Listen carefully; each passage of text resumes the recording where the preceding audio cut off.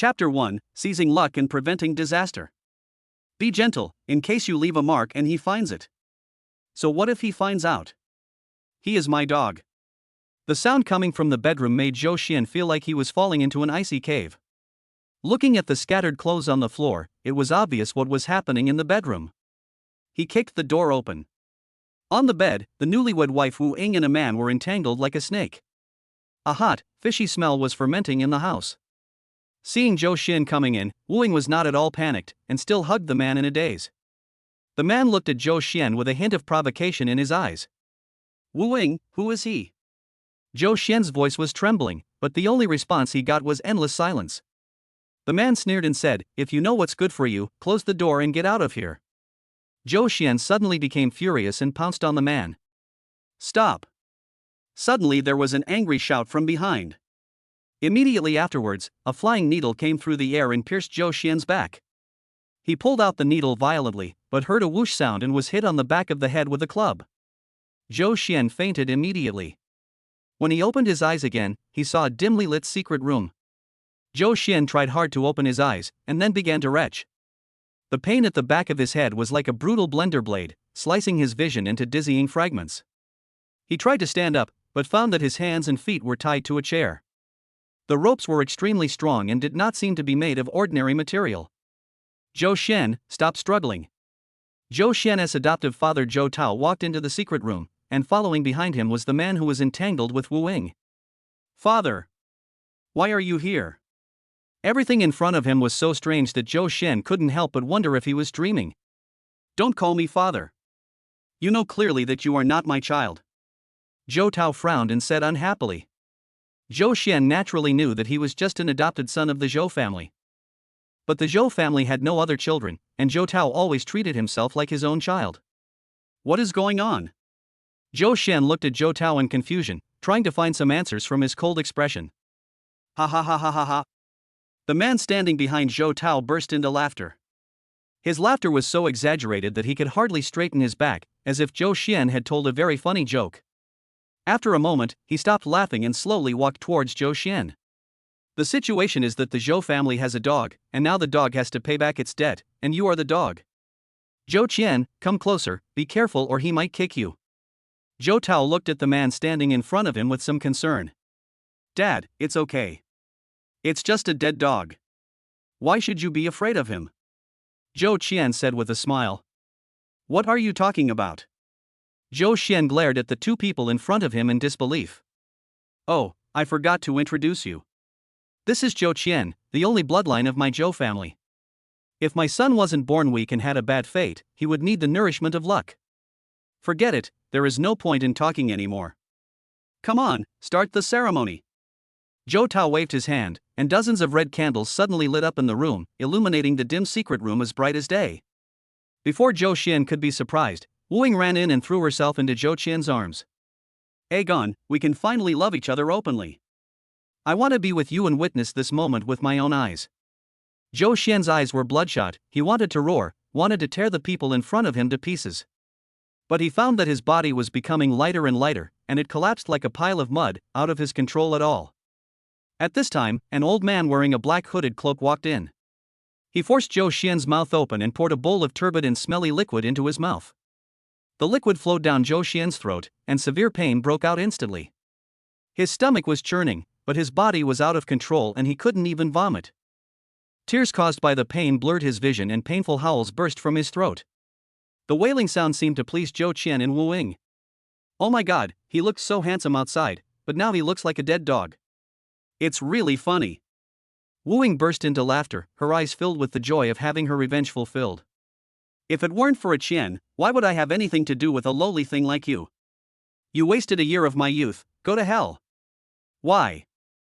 Zhou Xian barely managed to squeeze out a few words, but the voice was so weak that even he could not hear it clearly. Suddenly, there was a sharp pain in my wrist. The old man actually took out a sickle and cut his wrist deeply. Beneath the skin and flesh, white bones were clearly visible. However, strangely, the blood from the wound did not spurt out, but instead condensed upwards into a circular ball of blood mist. Zhou Qian opened his mouth wide and took a deep breath, and the blood mist fell into his mouth. More and more blood mist flowed into Zhou Qian's mouth. The dizziness caused by blood loss engulfed Zhou Xian's vision. After a moment, his eyes went dark and he lost consciousness. Read the content carefully and sign it quickly. Don't waste our time. The lawyer had a stern face and looked down at Zhou Xian. You mean to ask me to divorce Wu Ying and leave the house with nothing? Zhou Xian lay on the hospital bed with a pale face and a desolate heart. He could hardly hold the divorce agreement in his hand. Everything you have was given by the Zhou family. Now that the young master of the Zhou family is back, you naturally have to give it up, said the lawyer. Hearing this, Zhou Xian sneered. In the past, he gave up his mercenary career and returned to China to take over the Zhou family's business. At that time, the Zhou family was already a shell. If it weren't for his hard work over the past few years, how could the Zhou family have its current glory? What can you do to me if I don't sign? Zhou Xian said weakly. The lawyer seemed prepared. He took out a tablet and clicked on a real-time surveillance video. In the picture, a middle-aged woman is standing in front of a simple village house, sweeping the fallen leaves on the ground with great effort. This is your biological mother. She has been looking for you ever since she lost you. She became lame while searching for her son and returned to her hometown. My biological mother. He always thought he was an orphan. The Zhou couple had always told him this. It turns out it was all a scam. Sign this divorce agreement, and then immediately protect the Zhou family's young master from disaster, and your mother will be safe. If you don't sign. Zhou Xian closed his eyes in pain. After a moment, he took the pen from the lawyer and signed his name on the agreement. Just to remind you, there is a tracking device under your skin, so you'd better not think of escaping. After saying this, the lawyer walked away. 3 days later, penniless Zhou Xian was kicked out of the hospital. He held the sudden diagnosis of thymoma with a gloomy look on his face. Is this what they mean by warding off disaster? In the early morning, Zhou Xian walked out of the dock, sweating profusely. He is now penniless and the Zhou family is making things difficult for him at every turn, so he can only unload cargo at the dock at night and fight in underground boxing gyms during the day to earn some quick money. Don't come over here. A childish voice suddenly came from the alley by the roadside. Why are there still children outside at this time? Chapter 2 Picking up two little balls. Zhou Xian stopped vigilantly and turned sideways to look into the alley. There were two little adorable girls, a boy and a girl, standing under the streetlight, surrounded by a group of men in black. The group of men in black were strong and muscular, and it was obvious at first glance that they had some skills. The little boy was so scared that he started to cry loudly, while the little girl suppressed her fear, looked at the man in black, and trembled as she uttered threats. Don't come over here, you. If you dare to touch us, I will let my mommy kill you. However, how powerful can the threat of a little kid be? The leading man in black sneered and patted his younger brother beside him, saying, Go and tie them up. They are just two little brats, but the boss actually sent so many people. Under the streetlights, the two little balls were shaking violently. Zhou Xian's heart softened, and after a light sigh, he tore off a corner of his clothes, covered his face, and rushed towards the man in black. He flew up and kicked, knocking the leading man in black to the ground. Seeing this, the younger brothers around were stunned for a moment, and then quickly helped the leader up. The leader turned his hands behind his back and drew the knife hidden at his waist. Where are you from? How dare you fight Brother Tiger? Zhou Xian said nothing, but suddenly threw a punch, knocking the tall and thin man closest to him away. The surrounding men in black saw that Zhou Xian's punches and kicks were not like those of ordinary people, so they changed their strategy and began to attack him viciously. After all, he had just finished moving the goods, and Zhou Xian's physical strength had not yet recovered. He did not dare to attack too fiercely, so he held back his strength and fought while dodging. When the men in black saw him fighting like this, they thought he was timid and didn't dare to fight him head-on. A brave short man rushed up. He swung the baton in his hand and hit Zhou Xian on the head. Unexpectedly, Zhou Xian ducked to avoid the attack and swung his fist upward, hitting the short man so hard that his mouth and nose started bleeding. He did a somersault, snatched the baton from the yellow-haired man next to him, and swept it across, knocking down several men in black beside him. Seeing his men all knocked to the ground, Brother who was so frightened that his hands and feet went limp. He abandoned his men and turned to run for his life. Zhou Xian didn't want to fight anymore. He picked up the two little kids who were standing there in shock and left quickly. At this point in time, Zhou Xian didn't dare to send the two kids to the police station hastily, for fear that something might go wrong. After some thought, Zhou Xian took them back to their residence. Zhou Xian lived in a small farm on the edge of the city. As soon as I entered the yard, the big black guard dog came to greet me warmly. However, this action scared the little boy in his arms and made him cry, while the little girl nervously grabbed his collar. Zhou Xian soothed him softly. Don't be afraid, Dahei is saying hello. Do you want to say hello to him? The little girl nodded calmly, but her hands were still clutching Zhou Xian's clothes. Hello, Dahei. Woo woo woof. The big black dog snored, exposed its belly, and began to roll on the ground. Zhou Xian put the two little kids in his arms down. Seeing that Dahei was very friendly, the two kids and the dog started laughing and making noises together. It seemed like these two little kids were going to play with Dahei until dawn. Zhou Xian quickly lured him in with a soft voice. Dahei is sleepy, let's go inside first and eat some delicious meat buns, and then play with Dahei tomorrow. When he heard that there were meat buns to eat, the already hungry little boy immediately abandoned Dahei. Okay. Come inside and eat meat. The little girl held him back warily. Don't eat food from strangers. Zhou Xian curled his lips and smiled. Aren't we friends? Why do you still say I'm a stranger? But, what if you're a liar? If I lie to you, I will let Dahei eat my hair tomorrow. This somewhat inexplicable promise actually convinced the little girl. If your hair is eaten, you will become bald. Okay, I believe you. As the little girl spoke, she grabbed Zhou Xian's other hand, took a deep breath, and waited for Zhou Xian to take them in. Seeing that this little kid was cautious and gullible, Zhou Xian couldn't help but raise the corner of his mouth. Chewing the meat bun, looking at the two little dumplings in front of me. The little boy was eating hard, while the little girl was much more reserved, chewing in small bites. The more Zhou Xian looked at it, the more he felt something was wrong. When the light in the room turned on and the hot steam from the pancakes filled his lungs, he actually felt that the two children looked very much like him. I wouldn't say they are 100% similar, but at least they are 80% similar. If he had not always kept himself clean, he would have suspected that these two children were his illegitimate children. What are your names? My name is Qin Huanhuan, her name is Qin Ruru. Ah. It hurts. Qin Ruru. Why did you pinch me? The housekeeper said that we can't tell others our names casually. Zhou Xian was stunned for a moment. Butler? It seems that the families of these two little kids are either rich or noble. But how come they are living on the streets? Ro, Huan, I'll tell you my name too, so it's fair. My name is Zhou Xian, and you can call me Uncle Zhou. Huan wiped his mouth and said, No, you are tall and strong, and you look so domineering when you beat up bad guys. I want to call you Big Bully. Big Tyrant? Zhou Xian was left in tears and amused by the innocent name. Huan, please change your name. This name is not appropriate. Unexpectedly, before Zhou Xian finished speaking, Roro suddenly stood up and looked at him with red eyes. We don't have a dad, so can't we even call him Big Bully because he sounds the same as us? Why, you are the same as them. Why are you such a bully? Roro burst into tears as she spoke. Seeing this, Huan ran over to join in the fun and started crying too. Zhou Xian was suddenly in a panic. The two little kids cried loudly, and every tear was like a thorny vine, whipping Zhou Xian's heart.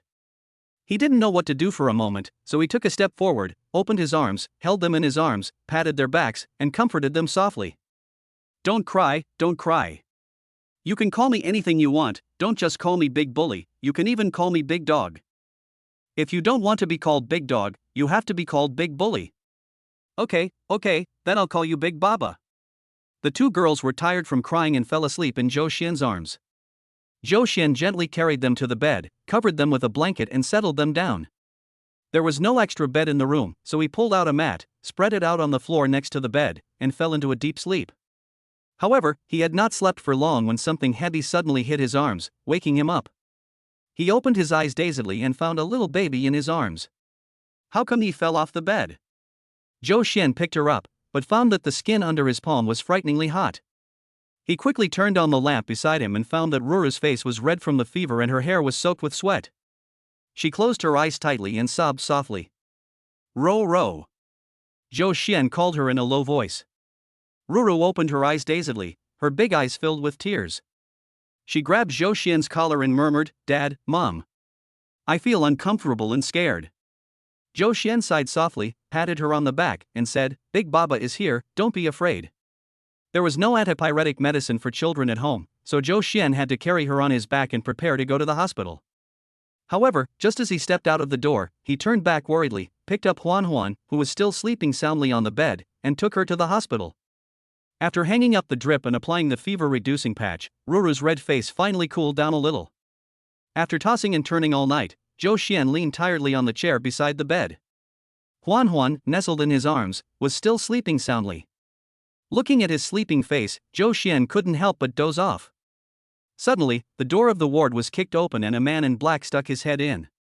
Seeing Roro lying on the hospital bed and Huan sleeping, he shouted towards the door. "Boss Qin! The young master and young lady are here."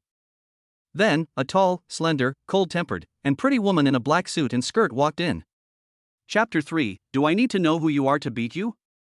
The woman hurried to the bedside, looked at Roro lying on the bed, and frowned. Ro, what happened? As the woman spoke, she looked at Zhou Xian. However, when Zhou Xian raised his head and looked at her, she was slightly stunned. She stepped back violently, bumping against the edge of the bed, looking very out of control.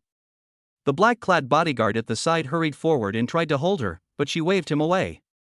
That stern face was like a melting iceberg, revealing a hint of fragility. "Miss, are you okay?" Seeing that the woman was about to hit the hospital bed again, Zhou Xian hurriedly hugged Huan in his arms with one hand, freed his hand, stood up and held the woman. The woman's hands trembled slightly, and a trace of panic surged in her eyes. Then, she eagerly clasped Zhou Xian's wrist, her red lips slightly parted, as if she wanted to say something. "Mommy, why are you here?" This action woke up the sleeping Huan. He rubbed his eyes and looked at the woman. When the woman heard Huan's words, she woke up as if from a dream. She quickly pulled her hand out of Zhou Xian's hand and reached out to take Huan from Zhou Xian's arms. "You and Roro left home after leaving a note. I was so worried. Mommy, we didn't mean to make you angry, it was Qinbu.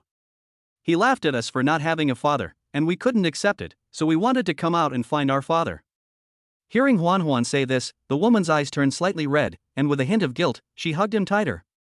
"Yes, Mommy, this is Weifeng Quangba de Baba. Many men in black bullied us, and he saved me and Ruru." "Big boss?" Hearing this name, a complicated look flashed across the woman's face. Then she smiled, thanked Zhou Xian, and handed her a business card. The name of the chairman of Tenglong Group Qinwani was clearly written on the business card. Looking at the business card, Zhou Xian was a little surprised. Tenglong Group is a large conglomerate that has always been ranked first in the local rich list. After the previous chairman, Mr. Qin, passed away, he handed over the group to his granddaughter, Qinwani. But as the chairman, Qinwani has always been low-key and rarely appears in public. Zhou Xian accepted the business card and introduced himself briefly. "Nice to meet you, my name is Zhou Xian." At this moment, Ruru, who was lying on the hospital bed, opened her eyes drowsily. She sat up from the bed, called Mommy softly, then opened her arms and asked Qinwani to hug her. The pretentious little adult look she had before disappeared completely at this moment. She blinked her eyes were wet, and she looked pitiful, which made Qinwani feel distressed. However, Qinwani was still holding Huan in her arms. She originally wanted to put Huan down on the bed, but Huan hooked her arms around her neck and refused to let go, leaving Qinwani in a dilemma. Zhou Xian saw Qinwani's embarrassment, stepped forward and said, Huan, come here, I have something to tell you in private." Huan's curiosity was immediately aroused, and she took the initiative to get down from Qinwani's arms and ran to Zhou Xian's side. Qinwani looked at him gratefully, then turned around and comforted Roro, who was about to cry. After Qinwani calmed Roro down, the drip in the bottle was finished. Zhou Xian lowered his head to look at his watch, then stood up, said goodbye to Qinwani and the two little dumplings, and without waiting for their answers, he pushed the door open and left in a hurry. The time for the underground boxing gym to open is approaching. If he missed the opening time of the boxing gym, he might lose his job, so he didn't dare to delay at all. "Mr. Zhou! Stay!" Qinwani chased out of the ward and handed a card to Zhou Xian. On the back of the card was a sticky note with the password written on it. "I came in a hurry and didn't prepare anything. Please accept this. Thank you for saving Huan and Ruru.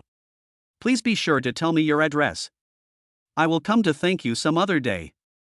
Zhou Xian quickly refused. "You don't have to be so polite, it's just a small favor for me." However, before he could finish his words, he saw his ex-wife Wu Ying coming out of the obstetrics and gynecology department. Wang Ma, the Zhou family's nanny, carefully supported her. "Madam, be careful with the steps. In the first few months, you have to do everything slowly to let the baby settle down." Seeing this scene, Zhou Xian couldn't help but laugh at himself. Wu-Ying is an actress. After getting married, she said that having children affected her career. It turned out that she just didn't want to have a child with me.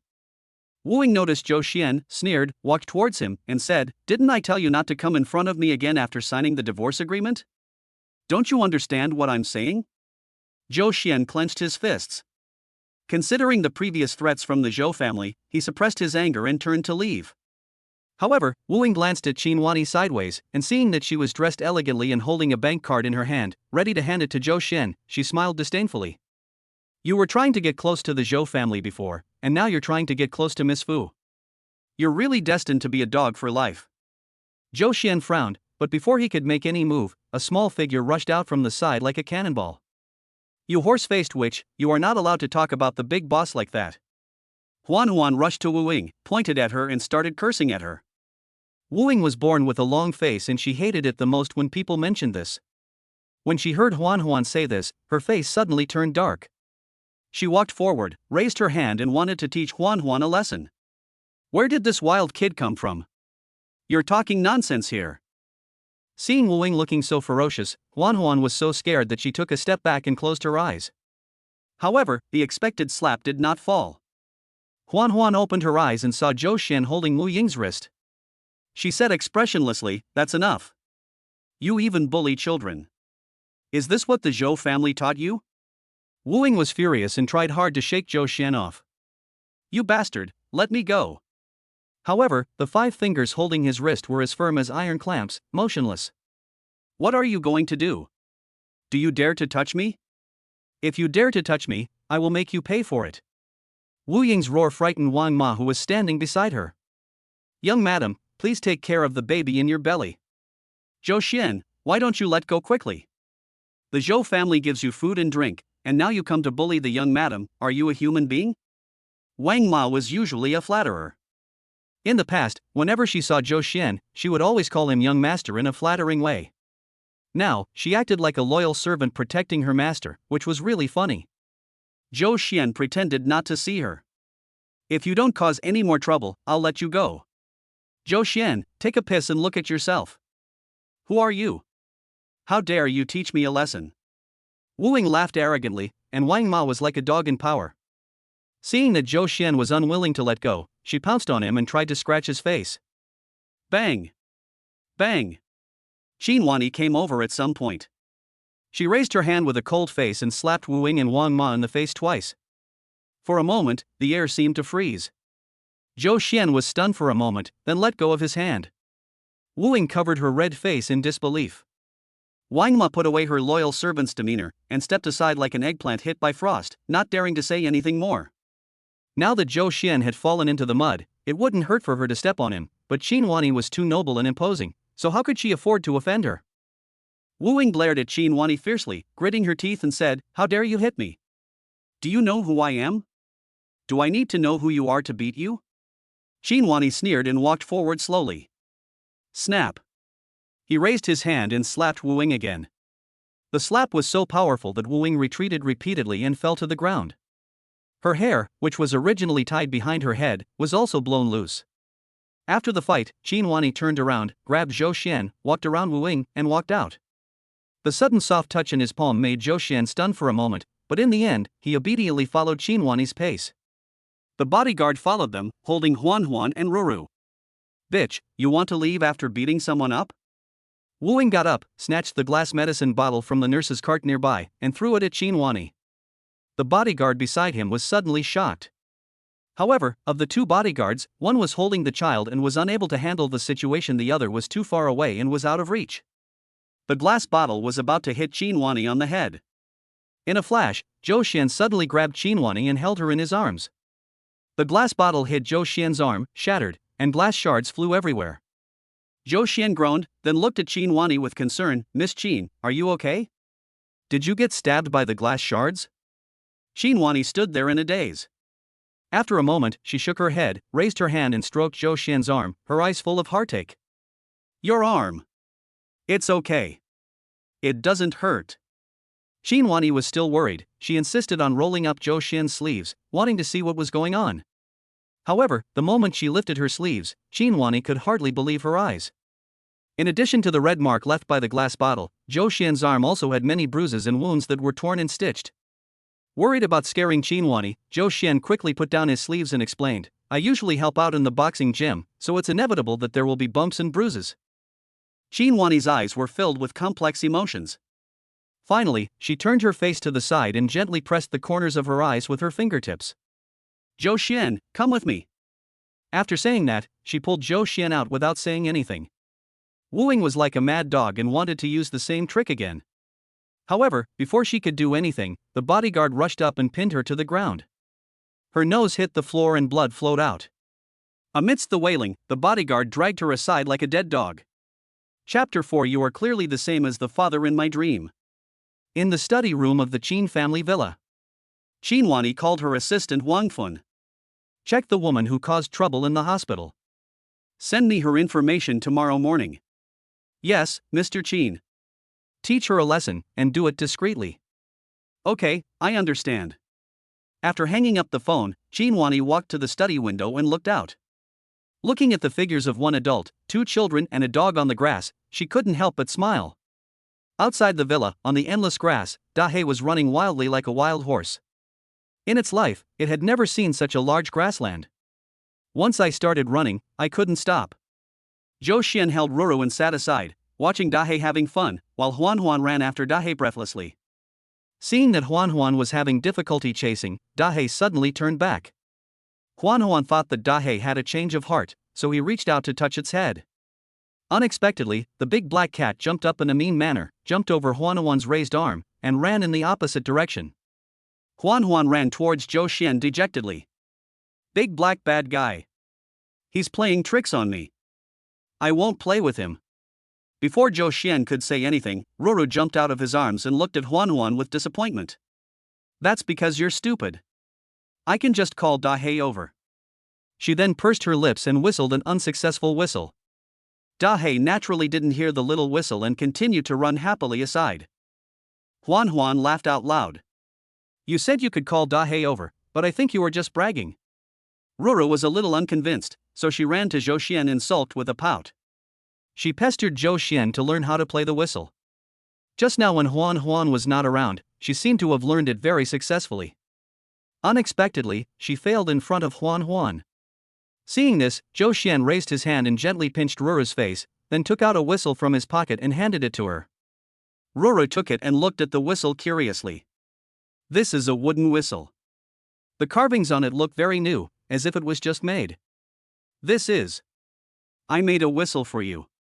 Try blowing it, and maybe Dahe will come over." Ruru immediately smiled happily, and she waved the whistle in front of Huan to show off. "As soon as I blow this whistle, Dahe will come over." "I don't believe it. Dahe won't listen to you." Ruru picked up the whistle and blew it. Dahe, who was far away, stopped immediately, then ran towards Ruru, rubbing her calf affectionately with his head. Huan was so angry that she jumped up and down. "You are such a black bastard. You only know how to bully me." He turned around and ran to Zhou Xian, grabbed his finger, and said, "Big Baba, I want a whistle too. Can you make one for me? Please?" Zhou Xian smiled and said, "Of course, but we are out of wood." "Let's go find some together." "Great, let's find some wood." After saying that, Huan ran towards the grove next to the villa. Ro, do you want to go look for wood together?" Zhou Xian looked at Ruru and asked softly. Ruru played with the whistle in her hand, tilted her head, thought for a while, and said, "Big Baba, can you hold me and go find it? I'm wearing white shoes today, and they might get dirty in the woods." "No problem. I promise I won't get your shoes dirty." Zhou Xian picked up Ruru with one hand and let her sit steadily in his arms. Let's go." After saying that, Zhou Xian quickly chased in the direction of Huan. The sudden acceleration startled Ruru.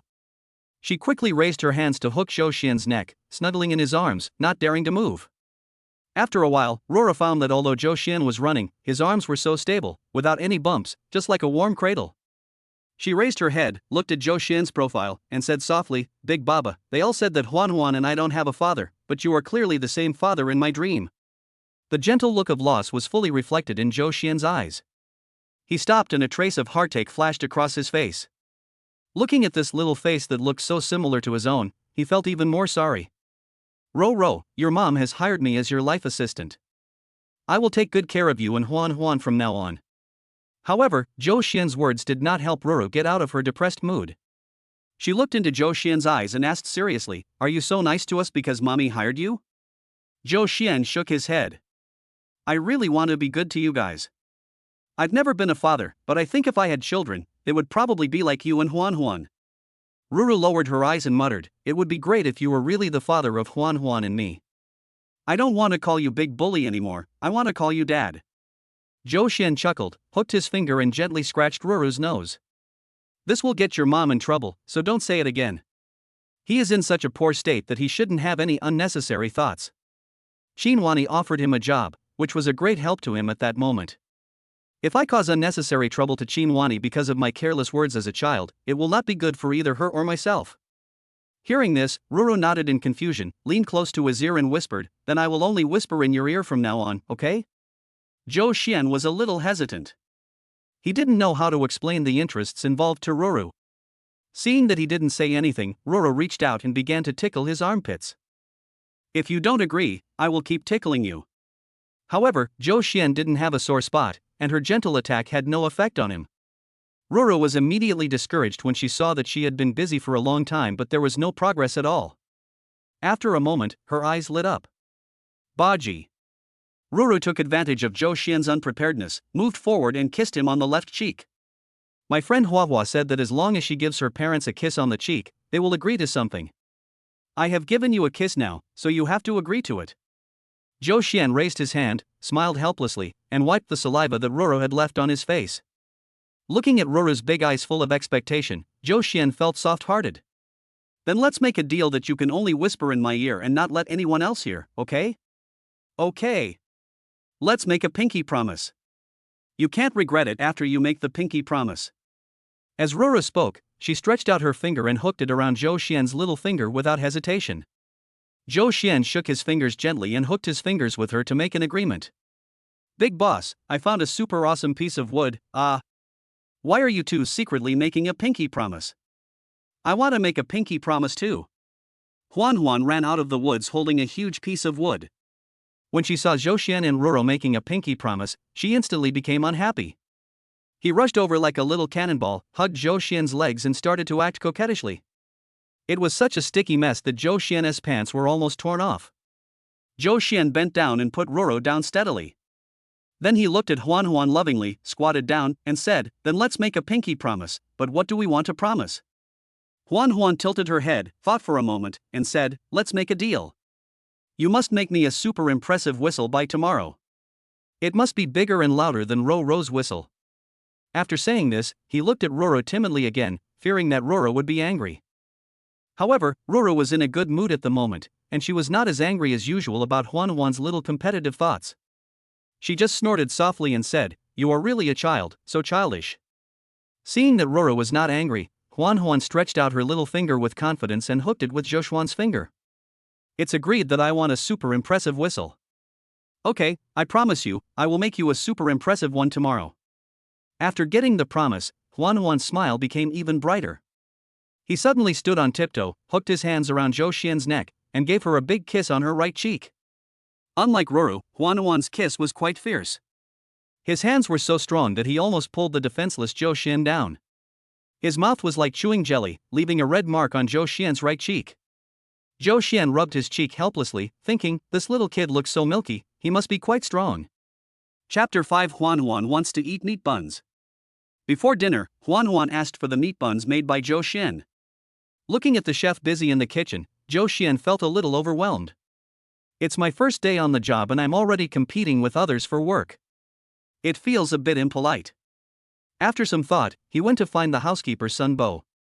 After some communication, Sun Bo said with a smile, "There is a small kitchen in the villa. It has all the kitchen utensils needed for making white cases.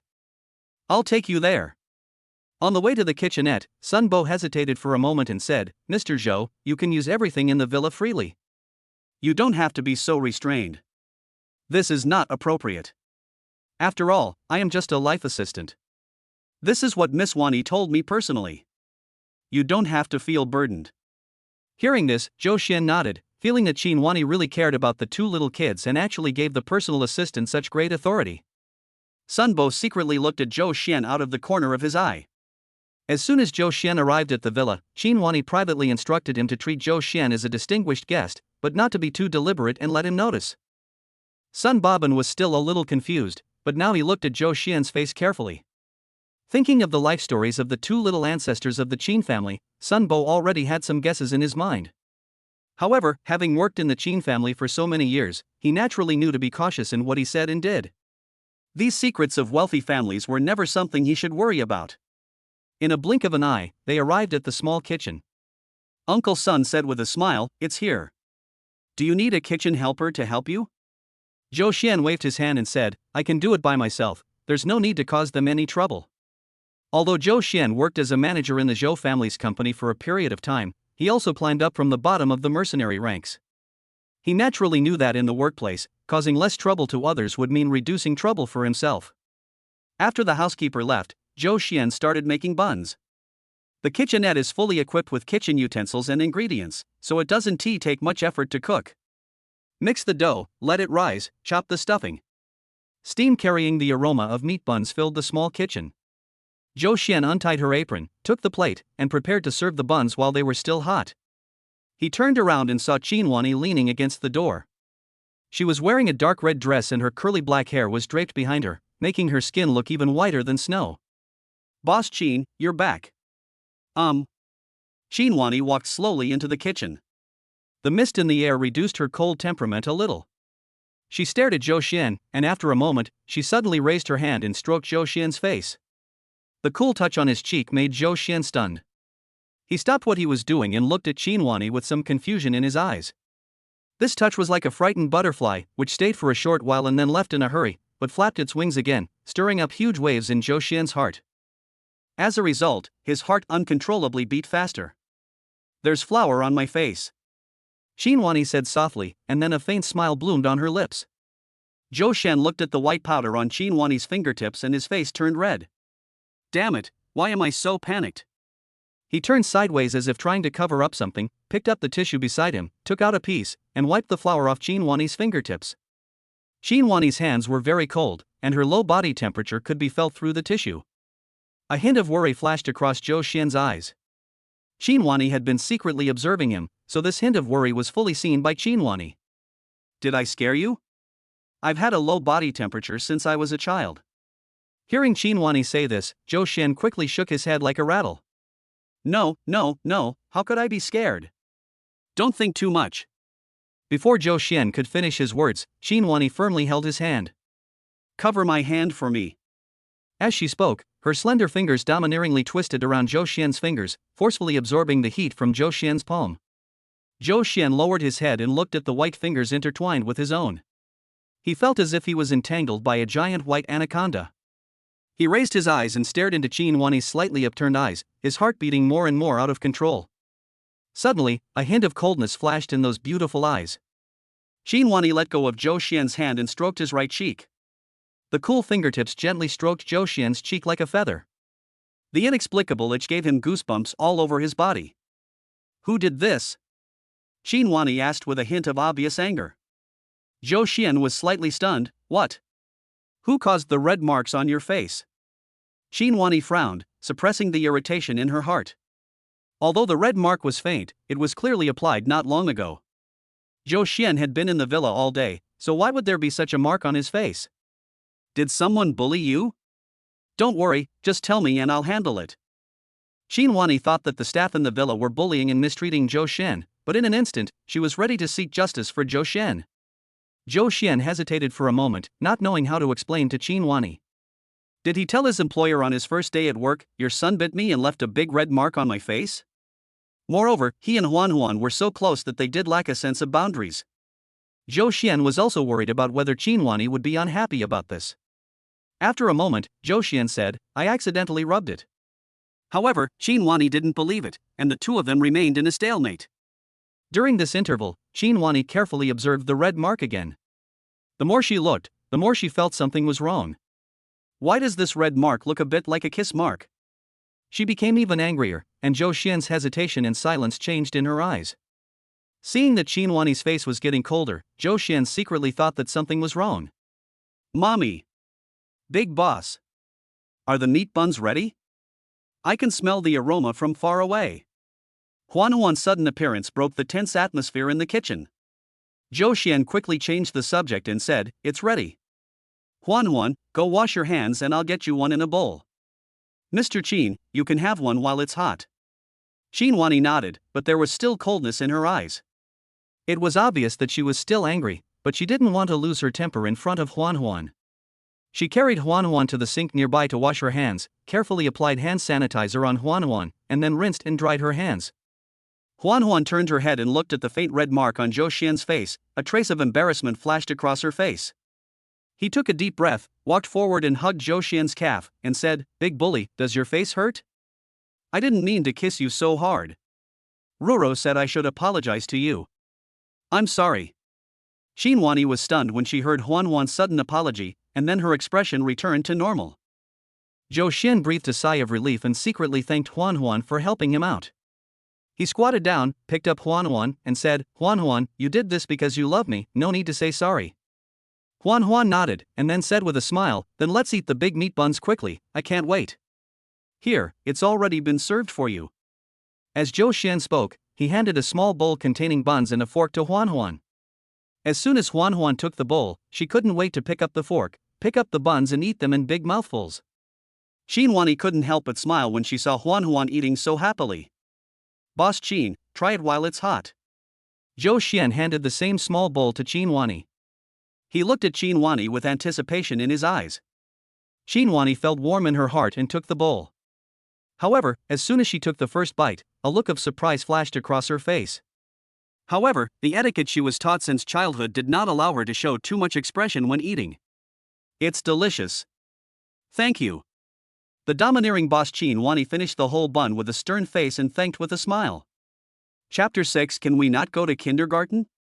Early in the morning, Qinhuani went out to the company early. Zhou Xian accompanied Huanhuan and Ruru to have breakfast. Seeing the two little kids anxiously poking at the fried eggs on the plate and not taking a bite for a long time, Zhou Xian walked to their chairs, squatted down and looked at the two little kids straight in the eyes. He asked softly, "What's wrong? Are the fried eggs not to your taste? Do you want to talk to the chef and ask him to change your breakfast?" Rura shook her head listlessly and said nothing. Huan sighed exaggeratedly and said seriously, "Big overlord, you don't understand our troubles, hey?" Huan's behavior amused Zhou Xian. He resisted the urge to laugh out loud, suppressed the corners of his mouth, and said seriously, "What is the trouble? Tell me, I will try to understand." "In the kindergarten." "Shut up and don't say anything." Huan was about to speak when Ruru grabbed her sleeve. Then, Roro looked at Zhou Xian and said, "Can we not go to kindergarten? Ro, do you want to take a leave?" "Then, what is the reason for the leave?" Ever since the two little kids ran away from home, they have missed classes for a long time. Returning to kindergarten today is the result of communication between the housekeeper and the kindergarten teacher. Ruru and Huan nodded in agreement yesterday. Why did they change their minds today? Ruru was silent for a moment, shook her head, and said, "There is no reason, I just don't want to go." Huan came up and grabbed Ruru's sleeve, leaned close to her ear and said, "How can you say that? You can't take leave if you say that. Watch me. Big boss, my stomach hurts. Maybe I ate something unclean. Ouch, it hurts so much." Huan covered her stomach and twisted around in place. Little did he know that the whisper he had just said to Roro had already fallen into Zhou Xian's ears, and this conspiracy was exposed from the beginning. Zhou Xian smiled slyly, squatted down, picked up Huan, and raised his hand to tickle his armpit. Huan couldn't pretend anymore and burst into laughter because of the itchiness, twisting around in Zhou Xuan's arms like a live fish. Ha, big bully, stop scratching. Ha, it's itchy." Hearing Huan's complaint, Zhou Xian stopped. Huan laughed until her face turned red. "Big bully, you are so bad, you tickled my flesh." Zhou Xian smiled and said, No, I'm not tickling you to do anything bad. I'm tickling you to heal your stomach. Look, you don't even cover your stomach, which shows that tickling your stomach is very effective. Hearing this, Huan then realized that she had been laughing so hard that she forgot to cover her stomach. Now her secret was completely exposed. Okay, big boss, actually, I just feel pain for a short while.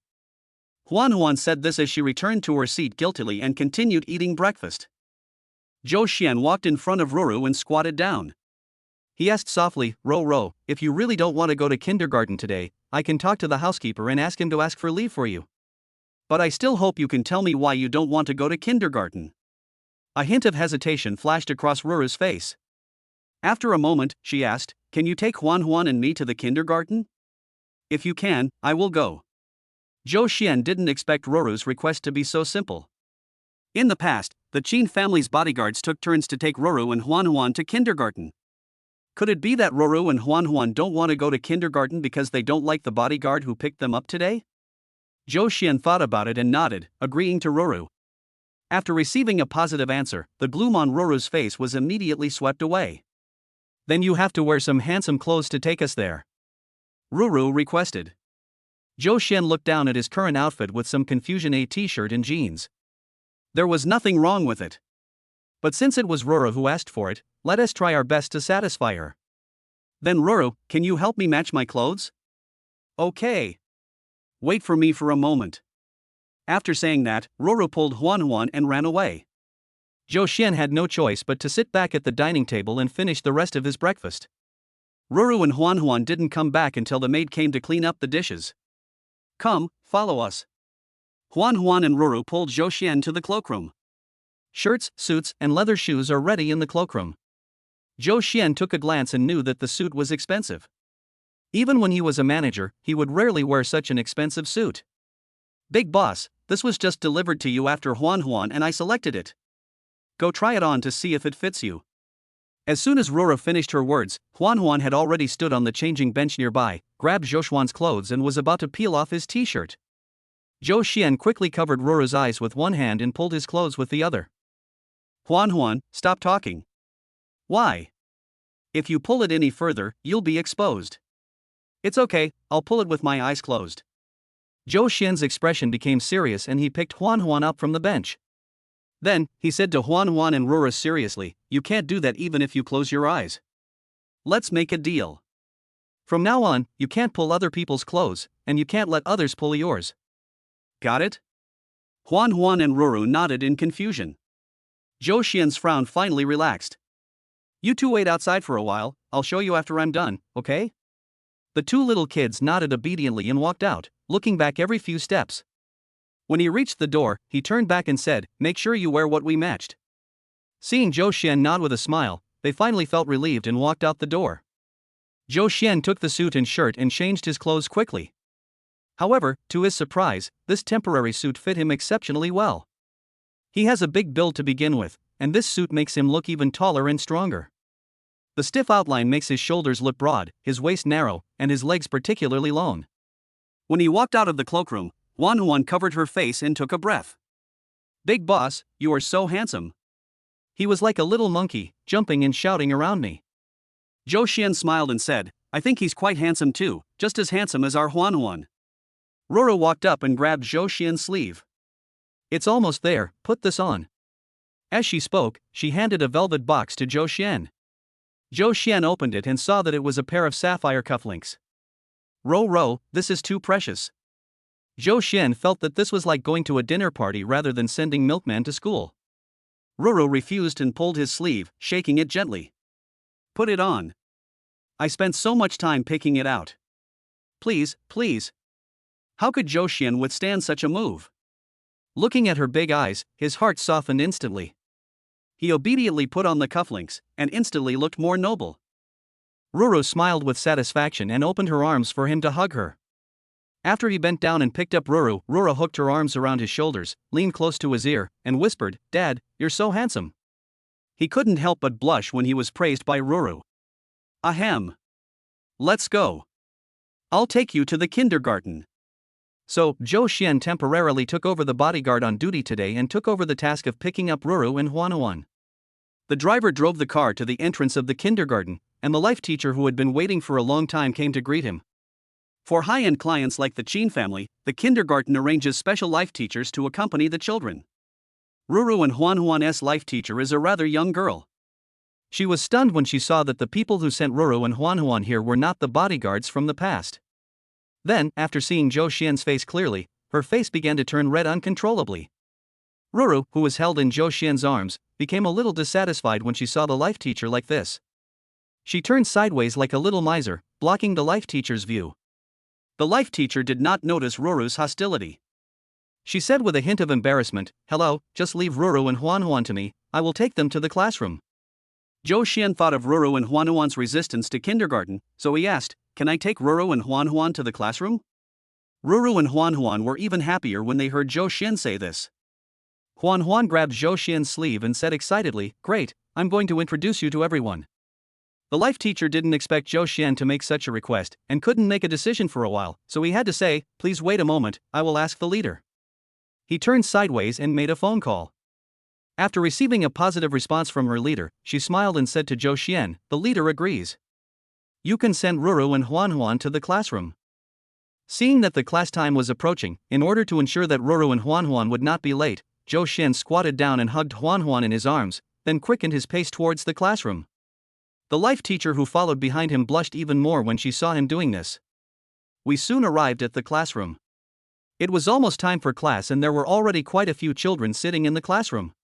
Seeing Zhou Xian walking into the classroom, many children turned their heads to look at him.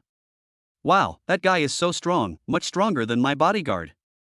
He's like a Superman. Who is that man? Why is he holding Huan and Ruru? Look at his arms, they are so strong." The children's whispers reached Huan and Ruru's ears. Seeing that everyone was admiring Zhou Xian's height and strength, the two little kids raised their heads with a hint of pride and boasting on their faces. Like two proud little peacocks. Zhou Xian asked softly, "Where are your seats?" Huan pointed to two empty seats next to each other by the window. "There. We're sitting together." Zhou Xian nodded, brought the two little kids to their seats, and then left with peace of mind. Chapter 7 Whose child? As he walked out of the kindergarten, Zhou Xian's cell phone suddenly rang. Looking at the caller ID on the phone screen, he looked a little solemn. He stood in a secluded place and answered the phone. "I have some clues about what you asked me to find out. It's not convenient to talk over the phone. You'd better take some time to come over." Zhou Xian looked at his watch, and after some calculation, he replied, "I'll confirm the meeting time and send you a message later." At this moment, although it is free time for Zhou Xian, the life assistant, according to the procedure, he should return to the villa with the driver and wait. Wait until Ruru and Huan finish school, then pick them up for the next trip. He walked slowly to the car, thinking about how to explain to the driver, but the driver said to him in a panic, "Brother, I have something to do at home. Can you take over my shift and take over the young lady and the young master later?" Zhou Xian was worrying about how to find an excuse, but when he heard the driver say this, he naturally went with the flow and took the job. After the driver left, Zhou Xian parked the car near the kindergarten and contacted the person he had just talked to. "See you at the usual place in half an hour." Zhou Xian then changed into a set of light clothes and headed towards the south of the city. In the shantytowns in the south of the city, various alleys are winding around each other. If you come here without knowing the way, you will probably get lost after taking a few steps. Despite this, Zhou Xian still walked around the area, climbed over walls and windows, and only after making sure that he had come to a signal blind spot did he walk into a tea house. He still had the locator buried by the Zhou family on his body, so he didn't dare to be careless. In the tea house, a man of medium build and ordinary appearance had sat down in a private room in the corner of the tea house. Zhou Xian pushed open the door of the box and called out Lao Guang. Seeing Zhou Xian coming, Lao Guang, walked up to him and patted his arm. "I haven't seen you for a few days. Are you okay?" "It's okay. I changed to an easier job."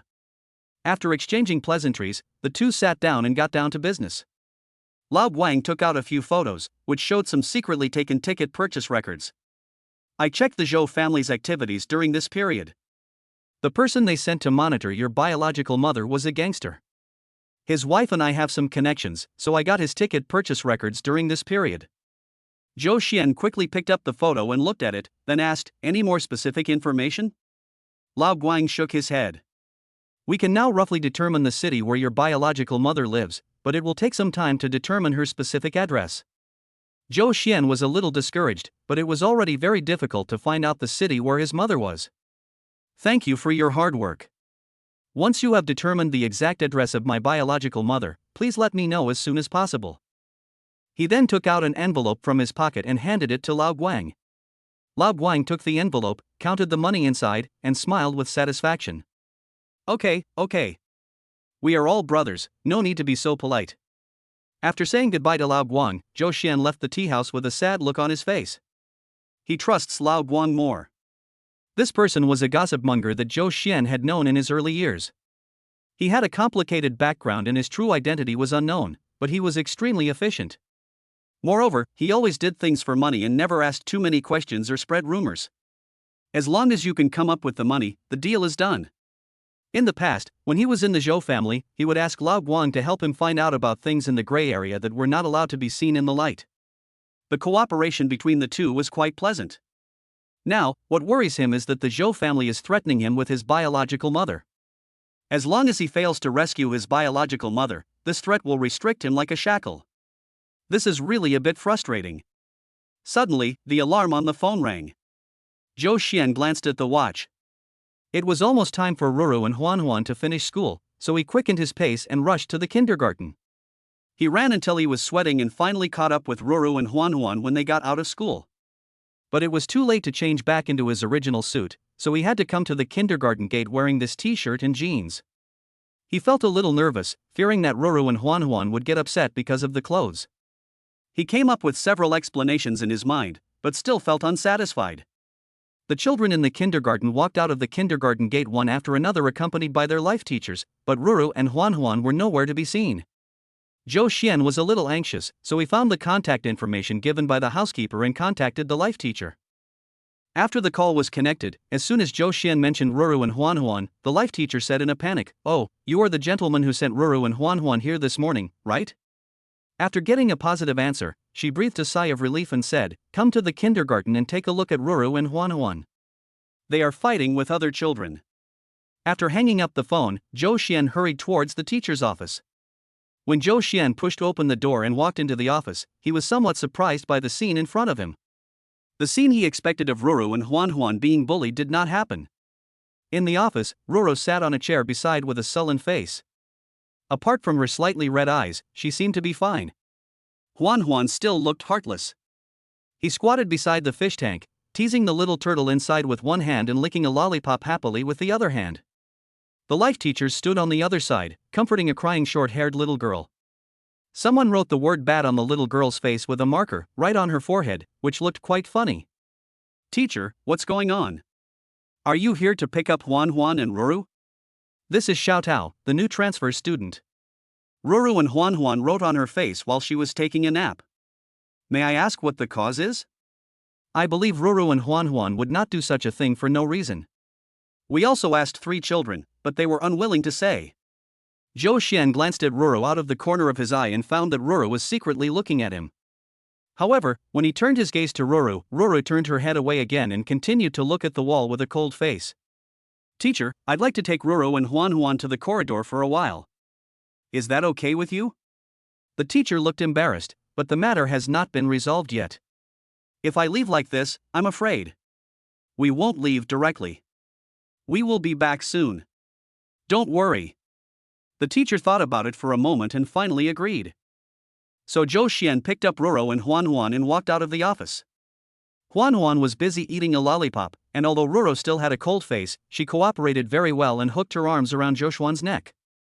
The 3 of them came to the end of the corridor. Zhou Xian carried Ruru and Huan to sit on the bench, then squatted between them and asked softly, "Can you tell me what's going on?" Zhou Xian thought it would take some effort to find out the whole story, but Huan said briskly. Xiao Tao laughed at Ruru for being short, and said you were a big fool who was just showing off, and you were not as good as her bodyguard. Ruru raised her hand and slapped Huan on the back of the head. "Didn't I tell you not to tell anyone?" Huan covered her head and replied pitifully, "The big bully is not someone else." Ruru was speechless for a moment. "Well, you are right." Zhou Xian held Ruru's hand and said, "Ruru, although you are a little shorter than Xiao Tao now, you will continue to grow taller. So, Xiao Tao's ridicule is untenable, and you don't have to be angry for her." Ruru's eyes turned red as she said, "I know, but she still talked about you." Zhou Xian didn't expect that he would be the core of this dispute.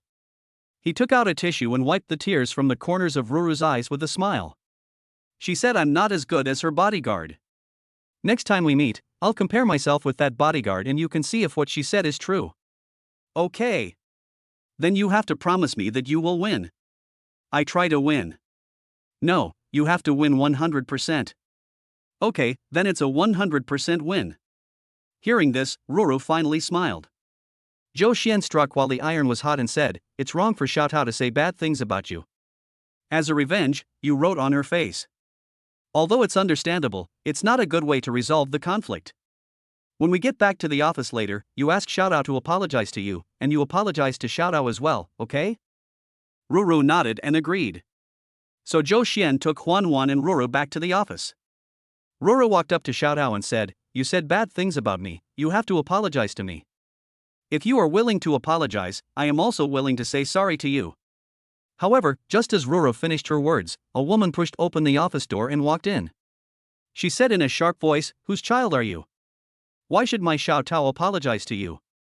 Chapter 8 I'm afraid you will be beaten. The woman had red hair and her tone and demeanor were quite domineering. She walked up to Ruru and accused her loudly. The long and pointed nails were about to poke Ruru's forehead. Zhou Xian walked forward and blocked the woman. Ruru shrank behind Zhou Xian helplessly, grabbing his trouser leg and not letting go. Zhou Xian frowned and said, "Keep your hand away." The woman glared at Zhou Xian fiercely, and after a moment, a disdainful smile appeared on her face. Who did I think he was? It turned out to be the fake young master of the Zhou family. A pheasant pretending to be a phoenix, so destitute and miserable that he even sent his own pheasant kid here to show off? A fake is indeed a fake. Hearing this, the teachers in the office were a little surprised. How dare this person talk to the Qin family like this? Ruru and Huanuan's life teacher stepped forward to stop the woman, but the woman did not give her a chance to interrupt. Zhou Xian looked at the woman carefully and recognized her. This is the sister of a supplier of the Zhou family, named Zhao Yu. She has always been keen on currying favor with the powerful and stepping down on the weak and praising the strong. When Zhou Xian was still the manager of the Zhou family, he met this person several times. At that time, Zhao Yun was still polite, but now he has changed his face to this. "Ms. Zhao, please watch your words," Zhou Xian warned with a serious face. Zhao Yu looked at Zhou Xian with sidelong glances, her eyes full of contempt. "Watch your words? Why should I? Who do you think you are? You are wearing cheap clothes, your children are wearing fake clothes, and your whole family is a bunch of idiots, yet you dare to bully my Xiao Tao." The woman stretched out her fingers and pointed at Zhou Xian and Ruru.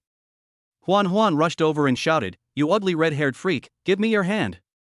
As he said that, he reached out to pry open Zhao Yu's fingers. Huan's fingers touched Zhao Yun's nails, and a rhinestone fell off.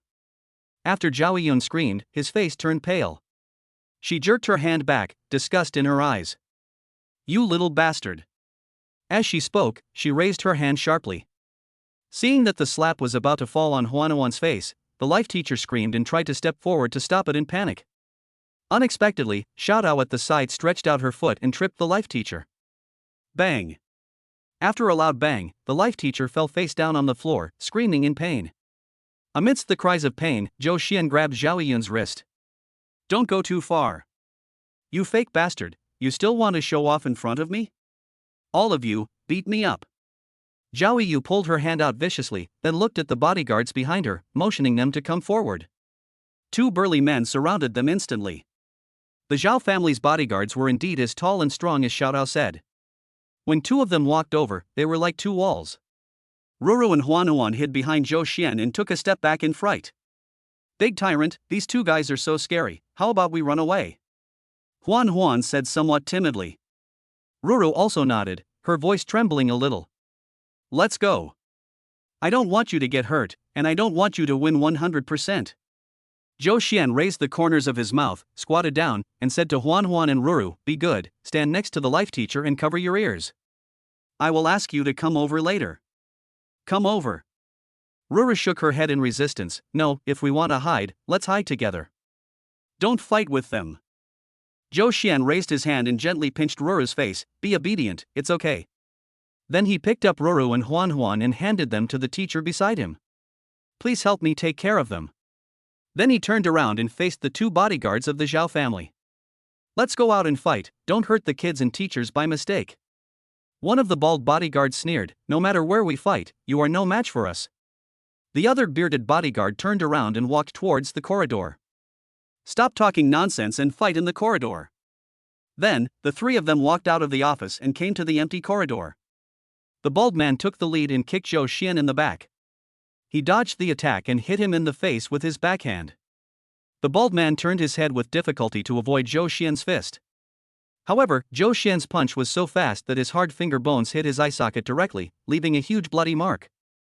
The bald man felt a pain on his face, his head suddenly started buzzing, his vision went dark, and he almost couldn't stand. He held his head and began to regret his previous provocation against Zhou Xian. However, after a brief fight, he could already feel that Zhou Xian's boxing and kicking skills were quite impressive. While the bald man was retreating, the bearded man took advantage of the opportunity and punched Zhou Xian in the side of his face. Zhou Xian did not dodge or evade, but faced the bearded man's fist and took a step forward. The fist came through the wind and was only a few centimeters away from his flesh. In a flash, he raised his hand, grasped the bearded man's fist, and then flexed it back hard. The bearded man suddenly let out a wail, and then his wrist bent at a strange angle. Seeing this, the bald man hurried forward and supported the bearded man. The bearded man covered his hands and could no longer move. The bald man suddenly became furious and punched Zhou Xian in the heart. Then, when his fist was halfway in the air, he suddenly retracted it, dodged and squatted, and kicked towards Zhou Xian's leg. The bald man was very confident in his kicking skills, and he was sure that he would not be able to dodge this attack. In the office, Zhao Yiyu's face was full of pride, as she had just heard the scream of pain from outside the door.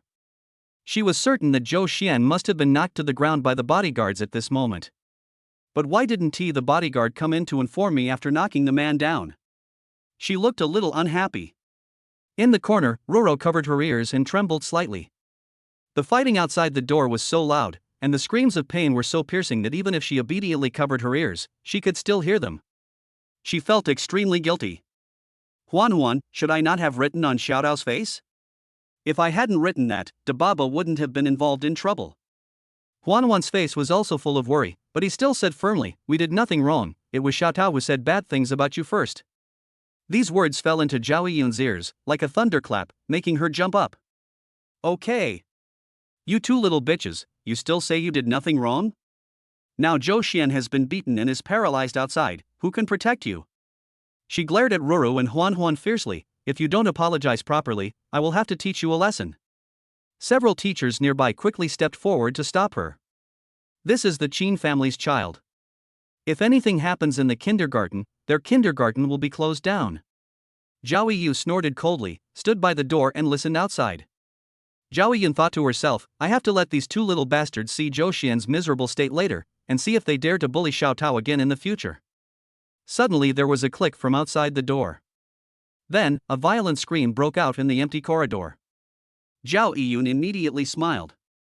"Oh, it's so miserable, could it be that he was beaten up?" As she spoke, she opened the door and looked out. However, the scene outside the corridor made her stunned. Seeing Zhao Yiyu standing at the door without moving for a long time, Roro and Huan rushed forward, pushed her away, and ran out crying. "Woo woo woo, big tyrant." However, the crying did not last long. When they stepped into the corridor, they saw the two bodyguards who were as tall as towers, now lying on the ground like mud. The bearded man covered his hands and rolled on the ground. The bald man was lying there motionless, his calves were bent upwards, and he had already fainted. Zhou Xian was standing aside, tidying up his clothes. Seeing Roro and Huan coming out, he turned his back and wiped the blood from the corner of his mouth with the back of his hand. Then he walked towards Roro and Huan, bent down and picked them up. "Didn't I tell you to wait for me inside? Why didn't you listen?" "Whoa, I'm afraid you'll get beaten." Roro lay on Zhou Xian's shoulder, sobbing softly. Zhou Xian turned his head and gently rubbed Roro's ear with the side of his cheek. "It's okay, let's go back." Zhou Xian was about to walk out holding Huan and Roro, but Zhao Yiyu suddenly jumped out and blocked their way. She said loudly, "You beat someone up and then left. Is there any law in this world?" Zhou Xian looked at her coldly, "You were the one who asked the bodyguards to fight me. Now that they have lost, what else do you want?" Zhao Yiyun's arrogance came up. She pointed at Zhou Xian's nose and shouted, "Wait for me, don't leave." I will let you and your two little bastards see today that the Zhao family is not to be trifled with. As she spoke, she took out her cell phone. How difficult is it to mess with the Zhao family? Why don't you let me see it for yourself? A cold female voice suddenly came. Zhou Xian looked up and saw Qinhuani, wearing a black evening dress, walking slowly towards him. Her eyes were extremely cold, like ice. The slender heels of the high-heeled shoes tapped on the tiles on the ground, as if stepping on everyone's nerves. Chapter 9: Find a new supplier. When Zhao Yu saw Qinhuani's face clearly, she was shocked. This is Qinhuani, the chairman of Tenglong Group? Logically speaking, Zhao Yu is not qualified to know Qinhuani. However, the old man of the Zhao family asked someone to help him and gave him gifts a few days ago, and got an invitation letter to the Tenglong Group charity auction. He brought Zhao Yu and her brother Zhao Yigang to get into the Qin family's circle, and had the honor of meeting Qinhuani at a charity dinner. Moreover, after a lot of effort, the old man of the Zhao family also negotiated a preliminary business deal with a vice president of Tenglong Group. Although this business is not too big, it is a timely relief for the Zhao family, which is currently facing great difficulties in cash flow. Zhao Yu was afraid that her domineering behavior just now would leave a bad impression on Qinhuani and affect her own business. She quickly lowered her posture and moved over, saying, "Boss Qin, I didn't expect to see you here." She thought of the little boy in the office who was waiting to be picked up by his parents, and she thought of Qinhuani. "Boss Qin, that kid in the office must be your son, right? He looks like a handsome boy."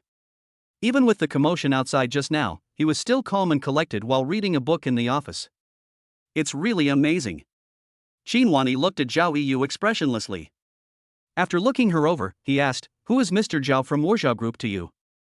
Zhao Yun thought that her flattery had worked and quickly said, "That's my father." "Very good." Qinhuani smiled slightly. Then she took the phone from her assistant Wang Fun and made a call. "Manager Huang? The project you reported to me before, regarding the Wurzhou Group, has been cancelled. Find a new supplier before next week." Qinhuani's words were like a bolt from the blue, leaving Zhao Yu stunned. She didn't understand how things were going to turn out like this. "Boss Qin, is there any misunderstanding here? Did I say something wrong?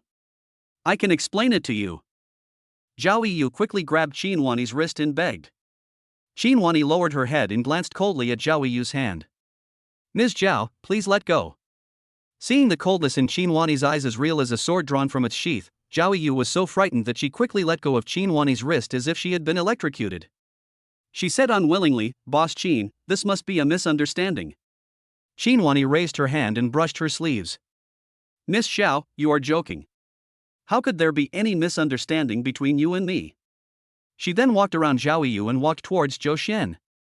Huan in Zhou Xian's arms called out "Mommy" with a smile. He opened his arms and asked Qinhuani to hug him. Qinhuani smiled and took him from Zhou Xian's arms. "Let's go, it's getting late." Qinhuani then walked around Zhao Yu, who was kneeling there, and left the kindergarten with Zhou Xian. Zhao Yu covered her face in disbelief. How could this happen? How could the fake young master of the Zhou family be related to Qinhuani? After a long time, she finally got up from the ground. She walked into the office like a mad dog and said to the kindergarten teacher fiercely, "Why? Why didn't you tell me that it was Qinhuani's child? Did you deliberately want to make me look bad?" The life teacher, who was just tripped by Xiaodao, said coldly, "We wanted to tell you from the beginning, but it was you who didn't allow us to interrupt and refused to listen." Zhao Yu raised her hand and slapped the life teacher. "Okay, you dare to teach me a lesson?" The life teacher, who had been holding her anger, finally exploded. She jumped up and started fighting with Zhao Yun. "I've tolerated you for so long. What right do you have to bully me like this?" In just a moment, Zhao Yu's face was beaten red by the life teacher, and a large piece of her hair was pulled out along with her scalp. "Looks very embarrassed." She shouted for help, hoping that the bodyguard would come to help her. However, in the corridor, the bodyguard, who was beaten into a pulp, was unable to take care of himself and naturally had no way to enter the house to save her. Only Xiaotao, who had the word "bad" on her forehead, was extremely anxious but could do nothing. They could only watch as Zhao Yu was beaten by the life teacher until she begged for mercy. Outside the kindergarten, Qinhuani handed Roro and Huan over to her assistant Wang Fun. "Ro, Huan, Mommy has to go to a dinner party. Let Sister Wang Fun take you home, okay?" Huan naturally didn't care. He had been hungry for a long time and just wanted to go home and eat as soon as possible. Ruru tilted her head and asked, Mommy, what about Dababa? Isn't he going back with us? Shinwani shook her head. Mommy is short of a male companion for the dinner party, so he may not be able to go back with you. Then, she turned her head to look at Zhou Xian and asked seriously, Would you like to attend the dinner with me as my date? Zhou Xian looked embarrassed. If I go with you, I'm afraid it will cause you trouble. He is the abandoned son of the Zhou family. If he appears with Qinhuani, not only will it cause rumors about Qinhuani, it may also attract the attention of the Zhou family and affect his plan to save his biological mother. There were complex emotions in Qinhuani's eyes. Are you afraid or unwilling? I don't dare. This answer seemed to please Qinhuani. She curled her lips and smiled, saying, Why not? With me here, no one dares to cause trouble. She raised her hand and stroked Zhou Xian's face. The coolness from the fingertips turned into a drop of water, which slowly slid down from Zhou Xian's cheek, past the side of the neck, fell onto the collarbone, and finally disappeared into thin air. Zhou Xian trembled slightly, and his Adam's apple moved unnaturally. Okay, I'll go with you. After hearing Zhou Xian's answer, Roro seemed happier than Qinhuani. Mommy, you and Dababa should go quickly. Huan and I will go back. After saying that, she grabbed Huan and ran away. Wang Fun and a bodyguard who was accompanying her hurriedly said goodbye to Qinhuani, and then caught up with Ruru and Huan. Qinhuani turned to look at Zhou Xian and said, Let's go. You and I will take a car. Before Zhou Xian could react, the bodyguard beside him took the keys from Zhou Xian's hand very tactfully and trotted to the side to move the car. After getting in the car, Zhou Xian felt quite uncomfortable. Qinhuani was too close to him. A fresh scent of cedar, mixed with notes of mint and sandalwood, lingered around Zhou Xian's nose. The fragrance followed his breath and penetrated into his chest, bringing a slight throbbing sensation. The hem of Qinhuani's silk evening dress was right next to Zhou Xian's jeans. Whenever he moved slightly, the hem of his skirt would rub against the legs of his jeans, making a rustling sound. Zhou Xian's ears turned red and he quietly moved his feet away. After a moment, Qinhuani raised her hand gently, whether intentionally or unintentionally, and placed it on the back of Zhou Xian's hand. Her palms were still cold. That hint of softness fell on the back of Zhou Xian's hand, slowly taking away the heat from the back of his hand and transferring it to his cheek and ear. Just when Zhou Xian suspected that the car was about to catch fire and start smoking, the car suddenly stopped. The bodyguard's voice came from outside the partition between the front and rear seats. Boss Qin, we're here. While Zhou Xian was stunned, Qinhuani had already opened the car door and got out of the car holding his hand. What comes into view is a high-end private image design studio. A waiter in a suit led Qinhuani and Zhou Xian into the door. In the huge dressing room, Qinhuani sat casually on the sofa. She waved her hand lightly, and the waiter brought her a tuxedo. Then, the red velvet curtain was slowly drawn. She was helped by a group of waiters to put on her dress. Have I fallen into a dress-up game today? He sighed in his heart with some helplessness. Chapter 10 Stand back, I'll take care of it. The velvet curtain was drawn open, and Qinhuani smiled with satisfaction as she looked at Zhou Xian in front of her. Suddenly, Qinhuani's cell phone rang. She frowned and walked out of the locker room to make a phone call. Zhou Xian and the waiter were the only ones left in the locker room. The waiter brought the bow tie, accessories, and leather shoes one by one, but his movements became slower and slower. Zhou Xian felt something inexplicably strange. When he sat on the shoe-changing stool nearby and prepared to put on his shoes, the waiter suddenly walked to his feet and knelt on one knee. Let me help you put it on. The waiter lifted Zhou Xian's feet, then took his leather shoes and slowly put them on for Zhou Xian. Then, his hand actually reached up along Zhou Xian's ankle and slid into the trouser leg of his trousers. This obvious act of crossing the line set off alarm bells for Zhou Xian. He suppressed the discomfort of his hair standing on end and pulled his foot back from the other person's hand. What are you doing? The waiter smiled and said, I was thinking that your legs are much stronger than before. Zhou Xian asked in confusion, Do you and I know each other? The waiter said with a sinister smile, It seems that you are a forgetful person. He slowly raised his head and looked straight at Zhou Xian, with a hint of madness surging between his brows. Zhou Xian secretly clenched his fists and looked at him. The waiter remained kneeling on one knee, motionless, with a superficial smile on his face, which made him look even more weird. Thin lips, triangular eyes, and this dark look. Zhou Xian suddenly felt a sense of familiarity. He suddenly remembered the years he spent in the orphanage. At that time, there was a child of the same age as him in the orphanage. He never spoke to anyone and had a very strange and withdrawn personality. The waiter's face and that of the child gradually overlapped. "You are Tao Ran?" When the waiter heard Zhou Xian ask this, the weird smile on his face became more obvious. As his smile grew, a low, hoarse gasp escaped from his throat, and finally turned into a loud laugh. He laughed until he was exhausted, and then he whispered, "It seems that you, the fake young master of the Zhou family, are not that forgetful." Zhou Xian was puzzled. "I stayed in the orphanage for a very short time. Now it seems that the time spent in the orphanage was deliberately arranged by the Zhou family in order to adopt me and save Zhou Qian's life. During this short period of time, Tao Ran and I had no interactions and no conflicts. Why did he remember me for so long, and why was there a hint of weirdness in his words?" Just when Zhou Xian was still recalling whether he had ever offended Tao Ran suddenly moved and crawled towards Zhou Xian on his knees. The scene before him made Zhou Xian feel a little creepy. He stood up involuntarily and took a step back. Tao Ran chased after him relentlessly, crawled on his knees to Zhou Xian's feet, and hugged his calves. "You've clearly been kicked out of the Zhou family, so how can you still get close to someone like President Qin? What's so special about you?" Tao Ran's behavior is really uncomfortable. The legs that were hugged by Tao Ran felt as if ants were crawling on them, making Zhou Xian feel a little uncomfortable all over. He could have kicked Tao Ran away, but when he thought about the fact that Tao Ran had the same miserable life as himself, he felt a little bit reluctant. He lowered his eyes to look at Tao Ran and said, "Let me go first." "Are you in trouble?" "You can tell me, I will help you if I can." However, the hand that was pinching his calf did not loosen at all. "You just came from an orphanage like me.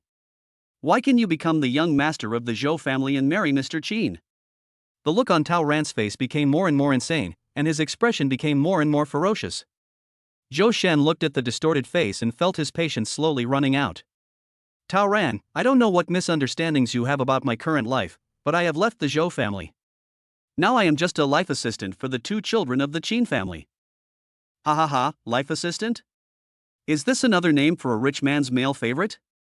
Zhou Xian clenched his fists, suppressing the irritation in his heart. "That's enough. If you keep talking nonsense, don't blame me for being rude." However, this warning was of no use to Tao Ran. He continued to talk to himself. "Zhou Xian, you must be very good at serving people, right? Can you give me a hand for the sake of our past friendship?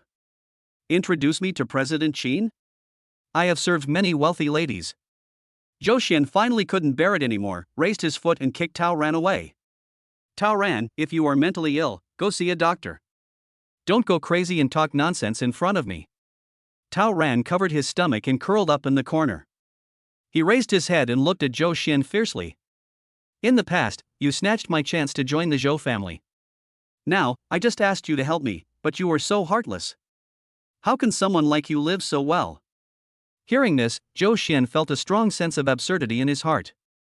He felt nauseous whenever he thought of the Zhou family's den, but Tao Ran had been thinking about it for half his life.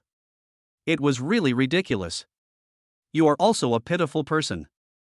I will let you go, and you can leave on your own." Zhou Xian turned his back and pretended Tao Ran didn't exist. Okay, cough cough." Behind him, Tao Ran's crazy laughter could be heard. He even started coughing violently because he laughed too much. I'm leaving now." Tao Ran's footsteps gradually faded away, and Zhou Xian breathed a sigh of relief. Tao Ran's mental state seemed a little abnormal and he was unwilling to fight with him. "Have you matched your clothes?" Qin Wani walked in from outside after finishing the call, but when she looked up at Zhou Xian, she was stunned. Then, a look of panic came over her face. "Zhou Xian, be careful behind you." Amid Qin Wani's exclamation, Zhou turned around and looked behind him. Tao Ran, with a ferocious look on his face, lifted the kettle on the table and was about to pour it towards Zhou Xian. The hot water in the pot had just boiled. If it was poured on you, the consequences would be disastrous. Zhou Xian quickly dodged to the side, and at the moment he moved, Tao Ran opened the lid of the kettle and poured out boiling water. Hiss. Although Zhou Xian dodged most of the boiling water by moving sideways, a lot of it still splashed onto the back of his hand. The skin on the back of my hand suddenly became red and swollen. However, Zhou Xian had no time to take care of his own wounds, because the moment Tao Ran poured out the boiling water, he quickly attacked Qin Wani. A silver light flashed in Tao Ran's hand. Zhou Xian looked carefully and saw that it was actually a dagger.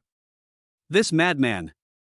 Xinhuani has no grudge against him recently or in the past, so why is he going to attack Xinhuani? It's crazy. Zhou Xian didn't have time to think, he quickly stepped forward and stood in front of Xinhuani. The dagger immediately cut through his clothes and arms, and a streak of blood immediately soaked the white shirt sleeves. Xinhuani let out a cry of surprise, her eyes filled with heartache and anger. Boss Qin, step back, I'll handle it. Zhou Xian protected Xinhuani behind him and turned to face Tao Ran. Tao Ran had gone crazy, and the dagger in his hand was waving violently. If others saw how crazy he was, they would definitely feel timid and dare not approach him. But the way of dealing with it is different. This time, when he saw the blood, he felt an urge to fight. The rapid secretion of adrenaline made him clench his fists tighter and tighter. Chapter 11. It must be painful, right? Tao Ran clenched the dagger in his hand. Looking at the wound on Zhou Xian's arm that was slowly oozing blood, he suddenly laughed. Humph, you were doing a good job as a dog for the rich lady. Zhou Xian ignored him and took a stance, ready to fight, fearing that he would hurt Xinhuani in any way. Tao Ran, what are you doing? Put the knife down. A sharp voice suddenly came, and Zhou Xian looked to the side with his peripheral vision, only to see a middle-aged woman in a suit skirt walking towards him. She quickly approached Tao Ran, with no fear on her face, but obvious anxiety. Looking at the dagger in Tao Ran's hand, a hint of impatience appeared in her eyes. If you can do it, do it. If you can't, get out. Who are you trying to scare with a knife? We haven't wronged you. You are the one who is threatening our guests. Manager Yang. Don't go over there anymore. He has a knife in his hand. A female employee who looked quite young chased after the middle-aged woman and grabbed her. Manager Yang didn't care and laughed, so what if he has a knife? What can a coward like him do with a knife? Manager. He looks really abnormal, not like usual at all. It's better not to go over there. Be careful. The female employee's eyes were full of worry, and she held Manager Yang's hand tightly. Manager Yang frowned, shook her hand away, and angrily said, "Who are you? Now you come to lead me. Have you taught me what to do?" Seeing Manager Yang getting angry, the female employee quickly apologized. Manager, please don't be angry. I didn't mean to stop you. It's just. Just what? Get away from me now. Stop telling me what to do. After saying that, she turned around and faced Tao Ran, and continued to walk forward quickly, cursing without mercy. I always pretended not to see you flirting with customers on weekdays. Now, you come here to make trouble, I must fire you today. Tao Ran's face was distorted, and a trace of hot sweat slid down his cheek and hit the floor. He raised the corner of his mouth and asked strangely, "What did you say?" Manager Yang is probably used to abusing his power. Tao Ran was not at all prepared for such a situation. Still walking forward as usual, he suddenly pulled Tao Ran's ear and said, "I was trembling and wanted to cover my chest. I said I would fire you today. What, you don't accept it?" Puff. A faint sound was heard in the locker room. This caused everyone to exclaim in surprise. Manager Yang looked down in disbelief. The dagger in Tao Ran's hand had already pierced into her chest. She raised her hand and tried to touch the wound on her chest with trembling hands. Tao Ran suddenly laughed and said, "I just don't accept it." After saying that, he suddenly pulled out the dagger, and a large amount of blood gushed out of Manager Yang's chest. She covered her wound, trying to stop the blood loss, but in vain. Finally, her feet went weak and she slipped on her own blood.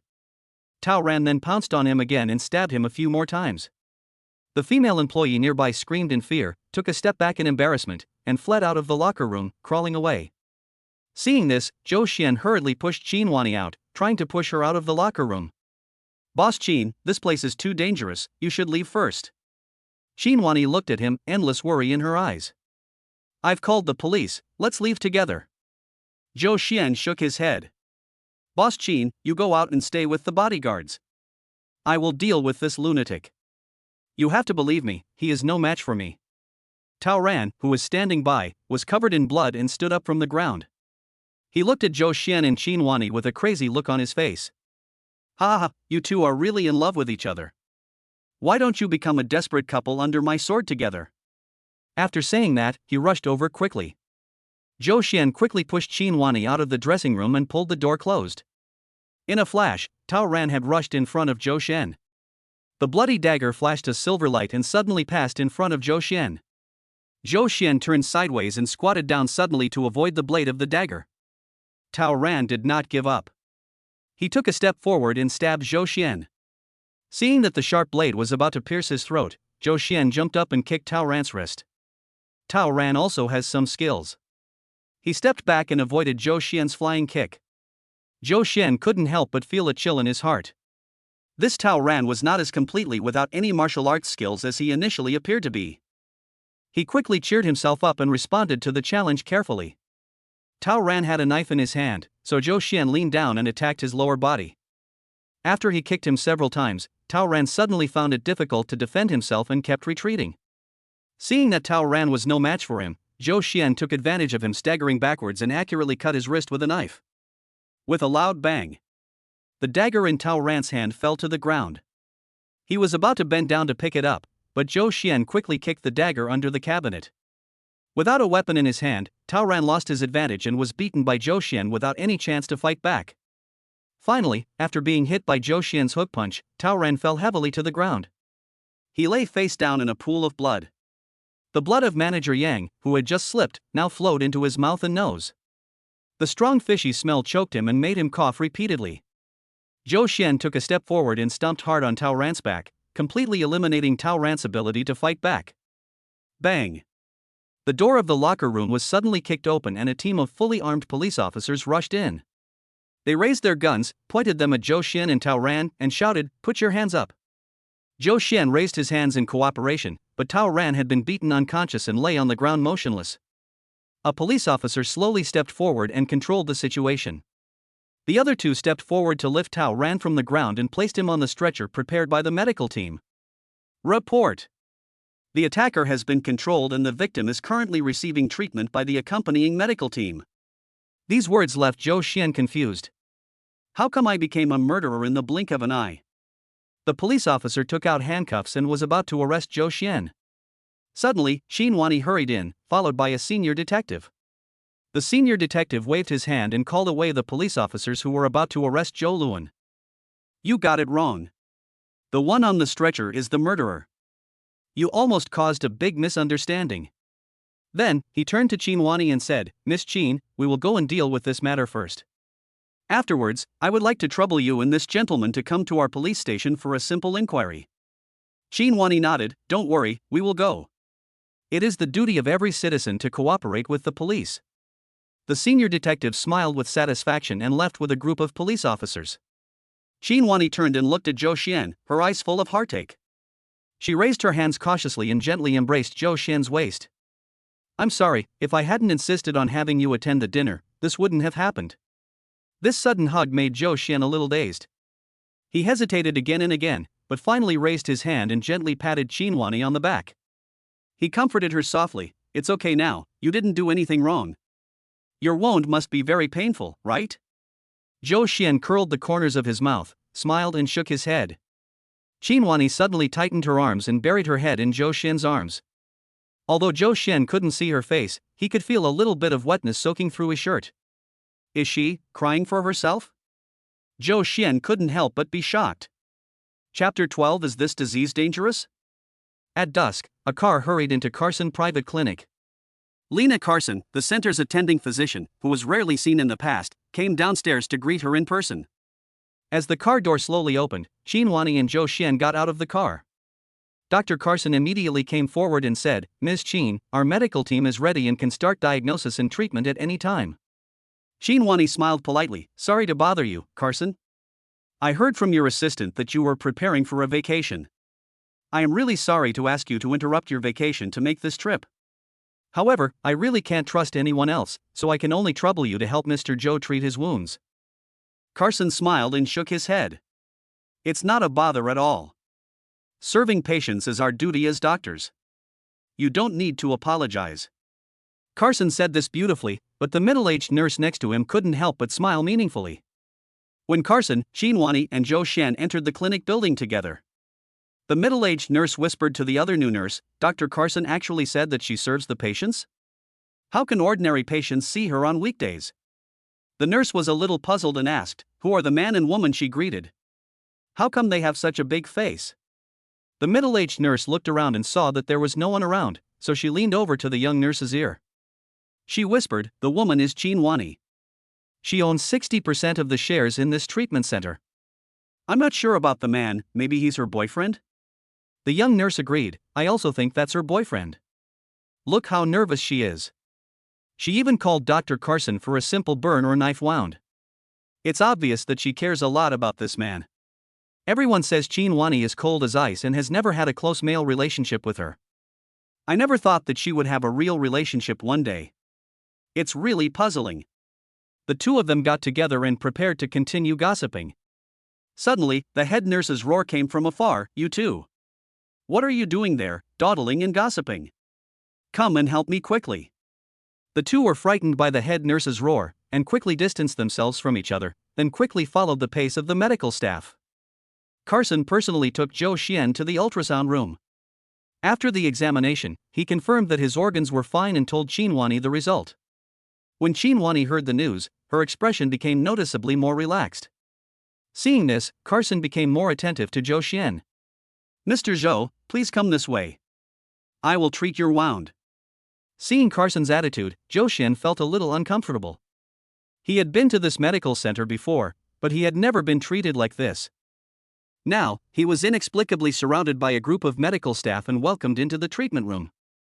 It felt a bit strange to see him being treated like a star in the hospital. "Mr. Zhou, I want to cut off your sleeve.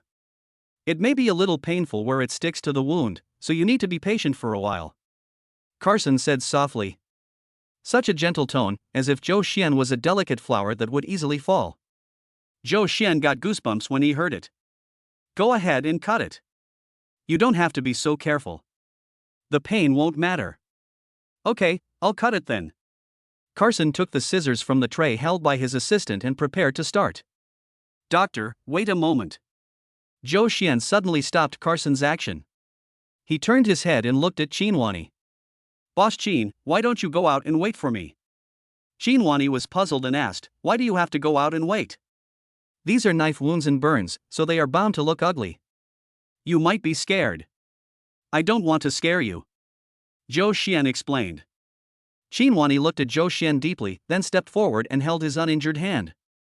"I'm not going out. I want to stay here with you.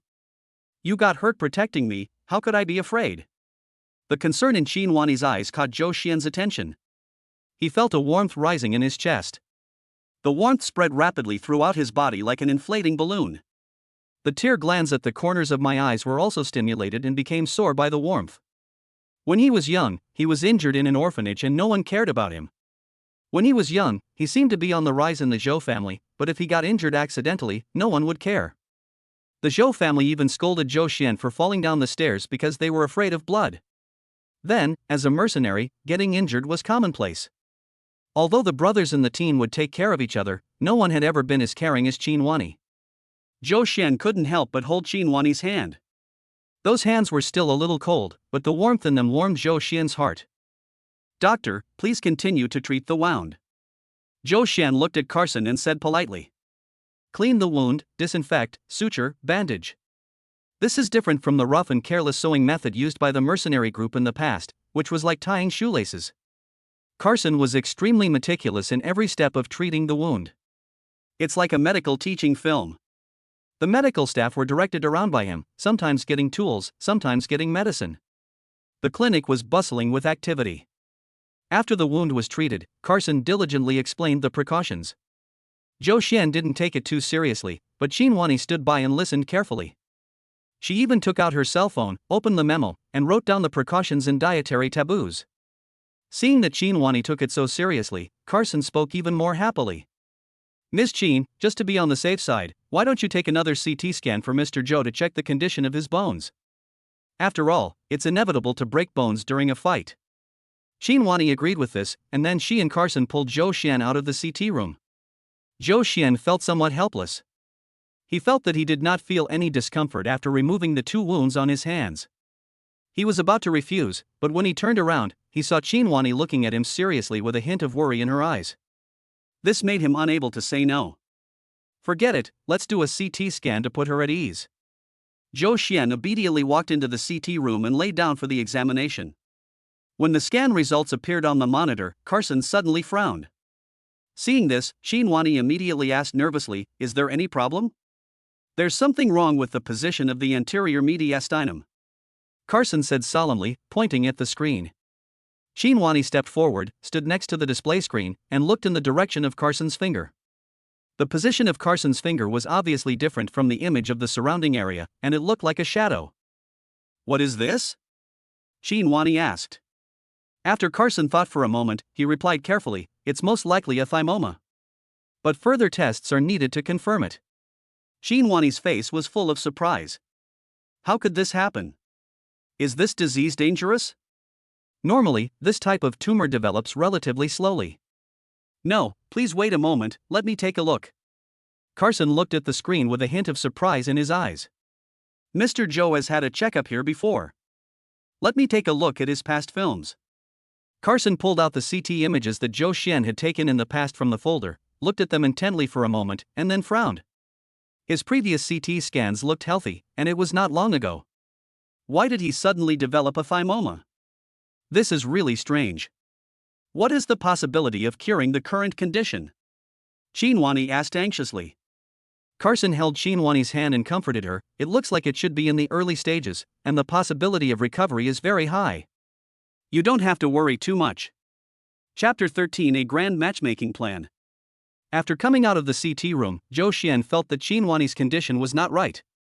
The worry on her face seemed to grow even more intense. "Mr. Qin, what's wrong? Is there any problem with the examination?" Joe Xian asked doubtfully.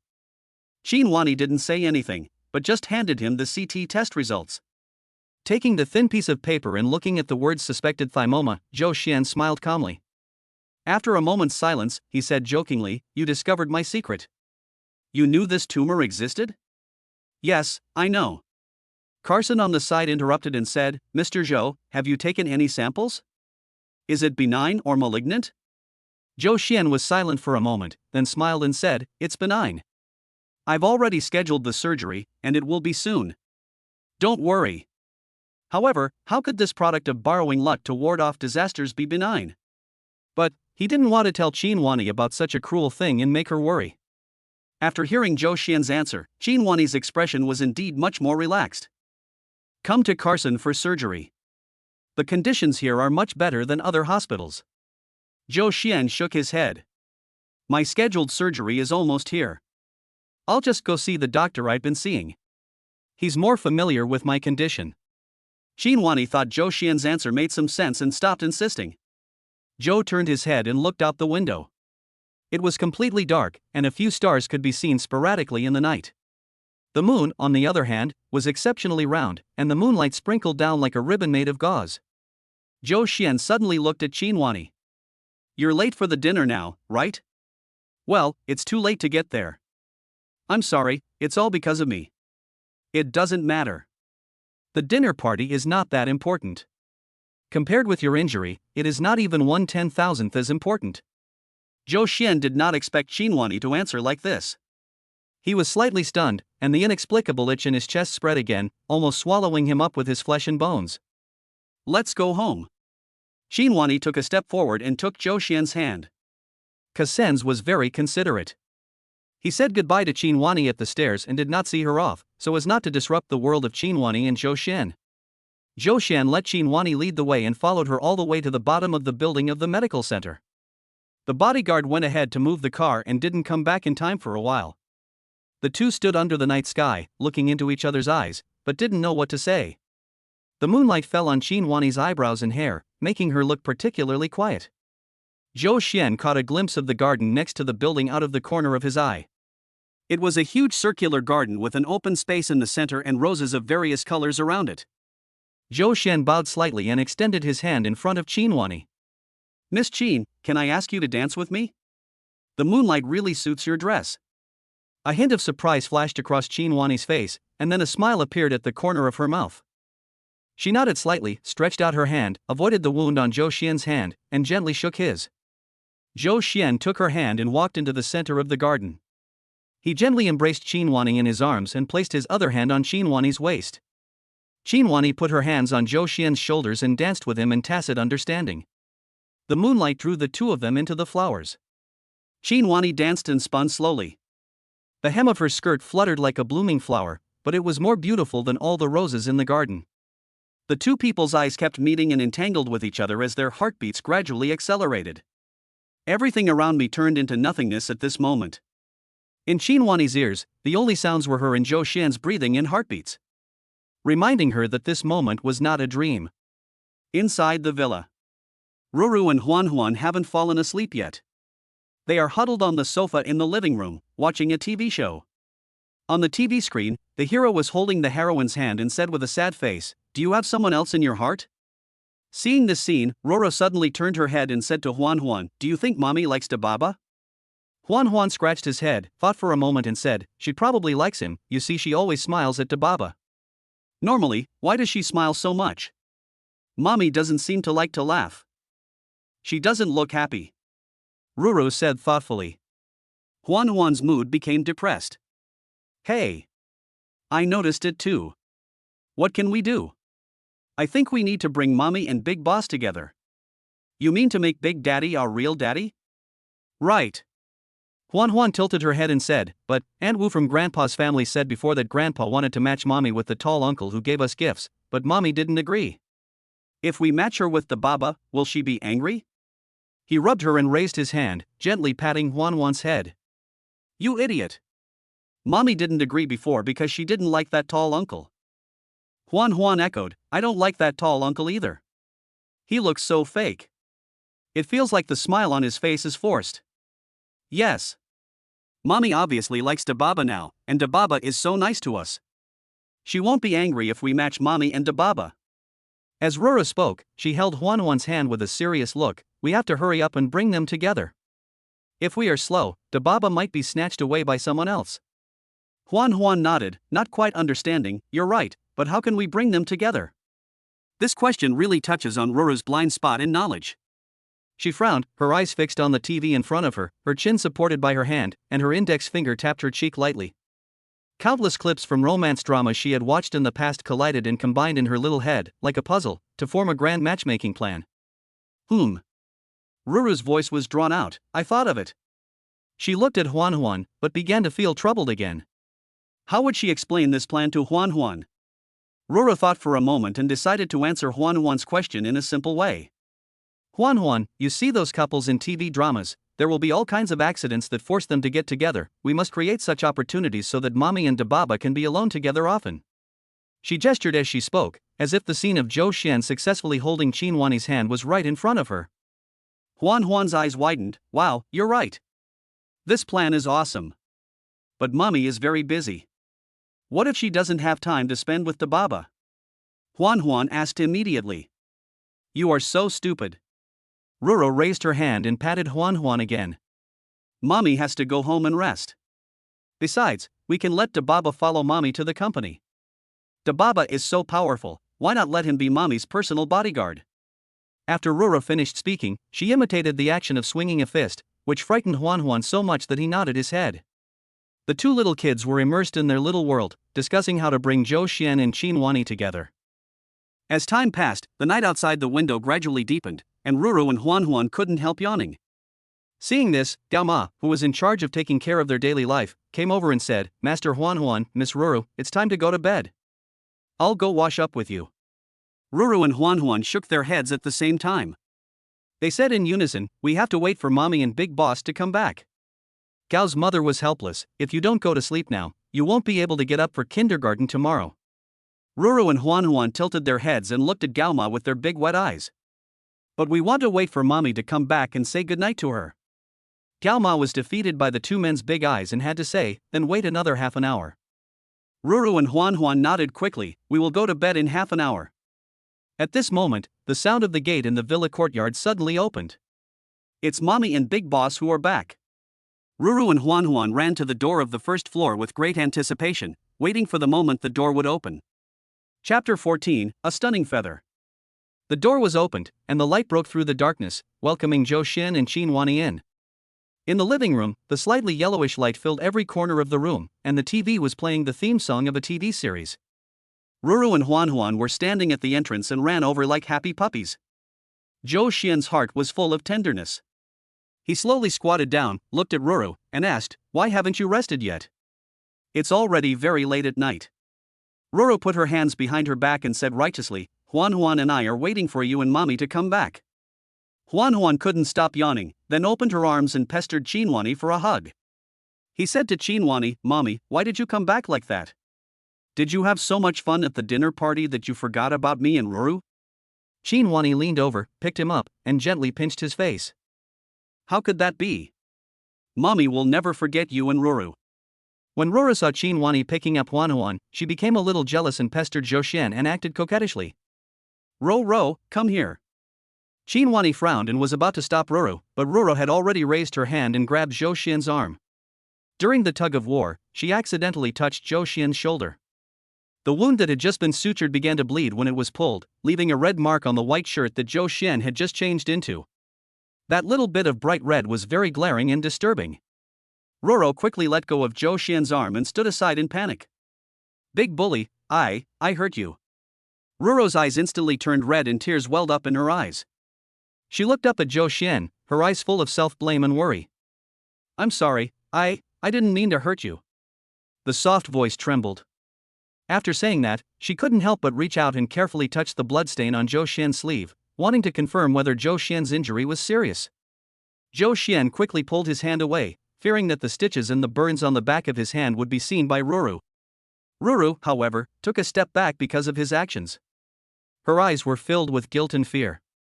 Her small mouth was pursed into a straight line, and her two pearly teeth bit her lower lip, trying hard to suppress the tears that were about to burst out.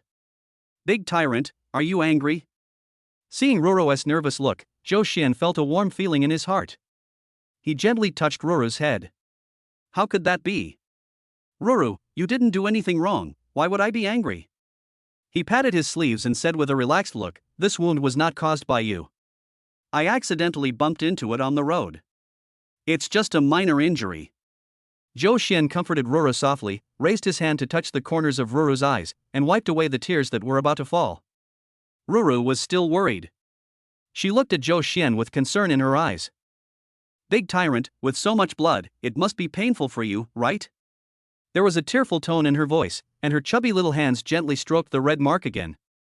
She leaned forward and blew gently on Zhou Xian's sleeve.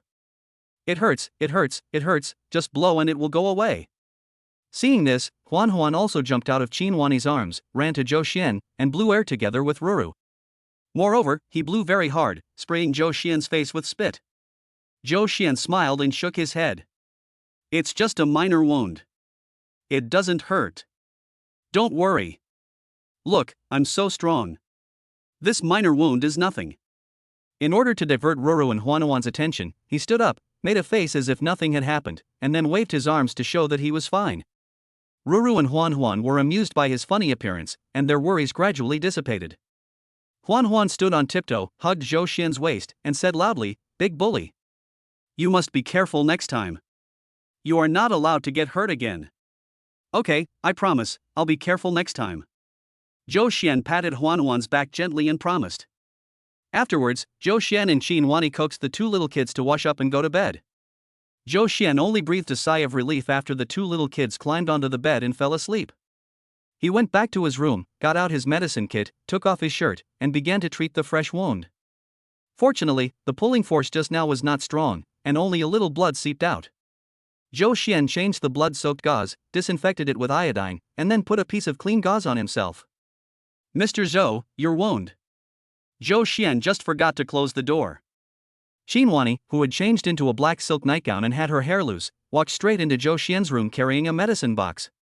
Looking at Zhou Xian, who had not yet had the chance to put on his clothes, she was slightly stunned. Sorry, I should have not. Chinwani apologized calmly, while Zhou Xian put on the shirt beside him in a panic. He pretended to be calm, but the tips of his ears felt slightly hot. It's okay. He was buttoning his clothes in a hurry, and raised his hand suddenly, instantly tearing the wound. It caused him to frown. Don't move, I'll do it. Chinwani walked forward, and her slender white fingers climbed up Zhou Xian's collar. The slightly cool fingertips passed across his chest, bringing a slight shudder. The neat and round nails gently scratched the silk shirt fabric, making a crackling sound, and the buttons were buttoned one by one to the accompaniment of this crackling sound. I asked the kitchen to make some food. We haven't had dinner yet, so let's eat together. Xinhuani looked up at Zhou Xian and invited him softly. This was a perfectly ordinary invitation. But, when she made the invitation, her white hands were still on Zhou Xian's chest and were not withdrawn in time. Beneath the skin, Zhou Xian's gradually accelerating heartbeat was clearly exposed. Zhou Xian nodded absent-mindedly, and was led downstairs by Xinhuani's hand to the dining table. On the table were 2 bowls of steaming beef noodles. The soft light of the restaurant shines on the table, making the beef noodles look particularly tempting. On top of the clear soup are green coriander and a few drops of crystal oil, with noodles and beef slices floating in it, which whets your appetite. The rich aroma of flour and meat rushed straight to Zhou Xian's nose, awakening his hungry stomach. Suddenly, his stomach made a slight rumble at an inopportune moment. The sound was particularly obvious in the quiet air. Zhou Xian's ears became hotter and hotter. He smiled awkwardly and said casually, "It smells so good. When I saw this, I felt hungry instantly. If you're hungry, eat quickly and see if it suits your taste." Zhou Xian nodded and moved aside to pull out a chair for Xinhuani at the dining table. Xinhuani thanked him and sat down. The steam from the beef noodles slowly rose and lingered around the dining table. The two sat opposite each other, eating noodles in silence. Amid the scent, Zhou Xian felt an indescribable sense of tranquility. He felt like a tramp who had been trekking in the desert for years and finally found an oasis. Even if this oasis is a mirage, he prays at this moment that this moment of tranquility can last longer. He looked up at Xinhuani. In the mist, a strand of loose hair slowly fell from Xinhuani's ear. The jet black hair slid to the white collarbone and then fell quietly into the snow like a startled feather.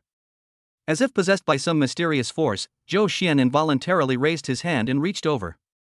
He picked up those strands of hair and put them behind Xinhuani's ears. Xinhuani raised her eyes and looked at him. The coldness of the past disappeared from her charming eyes, leaving only a softness like water. In an instant, his soul was devoured. Chapter 15 I Won't Let You Down. Living under the same roof, the burns on Zhou Xian's hands and the knife wound on his shoulder were soon discovered by Ruru and Huan. Huan didn't react much, but just asked Zhou Xian anxiously if it hurt. While asking, he enthusiastically offered to help Zhou Xian heal the wound. Ruru felt that she had been deceived and got very angry. She folded her arms and angrily said to Zhou Xian, "Why did you lie to me and Huan? The wound is obviously so serious." "Because this wound is very scary, I'm afraid it will scare you and Huan. Zhou Xian explained seriously. However, Ruru refused to accept the payment. "Humph. You and mommy treat me like a kid, so you don't tell me the truth. You don't trust me." Zhou Xian laughed, "But, Ruru, you are a child after all. For a child, the most important thing is to grow up happily. Just let the doctor worry about treating the wound."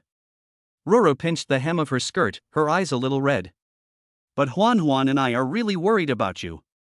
Hearing this, Huan also came over and grabbed Zhou Xian's hand. She raised her head and looked at Zhou Xian with a pair of big wet eyes. Ro is right, we are very worried." Zhou Xian squatted down and looked directly at the 2 little kids.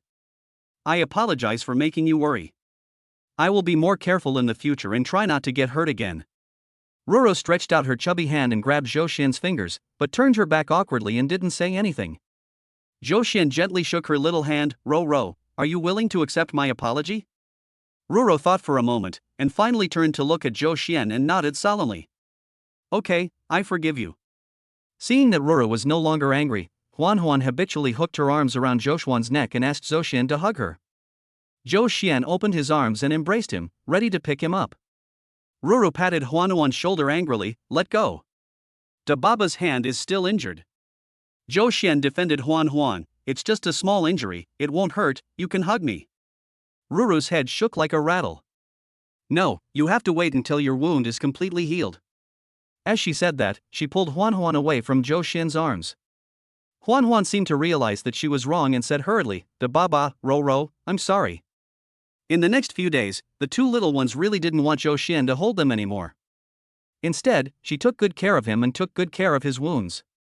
In the office of the chairman of Tinglong Group, Xinhuani took the Zhou Xian information from the assistant. Zhou Xian's background is a mystery. He was missing for several years and no information can be found. Therefore, the only information we can find is about his service in the Zhou family and his childhood living in the Zhou family. Assistant Wang Fun was very worried about not being able to collect complete information. Xinhuani has always pursued perfection, and such incomplete information is likely to arouse her disgust. Holding the information, Xinhuani looked at it for a long time. Wang Feng looked up at her cautiously. However, there was no displeasure on her face, but instead she showed great interest. After reading the information at hand, Xinhuani picked up Zhou Xian's childhood photo and a smile appeared in her eyes. Wang Feng stood aside, staring with wide eyes. Xinhuani has always been serious and has never shown such a label. For a moment, Wang Feng began to wonder if her boss had been possessed by someone else. Go and get busy. If you find any new content later, please send it to me in time, Xinhuani ordered. Wang Feng nodded in agreement, then walked out of the office lightly. The moment she opened the office door, Wang Feng saw through the crack in the door that Xinhuani carefully took out Zhou Xian's childhood photo and put it in the photo frame on the table. The photo frame originally contained a photo of Ruru and Huan, but now there is an additional photo of Zhou Xian. The photo was sandwiched between the group photo and the photo frame. From then on, it secretly stayed on Xinhuani's desk. Late at night, Xinhuani buried her head in the study, looking at the planning report of the new project. Suddenly, the door of the study was slowly pushed open. Ruru tiptoed in and looked at Xinhuani. Mommy, can I come in? Xinhuani put down the pen in her hand. Of course, but next time you have to knock before coming in, got it? Ruru nodded, ran quickly into the study, and sat on the sofa beside her. Xinhuani stood up from behind the desk, sat next to Ruru, and held her on her lap. Tell me, what do you want from mommy? Ruru twirled her fingers and looked at Xinhuani with her big round eyes. Mommy, can you arrange a position for Dababa in the company? Xinhuani was slightly stunned and asked, why do you say that suddenly? Don't you like Mr. Zhou? Ruru shook her head and quickly explained, that's not the case. Huan and I both like Dababa. Then why do you suddenly want him to go to work in the company?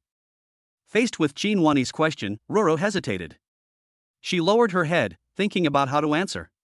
Naturally, she couldn't tell Xinhuani about her matchmaking plan. If she told it out, it would be useless. Because Dababa is very powerful, it would be a waste for him to just stay in the villa to take care of me and Huan. If he goes to work at the company, he'll be out early and back late. You and Huan won't be able to see him often. Is that okay?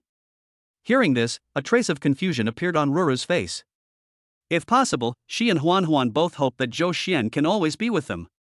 However, thinking about her matchmaking plan and the possibility that Zhou Xian might be snatched away by other ants, Ruru no longer hesitated. We must let the big boss spend more time with his mother. Then, she looked at Xinhuani firmly, it doesn't matter, this is for Dababa's own good, Huan and I can overcome it. In the end, Xinhuani gladly agreed to Ruru's request. In fact, even if Ruru didn't say it, she was ready to do so. Zhou Xian had made outstanding achievements when he was in the Zhou family. It was really a waste of his talent to keep him trapped in this villa and be a life assistant. He should have a bigger stage to display his abilities. A few days later, Xinhuani invited Zhou Xian to her study. Tenglong has a newly established subsidiary called Moyan, whose main business is the production of weapon parts. Currently, there is a vacant COO Chief Operating Officer position. Are you willing to take over? Xinhuani handed over Mo Yun's information. After briefly reading the information, Zhou Xian was somewhat tempted. He intended to take on the position, but was a little confused. Boss Qin, before you make a decision, can I ask you a question? Xinhuani nodded, please go ahead. Why did you choose me? If it's because I saved Huan and Ruru before. Zhou Xian didn't want to be a villain who took advantage of a favor to get something in return. If it was for Huan and Ruru, then this position would be a bit hot. No, you worry too much. Xinhuani interrupted him, the reason why I chose you is because I know that you are qualified for this position with your ability, and I believe you can achieve results in this position. Now, please tell me your choice. Hearing this, Zhou Xian smiled slightly. Okay, I'll take this position. I won't let you down, Mr. Qin. Chapter 16, Build Your Own Power as Soon as Possible. The news that Zhou Xian was parachuted into Mo Yun Precision as COO Chief Operating Officer caused quite a stir within the company. Among them, CEO Du Qiyun was the most annoyed by the news. He originally intended to leave the COO position to his relative, and had already made arrangements with all the old hands on the board of directors. Unexpectedly, someone was directly assigned to a position within the group. What bothered him even more was that he had no idea who had appointed this person within the group. He originally wanted to give Zhou Xian a warning, but he was afraid of offending the people behind Zhou Xian, so he had to swallow his anger and still look kind. At the Monday morning meeting, Zhou Xian met with the management team and heads of various departments. Everyone had their own thoughts, but they remained polite and respectful, and went through the process of adjusting the division of labor in a courteous manner. In the past, many departments that should have been managed by the COO were managed by other senior executives in the management team due to job vacancies. Now that Zhou Xian has taken office, these departments have been handed over to him. Some executives breathed a sigh of relief at these changes, thinking that they could finally get rid of the bombs and garbage. Some executives were quite dissatisfied because they were in charge of powerful departments. Splitting one or two of them would mean weakening of their power, which was not a pleasant thing. After the morning meeting, Zhou Xian walked into his office and officially took the position of COO of Moyun Precision. He walked to the French window, stood with his hands behind his back, looked at the birds flying outside the window, and felt that all the turbidity in his heart seemed to have dissipated. Boom, boom, boom. There was a knock on the door outside the office. Zhou Xian sat back at her desk and said, "Come in." Wang Haojie, director of the Supply Chain Management Department, pushed the door and walked into the office. He held a stack of reports in his hand and said with a smile, "Mr. Zhou, this is the latest supply analysis report of the Supply Chain Management Department. I think you will be interested." It was just a short sentence, but the words revealed a flattering tone. After saying that, he gently placed the report on Zhou Xian's desk and waited for Zhou Xian's answer. "Okay, let me take a look." Zhou Xian picked up the report. Wang Haojie stood aside, but his eyes never left Zhou Xian's face. He observed carefully, trying to catch a hint of appreciation or recognition from Zhou Xian's expression. Zhou Xian quickly scanned the cover of the report, looked up at Wang Haojie, and smiled politely. "Thank you, Director Wang. I will read it carefully. If I encounter any problems later, I will contact you in time." Zhou Xian's voice was gentle, but his words revealed a pressure that could not be ignored. Wang Haojie nodded quickly and said, "Then I'll go out first. Please let me know if you have any questions."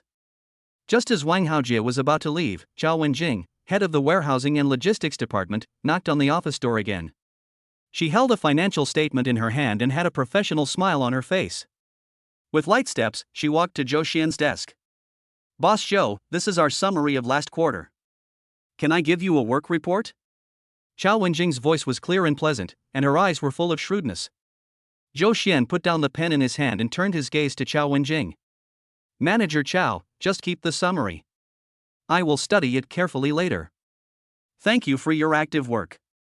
Zhou Xian's words were brief and powerful, but his tone was gentle. Hearing this, Zhao Wenjing nodded, and then turned around with some deliberateness, and walked away with graceful steps. In the following period of time, heads of various departments assigned to Zhou Xian came to visit one after another. Some were flattering, others were inquiring, but without exception they all hoped to make a good impression in front of this parachuted manager. When the last ray of sunlight disappeared from the window and dusk approached, Zhou Xian sat alone in the office. As he recalled the day's experiences, he sorted out all the information in his mind. Beneath the superficial goodwill of everyone are undercurrents of complex interpersonal relationships and conflicts of interest. As an airborne outsider, although he carries the pressure of Tenglong Group, if he is not careful, he may become a complete vase. He must build up his own power as soon as possible. Zhou Xian stood up and adjusted his tie. This was the tie that Ruru and Huan picked out for him when he went out in the morning. When he touched the tie, his heart couldn't help but soften. During the day, my nerves, which were tense in order to deal with the crowd, now relaxed. He promised Ruru and Huan that he would have dinner with them. Seeing that dinner time was approaching, he quickly walked out of the office and finished his first day of work. As night falls, the moonlight grows brighter. The Qin family villa was quietly bathed in the clear light. Zhou Xian's car slowly drove into the yard. He looked at the lights in the villa and felt the fatigue in his heart disappear. Pushing open the door, the light shines softly into the living room, and the cheerful cartoon dubbing dances in the air. Roro hugged Dahei and curled up on the sofa, staring at the TV with great interest. Dahei lay on the edge of the sofa, staring at the TV screen with Ruru. When a puppy appeared in the picture, Dahei raised his head and let out a soft purring sound. Ruru patted Dahei's head and said, "Don't be jealous, this puppy is not as cute as you." Dahei seemed to understand and lay back on the sofa obediently. Zhou Xian walked into the room. Hearing his footsteps, Dahei quickly stood up and looked in his direction. Ruru also turned her head and looked over, following Dahei's gaze. "Dababa, you're finally back. Roro greeted Zhou Xian excitedly, and Dahei immediately responded with a cheerful bark. A man and a dog jumped off the sofa and ran towards Zhou Xian. Zhou Xian bent down and held Roro steadily in his arms. Then, his eyes fell on Dahei again. He used his hands to gently rub Dahei's head. "Where is Huan Huan? Why can't I see him?" Zhou Xian asked curiously. On weekdays, Roro and Huan Huan are almost always stuck together, and it is rare to see one of them acting alone. Roro blinked her eyes, revealing a hint of gloating. He was playing with a stick in calligraphy class, knocking over everyone's ink, and the teacher complained to him. Mommy is giving him special tutoring in the study. Hearing this, Zhou Xian couldn't help but chuckle. This style of getting into trouble is quite consistent with Huan Huan's personality. Just at this moment, the sound of footsteps came into Zhou Xian's ears. "Mr. Zhou, you're back." Xin Wanni's voice came from the direction of the stairs. Zhou Xian looked up. I saw Xin Wanni standing on the stairs holding Huan Huan's hand. She was wearing a lavender silk home dress. The fabric was as smooth as water, which made her figure look even more graceful. Her long hair was casually draped over her shoulders, with a bit of laziness.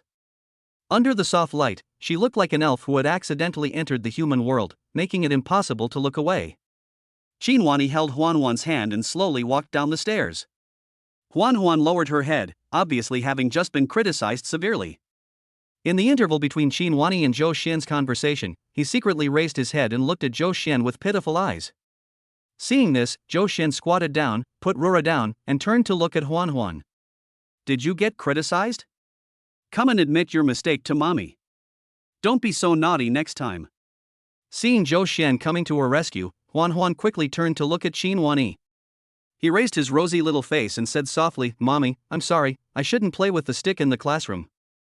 Seeing Huan Huan's correct attitude, Xin Wanni couldn't bear to criticize him anymore. She pinched Huan Huan's cheek gently. "I'll forgive you this time, but don't do it again next time." Chapter 17. I'll talk to him.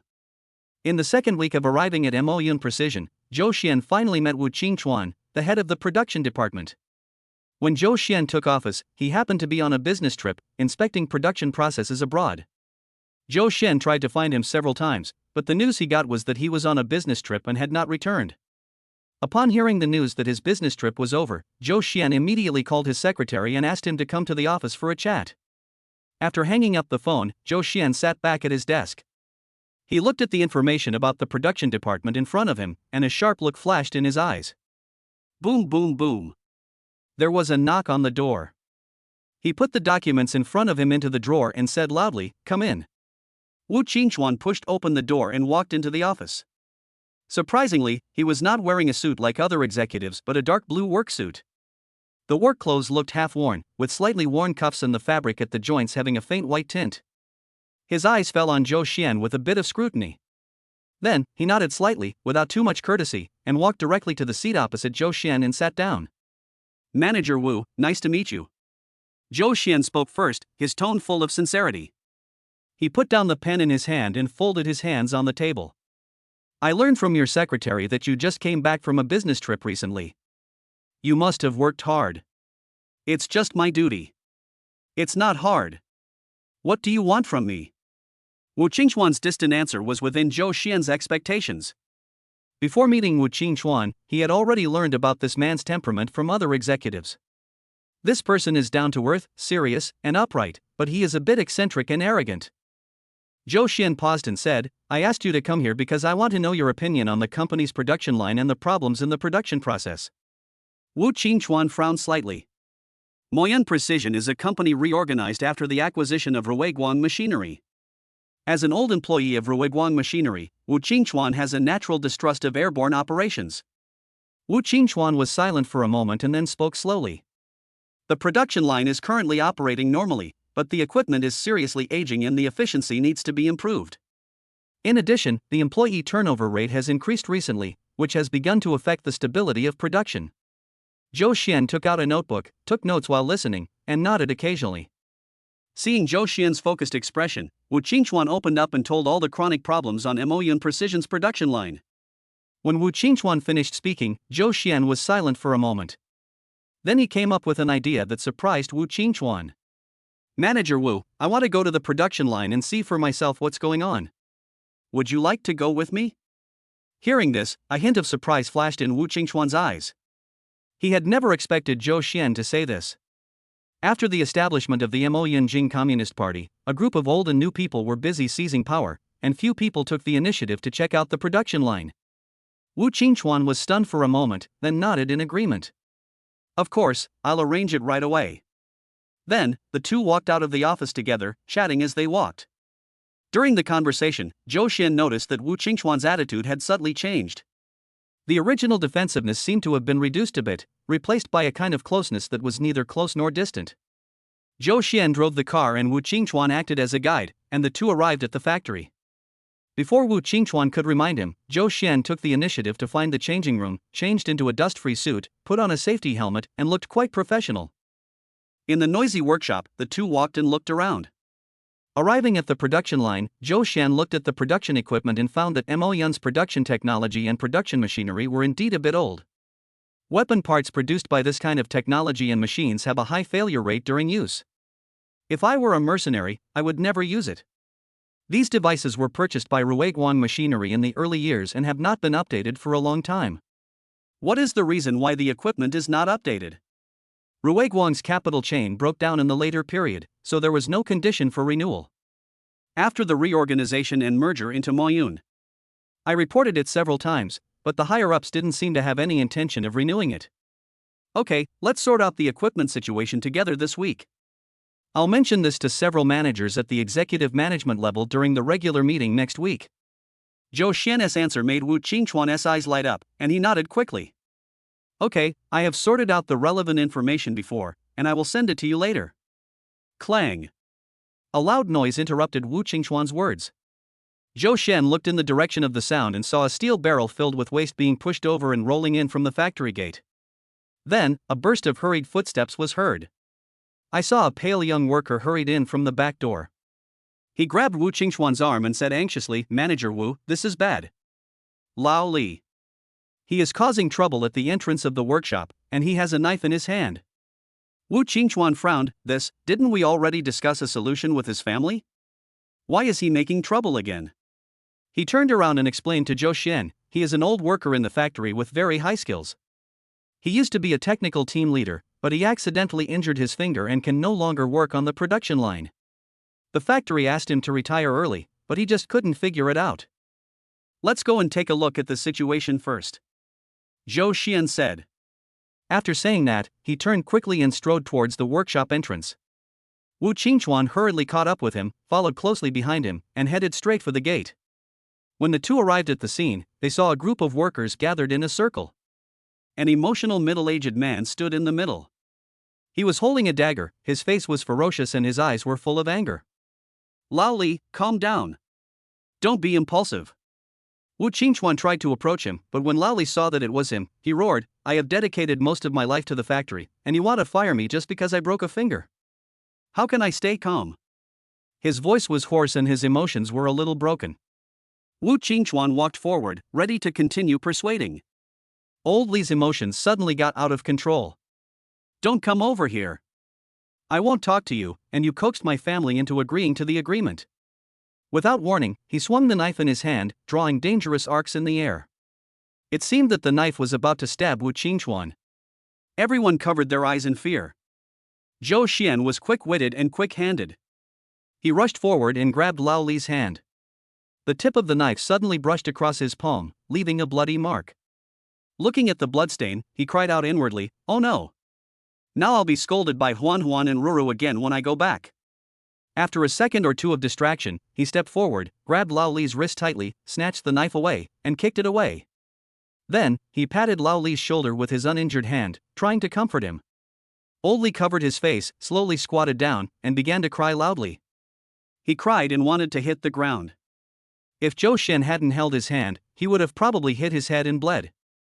Lao Li, go to the conference room and take a rest and calm down.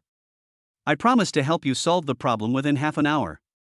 Wu Qingchuan, still in shock, hurried forward and said, Old Li, listen to Mr. Zhou, calm down first, and we will talk slowly. Old Li's emotions gradually calmed down, he lowered his head and sat there in a daze. Zhou Xian loosened his hand, not caring about the wound on his palm. He turned to look at the worker beside him. Who among you is familiar with Lao Li? Go and accompany him to the meeting room to rest for a while. Hearing this, two older workers came forward, helped Lao Li up, and took him to the meeting room. After Lao Li walked away, Wu Qingchuan said with a hint of guilt, Mr. Zhou, I'm really sorry for letting you encounter this. Zhou Xian waved his hand, it's okay, the most important thing is to solve the problem. The deputy director of the factory asked in panic, Boss Zhou, do you want to call the police? Zhou Xian shook his head. No, the nature of this matter will change once we report it to the police. This will chill the hearts of old employees. Wu Qingchuan still felt very protective of these old subordinates, so he quickly said, I'll go talk to Lao Li. Zhou Xian shook his head. Don't worry, tell me the details and I'll talk to him. Chapter 18 Is this your wife? In the meeting room, several workers surrounded Lao Li and tried to counsel him. Old Li, think more positively. Supervisor Wu has taken good care of you and the resettlement fee he gave you is not small. You were too impulsive today. I heard that the person standing with Manager Wu is Manager Zhou, a senior executive of the company. I don't know if he will pursue the matter. With Supervisor Wu here, he should be able to speak up for Old Li. He still sides with us old people. At this moment, Lao Li also calmed down, and he rubbed his face in annoyance. Oh, it's all my fault for drinking too much at lunch. I couldn't control myself when I got emotional. Now, I don't know if I will be sued or go to jail. Everyone gave him suggestions at once. When Director Wu and Manager Zhou come, apologize to them and we will also be there to speak for you. Yes, Lao Zhang is right. You have to be nicer. But you must not be sent to jail. Your family, old and young, can't stand this. Old Li nodded and said, I don't know if the conditions previously proposed by Director Wu are still valid. Don't think about it for now. You cut such a bloody wound on Manager Zhou's palm. It's good that he doesn't hold you responsible. Lao Li's face was filled with panic. But if the factory doesn't want to keep me, and the resettlement money is gone, how am I going to live? The worker patted him on the shoulder and said, that's why drinking makes things difficult. I told you long ago that you should stop drinking. Hey, isn't this just because I'm feeling depressed? Old Li's mood became increasingly depressed and he sat dejectedly in his seat. Squeak. The door of the conference room was pushed open. Old Li looked up and saw Zhou Xian and Wu Qingchuan walking in with bandages on their hands. Old Li, how are you? Have you calmed down a bit? As soon as Zhou Xian entered the door, he took the initiative to greet Lao Li. Old Li stood up flattered and said, I have calmed down. I am so sorry for cutting your hand. Zhou Xian waved his hand and said, sit down first.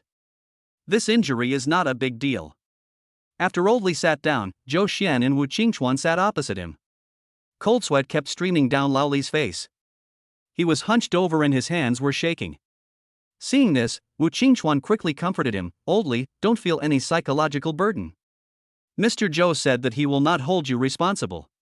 Old Li stood up suddenly, you really don't want to hold me responsible? Zhou Xian smiled and said, of course I take it seriously. It's just a minor wound. There's really no need to alarm too many people. Old Li's eyes suddenly filled with tears. He leaned over and held Zhou Xian's hand, thanking him profusely and expressing his gratitude. Zhou Xian patted the back of his hand and said, Old Li, don't get excited. Sit down first and let's talk about your resettlement plan. Hearing this, two workers nearby whispered in each other's ears, it seems that his resettlement fee will be deducted. Hey, who told Lao Li to be so impulsive? Old Li also became nervous and looked at Zhou Xian eagerly, waiting for him to tell him the final result. I discussed it with Director Wu and came up with two resettlement plans. The first one is to add 15% to the original resettlement fee to take care of the elderly and children at home. Hearing this proposal, Lao Li was stunned for a moment, then said in surprise, what? Increase by 15%, did I hear it right? Zhou Xian nodded, yes, the previous resettlement plan did not take into account the actual situation of your family. It is understandable that you feel resentful. Old Li said in a panic, I'm not resentful, I just can't bear to leave this position where I've worked for decades. Zhou Xian smiled knowingly and said, then you should listen to my second plan. Okay, Mr. Zhou. He looked at Zhou Xian nervously. The second plan is to transfer to another position. I heard about your past deeds from Manager Wu. You are indeed very good in technology, but your hand is indeed injured, so you can no longer stay on the front line. I know, my hand is broken, I'm a useless person. Old Li interrupted Zhou Xian with a crying voice. Zhou Xian leaned over and patted his hand. Don't say that, you are definitely not a useless person, but a valuable asset to our factory. Boss Zhou, please don't comfort me. I know my situation. I choose the first plan. You don't have to worry about finding a job for me. The factory shouldn't keep idle people. Old Li raised his head, tears streaming down his face. Zhou Xian smiled and said, you might as well listen to the second plan before making a decision. Okay, you go ahead. The experience and technology you have accumulated over the years are extremely valuable and priceless treasures for the entire factory. Next, the factory will set up a training department to let us old workers who are physically weak but technically excellent guide our new employees in the training department. Your skills in the factory are obvious to all, so I would like to invite you to be the head of our training department. Of course, the salary will be slightly higher than in the past. When Zhou Xian said this, Lao Li and the two workers beside him all showed surprised expressions. After a moment, Lao Li said firmly, since the factory doesn't mind, I'll choose the second one. Okay, then I'll ask the factory's HR department to arrange for you to transfer to another position. Old Li's problem was solved smoothly, and Wu Qingchuan was completely convinced by Zhou Xian. Boss Zhou, your plan is really brilliant. The old people in the factory are already demoralized. Now that we have a training center like this, many people can feel at ease. Zhou Xian smiled humbly, I just put forward an idea. It depends on you how the training department will land smoothly next. Then, Wu Qingchuan said with a little concern, but the factory has a high turnover of staff, and the results of several recruitments have not been very good. I am a little worried whether this training center can continue to operate for a long time. Don't worry, if the factory is profitable, it will naturally become more attractive. I will also work hard to improve the treatment of our workers. With Zhou Xian's words, Wu Qingchuan felt completely reassured and a smile appeared on his face. After a moment, he said belatedly, oh, how could I have forgotten about your injury? The conditions in the factory's medical room are not good, and the bandage looks sloppy. I have to accompany you to the hospital for a good checkup. Zhou Xian injured his palm and it is indeed difficult for him to drive. Hearing Wu Qingchuan say this, he smiled and replied, that's great, I'll trouble you to take me there. So, Wu Qingchuan acted as a driver and took Zhou Xian to Carson's private treatment center. Zhou Xian frowned and said, let's go to another place to have a look. He was a little afraid of Carson. This man told Qinhuani about his thymoma. Although he managed to smooth over the matter, he was always worried that Carson would see something. What are you talking about? This is the best hospital. I'll feel more at ease if you treat your injury here. Seeing Wu Qingchuan's serious expression, Zhou Xian had no choice but to obey. Perhaps because he had left his name in this hospital before, Zhou Xian's visit did not alarm Carson, but it frightened the hospital's trauma director and he came out in person. Oh, is it the knife in the factory that cut you? Then you need to get a tetanus shot right away. Mr. Zhou, please follow me. I'll take you to get the shot. Zhou Xian followed the chief surgeon somewhat awkwardly.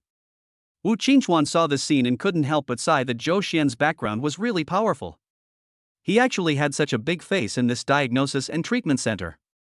After getting the tetanus shot and stitching the wound, Wu Qingchuan and Zhou Xian walked outside the treatment center building. Wu Qingchuan volunteered to take Zhou Xian home. Zhou Xian was about to refuse when a black car drove up in front of him. The car window slowly rolled down, revealing Qinhuani's cold face. She got out of the car, showing a superficial smile, and said, Zhou Xian, I'm here to take you home. Although it was not very obvious, Zhou Xian could already hear the displeasure in Qinhuani's words. He began to get nervous unconsciously. Wu Qingchuan had never met Qinhuani before, and when he saw Qinhuani's attitude towards Zhou Xian, he misunderstood it on his own. He smiled and said, oh, Mr. Zhou, is this your wife? She is so beautiful. Since your wife is here to pick you up, I will leave first. No. However, Wu Qingchuan and Qinhuani did not give Zhou Xian a chance to explain. Wu Qingchuan stepped forward and greeted Qinhuani politely. Qinhuani smiled and nodded, saying, thank you for taking care of him. You're so polite. I'll take my leave now. After saying that, Wu Qingchuan left, leaving Zhou Xian alone to face Qinhuani, whose expression gradually turned cold. Get in the car and go home. Qinhuani said expressionlessly. Chapter 19, The Lone Goose and the Vines. When we returned to the Qin family villa, Ruru and Huan had already fallen asleep, and the villa was filled with silence. Xinhuani kicked off her high heels, put on slippers, and went straight up the stairs. Take a rest in the living room first. I have something to talk to you about later. She said this with her back to Zhou Xian, then disappeared at the end of the stairs without looking back. Zhou Xian sat on the sofa with a hint of uneasiness. Tonight, Xinhuani was surrounded by a low-pressure atmosphere and was as cold as a piece of ice. Zhou Xian could clearly feel her anger, but he didn't know where the anger came from. Is it because he is blamed for not handling things in the company well? But Mo Yun is really insignificant to Tenlong. Furthermore, Zhou Xian had only been in office for 2 weeks and had basically taken no substantive actions. How could he have attracted Xinhuani's attention? Zhou Xian was a little confused. He simply stopped thinking about it and took out his tablet, processing documents while waiting for Xinhuani. A moment later, Xinhuani, wearing a nightgown, slowly walked down the stairs. She looked normal, but there was a subtle coldness and elusive emotions hidden between her eyebrows. She walked to Zhou Xian and placed the white porcelain cup and bread in her hands on the coffee table. If you're injured, take a good rest. She raised her hand and took the tablet from Zhou Xian's hand. Zhou Xian was stunned for a moment, then nodded. You haven't had dinner yet, eat first. She pushed the milk and bread on the table forward, then turned and walked to the sofa and sat down. Zhou Xian sensed Xinhuani's unusual emotion. He put down the bread in his hand and turned to look at Xinhuani. Are you angry? Xinhuani did not answer, but took out a thick stack of documents from a small cabinet beside her and gently placed them on the coffee table between them. Why did you hide the situation of malignant thymoma? Although she was questioning, her tone was still calm. Zhou Xian looked at the documents and his expression changed slightly. I'm sorry, I just don't want to worry you. He lowered his head, with a hint of guilt in his voice. Xinhuani's eyes became even colder. She stood up and walked to Zhou Xian, gently brushing his cheek with her slender fingers. So you chose to hide it from me? Do you think I can't be trusted? There was a barely perceptible hint of fragility in Xinhuani's voice. Zhou Xian's lips trembled slightly, and he opened his mouth with difficulty, trying to explain. But Xinhuani withdrew her hand and turned away. Go to bed early. After leaving these words, Xinhuani left the living room and disappeared at the end of the stairs. The living room fell silent again. Zhou Xian looked at Xinhuani's departing back, feeling mixed emotions. He sighed softly, drank the milk in the cup, and stuffed 2 bites of bread into his mouth. After packing up and washing up, I went back to my room to sleep with a sense of loss. Lying on the bed, Zhou Xian thought he would have insomnia, but unexpectedly he fell asleep quickly. The night was dim, and the moonlight filtered through the gaps in the curtains into the bedroom.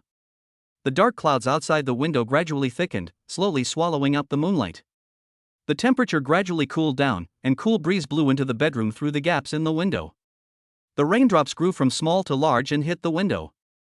After a burst of thunder, Zhou Xian opened his eyes in a trance, but felt as if he was fixed in place and unable to move. Consciousness also turned into a mess, struggling on the boundary between dreams and reality. Between half asleep and half awake, a clear scent of cedar came from behind and enveloped him. For some reason, the raindrops outside the window fell on his eyebrows and behind his ears. The rain seemed to be getting heavier and heavier, and under the strong wind, the raindrops drifted all the way down. A slight chill fell on his body. In a trance, he felt himself sinking face up into a swamp. He tried to climb out of the swamp, but was unable to move. In the chaotic dream, a lone goose suddenly appeared. The tired geese hung their heads above the swamp, and strange vines entangled the geese. The wild goose struggled, but was ultimately defeated. The chaotic dream completely engulfed Zhou Xian. Amid the heavy rain, the door of the room creaked, and the sound of raindrops hitting the glass gradually faded. The sky brightened. Zhou Xian was awakened by a knock on the door. He opened his eyes drowsily and saw Huan pushing open the door and trotting in. Big bully. The sun is shining on your butt. You can't sleep any longer, get up and have breakfast. Huan, what time is it? Zhou Xian picked up the phone beside him and took a look. It clearly showed that the time was already 9 o'clock in the morning. He sat up suddenly in bed. Oh no, I'm going to be late for work. He was in his pajamas, stumbling towards the closet. Strange, why do I feel so sleepy? He took a shirt out of the closet and put it on. Huan looked at him strangely. Big Baba, why did you take out your shirt and suit? Today is Sunday, and we agreed to go to the amusement park. Zhou Xian then realized that he was on vacation today. Sorry, I'm half asleep. It rained heavily last night. I wonder if it will affect my trip today. Zhou Xian said as he put his suit and shirt back into the closet. Huan asked in confusion, it's not raining, the ground outside is dry. Zhou Xian was a little surprised. Did I sleep too deeply and dream about rain? He turned around and took out a t-shirt and jeans and put them on. Huan was relieved and said, I thought you were going to break your promise and not accompany us to the amusement park. Zhou Xian squatted down and picked up Huan. I promised you and Roro that I would never break my promise, don't worry. Huan didn't buy it. He pointed at the bandage on Zhou Xian's hand and said, I don't believe you. You said before that you would never get hurt again, but a few days later, you got a wound on your hand again. You don't keep your word. I'm very angry. Zhou Xian smiled somewhat guiltily. It happened suddenly. But it's just a small wound. Don't be angry. When my hand heals, I'll make braised meat for you. Huan raised her head, thought for a moment, and said, okay, then I won't be angry for the time being. But you have to think about how to comfort Roro, because she's much scarier when she gets angry. Zhou Xian walked out holding Huan, saying as he walked, if Roro gets angry later, you have to help me smooth things over. Huan held his head high, chest puffed out, hands on his chin, looking as if he was thinking. After a moment, he nodded solemnly. Hey! Since you asked sincerely, I will reluctantly agree to it. Zhou Xian couldn't help but laugh and raised his hand to pinch Huan's ear. The two walked downstairs and came to the dining room. There was vegetable and meat porridge and buns on the table, and Qinhuani and Rura had already sat down. Seeing Zhou Xian coming, Qinhuani said good morning to him, and then said, your hand is injured, and it is difficult to hold chopsticks. I asked the kitchen to prepare porridge for you. Zhou Xian nodded quickly to express his gratitude.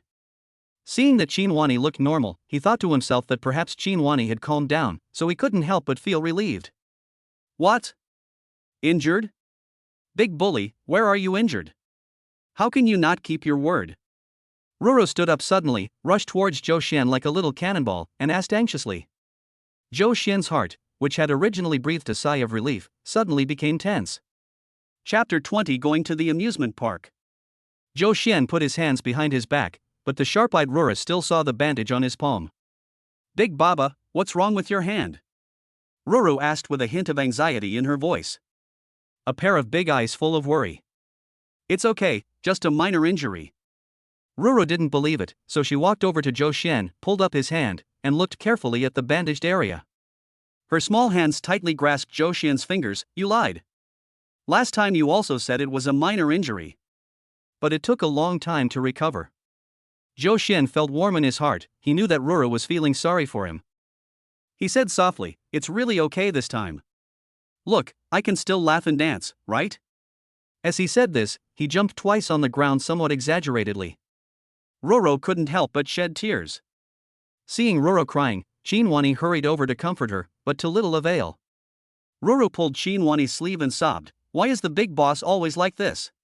He doesn't keep his word. He always gets hurt. Why doesn't he protect himself? Seeing Roro crying, Zhou Xian's heart couldn't help but tremble. He was completely defenseless against the little kid's tears. Whenever Roro shed tears, his heart felt like it was being strangled. He squatted down, gently held Roro in his arms, and comforted her. I'm sorry, Roro, I will be more careful next time. I was injured this time because I helped someone who really needed help. You see, isn't this worth it? Roro raised her head and looked at Zhou Xian with moist eyes.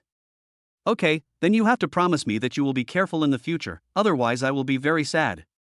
Zhou Xian patted her back gently and said softly, don't worry, I will pay attention. We still have to go to the amusement park later, so don't cry anymore. If you cry anymore, your eyes will become rotten peaches. Roro covered Zhou Xian's mouth and said, you're talking nonsense. I'm not a rotten peach. Forget it, I forgive you this time. You must protect yourself in the future, otherwise I will ignore you. Zhou Xian nodded quickly. Afterwards, he hugged Ruru and coaxed her for a while until Ruru burst into laughter. Only then did he carry Rura back to the chair at the dining table. After all this trouble, Zhou Xian's stomach started to growl and didn't stop. Huan joked, Big Baba, next time we play drums in music class, I want to bring your tummy with me. Your tummy is so loud. Zhou Xian didn't blush with embarrassment. She raised her hand to rub his hair, then sat down and started eating breakfast. After the four of them finished their breakfast, they set off for the amusement park. The amusement park is bustling with people on weekends. Ruru and Huan stood in front of the signboard with excitement, choosing the first stop of their tour. Mommy, I want to ride a pirate ship. Huan held Xinwani's hand tightly, her eyes almost blinking out stars. Seeing this, Ruru also agreed, I want one too. I want one too. Looking at the expectant eyes of the two little kids, Xinwani smiled and nodded, okay, let's go together. She then looked at Zhou Xian, do you want to go with us? Zhou Xian smiled helplessly. He remembered the first time he rode a pirate ship when he was a child. After the world spun around, he was so scared that his face turned pale and he squatted on the ground and vomited. However, the Zhou family bodyguard who came with him threw him aside with a look of disgust and started chatting with his girlfriend on the phone, saying that the adopted son of the host family was as stupid as a donkey. The loss at that time was still unforgettable to him, so he had a very bad impression of the pirate ship. However, in order to fulfill Ruru and Huan's wishes, he decided to accompany them on the pirate ship. The pirate ship started slowly, and as the swing amplitude became larger and larger, Huan began to scream loudly with excitement. When the pirate ship shook to the highest point, a projection of pirates fighting huge waves suddenly appeared in front of them. Combined with the simulated wind and rain effects on the ship, it earned everyone's exclamations. Zhou Xian looked sideways and saw Ruru with her eyes closed and her face a little pale. He quickly reached out and patted Ruru's back worriedly. The game was over, and Ruru couldn't help vomiting as soon as she got off the boat. Xinwani hurried forward, gently stroked her back, and asked with concern, what's wrong? Is it too shaky? Ruru nodded gently. At this time, Huan laughed and said, Ruru is a coward. She was actually scared to the point of vomiting by a pirate ship. Zhou Xian couldn't help but frown when he heard this. He squatted down and looked at Huan and said in a serious tone, Huan, everyone's feelings are different. Ruru is just not used to the pirate ship. This is not a matter of cowardice, understand? Huan was stunned. He looked at Ruru with some guilt. She lowered her head with tears in her eyes. He said in panic, I'm sorry. While comforting Ruru, Xinwani looked at Huan and said, come here and pat Ruru on the back. Huan quickly ran to Ruru and imitated Xinwani, patted Ruru on the back, and continued to apologize to her in a low voice. After a moment, Xinwani asked softly, Ro, do you feel better? Let's find a place to rest and drink some water, okay? Ruru raised her head, the tears in her eyes gradually dissipated, and she nodded gently. On the way, Huan stared at the haunted house next to him and couldn't take his eyes away. Seeing this, Ruru said, Mommy, Baba, you guys go to the haunted house with Huan. The bodyguard uncle and I are going to eat ice cream. Xinwani and Zhou Xian both rejected Ruru's proposal. We'll go eat ice cream with you, and then go to the haunted house together later. Ruru shook her head and insisted, no, you guys go to the haunted house and pick me up at the dessert shop later. After saying that, she ran to the side, grabbed the security guard's hand and walked forward. The security guard looked at Xinwani helplessly until she nodded helplessly, then he took Ruru's hand and went to the dessert shop. Zhou Xian and Xinwani brought Huan into the haunted house. As soon as I entered the haunted house, the light around me suddenly dimmed, with only a few dim lights on to illuminate the road ahead. The decorations on the wall made creepy sounds. Occasionally, staff members dressed in horror costumes would jump out from the corner, scaring the tourists into screaming. Huan tightly grasped the corner of Zhou Xian's clothes, her little face wrinkled with fear, but her eyes were shining with excitement. Xinwani seemed to step on something and stumbled. Zhou Xian's heart tightened and he quickly grabbed her hand. The soft coolness just hit Zhou Xian's palm. It's a little dark, watch your step. The three of them continued to move forward cautiously. Suddenly, the lights in the entire haunted house flickered, and then all went out, and the surroundings fell into darkness. This sudden situation caused the surrounding tourists to scream in panic. Then, the terrified crowd in the darkness fell into chaos. Chapter 21 On Fire. After the power outage, the haunted house was pitch black, and you couldn't see your hand in front of you. There were quite a lot of people entering the haunted house at the same time, and they were jostling each other, and suddenly someone fell to the ground. Ah! Help! Someone stepped on my hand. Suddenly, a burnt smell wafted slowly over. Fire! Fire! A scream came from the crowd. The panic instantly caused a commotion among the crowd, and tourists began to run around, trying to find an escape route. Huan was frightened by this sudden change.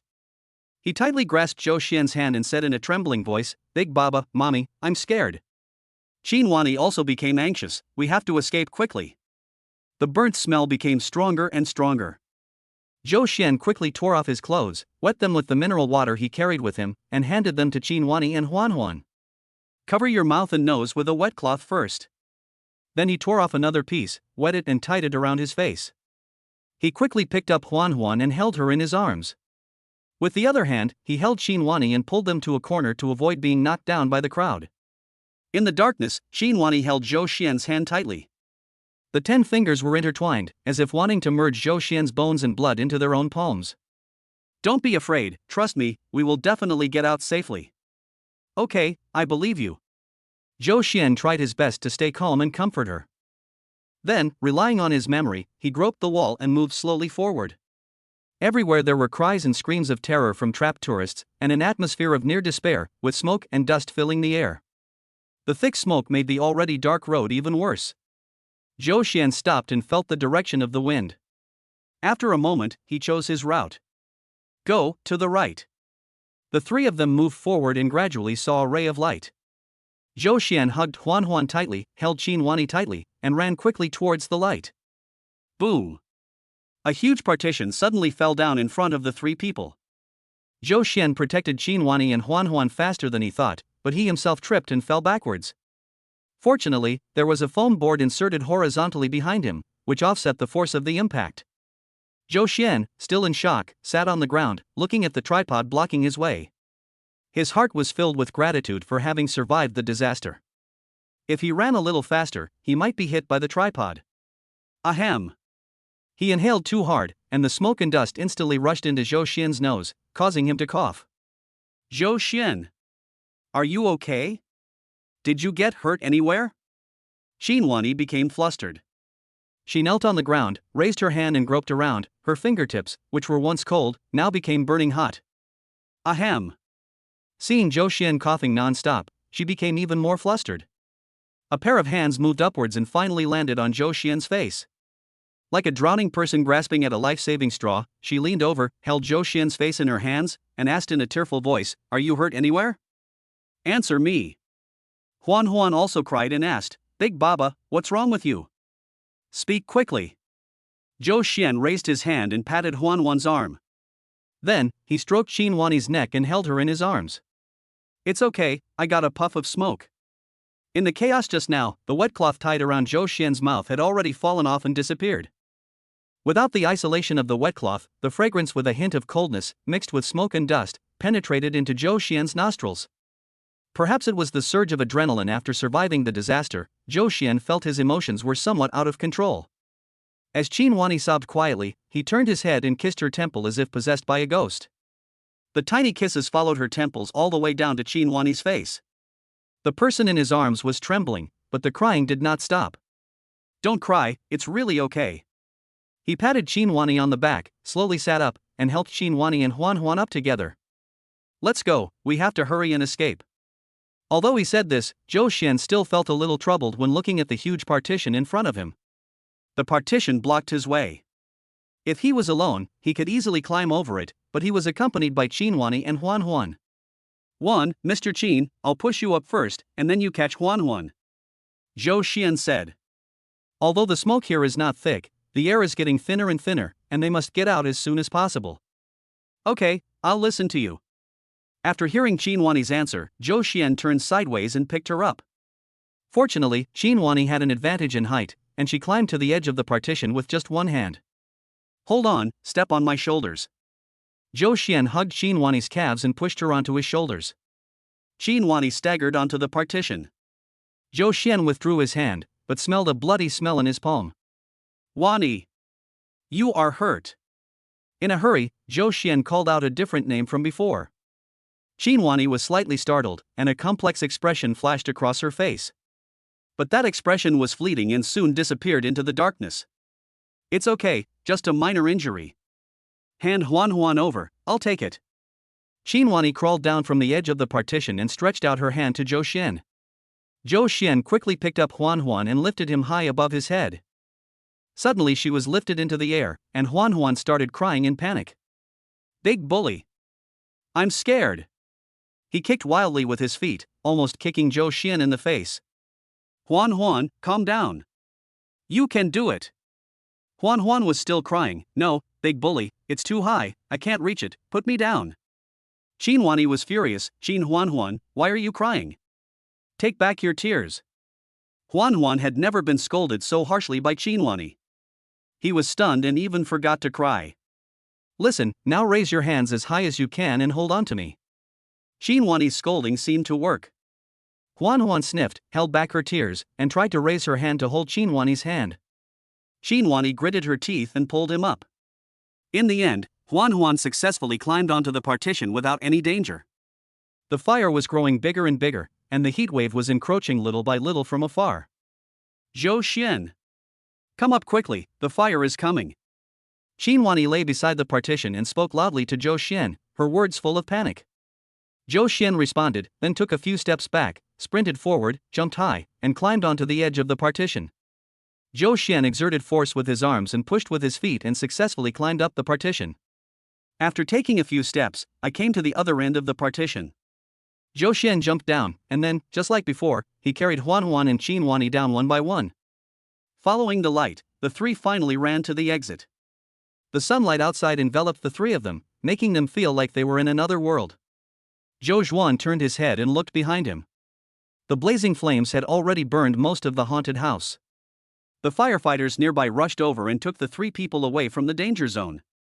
Then, he put on a breathing mask and ran towards the sea of fire. Zhou Xian looked at the flame and felt something was wrong. Without thinking too much, Zhou Xian ran forward a few steps, grabbed the firefighter and pulled him back.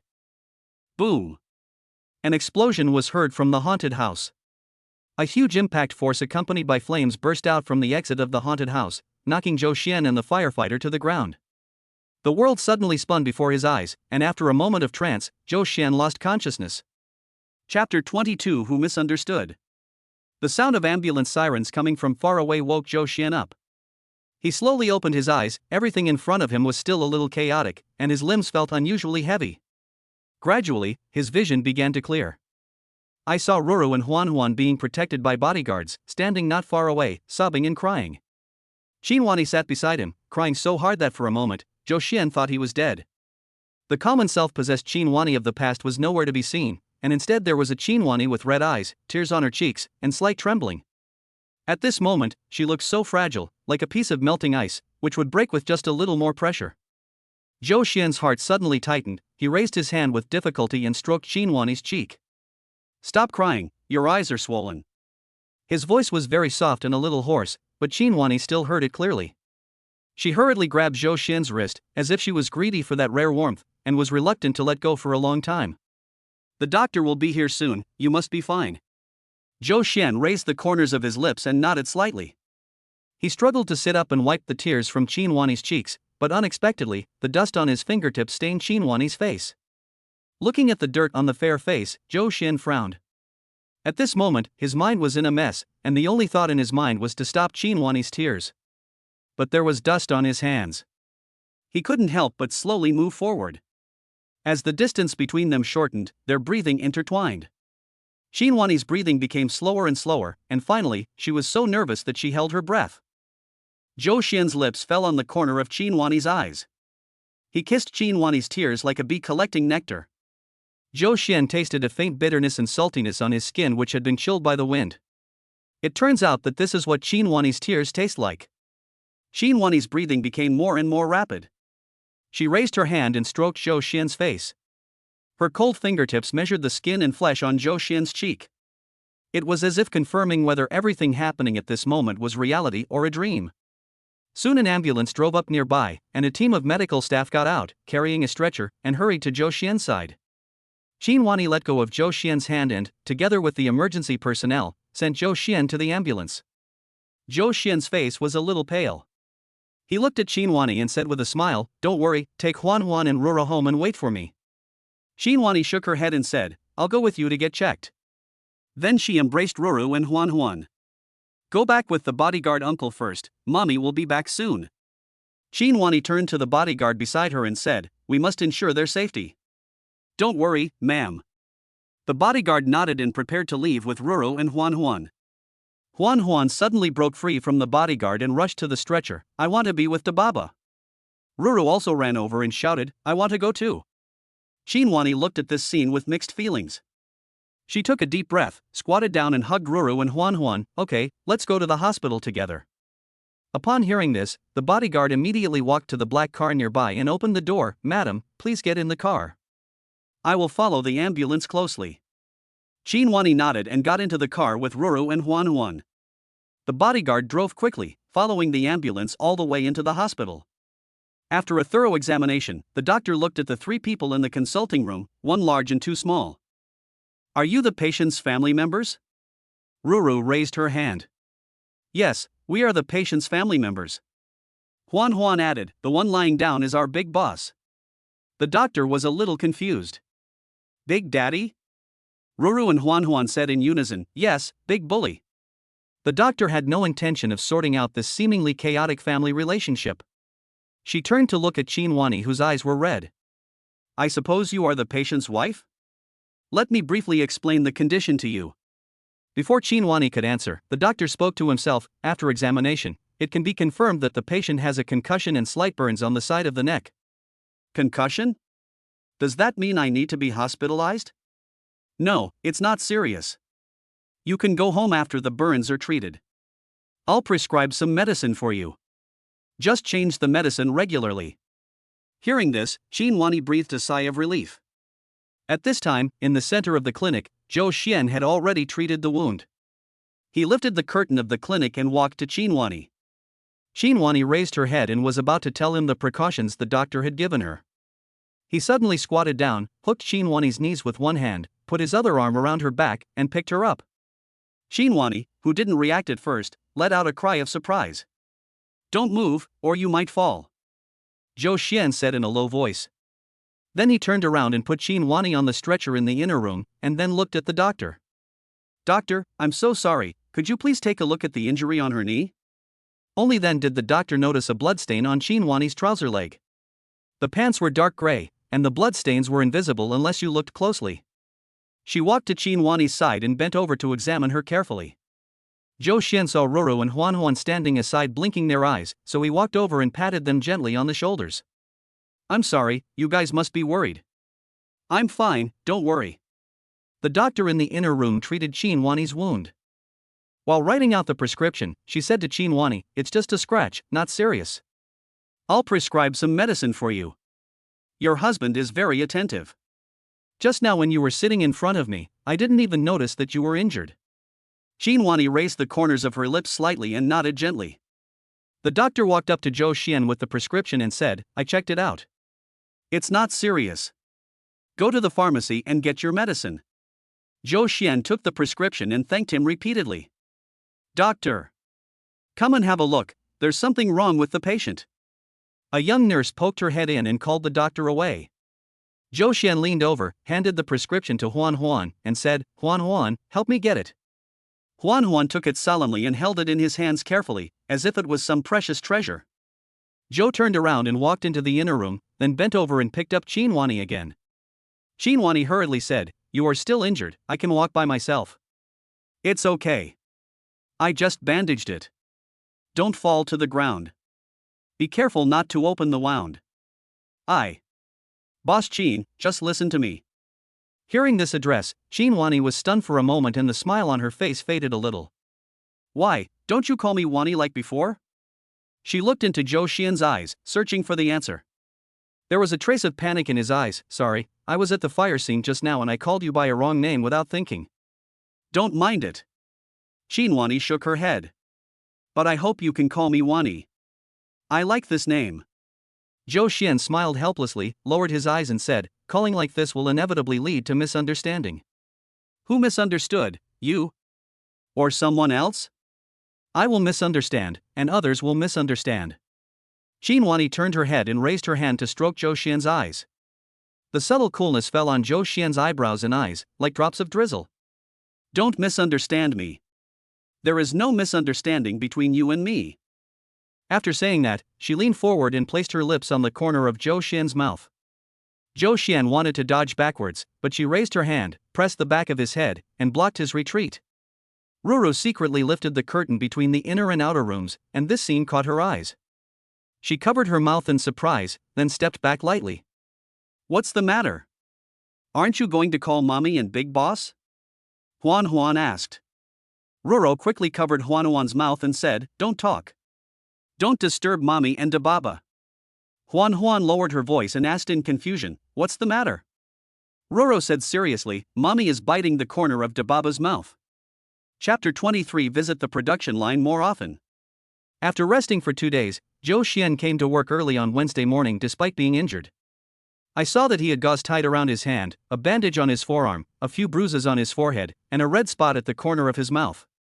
A number of senior executives whose offices were on the same floor as his came forward to express their concern about his injuries. Boss Zhou, what happened to you? Why are you so badly injured? Why don't you take a few days off before coming to work? You are so dedicated. You look like you were beaten? Tell me what's going on. I'm familiar with my friends in the police station. An executive who had inquired about Zhou Xian's whereabouts came over. I heard that you went to the factory last week and encountered a disturbance. Was it that worker who beat you up? Such a villain should be fired. Oh, was it a worker who beat him? Then this person must be fired. It would be best if he was notified to the entire industry and put on the blacklist. After the merger, many workers at the factory refused to obey management, which was very bad. I think we should drastically lay off a lot of people.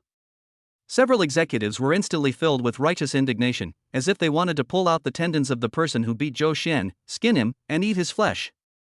Zhou Xian frowned. He could sense the executives' disdain for the production department and their indifference to the workers' livelihoods. However, the production department is the cornerstone of the company's development. If this trend is allowed to continue, it will probably be very detrimental to the company. He looked at the executives and said seriously, Everyone, don't worry. He wasn't beaten, he just had an accident on his way home from get off work. The workers in our factory are very well behaved, don't worry. We should go to the production line more often on weekdays to see and get to know the workers better. If someone in a lower position said this, it would probably cause disgust among the senior executives. After all, no manager likes to be accused by his subordinates of not being close enough to the front line. However, these words were said by Zhou Xian, a senior executive directly appointed by the group. His words fell into the ears of everyone. There are different interpretations. Yes, Mr. Zhou is right. I will immediately arrange for people in the department to take turns to visit the production line for exchanges. That's right. Only by being close to the front lines can we do our job well. President Zhou is absolutely right. Boss Zhou, don't worry. Our department will have a meeting later and organize arrangements to go to the front line to listen to the workers' opinions. Seeing that everyone was so obedient, Zhou Xian nodded with satisfaction and turned to walk towards his office. Wait until his back disappears in the corridor. A group of executives began to whisper. He just said that we need to go to the front line to take a look. Does the group think that we don't go to the production line often enough? I'm afraid it's not just this meaning, there may be another deeper meaning behind it. Could it be that the group thinks we are fighting too much among ourselves and has begun to side with the old men from Ruiguang Machinery? It's really possible. Didn't you just say that Zhou Xian went to the factory with Wu Qingchuan last week? How could they be so close when they first met? It's hard to say. I asked around a bit before, and I heard that a worker caused trouble that day and almost stabbed Wu Qingchuan. Guess how Zhou Xian reacted at that time? These words were said in a very mysterious way, causing a number of senior executives to speculate. How else can you react? You encountered this kind of thing on your first day at the factory. You must be very disgusted with Wu Qingchuan. Maybe he thinks this is Wu Qingchuan trying to intimidate him. Wu Qingchuan is not a likable person to begin with, and he is from Ruiguang's side. If Zhou Xian is tired of him, that's fine. The executive who had whetted everyone's appetite shook his head and said, You all guessed wrong.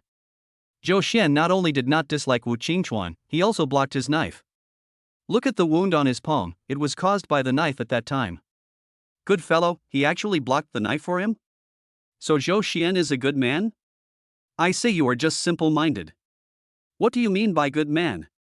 These two people are obviously old acquaintances. If they are not old acquaintances, how could they do this?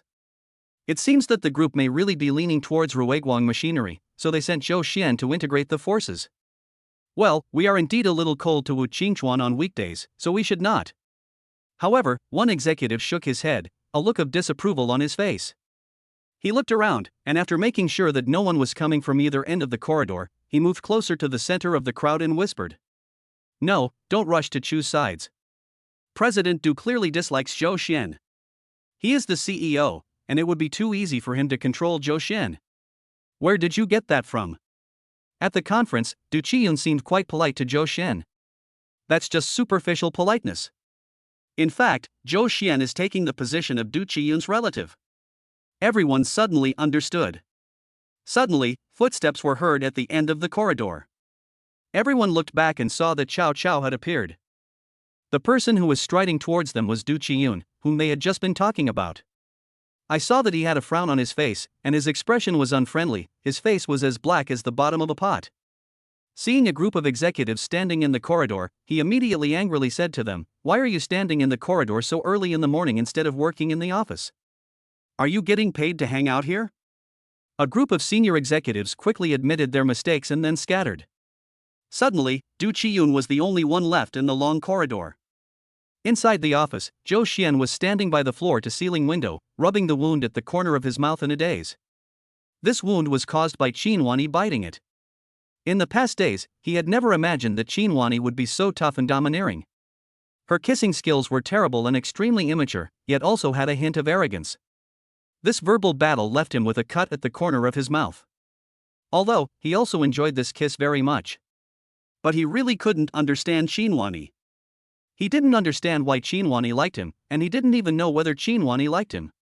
The day after Qinhuani finished biting him, she flew directly to Country Inn on a business trip with her injuries, as if she could avoid him. This left him with a lot of questions, but he didn't know where to start. Zhou Xian looked down at the street scene outside the glass window and fell into infinite confusion. However, this state of melancholy and sadness did not last for more than a few seconds before it was interrupted by a hurried knock on the door. Zhou Xian came back to his senses and shouted, "Come in." Before he could finish his words, the door swung open heavily. Du Qiyun strode into the office.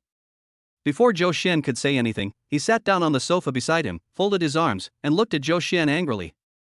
"Mr. Zhou, I heard that you submitted a proposal to the board of directors. It's such a big deal, but I, as the CEO, was the last to know about it." Zhou Xian showed a surprised expression, and then asked knowingly, "Mr. Du, you are not talking about the equipment upgrade proposal, right?" Du Qiyun snorted coldly and said, "That's right." Seeing Du Qiyun like this, Zhou Xian instantly understood that she was here to call him to task. It seems that there will be a tough battle ahead. He put his utmost attention into the response. Chapter 24. There will be less resistance. Zhou Xian did not directly confront Du Qiyun's attack. With a smile on his face, he dragged his injured hand to make a cup of tea for Du Qiyun. "Mr. Du, please try this. This is the new tea that has just been delivered." Seeing Zhou Xian lower his posture, Du Qiyun's anger subsided a little. He raised the teacup and took a sip of the tea. The tea aroma rose in the air and he closed his eyes, savoring it carefully. After a moment, he opened his eyes and showed an appreciative smile on his face. "Good tea, it is indeed good tea. It has a slight sweetness in the fragrance and a long aftertaste, very good." Zhou Xian saw this and immediately said, "Boss Du is really an expert. He can tell the quality of this tea with just one sip. I am usually busy with mundane affairs and know nothing about tea art. It would be a waste of money to keep such good tea in my hands." As he spoke, he handed the porcelain jar full of tea to Du Qiyun. "Mr. Du is an expert in tea ceremony. Why don't you take this can of tea back with you? This way, the tea will have a good place to go." Du Qiyun was slightly stunned, and then declined, "How can I be so embarrassed?" "Of course not." Zhou Xian waved his hand and smiled, "As long as you like it, good tea should be enjoyed by people who understand tea." Seeing Zhou Xian's sincerity, Du Qiyun could not refuse and took the teapot. "Then I will respectfully obey your command."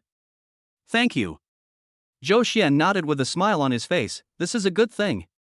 Seeing that Du Qiyun's anger had subsided, Zhou Xian started to talk about business. He took out a stack of documents from under his desk and handed them to Du Qiyun. Du Qiyun opened it and found that it was a research report on the factory equipment situation. This report is very detailed, listing the situations faced by the equipment in great detail, and it is obvious that a lot of thought has gone into it. The factory has spent a long time preparing this report, and the situations and data in it are all the latest, Zhou Xian said. Hearing this, Du Qiyun nodded slightly but did not respond. Zhou Xian continued, the factory is not in a good condition right now. We have to update our equipment as soon as possible. If we delay for a second, the possibility of safety problems will increase. However, Du Qiyun knew all this. Before Zhou Xianwei joined the company, he had been in charge of the production department. Wu Qingchuan had told him about these situations 8 times, if not 10 times, and his ears were already numb from hearing them. However, he had long lost interest in the antiques produced by the production department. In recent years, he has focused on developing new production lines. Not long ago, his fellow student contacted him and sent him a blueprint of a portable laser weapon. The first time he saw the blueprint, he felt that he had seen unlimited business opportunities. In addition, his senior brother had promised him a huge profit, so he had already verbally agreed to open a new production line to produce the launcher components for the weapon. However, the company has limited funds after all. If it wants to open a new production line, it naturally does not have the funds to update the equipment that produces antiques. However, there is also a board of directors watching over the company. He can't just act on his own whim. He had planned to spend some time convincing the board members, but he didn't expect Zhou Xian to actually submit a plan to update the equipment. If the board of directors agrees, the equipment upgrade project will naturally be launched quickly, and his new production line will be hopeless. When Du Qiyun thought of this, his face darkened. You should have informed me about this equipment upgrade project, and we should have discussed it before submitting it to the board of directors. Now you've left me and other executives aside and contacted the board of directors directly. Isn't that unreasonable? In fact, in Du Qiyun's view, if this project was sent up without his signature, it would be an overstep. What's more, he didn't want this project to pass at all. Zhou Xian sat next to Du Qiyun, took his hand, patted the back of his hand, and said, "Brother, you misunderstood me." Du Qiyun looked at Zhou Xian and asked, "Oh? How did I misunderstand you?" I sent a copy of the equipment upgrade project plan to you at the same time as I sent it to the board of directors. I personally delivered it to your office and told your secretary about it at the time. Hearing Zhou Xian say this, Du Qiyun's expression changed slightly. On Monday, the secretary did report to him that Zhou Xian had come to see him and had brought a project document for him to review personally.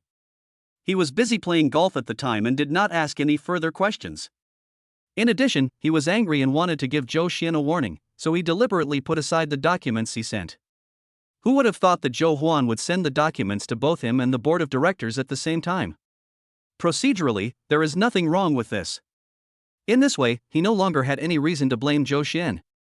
Du Qiyun put on a serious expression, "That's the truth. I'm afraid my secretary forgot to report it to me." Zhou Xian also started to act along with him, with a surprised expression on his face. "Oh, your secretary was indeed a little careless. However, you have a lot of things to do and your secretary has a lot to deal with, so it is inevitable that there will be some negligence." You are right. This little son is really outrageous. When I return, I will definitely criticize him. Don't criticize me. Young people are bound to make mistakes. Give him more opportunities. Having said that, the atmosphere inevitably became a little awkward. Du Qiyun was angry inside but didn't dare to show it on her face. She sat awkwardly on the sofa and Zhou Xian laughed at her.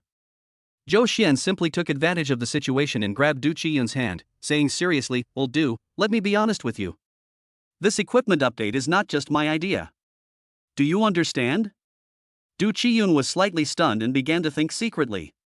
If it's not just his idea, then whose idea is it?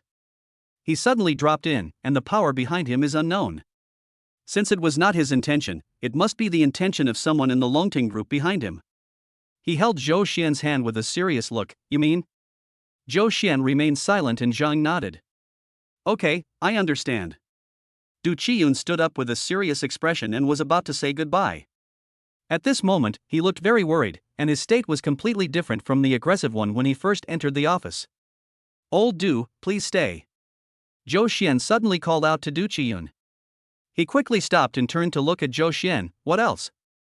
Zhou Xian walked forward and handed the teapot on the table to Du Qiyun. He said, "I forgot to take your tea."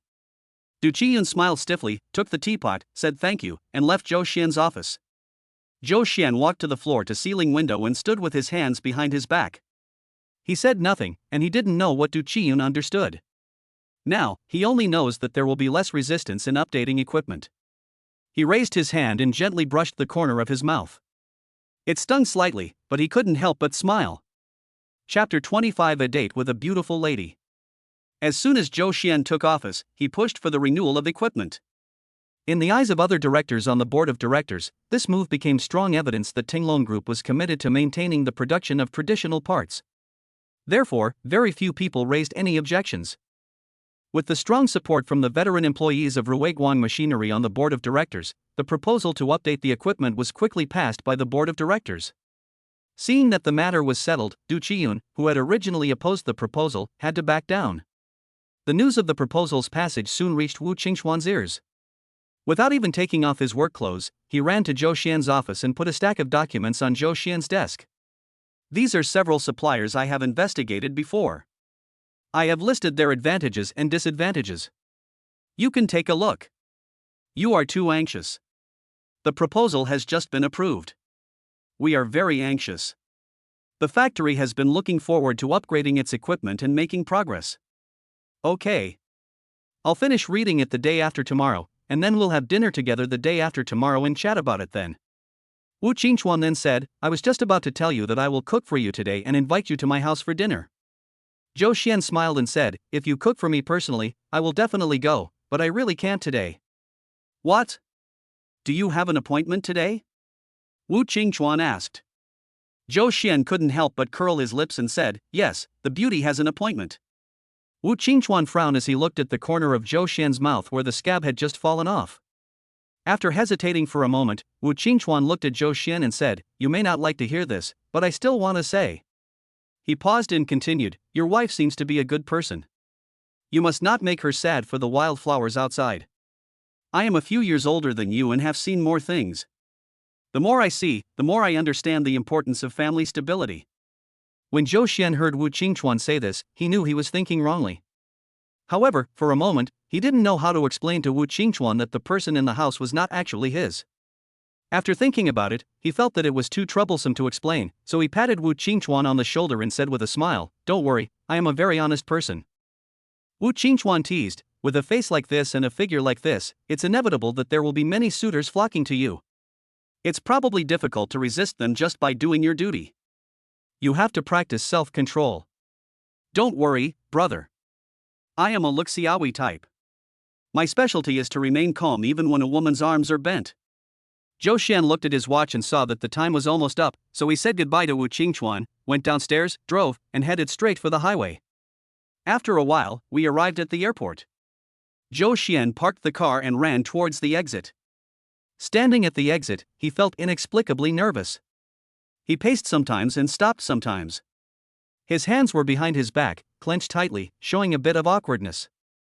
I looked at the watch and only 10 minutes had passed. But he felt that his heart was experiencing a torment that seemed to last for years. Finally, the flight arrival announcement came over the radio, and Zhou Xian's irregular breathing finally calmed down. He took a deep breath and looked at the crowd. Strange faces flashed by, but the person I was looking for was nowhere to be seen. Zhou Xian's eyes shuttled through the crowd, searching anxiously. Suddenly, his eyes lit up. I saw a tall figure appear in the crowd and walk out from the VIP channel.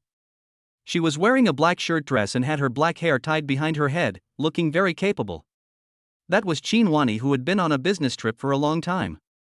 Several men and women in suits followed behind her, holding documents and reporting. She turned her head, picked up the document and read it as she walked. Zhou Xian was about to raise his hand to signal, but he found that she had turned her head to look at him as if she had sensed something. She stopped where she was and handed the document to the person next to her, then dismissed everyone. No longer having to follow their boss around, the followers breathed a sigh of relief and quickly walked out of the exit and disappeared into the crowd. Qin Wani then walked quickly towards Zhou Xian. Zhou Xian felt his heartbeat accelerating violently. He walked forward and wanted to give Qin Wani a hug. As the distance shortened, Zhou Xian could clearly see the smile flashing in Qin Wani's eyes, and her hair slightly spread out due to running. When Qin Wani ran in front of him, his chest suddenly tightened and he forgot about the hug. The two looked at each other and were both a little nervous. Zhou Xian was silent for a long time, until he felt a chill running across his fingertips. It was Qin Huani who reached out and hooked his little finger. Long time no see. Zhou Xian's voice was a little hoarse. As he spoke, he held Qin Huani's hand. Well, long time no see. Qin Huani responded softly. At this moment, the surrounding noise suddenly dissipated, and the only thing left in Zhou Xian's field of vision was the smile on Qin Huani's lips. After walking out of the airport, Zhou Xian belatedly thought of the things he had prepared. Sorry, wait a moment. After saying this, before Qin Huani could speak, he let go of Qin Huani's hand and ran away quickly. Qin Huani stood there in a daze, a hint of disappointment flashing in her eyes. The sudden loosening of her hand made her feel a little uneasy. Time passed little by little, but there was still no sign of Zhou Xian. Qin Huani took out her cell phone and wanted to contact him. After hesitating for a moment, he put the phone back into his bag. She was a little afraid that Zhou Xian would think she was too clingy, and afraid that Zhou Xian would see through her anxiety. Sometimes, the depth of love seems to be a question, but in fact it is a trump card. The person who is seen through first is often the first to lose the initiative. Huani. After endless entanglement, Qin Huani was finally relieved when she saw Zhou Xian running towards her. Zhou Xian was seen sweating profusely, holding a bunch of packaged sunflowers in his hand. Here. Pick up the airport gift. He took the bag from Qin Huani's hand and stuffed the sunflower into her hand. Qin Huani was stunned for a moment and asked, "Did you just buy this?" "No, I bought it in advance and just put it in the trunk of the car and forgot to take it out," Zhou Xian said while wiping the sweat off his face. Qin Huani was a little puzzled. "Then why don't you just drive the car over here?" "Ah. My head." Zhou Xian slapped his forehead in annoyance, looking a bit silly. Qin Huani had never seen him like this before. After watching him for a moment, she couldn't help but burst out laughing. Zhou Xian smiled shyly. Hey. Don't laugh at me.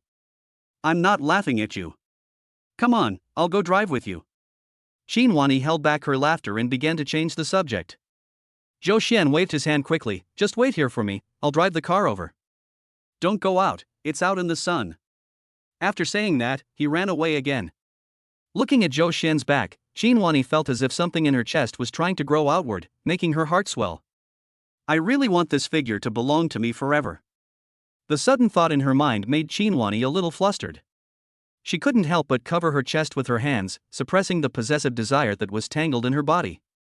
Chapter 26. It doesn't matter if there are other meanings. "Come on, Miss Beauty, get in the car." Zhou Xian drove the car to Qin Huani, got out of the car like a gentleman and opened the door for her. Qin Huani sat in the passenger seat and suddenly discovered that there were 2 safety seats installed in the back seat of the car. "This is..." Zhou Xian followed Qin Huani's gaze and said with a smile, "Emoyun's factory is close to Ruru and Huanuan's kindergarten. I've been going to the factory quite often recently, so I wanted to pick them up from school from time to time." "Are you worried about being asked?" Qin Huani looked at Zhou Xian with a little uneasiness in her eyes. Zhou Xian understood what Qin Huani meant, and also saw the turmoil in her. "Just ask, there are already 2 babies waiting for me to pick up." Qin Huani smiled after getting a satisfactory answer, and the uncertainty in her eyes disappeared. Zhou Xian raised his hand and glanced at the watch. "It's still early. Let me tell the housekeeper and we'll go pick up Ruru and Huanuan." Qin Huani nodded. "Oh, wait a minute." Zhou Xian seemed to have thought of something, and he turned sideways and leaned towards the back seat. At this time, Qin Huani was only a fist away from him. The cold breath of cedar invaded him, dancing happily between Zhou Xian's eyebrows and nose. It is so domineering and provocative to every sensory nerve around. Zhou Xian's fingertips felt a little slippery and his throat began to itch. He slowed his breathing to hide his rapid heartbeat. Ahem, the things were placed a little too far back. Zhou Xian smiled in a concealing manner while handing a package to Qin Huani. Qin Huani opened the bag and found 2 newly ripened sunflower seed plates. On the side is a palm-sized food box. "I bought these when I went to buy sunflowers." "Try them. These fresh sunflower seeds taste great." Qin Huani was a little confused and asked, "Does the flower shop still sell mature sunflower seeds?" "I didn't buy these flowers at a flower shop. I bought them from a farmer in a sunflower field. That old lady has a good business sense. She sells 2 products for 1." Qin Huani said with a smile. Zhou Xian drove the car and shook his head. The old lady was selling sunflower seeds. When I went to the countryside to visit my employees, I happened to pass by a sunflower seed field. I was thinking about picking you up at the airport today, so I discussed with the old lady whether I could pay to pick some flowers. After picking the flowers, I saw that the sunflower seeds were very good, so I bought some as well. Chinwani looked at the beautifully wrapped bouquet placed beside her, stunned for a moment, and asked, "Did you wrap these flowers?" Zhou Xian said in a low voice with a guilty conscience, "I guess I wrapped it, but it didn't look very good, so Ruru and Huan also helped." Chinwani couldn't help but smile when she saw him like this. She picked up the plate of sunflower seeds, looked left and right but didn't know how to start. She had a manicure on her hands, and if she used her nails to pry the sunflower seeds, she would inevitably scratch them. So she carefully tried to start from the edge with the tip of her fingernail. Zhou Xian glanced at it out of the corner of his eye and said quickly, "Don't use your fingernails. Be careful not to break them," he said as he drove the car into a parking space on the side of the road. Hearing this, Chinwani quickly withdrew her hand. Zhou Xian hurriedly parked the car, turned sideways, and reached out to grab the bag that Chinwani placed on her lap. DD. A pedestrian on the sidewalk not far away ran a red light, and the driver nearby suddenly honked the horn, scaring Zhou Xian, who was already a little panicked. He subconsciously turned his head and looked forward, but forgot that his hand was still above the other person's knee. When the tactile nerves in his palm transmitted the warm and soft feeling to his brain, he was stunned for a moment. Looking back, he found that when he turned around just now, he actually put his palm on Chinwani's lower abdomen. When Zhou Xian fell into the swamp and had his paw nearly bitten off by a crocodile, he was not as panicked as he is now. "Hug, sorry," he stuttered as he began to apologize, and only realized after he finished that he had forgotten to take his hand back when he apologized. "God, am I a super idiot?" he cursed in his heart. I don't mean anything else." He was about to withdraw his hand, but unexpectedly, a hint of coolness wrapped around his fingertips. Chinwani actually raised her hand to cover the back of Zhou Xian's hand, and then her slender fingers slowly sank and fell into Zhou Xian's fingers. Like a vine, a hint of coolness wrapped around Zhou Xian's palm. "It doesn't matter if it means something else." Chinwani looked at him with a sly smile. Zhou Xian felt as if a fireball fell on his face, burning his face and ears. His throat was itchy and his chest felt like an elephant was ramming into him madly, making him feel dizzy. Chinwani's hands were wrapped around him tightly, and before he even tried to break free, he had already given up and had to let her continue holding them. In an extremely awkward posture, he walked past Chinwani and pulled out the food box that had fallen to the bottom of the small bag containing the sunflower plates. "I want to give you this. It contains raw melon seeds that I peeled." "Really? Thank you." Chinwani reluctantly let go of Zhou Xian's hand, took the food box with both hands and opened it. "As soon as you open the lid, you will smell a fresh aroma like green grass." The food box was filled with plump white melon seeds, and a small spoon was placed on the edge of the box. "I should have just given you the box. I don't know what happened just now. It was like my brain short-circuited and I gave you the bag and the sunflower seed plate together. Thank you for your hard work." Chinwani looked up at Zhou Xian, her eyes as gentle as water. Zhou Xian's gaze fell on Chinwani's eyes and he gradually couldn't look away. "The burning heat on my face did not subside at all, but instead became more and more intense." Boom, boom, boom. Suddenly, a sound of knocking on the glass came from inside the car. Zhou turned around and saw the traffic policeman's face pressed against the glass suddenly appear in his sight. He quickly lowered the window. "Sir, what's the matter? This is the taxi parking space. Why are you parking your car here?" The traffic police pointed toward the roadside. Zhou Xian was stunned for a moment, opened the car door, got out, and looked in the direction the traffic police pointed. Sure enough, there was a huge sign hanging on the side of the road. Zhou Xian couldn't help but curse in his heart, "My brain really short-circuited today, it must be because I didn't sleep well yesterday." 50 fine. The traffic police stepped back a few steps, took a photo of Zhou Xian's car, and then wrote out a ticket and handed it to him. "Okay, I'm really sorry. Be more careful when driving next time." After saying that, the traffic policeman got on his motorcycle and left. Zhou Xian looked at the ticket and smiled helplessly, but his eye suddenly caught sight of his watch. "Oh no!" Zhou Xian suddenly exclaimed. This exclamation startled Chinwani. "What's wrong? Is there something wrong with the car?" "It's time for Huan and Ruru to get out of school. I said I would pick them up, it's all my fault. I parked my car in the wrong place and wasted time," Zhou Xian said in annoyance. Xinhuani chuckled, "They won't eat you later, it's not too late to go now." Chapter 27 Gift. When Zhou Xian drove to the kindergarten, it was almost dusk. He parked the car in the parking lot near the school gate, turned to look at Xinhuani, and said, "Wait for me for a moment.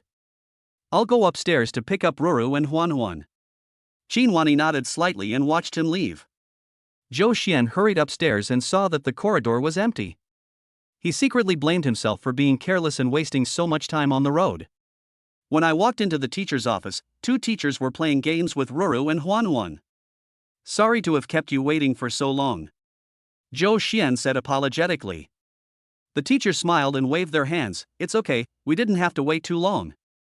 As soon as Ruru and Huan saw Zhou Xian, they ran over excitedly. Huan rushed to Zhou Xian first and hugged Zhou Xian's legs. He looked up at Zhou Xian and asked, "Big bully, why are you late again?" Zhou Xian squatted down and touched Huan's head. Then he said sincerely, "I'm sorry, it's all my fault for being careless and getting delayed on the road." Huan still seemed a little dissatisfied, but was quickly pushed aside by Ruru. Ruru gently pulled Zhou Xian's sleeve, leaned close to his ear, and whispered, "Dad, does mommy like those flowers?" Zhou Xian smiled and replied, "She likes it very much. I brought the flowers to her and made her very happy." After hearing this, Ruru showed a satisfied smile. "I told you that mommy would definitely like it. You have to wrap it the way I do." "Ro, you're right," Zhou Xian said as he pinched Ro's cheek. "The bouquet you helped me put together was great." When Roro heard Zhou Xian praising her like this, her cheeks flushed slightly, and then she said proudly, "Of course, the bouquets I make are the best in the world." Huan pouted, "I think the ones I made are okay, although not as pretty as Ruru's." Ruru insisted on opening the ones I made. Zhou Xian embraced Huan and said, "Your flowers are also very beautiful, but everyone has their own expertise. Ro is better than you at flower bouquet packaging, just like you were better at playing with sticks than Ro. I heard Zhou Xian praising me for my stick skills." The slight imbalance in Huan's heart also disappeared. He put his hands on his hips and said, "Yes, I am really good at using a stick. Big bully, when I have time one day, I will teach you a few moves." Zhou Xian smiled and said, "Okay, then you must teach me seriously so that I can learn real kung fu." Huan put his hands behind his back and said calmly, "Of course." The teacher said that strict teachers produce excellent students. "I will definitely be super strict when the time comes." Zhou Xian laughed, stood up and said goodbye to the teachers. "Big boss, is mommy here too?" Huan grabbed Zhou Xian's trouser leg and asked. "Here we are. She is waiting for us in the car. Let's go down quickly." Then, Zhou Xian took Huan and Ruru by the hand and walked out of the office together. When we arrived at the parking lot, Xinhuani was leaning against the car and making a phone call. Seeing Zhou Xian coming with Ruru and Huan, she hurriedly ended the call and looked at them with a smile.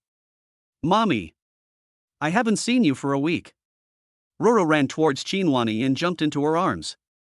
Xinhuani quickly hugged her and said, "Be careful. Didn't we just communicate via video yesterday? But, I just miss you." Huan also rushed over and hugged Xinhuani's legs. "Mommy, I miss you too, even more than Ruru." Okay, mommy misses you too, let's go home."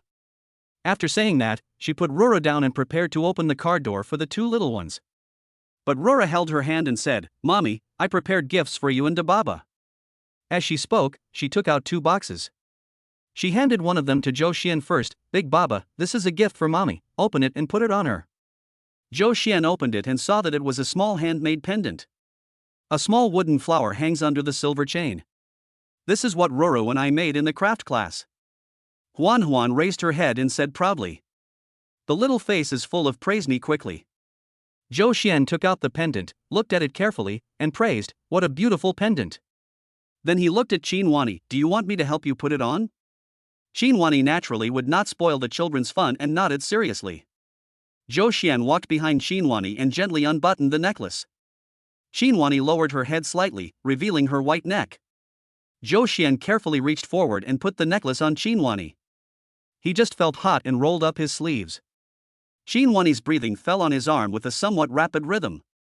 He couldn't help but shudder slightly, and quickly fastened the necklace, trying to take his hand back. Unexpectedly, in the rush, he made a mistake and his hastily withdrawn fingertips accidentally brushed Xinhuani's skin. It seemed as if he had put some thought into it and done it deliberately. Zhou Xian quickly took a step back and pretended to admire the small pendant. However, the small wooden flower hanging on Qin Wanni's collarbone and the faint smile on Qin Wanni's mouth quickly captured Zhou Xian's attention. He stood there in a daze, with an imperceptible confusion in his eyes. Seeing that he was silent, Qin Wanni asked, "How is it? Does it look good?" Zhou Xian finally came back to his senses and said seriously, "It's beautiful." Qin Wanni's earlobes turned slightly red, and she said, "Thank you." She tried to hide her mistake by moving her eyes away from Zhou Xian and looked at Ruru. "Do you have any more gifts for Uncle Zhou?" Ruru nodded and handed another box to Qin Wanni. "Is it also a pendant?" Qin Wanni took it and opened it. However, when she saw what was in the box, she was stunned. "That's a ring." The ring was made of wood, had no patterns, and looked roughly made. It was only wide enough to fit Zhou Xian's ring finger. "This." Qin Wanni looked at Ruru hesitantly. "Is this a gift for Uncle Zhou?" Ruru nodded firmly and said, "Yes, this is the gift for Dababa, and I want you, Mommy, to give it to him." Qin Wanni was silent for a long time, and then said, Ro, you don't know the meaning of the ring." Naturally, she could use Ruru and Huanuan's requests to get Zhou Xian to wear the ring. She could even use the pressure from the Qin family and Longting group to force Zhou Xian to wear it and not take it off. However, she was afraid to see resistance and helplessness in Zhou Xian's eyes. Even the slightest fear would terrify her and keep her awake at night. She could do without Zhou Xian for the time being, but she could not stand Zhou Xian's disgust and resistance. "I couldn't bear the fact that I was getting further and further away from her, both in soul and body." "No. I understand the meaning of the ring. I know that as long as the big boss wears it, no other bad woman will snatch it away," Ruru said loudly, her eyes full of stubbornness. Her big eyes were full of moisture, as if she would burst into tears immediately if Qin Wanni said no. Ro. Qin Wanni still wanted to persuade. "This ring is so beautiful." Zhou Xian suddenly spoke, took the box from Qin Wanni, and looked at the ring carefully. Chapter 28 Unveiling Ceremony. Qin Wanni looked at Zhou Xian nervously, looking at the ring. It was as if it was not a ring, but a bomb that could explode at any time, a verdict that had not yet been opened. Until Zhou Xian put the ring on his ring finger. The bomb dissolved and the verdict took effect. In the barren desert, a flower blooms in the wind. It's just the right size. Ruru, Huan, thank you. Zhou Xian gently turned the ring and said with a smile. Ruru ran around him, held his hand, and rubbed the ring with her fingertips. Then she pulled Qin Wanni over. He put their hands together and said, "Big bully, you are not allowed to take it off once you put it on. You have to promise me and Mommy, okay?" Ruru raised her head and looked at Zhou Xian with pleading eyes. Zhou Xian then smiled and said, "How can I bear to take off such a beautiful ring?" "Don't worry." Ruru showed a satisfied smile. "Big Baba, you are so nice." Qin Wanni was a little dazed and didn't speak for a long time. She tightened her hand, and the ring on her ring finger pressed against her palm, maintaining a strong presence. She could hardly believe that she had obtained Zhou Xian's promise so easily. "Let's go home," Zhou Xian said softly. "Okay, let's go home." Qin Wanni's voice was a little hoarse. The employee training center of Moyan Factory was completed. Wu Qingchuan called and asked whether to start operations immediately, but Zhou Xian raised objections. After it was built, it started operating quietly. The workers would inevitably have other speculations and ideas. Since it was to reassure the workers, it should be made more conspicuous and not leave room for comments and speculation. Zhou Xian's phone call convinced Wu Qingchuan. On the second day after the completion of the employee training center, a grand unveiling ceremony was held, and all the local dignitaries were invited to the ceremony. As the CEO of Mo Yun, Du Qiyun was extremely reluctant but still attended the event with a group of Mo Yun executives. Everyone arrived early and sat in the factory's VIP room to drink tea. Du Qiyun looked out the window at the event site, where there was a lot of noise from gongs and drums. She felt quite aggrieved when she thought about her new production line that had not been put into operation. He took a sip of tea, looked at Zhou Xian, and said, "The factory has a serious staff turnover now. I don't know whether setting up an employee training center like this is a good thing or a bad thing." Before Zhou Xian could say anything, a senior executive at the side chimed in, "Boss Du, this is really insightful. This unveiling ceremony is too grand and exaggerated, which is actually not a good thing." "That's true. It's too ostentatious and will inevitably attract criticism. With this kind of style and behavior, it's no wonder that the situation in our factory is getting worse day by day. Wu Qingchuan, who was standing by, turned pale when he heard this, but due to his status, he did not dare to say anything more. Zhou Xian said slowly, "It is precisely because of the serious loss of personnel that everyone is not as energetic as before, so we need such a ceremony to boost everyone's spirit and morale." After saying this, he looked around and asked, "Do you think I'm right?"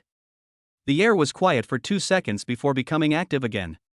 Seeing that the time had come to choose sides, the executives who had expressed loyalty to Zhou Xian in the past immediately praised him. "Boss Zhou, what you said makes sense. Morale in our factory has indeed been a little low recently. This ceremony is a timely relief. This ceremony may seem like a timely relief, but in fact, it is our CEO Zhou's appointment that has brought timely relief." After Du Qiyan took the position of CEO, he had never encountered such a frustrating thing, and a trace of anger suddenly appeared on his face. Seeing this, Zhou Xian laughed and smiled. "It's not just timely rain. It's mainly because our president Du leads us all forward on a daily basis, sets a good example, and lays a solid foundation for the company's development and growth, cultivating fertile soil." When Zhou Xian said this, everyone naturally said, "Yes, yes, yes." Du Qiyun was put on a pedestal by Zhou Xian and was given a high hat, so naturally she couldn't get angry again. "I can only smile awkwardly." Seeing this, Zhou Xian said loudly, "Without President Du laying the foundation, there would be no new atmosphere today, and no employee training center in the factory. Let us applaud President Du." After he finished speaking, he took the lead in applauding, and the surrounding area instantly burst into thunderous applause, as if something great had just happened in this VIP room. Although Du Qiyun was angry, Zhou Xian had given her a way out and given her enough face. He had no choice but to smile stiffly and said, "The development of the company is the result of everyone's collective efforts, ha ha ha." Seeing that the time for the unveiling ceremony was approaching, everyone filed out of the VIP room and came to the ceremony site. At this time, a black car drove to the side and stopped, and a bodyguard got out from the passenger seat. The car and the bodyguard looked unusual at first glance, low-key yet revealing a hint of majesty, which attracted everyone to look over curiously. The bodyguard opened the car door and a middle-aged man in a suit got out of the car. Although he looked ordinary, he caused everyone to look surprised and whisper. Because the middle-aged man was clearly a local government official. Many people have only seen his face on TV. Du Qiyun was a little surprised. Although he knew that Zhou Xian and Wu Qingchuan had invited many celebrities, there were no political officials on this list. The person who should have come was another department head with a lower position. But no matter how surprised he was, as the CEO of Moyan, Du Qiyun still went up to shake hands with the civil servant. "Oh, I didn't expect you to come in person. Our entire factory feels extremely honored." The administrative officer had met Du Qiyun before, so there was no awkwardness in their words. He half-jokingly said, "Boss Du, Director Ling Xiao has other official business, so there is a time conflict. I am here to replace him. You won't mind, will you?" Du Qiyun was even more confused. He had never heard of a department head not having time and asking his immediate superior to attend an event on his behalf. But despite his doubts, he still looked extremely happy and said, "How could that be?" "We are all very happy that you can come." The administrative officer smiled and nodded. His eyes immediately fell on Zhou Xian, and he took the initiative to say, "This is your company's new COO, right? He is really as handsome as the rumors say." Zhou Xian hurried forward and shook hands with the political officer. Yes, I am Moyan COO. Thank you for the compliment. Everyone says that our government officials are kind and approachable. Today, I see that it is indeed true." Then, under Zhou Xian's guidance, the political officer sat in the VIP seat in the audience. Du Qiyun sat next to the civil servant, still with a smile on her face, but she was shocked and suspicious in her heart. It is clear that Zhou Xian had just taken office and had not achieved any results. How could the civil servant know of his existence and praise him as being as handsome as the rumors said? Could it be that, in addition to a certain force from the Longting Group, there are other forces backing him up? This Zhou Xian, could he be the younger generation of some political bigwig? When Du Qiyun thought of this possibility, he was suddenly shocked. Chapter 29 Administrative Officer. On the stage, the political officer is giving a speech. The speech started with Moyun's contribution to the industrial development of the entire region, and talked about the groundbreaking model implemented by the Moyan Training Center that combines school enterprise cooperation training with practical training for workers. At the same time, the future development prospects of the Moyan Factory Employee Training Center were also looked forward to. The entire speech has a tight structure and logic, and the wording is exquisite. It is obvious at first glance that it was not written on the spur of the moment, but was written with great thought. Such a speech caused a lot of speculation among the audience. Among them is Wu Qingchuan. He nudged Zhou Xian, who was sitting upright with a business smile on his face, with his elbow and asked in a low voice, "Boss Zhou, how did you invite the political affairs officer?" I didn't even know the political affairs officer was coming. You are amazing. Zhou Xian tilted his head, but his eyes were still on the political officer on the stage. He whispered, "Didn't the political affairs officer say that he was here temporarily to attend the meeting in place of Director Ling Xiao?" Wu Qingchuan was somewhat dissatisfied with this rather confusing answer. You are so mysterious all the time. It is already the best that our factory can hire Director Ling Xiao. How can it be possible that a director does not have time and asks a political officer to come in his place? It is like asking you to hold a meeting of the workers in a factory when I do not have time. Do you think this is possible? Zhou Xian smiled and said, "How is it impossible? Just ask me and I will go when I have time. I will go in your place." Wu Qingchuan laughed, "Forget it, if you don't want to elaborate, I won't ask." Zhou Xian felt somewhat helpless. It's not that he doesn't want to say it, nor is it that he intends to be mysterious. But this matter really has nothing to do with him, and he was not the one who hired the civil servant. How could a small fry like him possibly invite a civil servant? This was obviously Qinhuani's work. After the civil service officer finished his speech, it was Du Qiyun's turn to speak on stage. He didn't care much about this event, so he didn't ask his secretary to prepare a speech, nor did he learn about the relevant situation of the training center in advance. Now that the civil servant is present, whether he wants to take it seriously or not, he has to show the corresponding attitude. However, if he was not prepared, he was not prepared, and it was impossible for the secretary to produce a speech for him on the spot. Therefore, he had no choice but to go on stage empty-handed, improvise, and give a few polite speeches. Although this behavior cannot be considered a mistake, it seems a bit perfunctory compared to the previous administrator's serious attitude. Du Qiyun also knew that her performance just now was not good. He was worried that the civil servant would overthink things, so he quickly moved closer to the civil servant as soon as he stepped down from the stage and found some half-hearted excuses for himself. The third session was Zhou Xian's main stage, where it was his turn to unveil the sign and issue the appointment letter.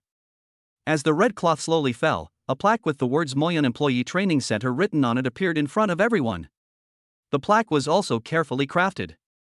The words Moyan Employee Training Center above were written by Lin Huangong, a famous local calligrapher, and the font is vigorous and powerful. Everyone could feel the high spirits just by watching. Afterwards, a group of university scholars and experienced old workers came to the stage to accept the appointment letters from Zhou Xuandi and officially became trainers of the training center.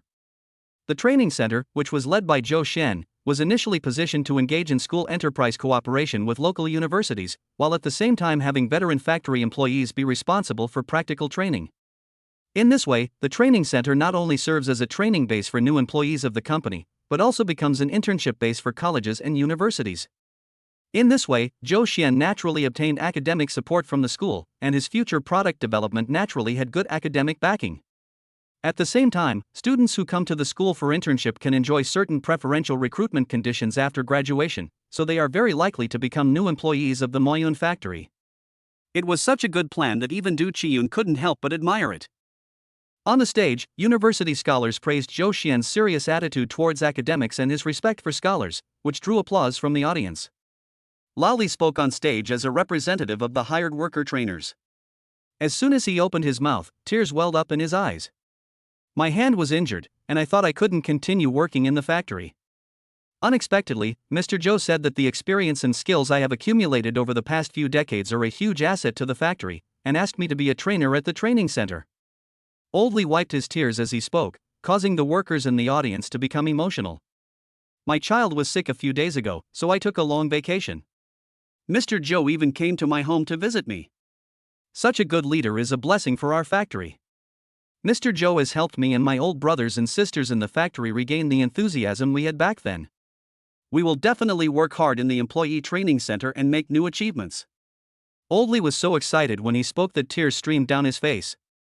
Zhou Xian quickly stepped forward, took out a tissue, and wiped away Lao Li's tears. This rather heartwarming scene was seen by the workers below the stage, making them feel even more favorable. This leader is completely different from those high-level executives at Mo Yun. Look at how friendly he is. He really cares about our factory and our workers, unlike those senior executives at Moyan who only want to squeeze money out of us. The unveiling ceremony ended in such a lively manner. Du Qiyun and Zhou Xian accompanied the political officer all the way to the car. Before getting on the car, the political officer suddenly waved to Zhou Xian. "Boss Zhou, come here. I have something to tell you." Seeing this, Du Qiyun tactfully moved aside, but she was so curious that she couldn't help but prick up her ears to listen to the conversation between the political affairs officer and Zhou Xian. However, the civil servant's voice was quite soft and I couldn't hear anything clearly. At the side of the car, the political officer held Zhou Xian's hand. "When your CEO Qin told me about this training center, she spoke very highly of it. I thought she might have exaggerated a bit. Now it seems that it is indeed good. In the future, if you have any needs for public services, you can talk to the Industrial Production Agency." Zhou Xian was overjoyed when he suddenly received such a promise from the civil servant. He quickly smiled and thanked the political officer. The administrative officer patted his hand and encouraged him. "Mr. Zhou, you must manage the factory and this school enterprise training well and create more value for Longting and our region." Zhou Xian nodded repeatedly. The political officer smiled with satisfaction, got in the car and left. Du Qiyun walked forward and waved at the departing car. She turned around and saw Zhou Xian smiling brightly, which made her feel a little dazzling. "Mr. Zhou, what did the administrative officer say to you? You are so happy." The administrative officer congratulated our factory on the successful completion of the training center. "I was very happy to hear that, so I was naturally very happy." Hearing such an answer, Du Qiyun couldn't help but curl her lips. Chapter 30. Like a ghost. After everyone left, Zhou Xian pinched his nose bridge tiredly. Wu Qingchuan looked at the wooden ring on his ring finger and became curious. "Why are you wearing a ring all of a sudden?" Zhou Xian smiled and said, "My kids made this. I didn't expect you already have a child. Before, I saw that you had a wife at home, but there was no ring on your hand, so I thought you were preparing to play around." Wu Qingchuan teased. Zhou Xian laughed, but was too lazy to explain, so he just laughed it off. "No, what do you think of me? Why do you always think I have a romantic debt? You look like a man who would be guilty of adultery." "I bet your wife thinks the same way," Wu Qingchuan said firmly. "You actually judge people by their appearance. This is slander." As he spoke, he slapped Wu Qingchuan on the arm and scratched Wu Qingchuan's side. Wu Qingchuan was ticklish to begin with, so when he was tickled like this, he immediately burst into laughter. Then he said with a serious look, "Hey! You can't take a joke, man." Zhou Xian raised his hand to look at his watch. "Okay, those who can't take a joke have to leave." "Hey! Are you leaving now? The factory has prepared meals. Eat before you leave. Wouldn't it be uncomfortable to be hungry?" Wu Qingchuan tried to persuade them to stay. "Let's go, I have things to do. I'll come back next time to taste the factory's delicacies." Zhou Xian waved to Wu Qingchuan, got into the car and drove towards the treatment center. Qinwani asked Carson to design a complete treatment plan, so Zhou Xian now has to report to Carson's treatment center regularly. He was worried that Qinwani would be angry, so he had to cooperate. But the tumor came from a strange place, and he had no confidence that he could cure it, so he just thought of it as a way to make Qinwani happy. When he arrived at the treatment center, Carson had been waiting in the clinic for a long time. "I'm sorry to have kept you waiting. I was delayed for a while by work." Carson, however, appeared to be in good spirits. "It doesn't matter. Today's time is reserved for you. Besides, I didn't wait long." Zhou Xian handed the box in his hand to Carson and said, "Thank you for your care these days. These are truffles sent by a friend." Carson was stunned for a moment, and the smile on his face became somewhat genuine.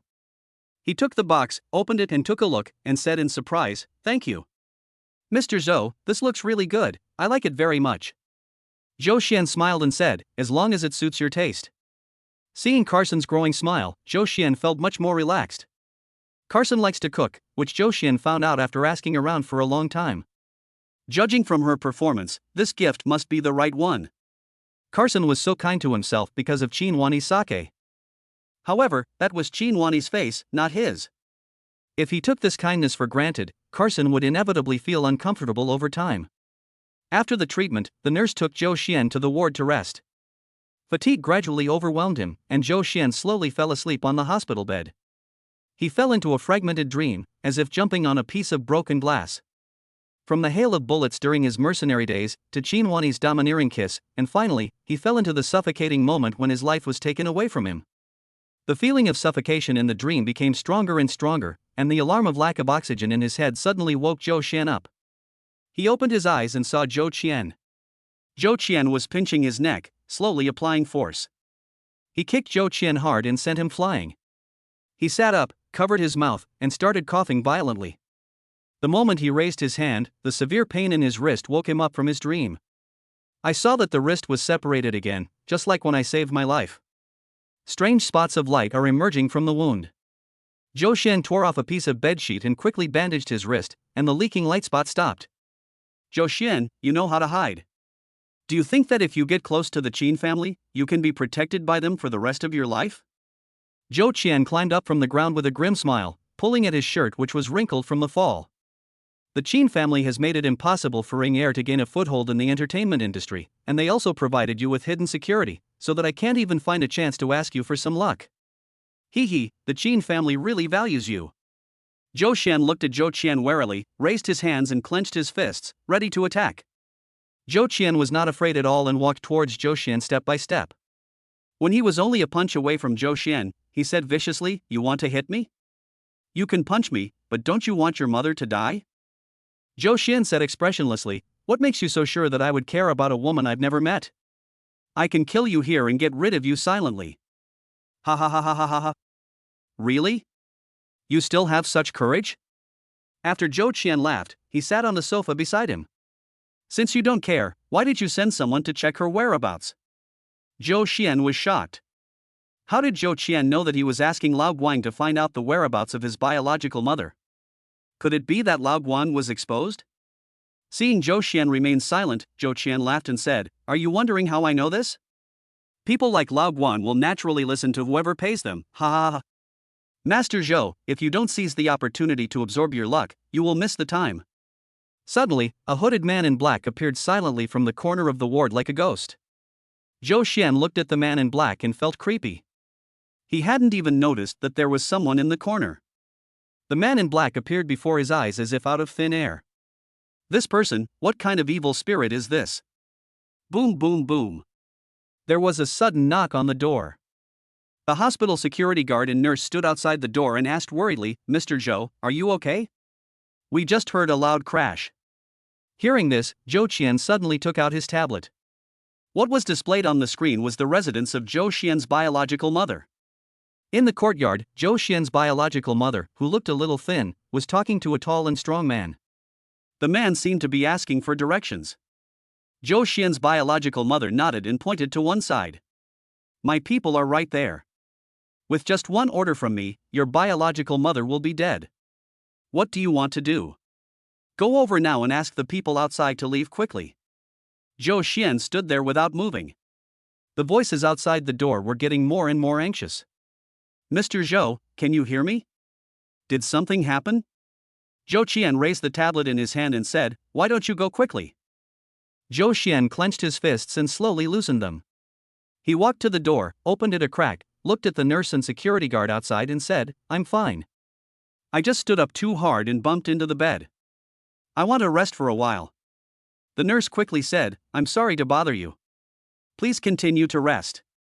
As the door closed, Zhou Qian revealed a wicked smile. "Come here, stretch out your wrists, I want to absorb your luck." Zhou Xian walked over silently and raised his hands, like an animal waiting to be slaughtered. The hooded man in black slowly floated over, took out a sickle, and was about to use the same trick again. Bang! The door was suddenly kicked open. Zhou Zhuan turned around and saw 3 bodyguards from the Qin family. Seeing that the situation was not good, Zhou Qian opened the window and escaped. The man in black had already disappeared like a ghost. Chapter 31. I made you worried. Zhou Xian. How are you? Are you okay? Qin Huani pushed aside the 3 bodyguards and rushed into the ward. She was rarely out of control, with beads of sweat on her forehead sliding down her cheeks, and her eyes were extremely red. When she saw the purple marks on Zhou Xian's neck and the wounds on his wrists, the anger in her eyes became even stronger. She looked at the bodyguard and said, "Contact the police station to report the case, and copy the hospital's surveillance footage and bring it over." After saying that, she stood by the bed and dialed the phone. "Sheriff Bailey, it's me, I want to trouble you with something." It was a home invasion. I asked the bodyguard to take him to the police station through surveillance. Yes, the face was clearly captured in the video. It was Zhou Qian from the Zhou family on Wanquang Road. Okay. Please ask about this matter. When Qin Wani hung up the phone, Carson just ran into the ward. She pulled Zhou Qian to look around, and finally said in annoyance, "My security is too bad. I will replace the security team here tomorrow." Zhou Qian had no intention of ruining someone's job and bringing him into enmity, so he quickly said, "Why is it that necessary? I think your security here is pretty good." You see, they discovered the problem from the surveillance footage right away, and they are very alert. Carson sighed and said, "Hey, stop talking." It was Miss Qin's bodyguard who found something wrong in the surveillance. Our security guards were not alert at all. Fortunately, Miss Qin's bodyguard was here, otherwise it would have caused a big fuss. Zhou Qian smiled awkwardly, looking at the two tall and strong bodyguards standing in the corner, and thought secretly that this was what Zhou Qian mentioned, the hidden security that Qin Wani arranged for herself. I don't know when this security was arranged. Were they there when I went to find Lao Guan? The man in black beside Zhou Qian looked really evil. Therefore, Zhou Qian did not want to involve Qin Wani in this matter. He just wanted to find his biological mother as soon as possible and then find a chance to kill Zhou Qian. Carson, take Mr. Zhou to treat his wounds. The wound on his wrist looks terrible, and the marks on his neck are also serious. The expression on Qin Wani's face was extremely cold. Even a shrewd man like Carson felt a little frightened when he saw that extremely cold expression. Okay, Mr. Qin, I'll take Mr. Zhou to treat his wounds right away. Carson quickly got a wheelchair outside the ward and decided to put Zhou Qian on the wheelchair and push him to treat his wound himself. Zhou Qian was frightened by this scene. He laughed dryly and said, "No need to do that. I can walk by myself. The wound on my hand isn't bleeding, so there's no rush to treat it.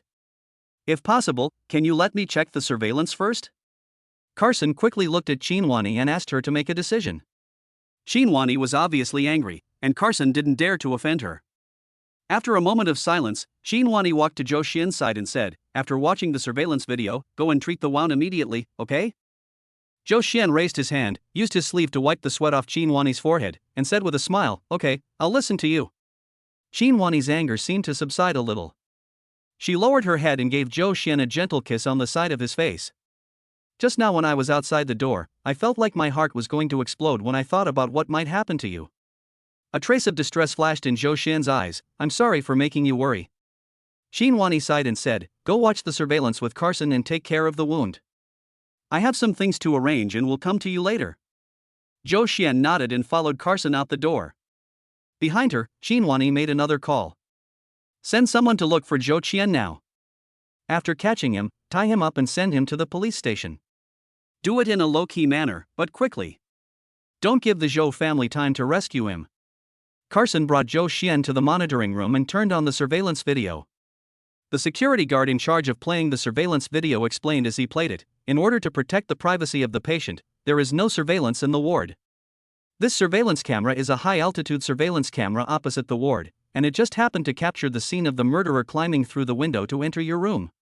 Zhou Qian stared at the surveillance screen for a long time. Zhou Qian was seen sneaking up to the second floor along the sewage pipe, then climbing onto the windowsill next door to his own ward. A moment later, he jumped out of the window in panic again and limped to the blind spot of the surveillance camera. Seeing that Zhou Qian looked unhappy, Carson asked, "Is there something we haven't discovered?" Zhou Qian reluctantly raised the corners of his mouth, shook his head, and said, "Nothing, thank you." In fact, Zhou Qian felt as if someone had dropped a bomb on his heart at this moment. In that surveillance video, there was only Zhou Qian from beginning to end. The ghostly man in black did not appear in the scene where Zhou Qian entered the ward, nor did he appear in the scene where Zhou Qian escaped from the ward. If Zhou Qian had not met this man twice and had not had his wrists cut by him twice, he would almost suspect that he had delusions. This guy is really scary. He appeared out of nowhere and disappeared out of nowhere, and for more than 20 years, he led the Zhou family in this absurd drama of changing their fortunes and lives. This is almost a monster-like person. Come on, let's go treat the wound. Zhou Qian looked at the wound on his wrist and finally remembered Qin Wani's instructions. In the suture operating room, Carson looked at Zhou Xian's wound and a trace of confusion appeared on his face. Your injury is really strange. There was no bleeding despite the wound being so large and deep. Look at the knife marks. They've clearly cut through the subcutaneous tissue. Carson felt that his medical knowledge was being challenged. Mr. Zhou, you are very special.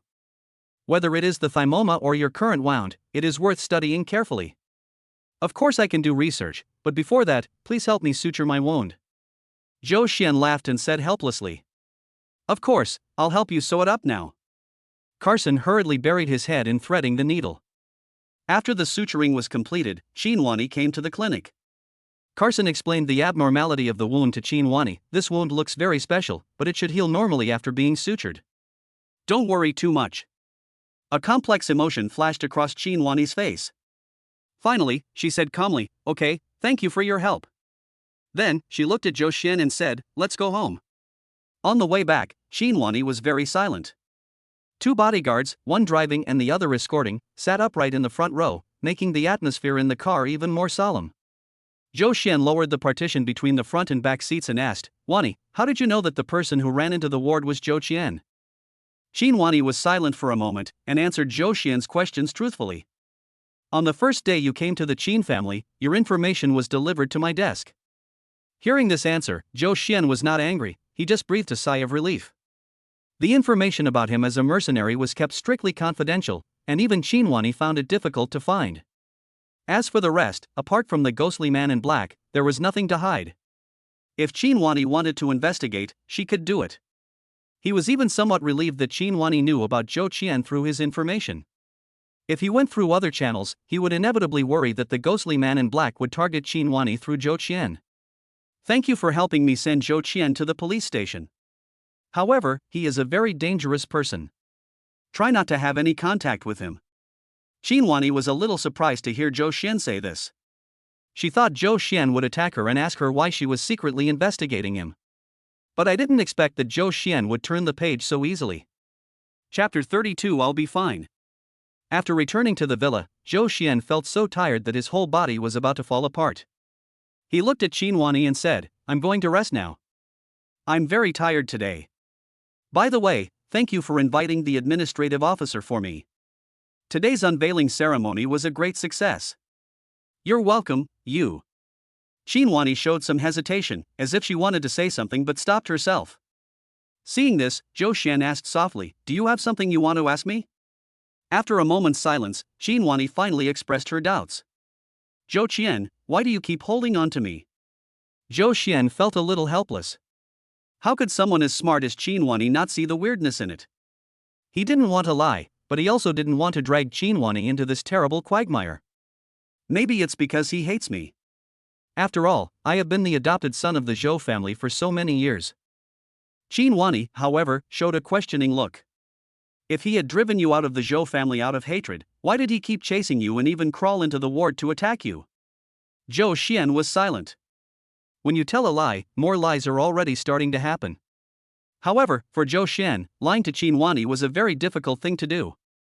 Wani, there is indeed some entanglement between him and me, but the situation is very complicated and it is difficult to explain it clearly in a short time. Qinhuani took a step forward and held his hand. No matter how complicated it is, I can help you. Zhou Xian smiled and held her hand back, of course I know you will help me. You are the most powerful person in our room. Don't use the same tricks you used to coax Roro and Huanuan to coax me. Qinhuani raised her hand and gently hit Zhou Xian's shoulder. Zhou Xian laughed, I'm not kidding you, I sincerely believe this. Qinhuani didn't find it funny. She said with a bit of grievance, don't try to change the subject. You are always hurt, and I am really afraid that something will happen to you again. I have the ability to help you, why don't you trust me? Zhou Xian quickly shook his head to deny it. You misunderstood me. How could I not trust you? I swear, I definitely don't think that way. It's just. Just what? Qinhuani asked. Zhou Xian answered seriously, it's just that there are some things I want to solve by myself. After I have completely solved these things, I will tell you everything truthfully. I hope you can trust me, too. Qinhuani's eyes were red and she hugged Zhou Xian. Of course I trust you, but I am also really worried about you. I don't want to lose you again, and I absolutely cannot bear the pain of being separated from you again. Zhou Xian patted Qin Huani on the back to comfort her. But I felt a little confused. Why did Qin Huani say again? Was she thinking of the previous fire? I fainted at that time. Perhaps in Qin Huani's eyes, that was a separation? Qin Huani is strong, but also insecure. Zhou Xian didn't understand what he had been through, but she could see through her hidden vulnerability. A trace of heartache flashed in his eyes, and he tightened his hands, deepening the hug. I'll be fine. You'll be there to help me out, right? Qin Huani's tears suddenly wet Zhou Xian's shirt. Why are you crying? Zhou Xian lowered his head and looked at Qin Huani. Qin Huani avoided his gaze and buried her head in his chest. I won't ask you anymore, but you have to promise me that if you encounter something that you can't solve, you must tell me. Okay, I promise you. Raise your head and let me take a look. Zhou Xian said softly. Qin Huani twisted her head a little and raised it. Her eyes were red and tears were hanging on her cheeks. They sparkled under the yellowish light of the living room. Zhou Xian raised his hand and wiped the tears from her cheek. He took Qin Huani's hand, led her to the sofa and asked her to sit down. Wait a moment. He turned and walked upstairs. Qin Huani looked at his back, still feeling upset, but still sat on the sofa cooperatively. After a while, Zhou Xian came down from upstairs and brought a basin of hot water. He took out a brand new towel from the basin, wrung out the water, and put it under Qin Huani's eyes. Put a hot compress on your eyes, otherwise, your eyes will definitely be swollen tomorrow. The warmth from the hot towel stopped Qin Huani's tears. She raised her hand and placed it on the back of Zhou Xian's hand, wanting to hold this moment in her hands forever. The next day, Zhou Qian was reported to the police station. A man suspected of arson and burning rare cultural heritage went to the police station to surrender himself with his hands tied. The man has been detained and is awaiting further processing. The notice consisted of only a few short words, accompanied by a mosaic photo of Zhou Qian being detained, and was placed in an inconspicuous corner of the police station's website. This matter was done in a low-key manner, and Zhou Xian was completely separated from the fact that Zhou Qian was detained. The timing was also very good, as Zhou's father happened to be on a business trip to a neighboring country, so he was out of reach and unable to rescue him. Qin Huani sat on the sofa in the office with an indifferent expression, flipping through the notice. A moment later, she called her assistant Wang Fun. We helped Bailey's son pay off his business debts. Don't let anyone see that we have anything to do with the water. Okay, Mr. Qin. A few days later, legal officer Coulson called and invited Qin Huani to a family dinner. Qin Huani went there happily. At the dinner table, Coulson asked vaguely how to deal with Zhou Qian. There was a trace of embarrassment on his face, as if he had something to hide. Mr. Coulson, are you worried about the people behind the Zhou family? Qin Huani asked straight to the point. Coulson was stunned for a moment, then he said, although the Zhou family looks weak, the people behind them cannot be underestimated. I intend to make it more serious for him, but I am afraid that it will cause a commotion and make it difficult for the legal department to handle it. This sounded like he was raising the price, but Qin Huani still saw through the fear in Coulson's eyes. Are you worried about the Huang group? Don't worry, the Huang group seems to be on its last legs. There was a hint of doubt in Coulson's old and turbid eyes. Is that true? Of course it is absolutely true, because I personally calculated the fortune and misfortune of the Huang family. Coulson nodded approvingly. I feel relieved when you say that. By the way, I heard that your young lady is very interested in the biological industry.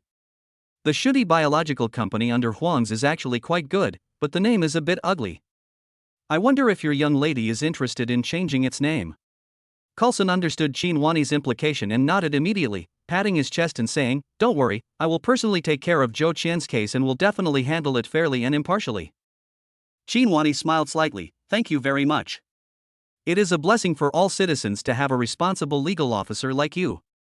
In this way, the banquet was filled with joy, guests and hosts toasting each other, and the atmosphere became peaceful. Everyone got what they wanted, and the smiles on their faces became more genuine. Chapter 33. The Zhou family is in complete chaos. After Zhou Qian got into trouble, the Zhou family was in complete chaos. The Zhou family was unable to see Zhou Qian, nor did they know why Zhou Qian was arrested. The grandmaster who usually came and went without a trace was nowhere to be seen. Zhou Qian's mother, Huan, had always been a noble lady and had long lost the ability to handle such urgent matters. When she suddenly heard that her beloved son had an accident, she was totally at a loss and had no idea what to do. She was so anxious at home that she made long-distance video calls to Zhou Tao's mobile phone one after another. Zhou Tao was a little panicked at first because he was out of reach, so he asked his special assistant to find out. When he heard that Zhou Qian's crime was burning rare cultural heritage, he was a little confused. After contacting the lawyer at home, the lawyer immediately said, "I don't think it's a serious situation, considering your ability, Mr. Zhou. It's just a matter of having a meal with the police station, it shouldn't be a big deal." Zhou Tao breathed a sigh of relief and called Huan to comfort her. Unexpectedly, Huan still looked like a frightened roe deer. He was so angry that he cursed, "What a disgrace! I told you not to worry. My Zhou family is more or less prestigious and has status. The police station dare not do anything to Zhou Qian. But they didn't let me meet Qianer at all. When I come back and solve the problem, the police station will more or less give me some face." Then, Zhou Tao hurriedly ended his business trip. As soon as he got home, he began to mobilize his network of connections. However, everything seems to be different from the past.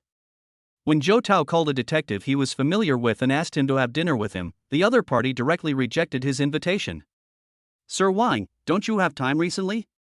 We can change the time," Zhou Tao said in a panic. The detective on the other end of the phone said helplessly, "Boss Zhou, there is no need to make another appointment. I know you are here for your son's matter, but I really can't do anything." "Sir Wang, what is going on?" Zhou Tao asked in surprise. The detective thought for a moment, sighed deeply, and said, "For the sake of our long-standing friendship, I'm going to warn you. This matter is personally under the jurisdiction of Sheriff Bailey, and no one dares to give you a break." Zhou Tao was filled with disbelief. Qianer actually offended Sheriff Bailey? But no one knows who your son offended. This matter was handled by Sheriff Bailey's direct subordinates from beginning to end. That's all I have to say. I can't tell you anymore. After saying that, the detective hung up the phone in a hurry. Zhou Tao felt a little confused. At this time, Wu Ying walked into the study with her big belly. She had a sad look on her face and traces of tears on her face. "Father, what is going on? Qian has been locked up for so many days, and there is no news at all." Zhou Tao was already irritated, and seeing Wu Ying's unlucky face, he shouted angrily, "You, a junior, are questioning me? What do you mean? Do you think I, Zhou Tao, am incapable of rescuing my son?" Wu Ying felt very aggrieved after being yelled at by Zhou Tao. She had been provocative and aggressive in the hospital before and was beaten for no apparent reason. In the end, no cause was found and the matter was left unresolved. "In recent days, my career has suffered an inexplicable setback. Several endorsements that were signed previously were terminated, and after asking again and again, there was no explanation. Several TV drama projects that were finalized before she became pregnant were supposed to be completed after she gave birth and recovered from the baby, but they were inexplicably cancelled. When asked the reason, the crew simply said the role has been adjusted, so it's not suitable. Anyone with a discerning eye could see that she was being targeted. But she asked someone to check, but there was no specific information. She still doesn't know who has the ability to do this to her. A few days ago, Zhou Qian said mysteriously that he found something and promised to help him solve the problem. Now, he has been thrown into prison and no one can see him anymore." Thinking of this, Wu Ying couldn't help but break down and cry. "You asked me to marry Zhou Qian, and I endured it for a Chen. Now that a Qian is in trouble, you have this attitude, which is really disheartening. I really can't stay in this family for another second." After saying that, she wiped her tears and ran out of the study. Zhou Tao was filled with rage. He stood up and yelled at Wu Ying's back, "Once you leave this house, you don't have to come back. What kind of woman can my Qianer find? As soon as he comes out, we will make him break up with you, the unlucky star." Hearing this, Wu Ying cried even harder. She slammed the door and rushed out. Huan pretended to call out to her twice and then ignored her. Then she walked into the study, patted Zhou Tao on the back, and helped him calm down. "This daughter-in-law doesn't have much ability but has a bad temper. Just let her be. It's not worth getting angry over her." Zhou Tao sighed and said, "Do I have to be angry with such a person? What is she without my Zhou family? Then why are you so angry? Is it because Qianer's things are not going well?" Huan asked. Zhou Tao's expression became even more gloomy. "I contacted Sir Wang, but he didn't dare to intervene." "Forget it, you wouldn't understand even if I told you. Hu Wan was quite self-aware. Since Zhou Tao didn't say anything, she naturally tactfully stopped asking. However, the worry in her heart still made her feel a little uneasy. Don't be so anxious. If it doesn't work, can't we still turn to the Huang family? Hu Wan said softly. Zhou Tao became even more annoyed. Do you really need to tell me about this? Hey, if there is no other way, I can only turn to the Huang family. After saying that, he raised his hand and pinched the bridge of his nose, then walked to the window and began searching for the legal bigwigs he was familiar with on his phone. Suddenly, his cell phone rang, and the phone interface showed that it was a call from his lawyer. He quickly answered the phone and asked hastily, "What's the situation? Have you seen Chenner?" The lawyer hesitated for a moment and said, "I did see you, but something is not good. I will come over to discuss the specific situation with you. Do you have time now?" "Of course I have time, just come over, I'm at home." After a while, the lawyer knocked on Zhou's door. After Hu Wan opened the door, she welcomed him to Zhou Tao's study. Zhou Tao asked anxiously, "What is Chenner's current situation? Has he been framed?" The lawyer shook his head. During the meeting, the young master didn't say a word. It seemed that he was a little upset. Moreover, according to the police station, he went to the police station to surrender on his own. Zhou Tao asked, "What exactly are the cultural heritages that they are talking about being burned?" The lawyer took out a photo and handed it to Zhou Tao. The photo shows a wooden house with half of its wall burned black. This an old street that's going to be demolished soon? Zhou Tao was immediately furious. Just because I burned a wooden house that was about to be demolished, I arrested Chenner. How can this be justified?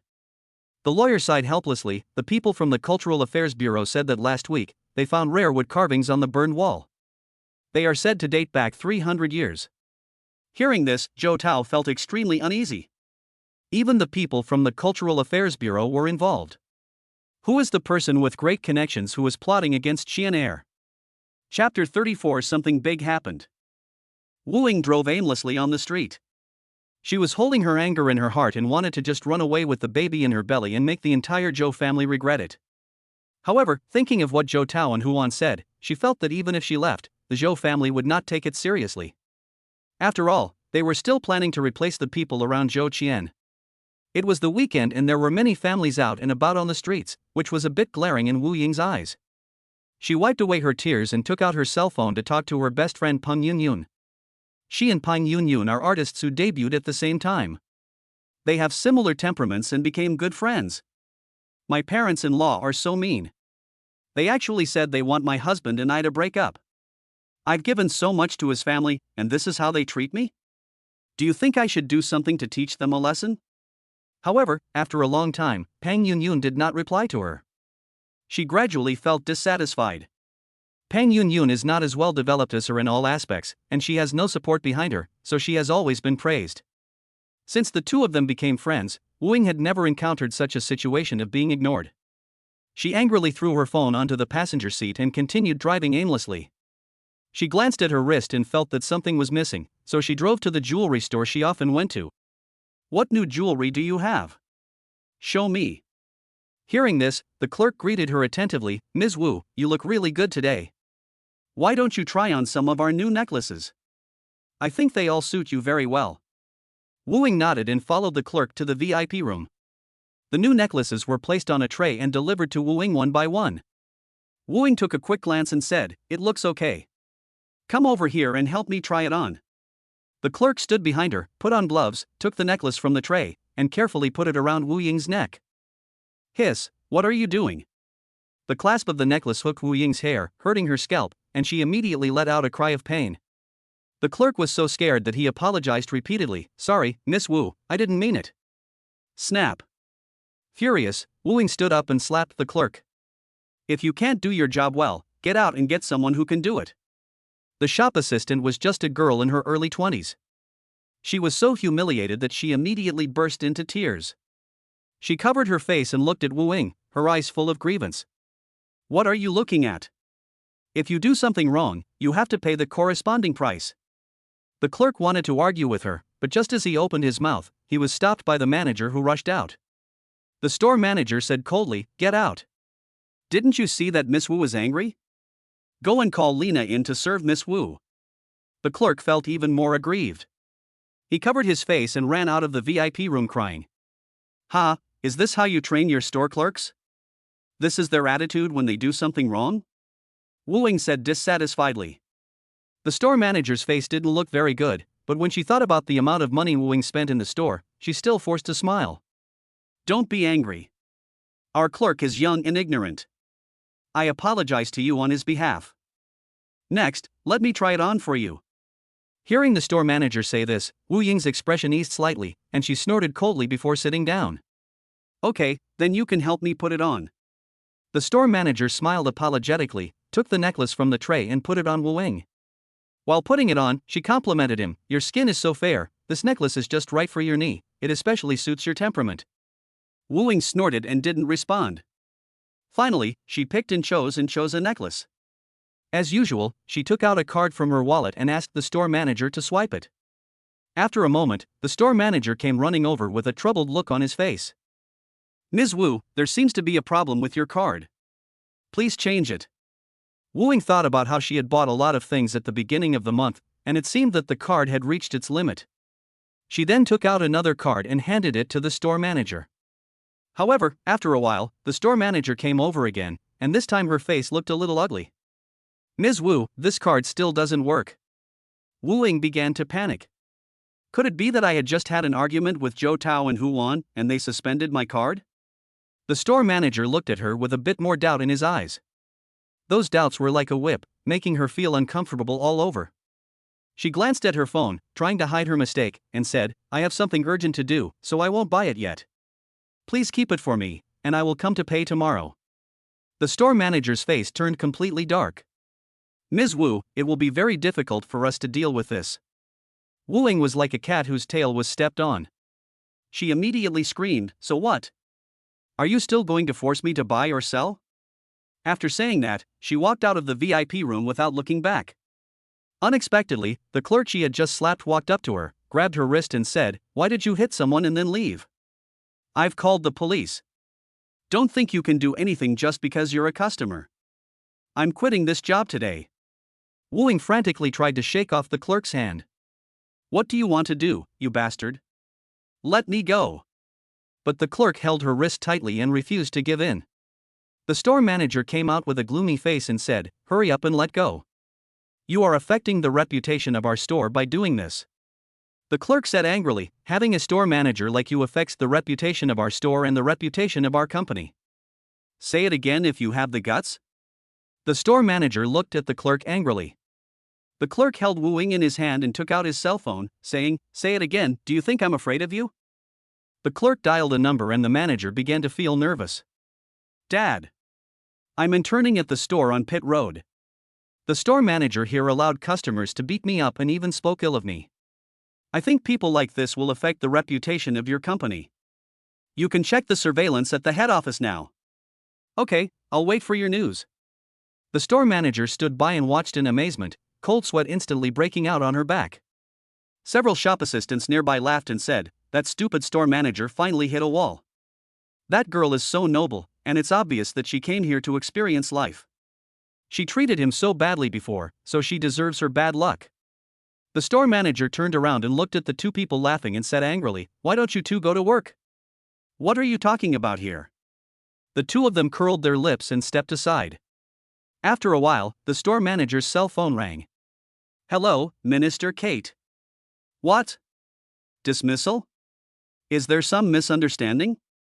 However, before the store manager could ask the reason, the person on the other end of the phone hung up. The store manager was so angry that he collapsed to the ground, looking at the clerk who was holding Wu Ying with a trace of anger and helplessness. Seeing the chaos in the store, Wu Ying quickly shook off the clerk's hand and fled the scene. Are all the people in this store sick?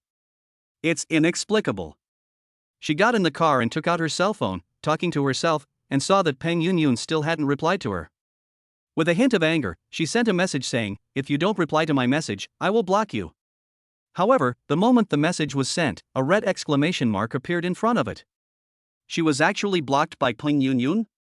Wu Ying's anger reached its peak. Suddenly, a news pop-up window popped up on the phone. New generation actress Peng Yunyun was invited to star in The Blue Clouds Will Not Let You Down. Wu Ying angrily smashed her phone on the seat. The heroine of the blue sky will not let us down was clearly me. Wu Ying covered her face and began to howl angrily. After venting her anger, Wu Ying called Huan angrily. Why did you freeze my card? I just had a few words with you. Is this how you, the Zhou family, treat me? Huan said in a panic, come back first, something big has happened, our entire family's cards have been frozen. Chapter 35 An Ordinary Night. Just when Zhou Xian was planning to continue searching for his biological mother on his own, he suddenly received a message from Lao Guang. See you at the usual place at 8 p.m. I have new information. Zhou Xian thought for a moment and decided to go and see Lao Guang. After all, Zhou Qian's words cannot be taken completely seriously. It remains to be seen whether Lao Guang sold his information to others. After quickly finishing the work at hand, Zhou Xian left the office and prepared to go find Lao Guang. Hey! Are you going out? Wu Qingchuan ran into Zhou Xian outside the office with a stack of materials in his hand. Well, I have to go out for something. Do you have something to talk to me about? Zhou Xian asked. Wu Qingchuan said, there is something. Updating the equipment involves several suppliers. We have to go and investigate in a few days. If you can go with us, we will have a better idea. Zhou Xian nodded and raised his hand to take the information from Wu Qingchuan. Okay, I'll go with you on the inspection. I'll take the information and read it when I get back. After saying this, he left in a hurry. Wu Qingchuan looked at the gauze exposed on Zhou Xian's wrist and fell into deep thought. Why is there gauze wrapped around this wrist? Could it be that Zhou Xian committed suicide? The more Wu Qingchuan thought about it, the more he felt that this possibility was extremely high. First of all, Zhou Xian is under so much pressure. He was parachuted into the company. If he fails to produce results in the short term, he will not be able to gain a foothold. Secondly, he has a wife and children at home, and he has to be busy with work, so he probably doesn't have much time to spend with his family. After a long time, his family will definitely have opinions, and he must be feeling guilty. So I used a knife to cut his wrist. Wu Qingchuan sighed, and decided to redouble his efforts to help Zhou Xian gain a foothold in the company, while at the same time giving him warmth as a colleague. At this time, Zhou Xian, who was driving the car, had no idea that his image in Wu Qingchuan's heart had changed from a playboy to a fragile wrist puller. The car quickly arrived at the place agreed with Lao Guang. In the tea house, Lao Guang still looked calm and composed, sitting in a private room drinking tea. Zhou Xian didn't bother to be polite with him. He sat directly opposite him and asked directly, have you ever been in contact with Zhou Qian? Lao Guang took a sip of the tea in his cup, looked up at Zhou Xian, and said, I have met him, but I didn't sell him out to you. I just don't know whether you believe it or not. Zhou Xian said, if you can explain it clearly, I will believe it. Lao Guang sighed, one of my men leaked the news. I'm sorry. So that's what happened. But it doesn't make much sense. Since Zhou Qian threatened me with my biological mother, he knew that I would resist and look for my biological mother's whereabouts. So, what new information do you have? This is your biological mother's address. I feel guilty about you, so I contacted you as soon as I got the information. Lao Guang handed a household registration certificate to Zhou Xian. It contains information about Zhou Xian's biological mother and her address. Zhou Xian folded up the household registration certificate and put it away, then took out 2 envelopes from his bag, inside which 2 heavy gold bars could be vaguely seen. Thank you, this is your reward. Lao Guang was stunned for a moment, raised his hand to accept the gold bar, and said, although I feel ashamed to accept it, but I love money, so I will accept it reluctantly. Zhou Xian laughed, turned around and left. After leaving the tea house, he contacted another information dealer he was familiar with. Howsy. Help me check the authenticity of this household registration information, and also check what Lao Guang has been doing in recent days. It's just a small thing. I'll give you what you want in 3 hours. Howsy happily accepted Zhou Xian's transfer and started working. Zhou Xian put away his phone and drove to the cake shop in the city center. Zhou Xian's timing was just right, and when he arrived at the cake shop, a new batch of cakes had just come out of the oven. He pushed the door open and people around him couldn't help but look at him more closely. Because the store was almost entirely filled with young girls, there were very few men, let alone a big man like Zhou Xian. Standing in front of the pink strawberry-style counter, Zhou Xian pointed at the cakes on the tray and said, I want this cute mango sandwich rabbit, cocoa cream crunchy bear, and white peach tipsy bobo sheep. When he read out the name of this amazing cake without changing his expression, the clerk couldn't help but smile. Sir, are you buying it for your children? I can get you some cuter cake packaging. Yes, I bought it for my children and my lover. Please wrap it in a cute way. The clerk took the opportunity to sell him something. Why don't you buy some dessert for yourself? We have a new one. Okay, bring me another bag of peach cakes. Zhou Xian pointed at the inconspicuous tray of peach cakes in the corner, completely cutting off the clerk's possibility of selling them. Finally, Zhou Xian walked out of the store carrying a pink paper bag with an oversized bow tied on it. The diners in the restaurant couldn't help but whisper. Why does it feel a bit cute? My boyfriend never accompanies me to this store. He always says it's awkward to stand in the store in pink. It's quite rare to see someone coming here specifically to buy a cake for his wife and children. He even calculated the time it would take for the cake to be out of the oven. When returning to the Qin family villa, Qinwani, which was rare, did not work overtime. Instead, she was watching cartoons with Ruru and Huanhuan. One adult and two children were sitting on the sofa, with Dahe, who looked sleepy, lying at Qinwani's feet. Everything looks so warm and cozy. Mommy, I seem to smell the fragrance of cake, Roro said while nestling in Qinwani's arms. Qinwani scratched Rora's nose and said, You want to eat cake?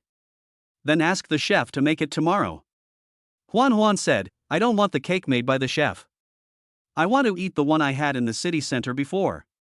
Then mommy will ask someone to buy it tomorrow. Zhou Xian quietly walked behind the three people, stretched out his arms, and raised the paper bag in front of them. Ding ding ding, guess what's inside the paper bag? Roro recognized it immediately as the packaging of her favorite cake shop. Yeah. I said I smelled cake. Zhou Xian smiled and said, It seems that our Roro has a very sensitive nose. Woof woof woof. Dahe, who was lying nearby, suddenly spoke. Huanhuan burst into laughter immediately. Ha, Dahe said he has the best nose. Qinwani stood up, took the bag from Zhou Xian, and said, This cake looks good. Zhou Xian said, I brought Roro and Huanhuan here to eat once before, and they were full of praise. You should try it today, too. Their cooking skills are really good. Zhou Xian took out 3 cakes and handed the white peach-flavored sheep-shaped cake to Qinwani. I think you will like this taste. Huanhuan suddenly said, Big Baba, you are partial to mommy. Zhou Xian blinked and said, This is Roro and Huanhuan's favorite mommy, so of course I have to be partial to her. Hearing this, a trace of embarrassment flashed across Qinwani's face. Afterwards, Zhou Xian divided the remaining 2 cakes between Roro and Huanhuan. There are only 3 cakes. What will Da Baba and Dahe eat? Can I give you half of my cake? Roro asked while holding the cake and tilting her head. There is chocolate in the cake, Dahe can't eat it. Dahe can eat the peach cake with me. Soft light filled the living room, and the 4 people and 1 dog began to enjoy dessert. The sweet fragrance makes such an ordinary night extremely special. The joy in life is made up of these ordinary yet special nights. Chapter 36, A Place of Right and Wrong. Late at night, when everything was quiet, Zhou Xian's cell phone suddenly vibrated slightly. Zhou Xian looked at the screen of his mobile phone. It was a message from Hausi. There is nothing wrong with the household registration information. It is real. Lao Guang has not made any big moves recently, but he dealt with one of his subordinates. It is said that the subordinate sold out many of his clients. After reading the message, Zhou Xian replied, Thank you, I will transfer the balance to you now. After saying that, he added some more to the balance and transferred the money to Hausi. As soon as the money was transferred, Hausi sent a message. Since you are so straightforward, I will give you another piece of information. The charlatan hired by the Zhou family is looking for the person in the household registration information without the Zhou family's knowledge. A trace of alert flashed through Zhou Xian's mind. The guy who was neither human nor ghost that the Zhou family found would not have come to look for someone for no reason. There might be a bigger conspiracy behind this. After thinking for a moment, he decided to set out immediately to pick up his biological mother. The Zhou family is in a state of panic right now, and they are busy trying to rescue Zhou Qian. They probably don't have the time to plot against anyone, so now is a good time to go pick him up. If we wait until the current turmoil is over and the Zhou family has their attention, it will probably take a lot of effort to get the people out, with the Zhou family blocking them in front and that neither human nor ghost guy obstructing them from behind. After packing his luggage, Zhou Xian walked out of the Qin family villa. He originally wanted to send a message to tell Qinwani, but after thinking it over, he was afraid of disturbing Qinwani. He simply wrote a note, put it on the desk in his room, and went out. After taking the earliest flight and landing, Zhou Xian rented a car and, after several twists and turns, arrived at the town where his biological mother lived. Zhou Xian was very tired from the long journey and was very hungry. He saw someone selling wontons at a roadside stall, so he stopped the car, got out, went to the stall and prepared to buy a bowl. "Boss, give me a big bowl of wontons." "Okay, wait a moment." Zhou turned around and saw that the chairs around him were full of people, and there was no place to sit, so he added, "Pack it up and take it away." "I don't think you can sit here." Okay, sorry, business is hot at this time and there are too many people," the boss said apologetically. Zhou Xian waved his hand and stood aside. At this time, an old man holding a child squeezed over and said, "Boss, give me a bowl of wontons." The child in his arms burst into tears and grabbed his ears, saying, "Go buy some candy, go buy some candy." The old man raised his hand impatiently and patted the back of the child's hand. "Go buy some after you finish eating the wontons, stop making trouble." The child refused and cried louder and louder. The hand also scratched the old man's face twice. The old man was furious and raised his hand to hit the child's arm. "How rude! How dare you grab Grandpa?" The child cried even louder because of the sudden pain in his arm, and waved his hands continuously. Suddenly, Zhou Xian's cell phone rang. He took out his cell phone and was about to answer it when a black shadow flashed past him at lightning speed, and his hands were suddenly empty. With a gulp, Zhou Xian's cell phone fell into the bone soup pot beside him. The surroundings suddenly became quiet. Zhou Xian quickly snatched the spoon from the boss's hand and picked up the phone. Although he fished it out quickly, the phone had turned into a brick when it emerged from the slightly turbid bone soup. He looked at the culprit helplessly. "Little friend, you." However, before Zhou Xian could finish, the child burst into tears again and said, "The phone is broken. It hurt my hand." The old man also looked at Zhou Xian fiercely. "Okay, you hurt my grandson's hand, you must take responsibility." Zhou Xian widened his eyes. He could never have imagined that things would turn out like this. "Uncle, it was your grandson who dropped my phone into the soup pot. Logically, you should apologize to me." The old man was immediately furious. "What did you say? We apologize to you? You kid, do you have the guts to say it again?" Zhou Xian felt a little helpless. He knew he had met a rogue. He was in a hurry to get on the road and had no time to argue with the old man and the child. He took the rag beside him, wiped his mobile phone, and turned to leave. Unexpectedly, his wrist suddenly tightened. The old man actually caught up with him and caught him. "You beat up my grandson and you still want to leave? Everyone, come and see, this guy is bullying a child. The people in this town are all related to each other."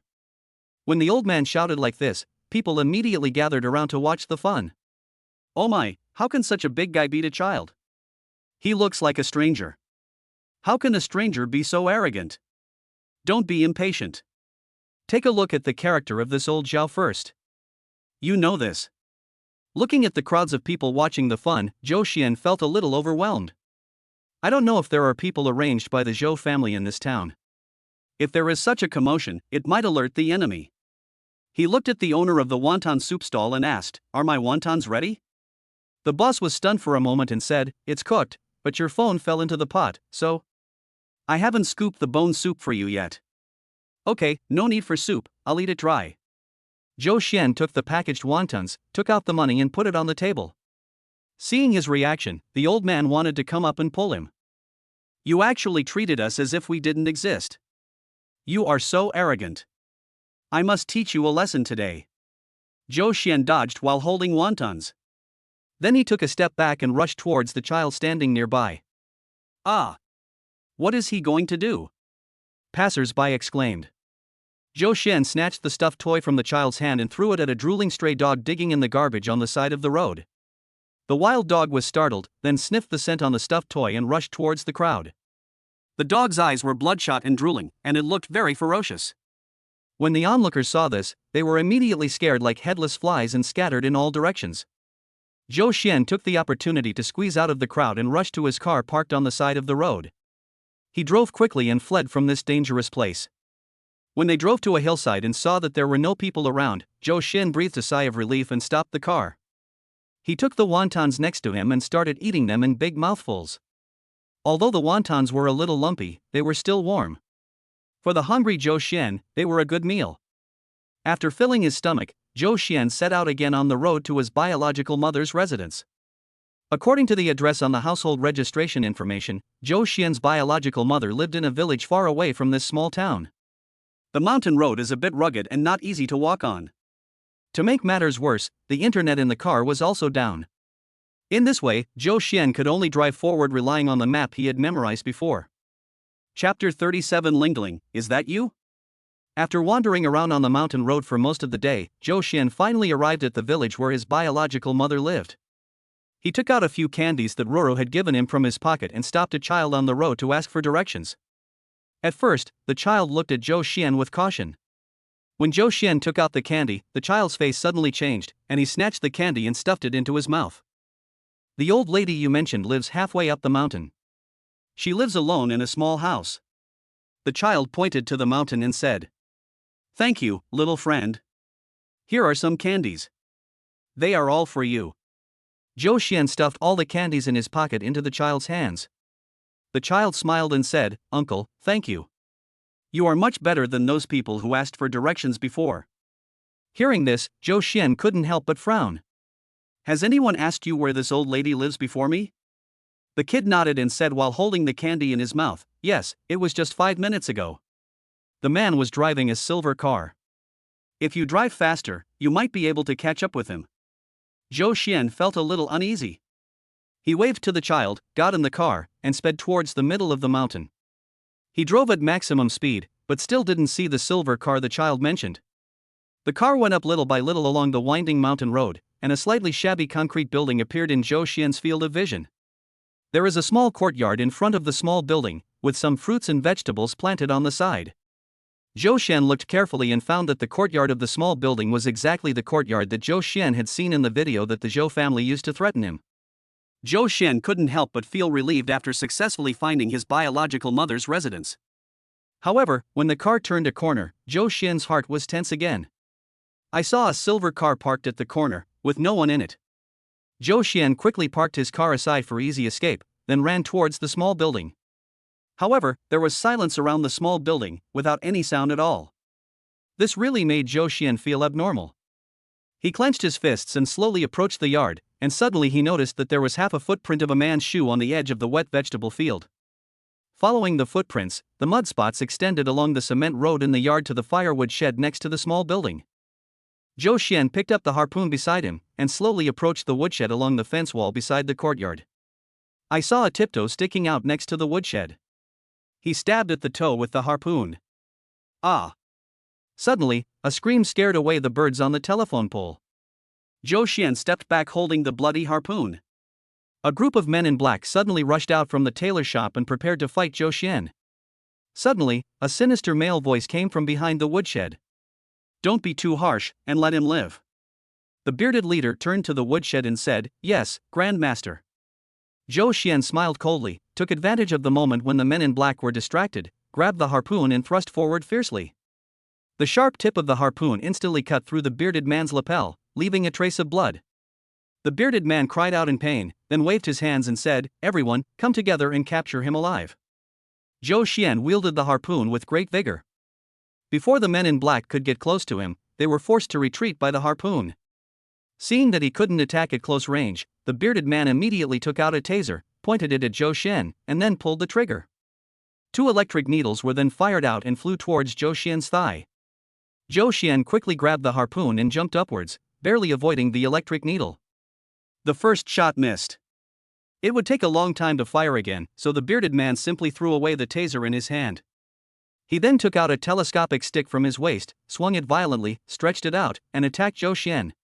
The telescopic stick is obviously made of alloy and is very hard. In contrast, the harpoon in Zhou Xian's hand is made of nothing but wood. If it collides head-on with the telescopic stick, it will definitely be at a disadvantage.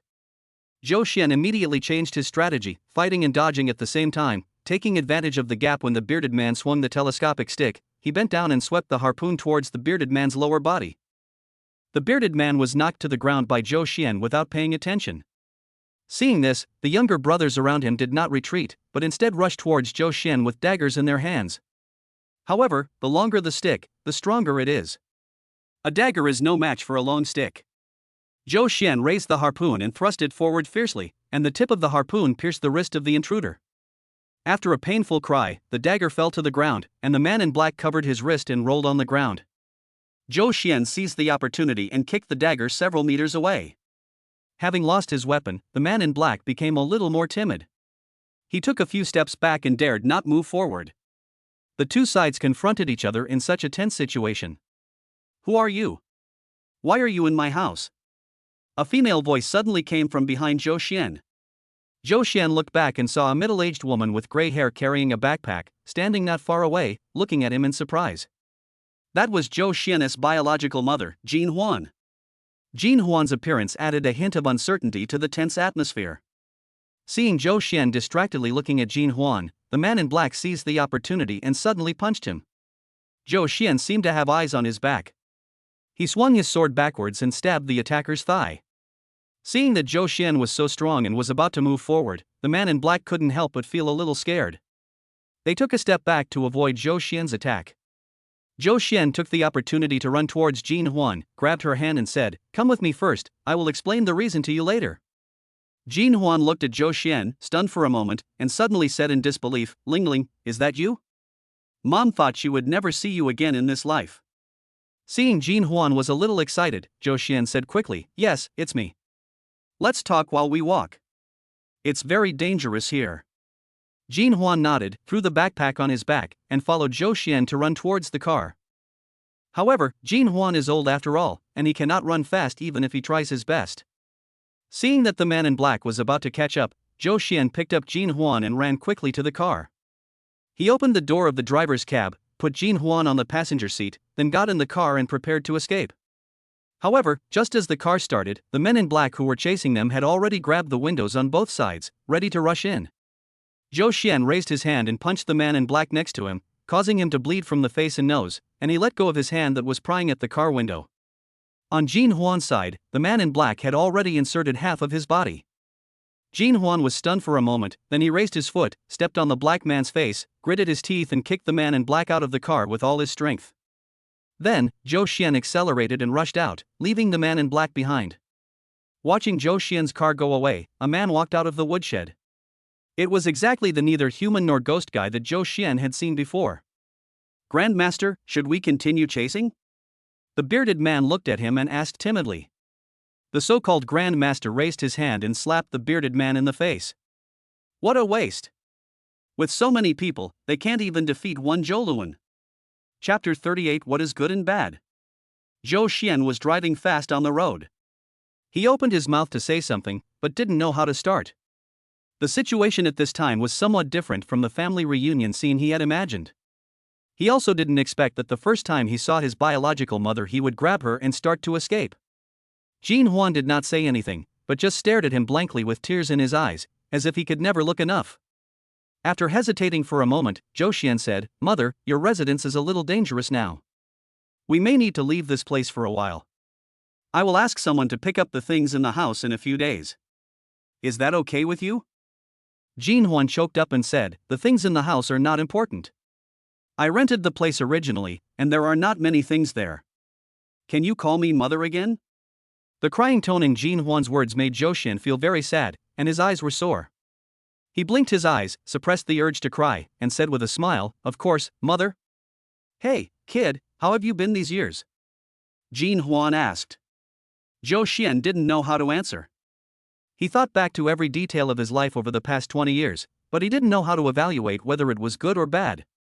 He has been in an orphanage for as long as he can remember.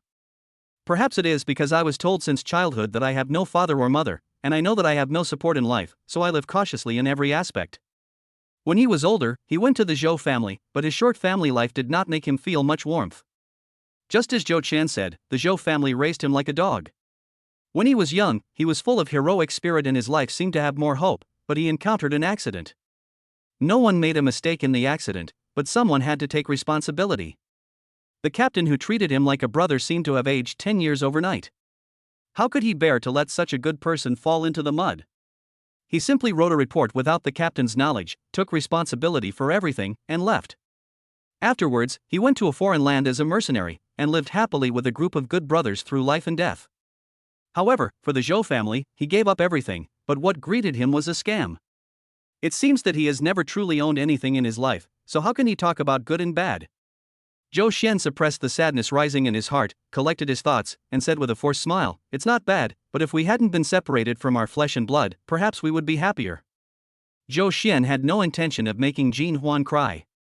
But after hearing what he said, Jin Huan covered his face and burst into tears. "It's all my fault. If I had been more careful, you wouldn't have been taken away. I deserve to die." Jin Huan's tears hurt Zhou Xian. Through this short sentence, Zhou Xian saw Jin Huan's endless pain and guilt over the past 20 years. For countless days and nights, she may have been beating herself up by saying it's all my fault. Zhou Xian felt a sore nose and wet eyes, and the tears he had just held back flowed down his cheeks. He stopped the car on the side of the road, turned sideways and held Jin Huan's hand. "Mother, you are not wrong. You did nothing wrong.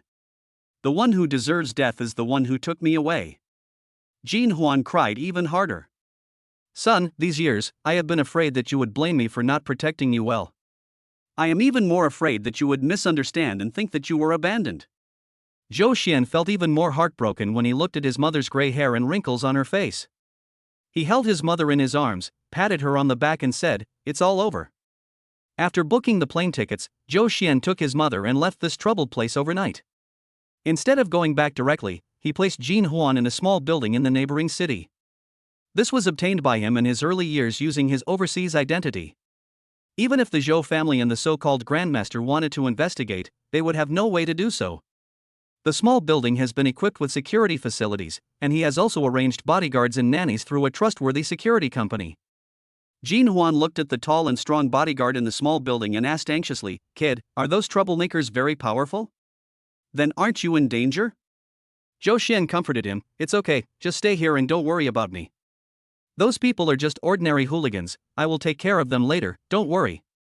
Although he said this, Zhou Xian had already started planning to eliminate the Zhou family to avoid any further trouble. He had been tolerant before because the other party had been threatening him with Jin Huan. Now that Jin Huan has been brought out by him, there is no need to be nice to the Zhou family anymore. After arranging everything for Jin Huan, Zhou Xian finally set out for home. Looking at his cell phone that had been boiled in the soup, Zhou Xian remembered that he had not contacted Qinhuani in the past few days. He quickly found a mobile phone store on the side of the road and bought a phone and a replacement card. Zhou Xian walked out of the store with his new phone, and before he could insert the card, a car stopped in front of him. The Qin family's bodyguard leaned out of the car window and said in surprise, "Mr. Zhou, why are you here?" "What a coincidence." Zhou Xian was also a little surprised.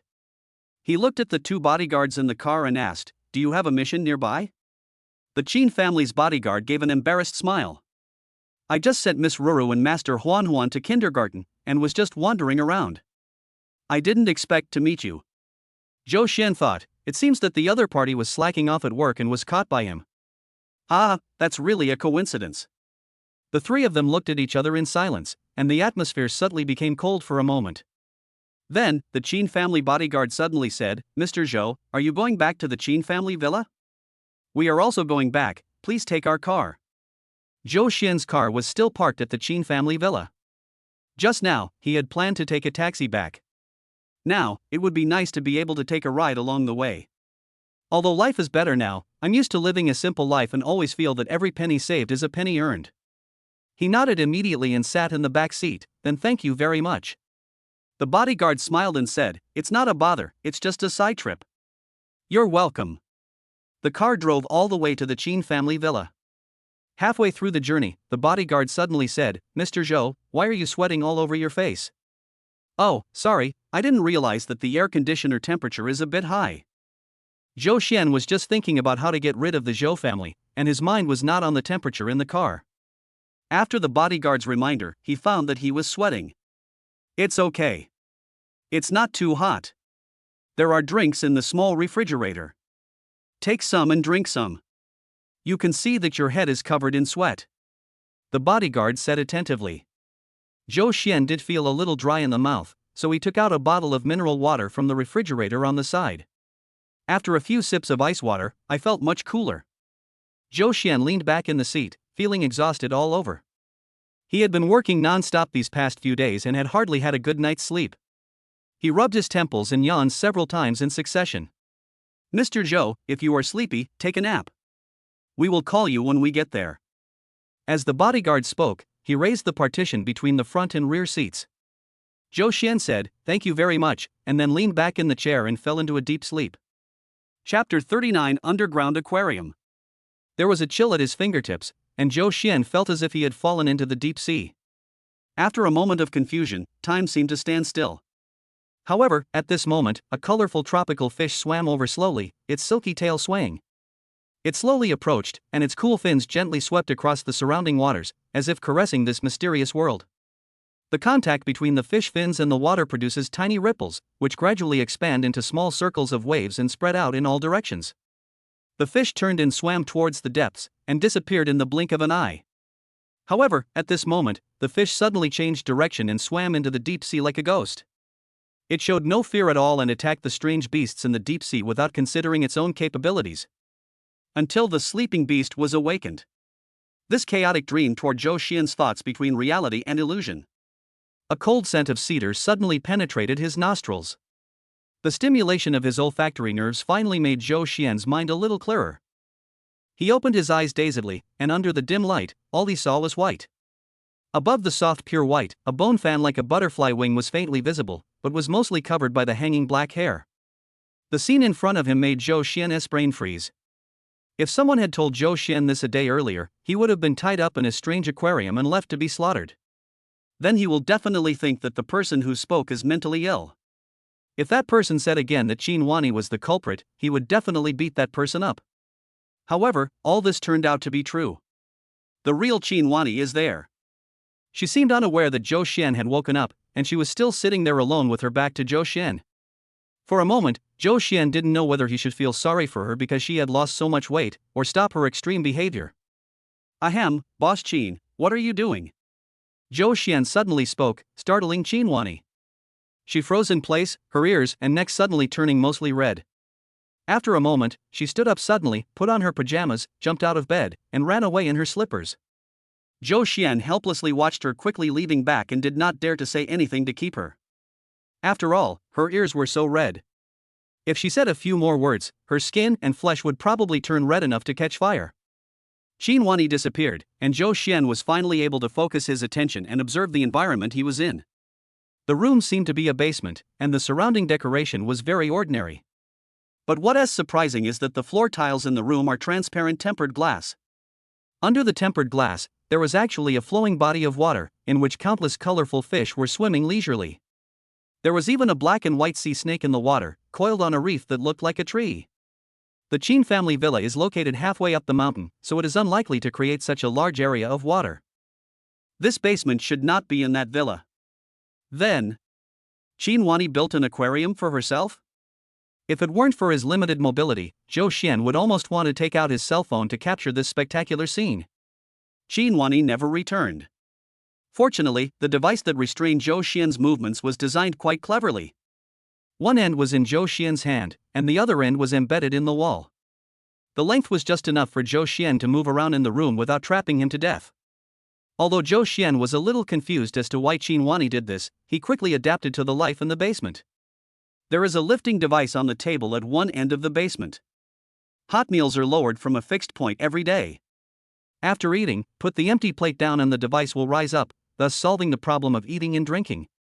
There is a washroom and toilet in the house, which solves the problem of defecation and urination.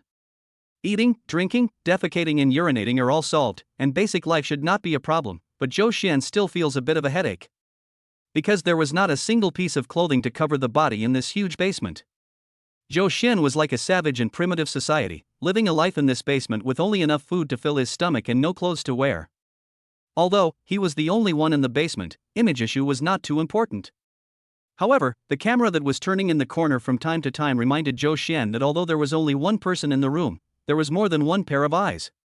Zhou Xian didn't know whether it was Qin Wani or someone else behind the camera.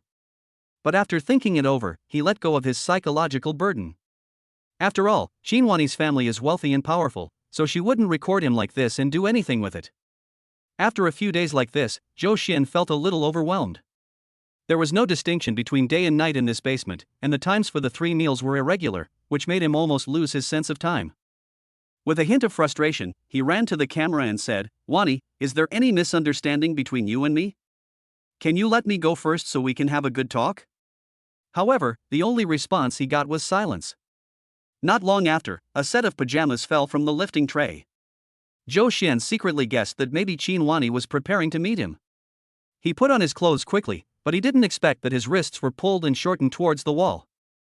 Zhou Xian had no choice but to follow the direction of the shortening device, walk all the way to the wall and stand against it. When the length was only about 1 meter, the device finally stopped. A few minutes later, there was movement at the basement door. Zhou Xian looked towards the door in surprise.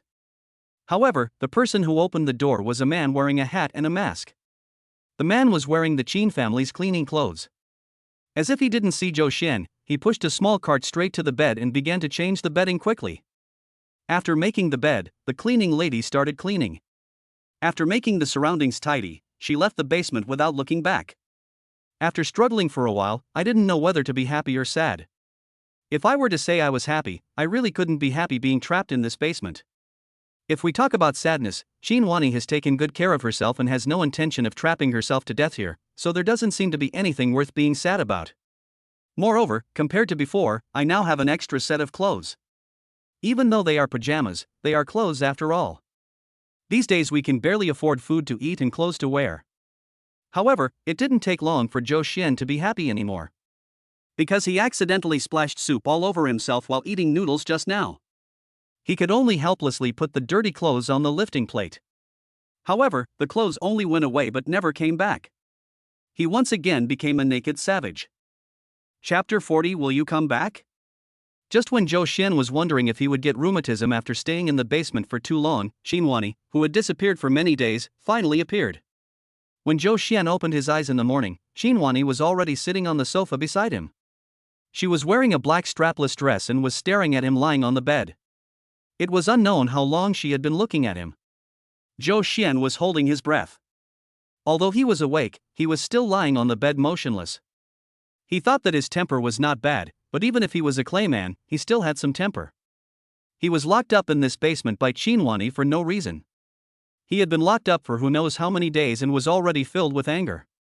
He fixed his eyes on the fishes swimming under the tempered glass, trying to ignore Qin Wani's presence in the house. However, he remained silent, and Qin Wani also remained silent, as if the two were competing to see who had more patience. After a moment, Zhou Xian lost his composure first. He glanced at Qin Wani with his peripheral vision, but met Qin Wani's gaze. Qin Wani's eyes were filled with deep sadness and helplessness, as if she were an abandoned cat with gorgeous fur and having lived a life of luxury for a long time, but being thrown out by her owner, she could only watch the door that was once open to her being closed forever. Seeing Qin Wani's look, Zhou Xian didn't know for a moment whether he was locked in the basement or Qin Wani was locked in the basement. After sighing lightly, Zhou Xian finally couldn't bear it anymore, so he sat up and gave in. "Boss Qin, are you ready to let me out?" Qin Wani shook her head and still said nothing. Zhou Xian felt a little discouraged. He pulled a blanket over his body, got out of bed and walked to Qin Wani. He squatted down and grabbed Qin Wani's hand. Qin Wani tried to pull her hand back with some resistance, but Zhou Xian held it tightly. "What happened? Why are you locking me up? We need to talk it out." Qin Wani's eyes flashed with pain, and then she said, "If you want to leave, go ahead. I have clothes prepared for you there, and I've opened the door to the basement." Zhou Zhuan turned around and saw that there was indeed a suit on the cabinet, and his cell phone was placed next to it. He didn't understand why Qin Wani was so inconsistent. However, given Qin Wani's current state, he probably couldn't ask her anything. He sighed, turned around, picked up the suit on the cabinet and put it on. "Since you don't want to talk, let's calm down. I'll go deal with the things I have on hand." After saying that, he turned around and prepared to leave. After taking 2 steps, he turned back and looked. In the dim light of the basement, Qin Wani sat there silently, like a clay sculpture, but her eyes were red. He couldn't bear it, so he walked over quickly and kissed Qin Wani on the cheek. "Don't cry. I'll be back after I've dealt with things. No matter what misunderstanding there is, I believe we can talk it out." Qin Wani raised her hand and held Zhou Xian's wrist. She held it so tightly that the tips of her nails almost dug into the surrounding flesh. "Will you really come back?" Qin Wani's voice trembled slightly. Zhou Xian nodded and said softly, "Of course I will come back. Of course, if you want to talk to me now, that's fine. If you don't want to talk, then calm down and wait for me to come back." In the end, Qinhuani let go of Zhou Xian's hand and let him leave. Zhou Xian walked out of the basement door and saw an elevator. After getting on the elevator, it took a long time for Zhou Xian to reach the ground floor. As he had guessed before, this was not the Qin family villa. This is a villa facing the sea. Looking around, the whole house presents a very empty feeling. Apart from the load-bearing walls and floors, the entire room is made of glass structures, allowing people to see through the entire house at a glance. The furniture is available in only 3 colors, black, white and gray, and there are almost no decorations. Zhou Xian felt uncomfortable when he thought that the owner of this villa was most likely Qinhuani. The words fragility and insecurity are written almost everywhere in this room, which confirms Qinhuani's obviously disordered behavior in recent days and her extreme lack of security in her heart. What kind of experience created Qinhuani's strange personality? Zhou Xian felt a little empty in his heart. He raised his hand and pinched the wings of his nose, then pushed the door and left the villa. He walked along the empty coastal road for a long time before getting on the bus. He took out his cell phone and quickly turned it on. He looked at the date and a hint of surprise appeared on his face. I was actually locked up by Qinhuani for a week. He quickly dialed Jean Huan's number. "Mother, are you okay?" I'm fine. Your wife came to see me a few days ago and brought a lot of things. You're busy with work, so don't worry about me all the time." "My wife?" "Yes, she also showed me photos of her 2 grandchildren. They look exactly like you. Seeing your family of 4 so happy, I was really happy." Zhou Xian couldn't bear to make Jean Huan worry, so he said, "Well, as long as you're happy." "Are you used to living in that small building? How is the food cooked by the nanny?" When Zhou Xian arranged the nanny, he did it in a hurry and did not have time to ask Jean Huan about his taste preferences. He was always worried that Jean Huan would not be used to it. Jean Huan smiled and said, "Everything is good. Your wife even hired a nanny for me. She cooks delicious food and is very skillful. I feel embarrassed to have 2 nannies taking care of me." "Okay, just be at ease. If you need anything, call me immediately." Afterwards, the mother and son exchanged some pleasantries before hanging up the phone. Zhou Xian thought about it and felt that the daughter-in-law Jean Huan was talking about was most likely Qinhuani. After all, she did have the ability to find out the existence of Xiaolu and Jean Huan. Zhou Xian was still a little worried, so he used his cell phone to check the surveillance footage in the small building. The person visiting in the video was indeed Qinhuani. Zhou Xian felt somewhat helpless. When he placed Jean Huan in that small building, he was sure that no one would be able to find out. Who would have thought that Qinhuani was so well informed? Then he called Wu Qingchuan again. The purchase of equipment for MOU factory has been put on hold for a week. I wonder what the current situation is. Unexpectedly, as soon as the call was connected, Wu Qingchuan asked, "Boss Zhou, are you done with your business trip?" Zhou Xian's face was full of question marks. "On business trip? Aren't you on a business trip with the group's leader to investigate the market?" Zhou Xian felt even more helpless. Well, in a sense, he was indeed accompanying the group's leader. "Yes, the business trip is over. How is the equipment upgrade going?" "The plan is to inspect the supplier at the end of the month." "Can you arrange for it?" "Well, I'll be back tomorrow." After hanging up the phone, Zhou Xian felt a little confused. For a moment he didn't know what to do, and Qinhuani seemed to help him sort out everything. He suspected that if Qinhuani locked herself up for another 10 days or half a month, no one would notice that he was missing. No wonder Qinhuani asked him if he would go back. If it were someone who was less courageous, they would probably be frightened by Qinhuani's actions and run away. If he were honest with himself, Zhou Xian felt that he did not feel afraid, but he felt Qinhuani's desire for control so directly that he felt a little hesitant. He couldn't help but look at the street scene outside the bus window in a daze. It was not until the bus stop announcement was made that he came back to his senses as if awakened from a dream. After jumping off the bus, he looked at the Qin family villa halfway up the mountain. After hesitating for a moment, he hailed a taxi. "Master, let's go to the villa complex halfway up the mountain."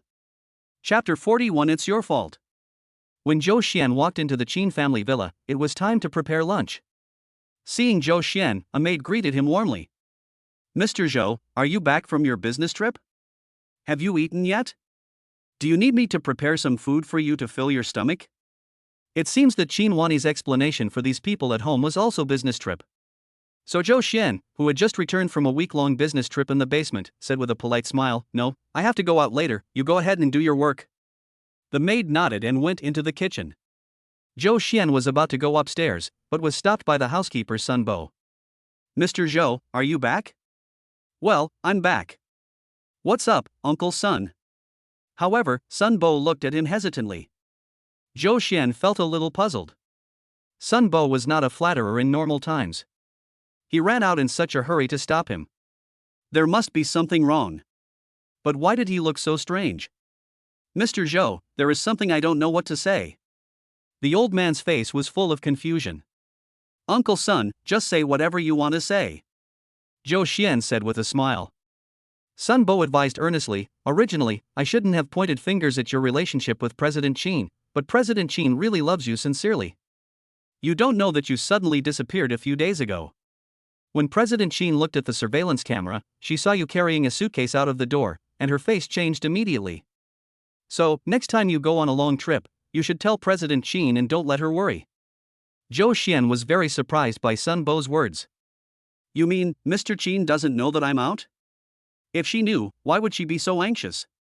Is there any misunderstanding between you and her?" The doubts of the past few days were suddenly resolved. Zhou Xian held Sun Bo's hand and said, "Thank you for your reminder. I have something else to do, so I'll go back to my room first." After saying this, without waiting for Sun Bo to answer, he ran upstairs and went into his room. The room was in the same condition as when he left it, but the floor and the table looked clean. "I think only the cleaning staff has come in these days." There was a small gap in the window near the desk, and a breeze blew into the room from time to time. He walked around the room but couldn't find what he was looking for. Reluctantly, he lay down on the carpet and looked under the bed. It was clean inside and there was nothing inside. That's not right. Where did he go? Zhou Xian was still unwilling to give up, so he crawled under the desk and lay down to take a look. Finally, he saw a corner of white between the desk and the wall. The wallpaper in the room is also white, and that small corner is hidden in the gap. If you don't look carefully, it is really hard to find. Zhou Xian was overjoyed and pushed the desk open with his arms. A piece of white notepaper suddenly fell to the ground. Zhou Xian picked up the notepaper and smiled helplessly. "You hid it very well, but it caused me so much trouble." He folded the notepaper and put it carefully into the inside pocket of his suit. Then he hurried out the door. Seeing that he had just returned and was running out in such a hurry, Sun Bo couldn't help but ask, "Mr. Zhou, what are you doing?" "I have something to do. I'll be back soon. Please tell the kitchen that there's no need to prepare lunch for me and Mr. Qin." After saying that, he ran to the garage and drove away. "Unlike the heavy mood when I came here, I was in a pretty good mood along the way. The only thing I did was hum a little tune." Just shy of the speeding limit, he quickly drove to the beach villa. After the license plate was recognized, the gate of the villa slowly opened. Unable to wait to drive the car into the garage, Zhou Xian casually parked the car diagonally in the yard at the side, jumped out of the car and ran towards the building. When he arrived at the door and was wondering whether to knock or call Qinhuani, the camera on the door lock lit up slightly, scanned his facial information, and opened the door. I don't know when Qinhuani entered his license plate and facial information into the villa security. However, Zhou Xian had no time to take care of these details. He walked in, ran to the elevator, and headed down to the basement. Walking into the basement, in the room that looked like an aquarium, Qinhuani was sitting motionless on the carpet next to the sofa, staring in a daze at the sea snake swimming under the glass. In the dim room, on the deep, bottomless waters, she was the only one there. It's like an isolated island floating on the sea. This scene was like a needle piercing Zhou Xian's heart, causing waves of pain. "Wani!" he called softly. Qinhuani suddenly woke up as if from a dream. She raised her head and looked at him, her eyes full of disbelief. Then she stood up, ran towards Zhou Xian, and threw herself into his arms. "I thought you wouldn't come back. I'm sorry, it's my fault. I won't do this again. Please don't leave me, okay?" Qinhuani's tears wet Zhou Xian's shirt. It was like a heavy rain hitting Zhou Xian's heart, and the shock under the tears could not subside for a long time. Zhou Xian raised his hands and hugged Qinhuani. The moment he touched her skin, Zhou Xian felt as if he was hugging a fragile jade sculpture. "Why is her skin so cold?" This made Zhou Xian feel extremely distressed. He felt a little annoyed and thought to himself, what was I thinking just now? Why did I leave her here alone? After I left, she didn't even move. It's really pitiful. I should have come back faster. Zhou Xian couldn't help but tighten his arms, trying to warm Qin Huani's cold skin with his arms. Let's go upstairs first. The air conditioner here is set too low.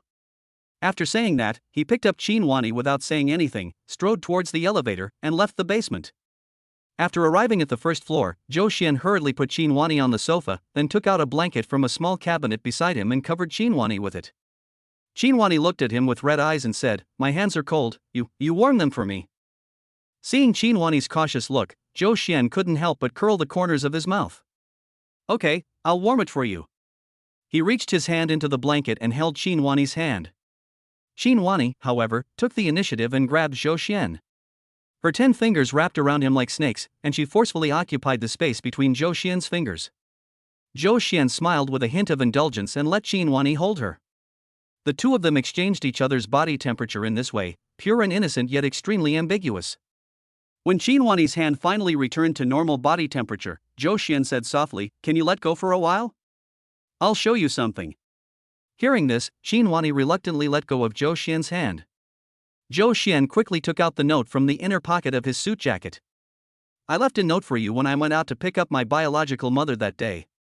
It might be that the wind in my room was strong and the note was blown into the gap." Qin Huani quickly took the note and read it carefully. I saw you carrying your luggage and your phone was not working, so I thought you were gone." As she spoke, she snuggled into Zhou Xian's arms again. Zhou Xian hugged her and patted her back gently.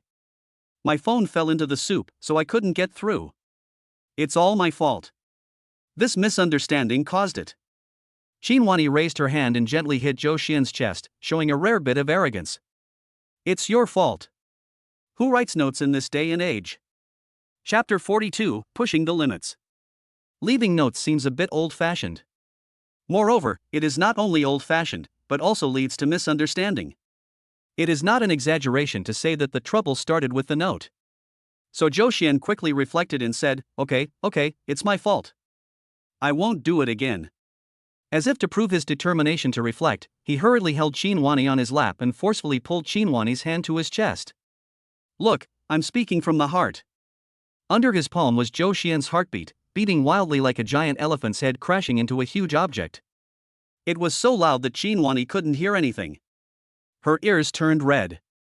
"Let go first, your heartbeat is so loud." Qin Huani muttered and tried to pull her hand away, but Zhou Xian held it very tightly. Qin Huani was annoyed.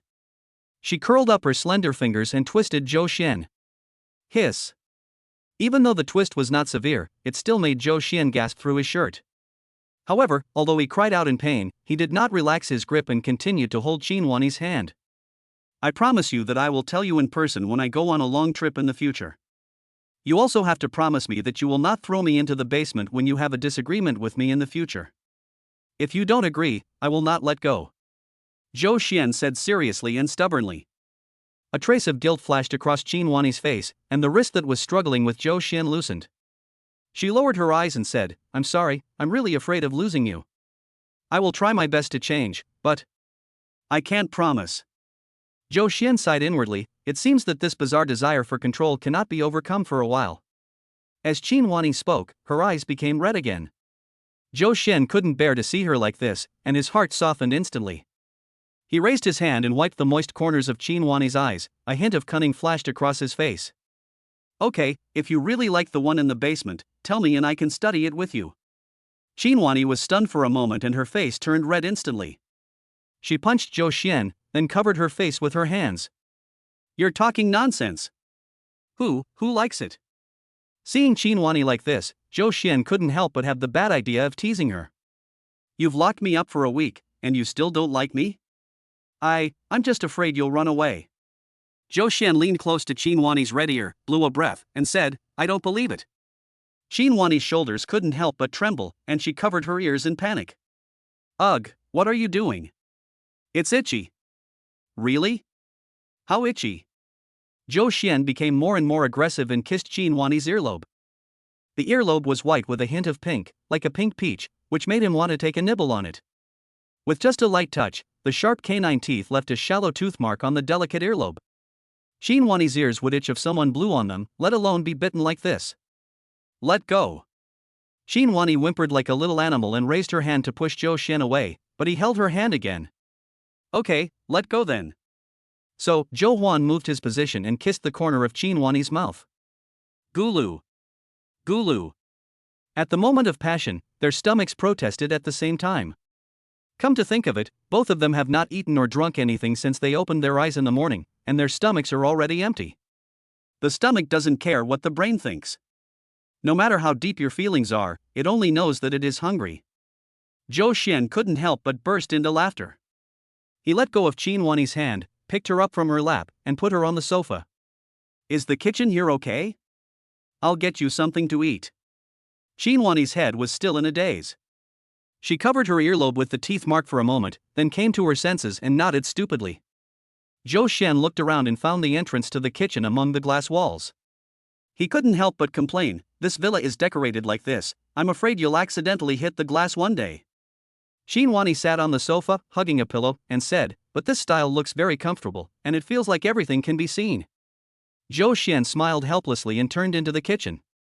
The kitchen doesn't look like it's often cooked, but it has all the pots, pans, ingredients and seasonings you need. Zhou Xian took out a bag of rice, washed it and cooked it. I took out another piece of meat from the refrigerator, sliced it into small slices, coated it with a batter made of egg white and starch, and stir-fried it with green peppers. The eggs and tomatoes looked fresh, probably having been put there by the maids in the villa. Zhou Xian fried some scrambled eggs with tomatoes. Finally, wash a handful of vegetables and cook a pot of vegetable soup. After the 2 dishes and 1 soup were ready, the rice was just cooked.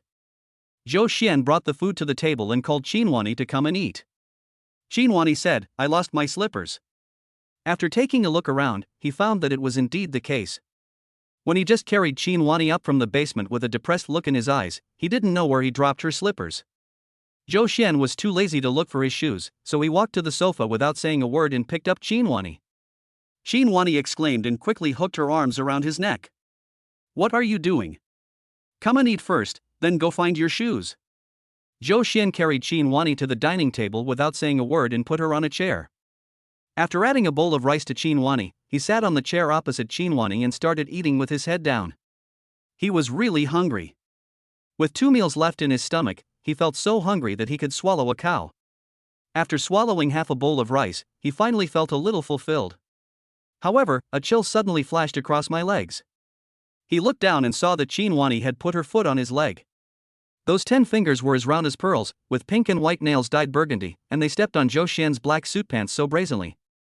The black color makes the pink and wine red look even more gorgeous. Zhou Xian looked up at Xinhuani. I saw her with her head down, eating vegetables in small bites, with a look on her face as if nothing had happened. However, the hand that was tightly gripping the chopsticks had already betrayed her completely. Zhou Xian laughed secretly in his heart. With Xinhuani's psychological quality, she still tried to learn other people's tricks. Boss Qin, you. Before Zhou Xian could finish, Xinhuani hurriedly said, the ground is a little dirty. Oh, it turns out the ground is dirty. These vegetables are cooked quite well and are delicious. Xinhuani lowered her head and began to change the subject somewhat awkwardly. It's delicious, then eat more. Zhou Xian picked up a piece of stir-fried pork for Xinhuani with his chopsticks as usual, then lowered his head and continued to deal with the food in the bowl. However, Xinhuani's feet were a little unruly, moving around and swaying. In the end, it was like a spoiled cat rolling on its owner's lap. Zhou Xian remained calm and continued eating. He only raised his head when Xinhuani's kick became more and more arrogant. Boss Qin. My feet are a little cold. Xinhuani said in an attempt to cover up her mistake. Zhou Xian smiled and said, have you finished eating? I'll collect the bowls after you finish.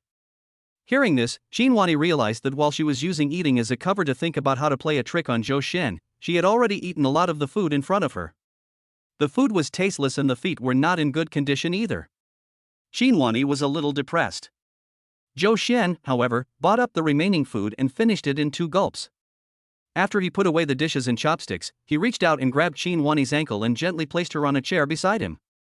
Then, he stood up and looked at Xinhuani, and said meaningfully, don't be distracted while eating, be careful of indigestion. Chapter 43 Dirty Your Hands. When Zhou Xian stepped into Mo Yan's conference room, he felt that the atmosphere was a little off, but he couldn't tell what was wrong for a moment. The executives who were on good terms with him seemed to smile even more brightly. Those executives who were usually keen on undermining him seemed to be less sarcastic in their words. Even Du Qiyun, who usually disliked him, began to greet him in a hypocritical manner. Faced with this situation, Zhou Xian was a little confused. Could it be that during the week he was gone, all these people were possessed by other bodies? He sat down with an awkward smile and started the morning meeting. As he was attending the meeting, Wu Qingchuan felt that his back was straightened a little. He was the first to speak during the session, reporting on recent work. The next focus of our department is to update the equipment, but we still need the cooperation of all colleagues to go out for inspection. It is definitely not enough for our department alone, Du Qiyun said with a warm face. Then let Mr. Zhou decide on the specific candidate. He then turned to look at Zhou Xian and said, just select the generals. You can take anyone in this room to inspect, including me. Ha ha ha ha. After he finished speaking, he laughed out loud twice, thinking it was humorous, and the other executives at the table also joined in the laughter. Mr. Du, you're joking. You have to be in charge of the company. How can I take you out? Zhou Xian said with an awkward laugh. He cleared his throat and continued, since President Du asked me to select the generals, I will do it directly.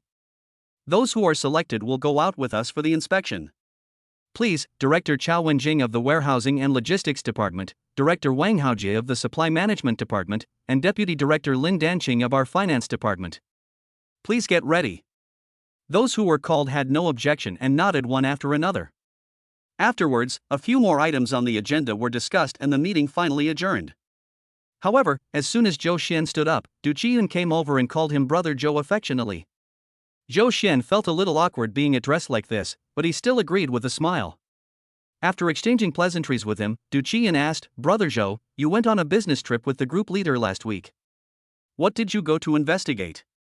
Zhou Xian was stunned and felt a little helpless. What to inspect? I accompanied the group chairman to inspect the basement and personally experienced the aquarium that the chairman installed in the basement. Of course, I can only keep these words to myself.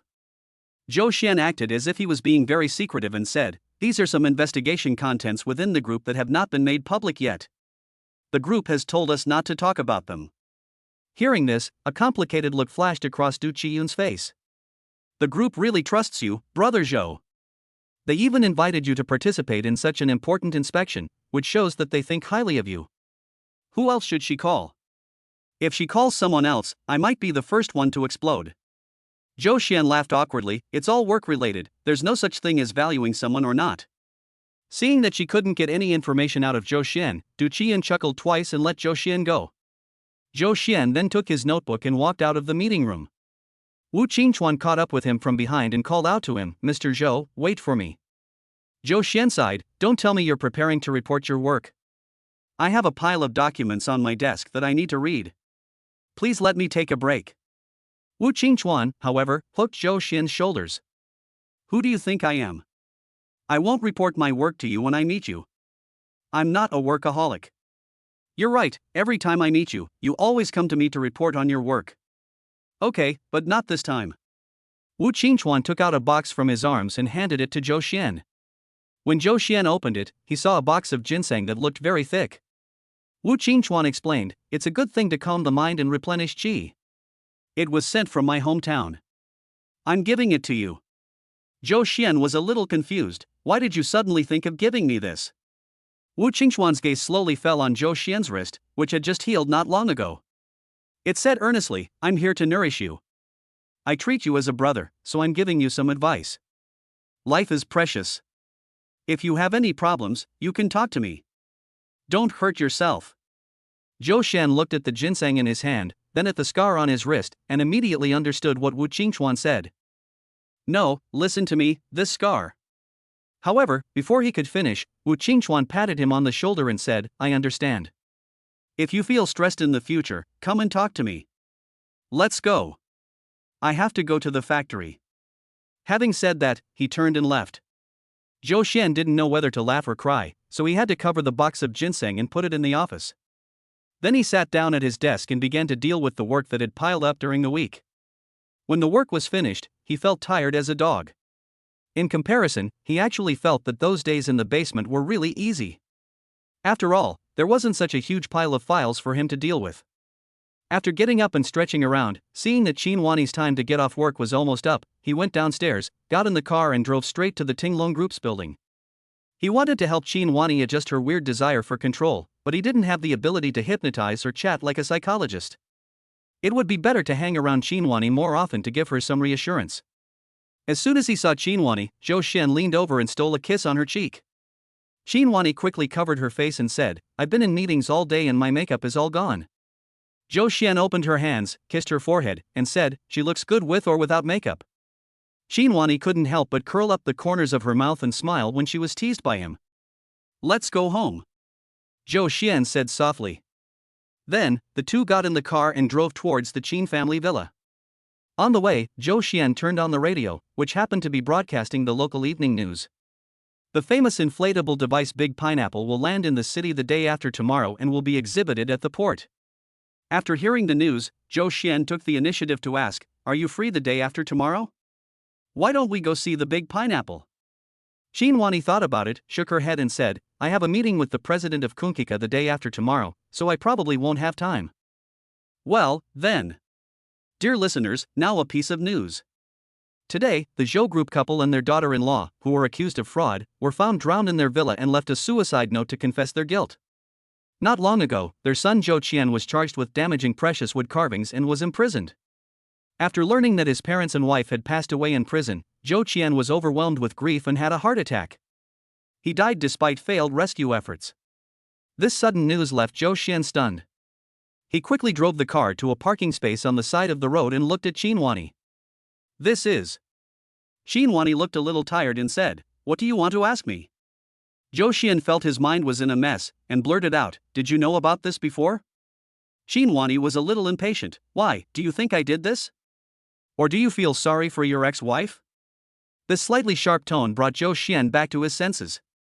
He shook his head. "No, I'm just afraid that the death of these people would dirty your hands. I was planning to send them off myself." Chapter 44 Sweet Burden. Chinwani didn't expect Zhou Xian to say this, and the corners of her mouth couldn't help but rise. Then, she shook her head. "It's not just you and me who want to send the Zhou family to their deaths." Hearing this, Zhou Xian thought for a while and said with certainty, "It was Huang who did it." Yes, Huang cut off his tail to survive and put the blame on the dead. Chinwani was like a well-fed cat. She squinted her eyes and showed a satisfied smile. Zhou Xian was still worried. The Huang family is very powerful. They are trying to kill the Zhou family this time. I think they are desperate. You must be careful when fighting with the Zhou family. Zhou Xian's worry sounded like love words to Chinwani's ears. She came up to Zhou Xian and grabbed her tie. "Are you worried about me?" Zhou Xian sighed, "If I'm not worried about you, then why would I worry about Huang?" Chinwani smiled even more. "Don't worry, I have my own way. Let's go home. Roro said they learned how to cook today. Let's go back and try it soon." "Okay." Zhou Xian restarted the car and drove towards the Qin family villa. Night falls and the lights come on. The light from the Qin family villa shone through the window, illuminating a warm glow in the dark night.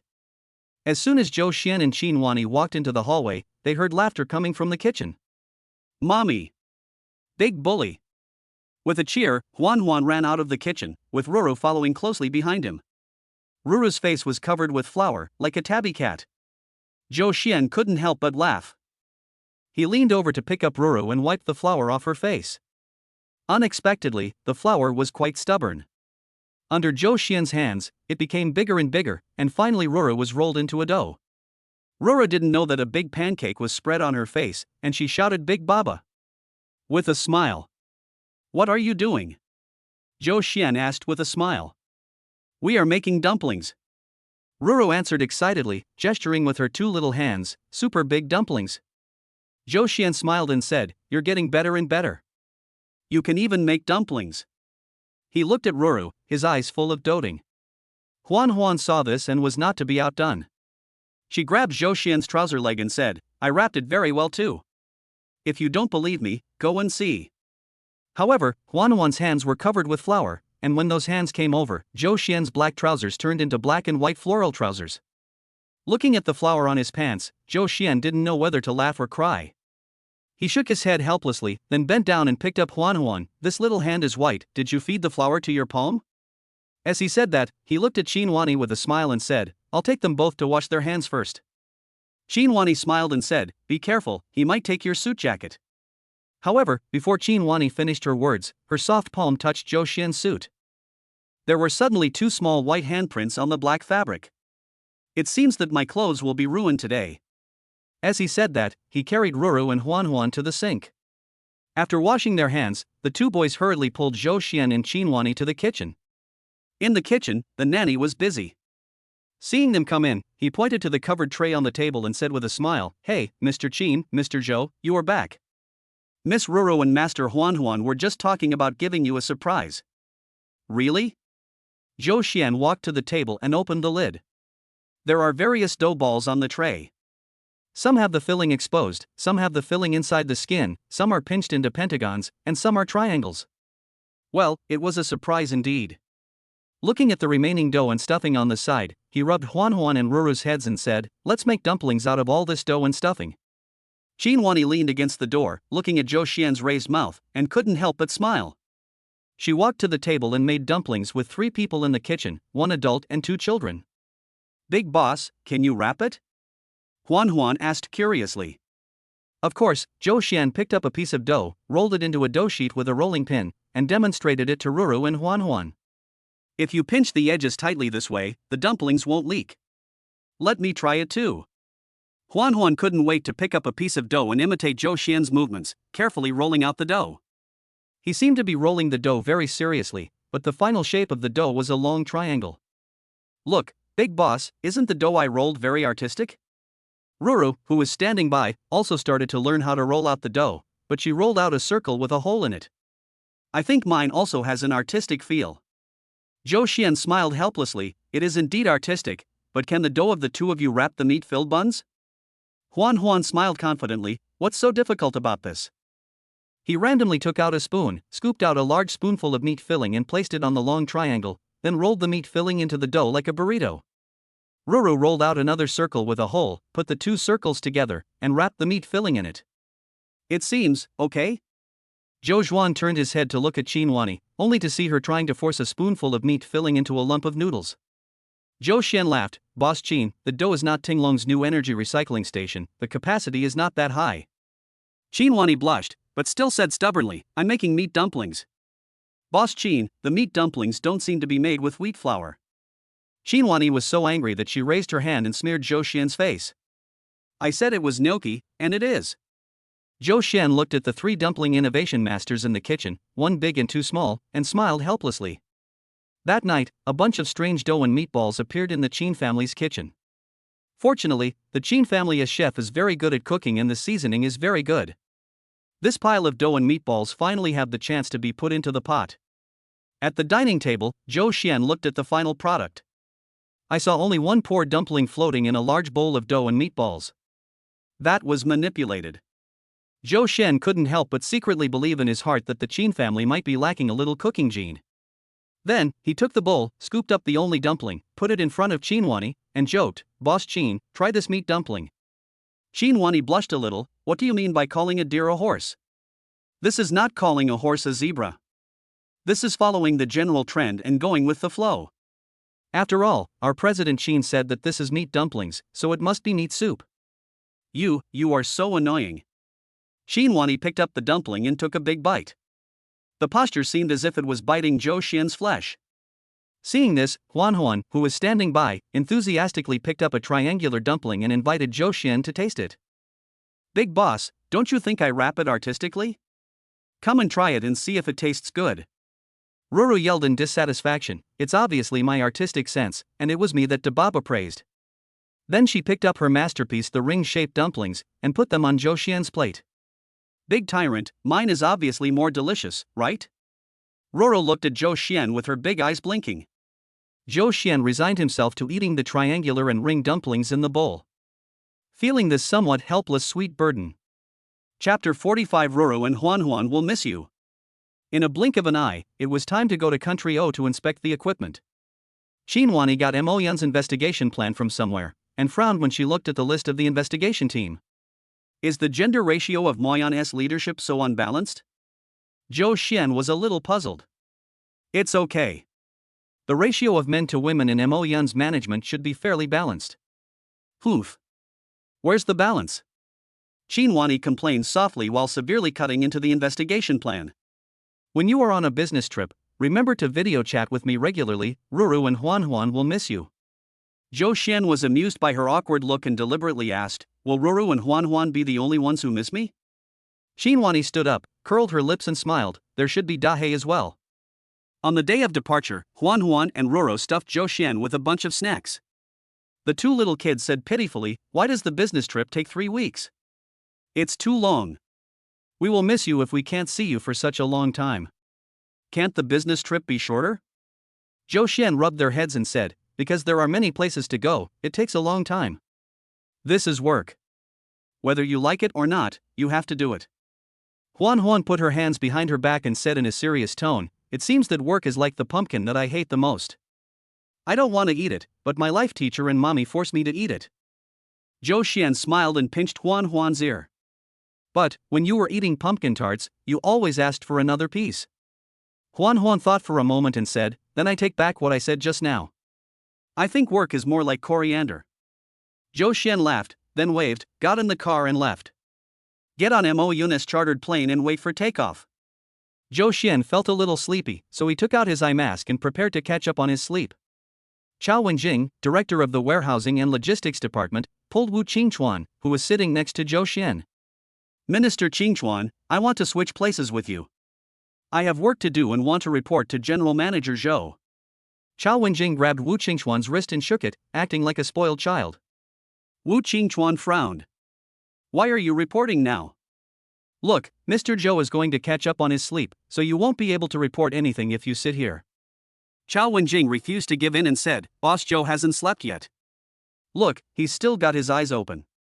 You're allowed to report your work, but I'm not? Are you deliberately targeting me? Wu Qingchuan, who was such an honest man with extremely high self-demands, suddenly received such an evaluation and his face immediately turned black. Who is targeting you?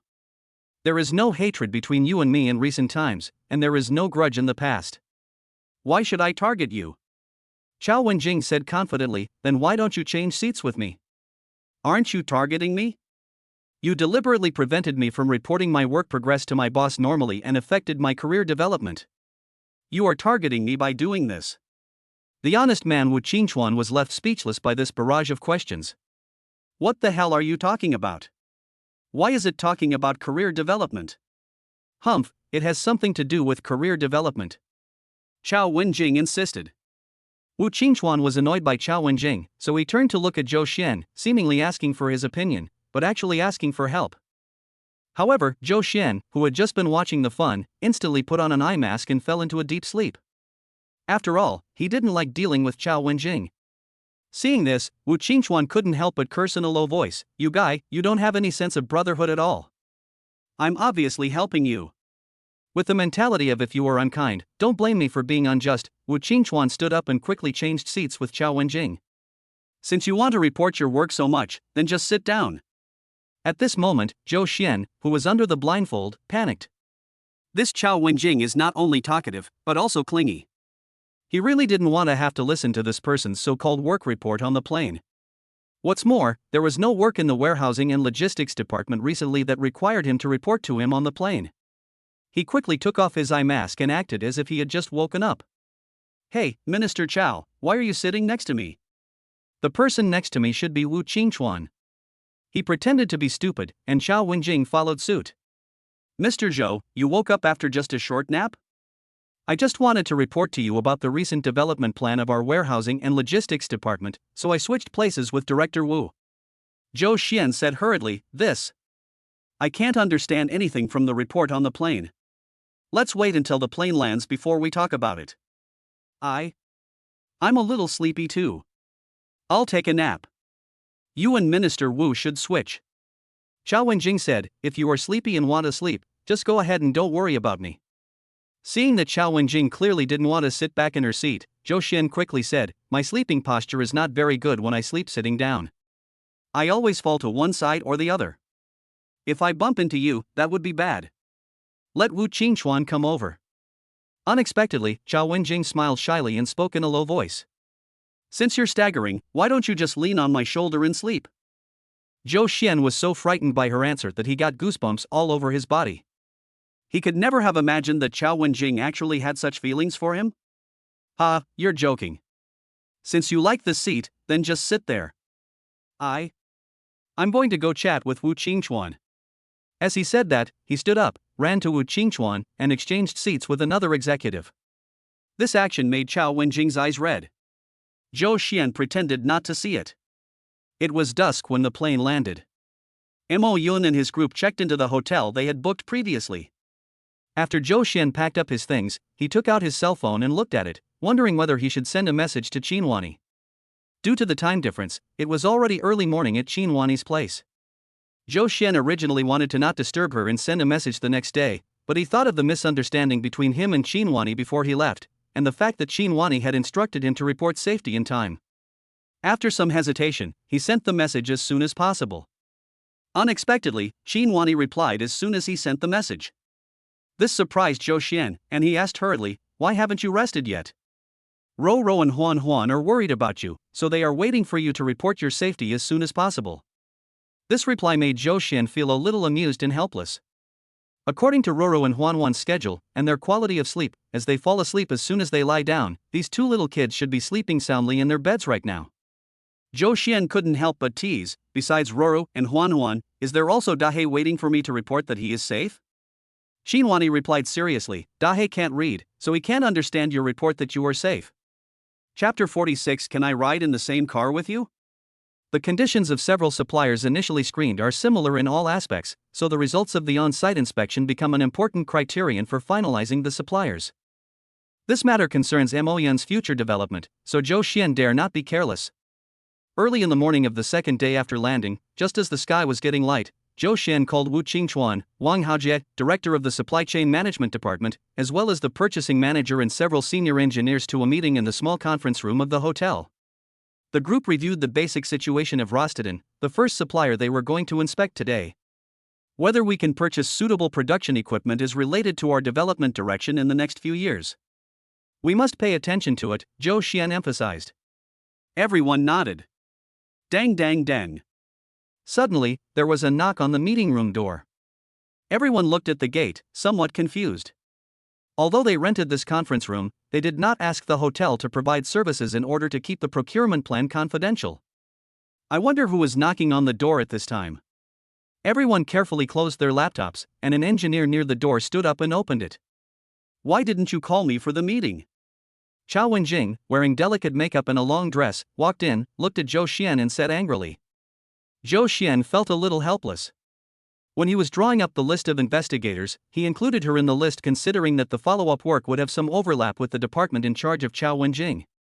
But the core of this inspection team is still Wu Qingchuan, Wang Haojie, and a group of purchasing managers and engineers. The previous work had little to do with Chao Wenjing, and this person was really talkative, so he did not invite Chao Wenjing to attend the meeting.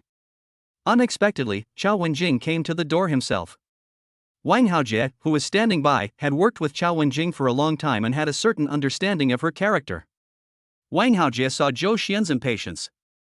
In order to prevent Chao Wenjing from causing trouble and causing Zhou Xian to get angry and affect innocent people, he quickly stood up and said to Chao Wenjing with a smile, "It's still early, Minister Chao, why don't you sleep a little longer?"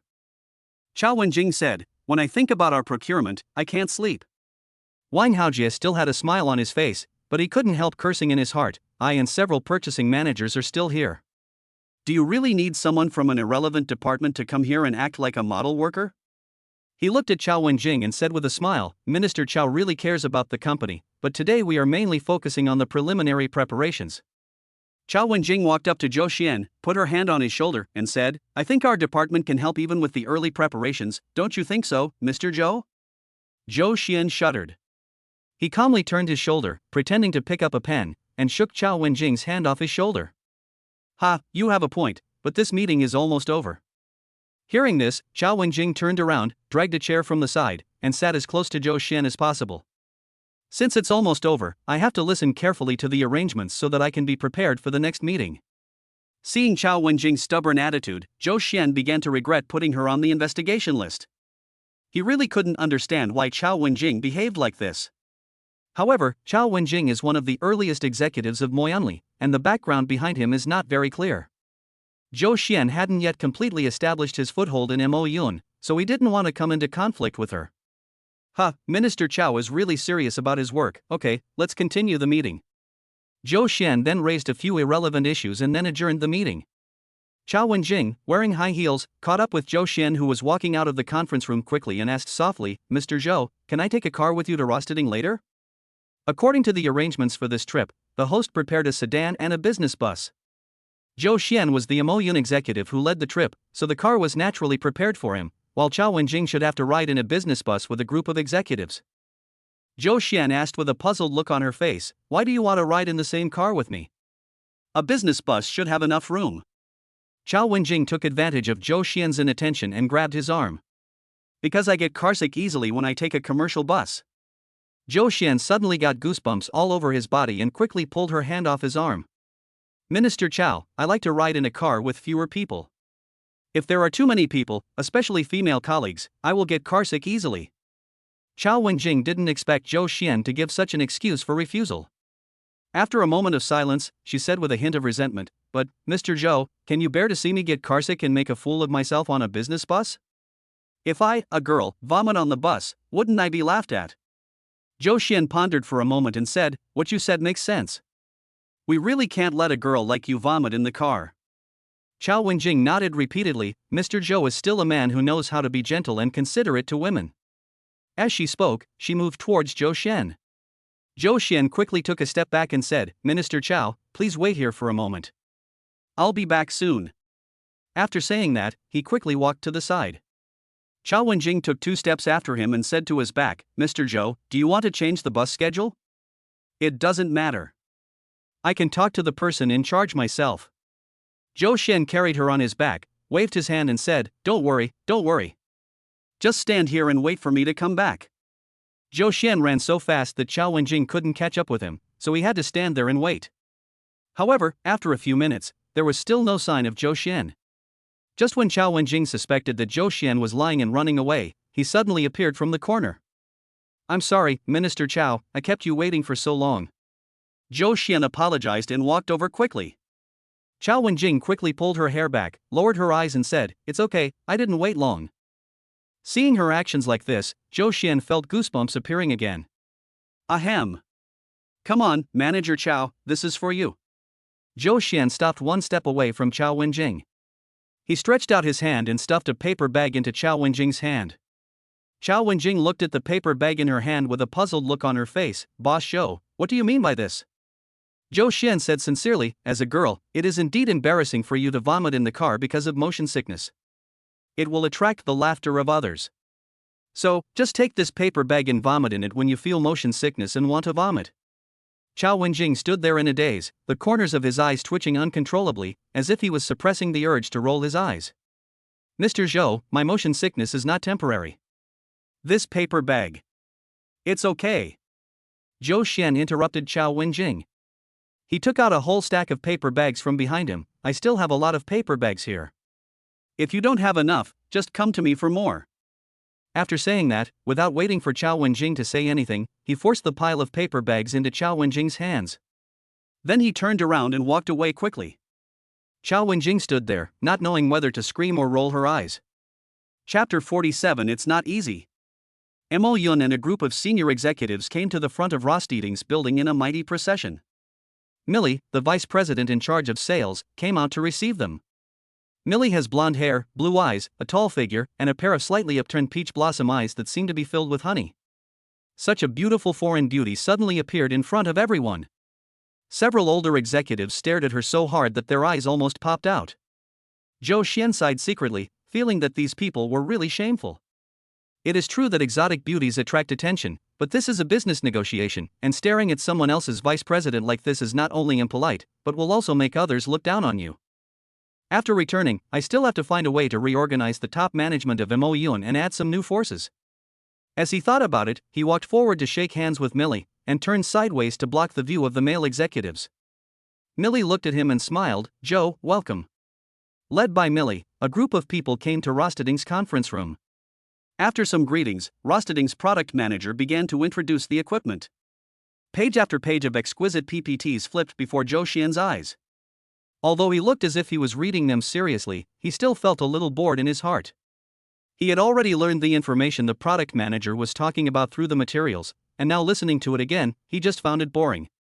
After saying some polite words, he looked at Millie and said, "If possible, we hope to increase the time for our on-site visit to the equipment factory to facilitate our comparison and judgment." Millie agreed with a smile. Although most of our factories are overseas, we also have a large local production scale. I believe that when you step into the factory, you will be able to intuitively feel the strength of our company. Afterwards, she immediately arranged for her subordinates to adjust the tour itinerary. On the way to the factory, Millie and Zhou Xian rode in the same car and accompanied each other all the way. Chao Wenjing, who was sitting on the business bus, saw the scene and couldn't help but fold his hands and snorted coldly. The car quickly drove into the factory. Zhou Xian opened the door for Millie very gentlemanly, and took the initiative to reach out his hand to help her out of the car in her high heels. After receiving the notice, the factory manager had been waiting outside the factory gate for a long time. Seeing Millie and Zhou Xian getting out of the car, he walked over with a smile on his face. "The tour uniforms are ready. Please follow me. You can enter the factory after you change into the uniforms." So everyone followed him and walked towards the locker room. In the women's locker room, Chao Wenjing looked at the heavy visiting uniform and flat-soled visiting shoes, with a hint of resistance on her face. She got up early and carefully put on her makeup and chose her clothes. Not only did she look like she was flirting with a blind man, but now she was also covered by this ugly tour dress. Millie, who had already changed her clothes, saw Chao Wenjing standing there for a long time without moving, so she took the initiative to walk over to her. "Miss Chao, are you not used to wearing our tour uniforms? It's okay, I'll help you." Millie has a tall figure, and even when she changed into flat shoes and a heavy visiting suit, her temperament could not be concealed. Chao Wenjing couldn't help feeling jealous when she looked at her. However, after all, the other party was Rosteding's vice president, and Chao Wenjing did not dare to reveal the malice in his heart.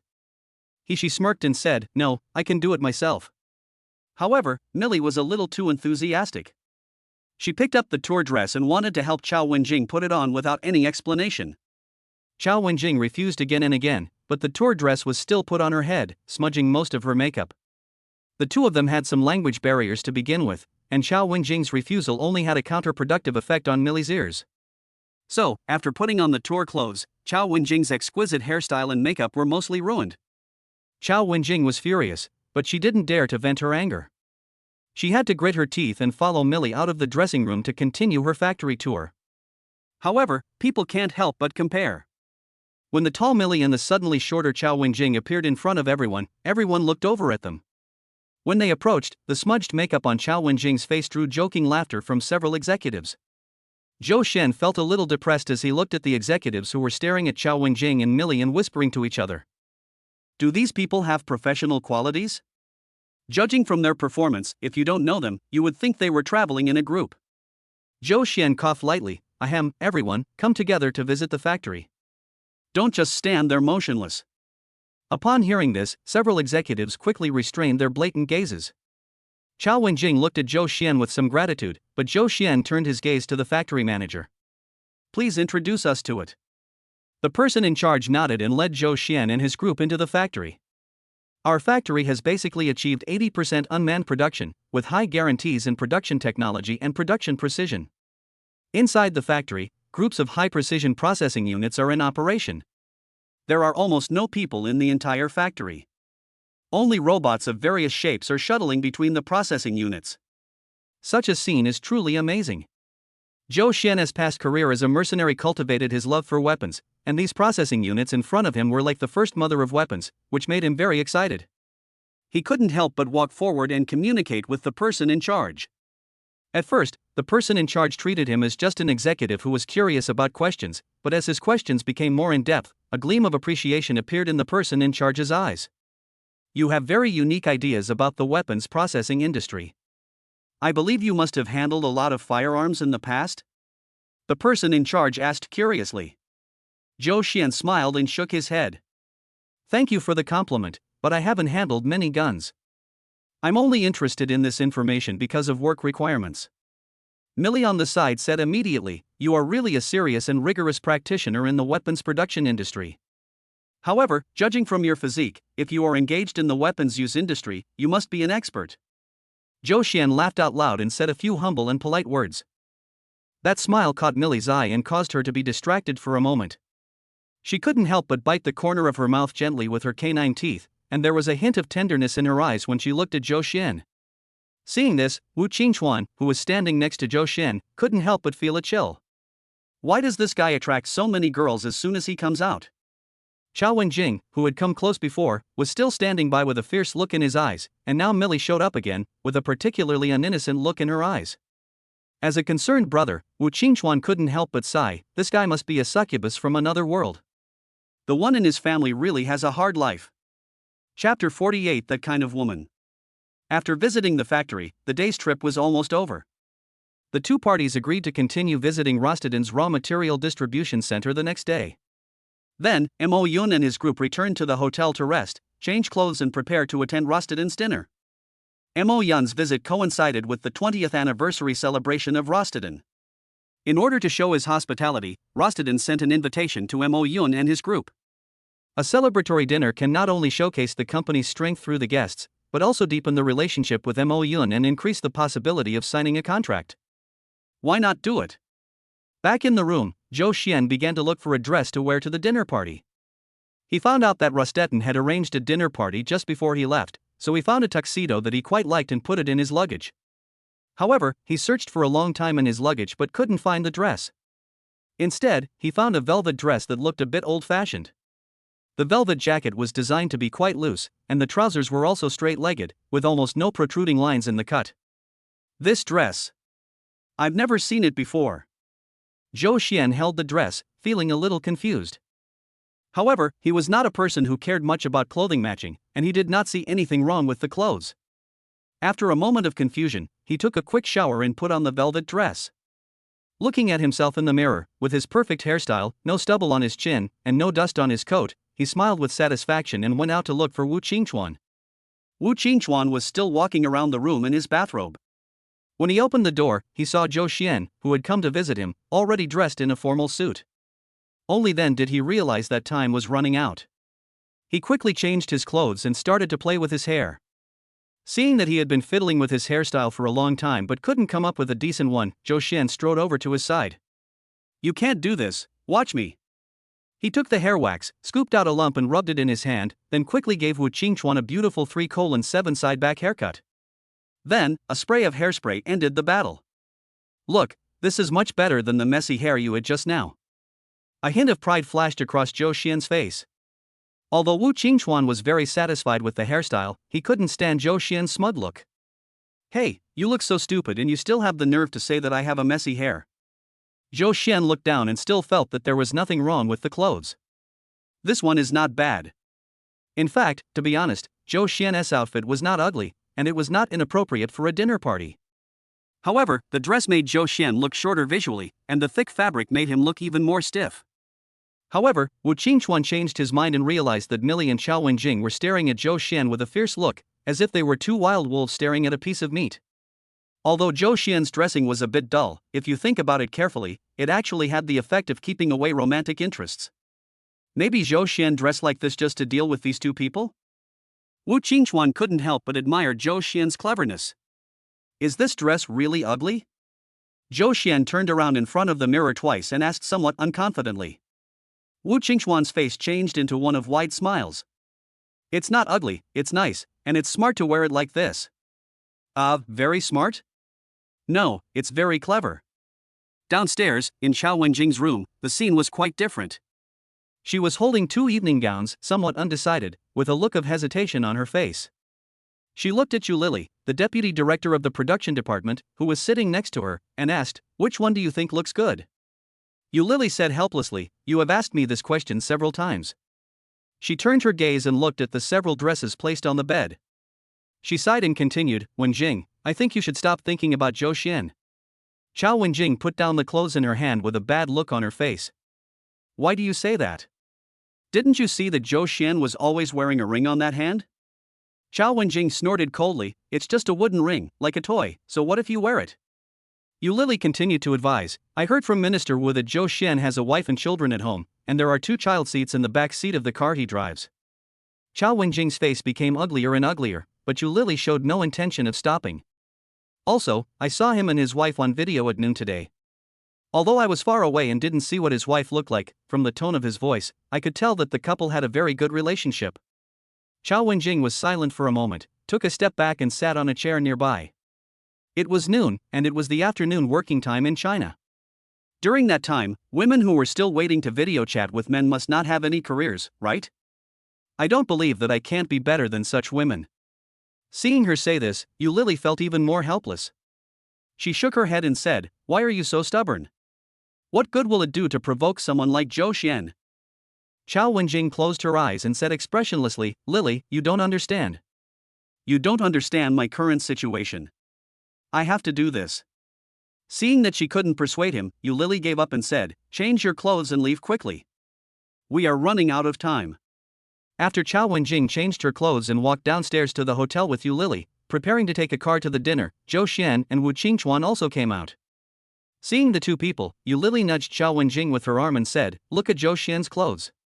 Chao Wenjing laughed disdainfully and said, "I bet his wife must have picked out these clothes for him.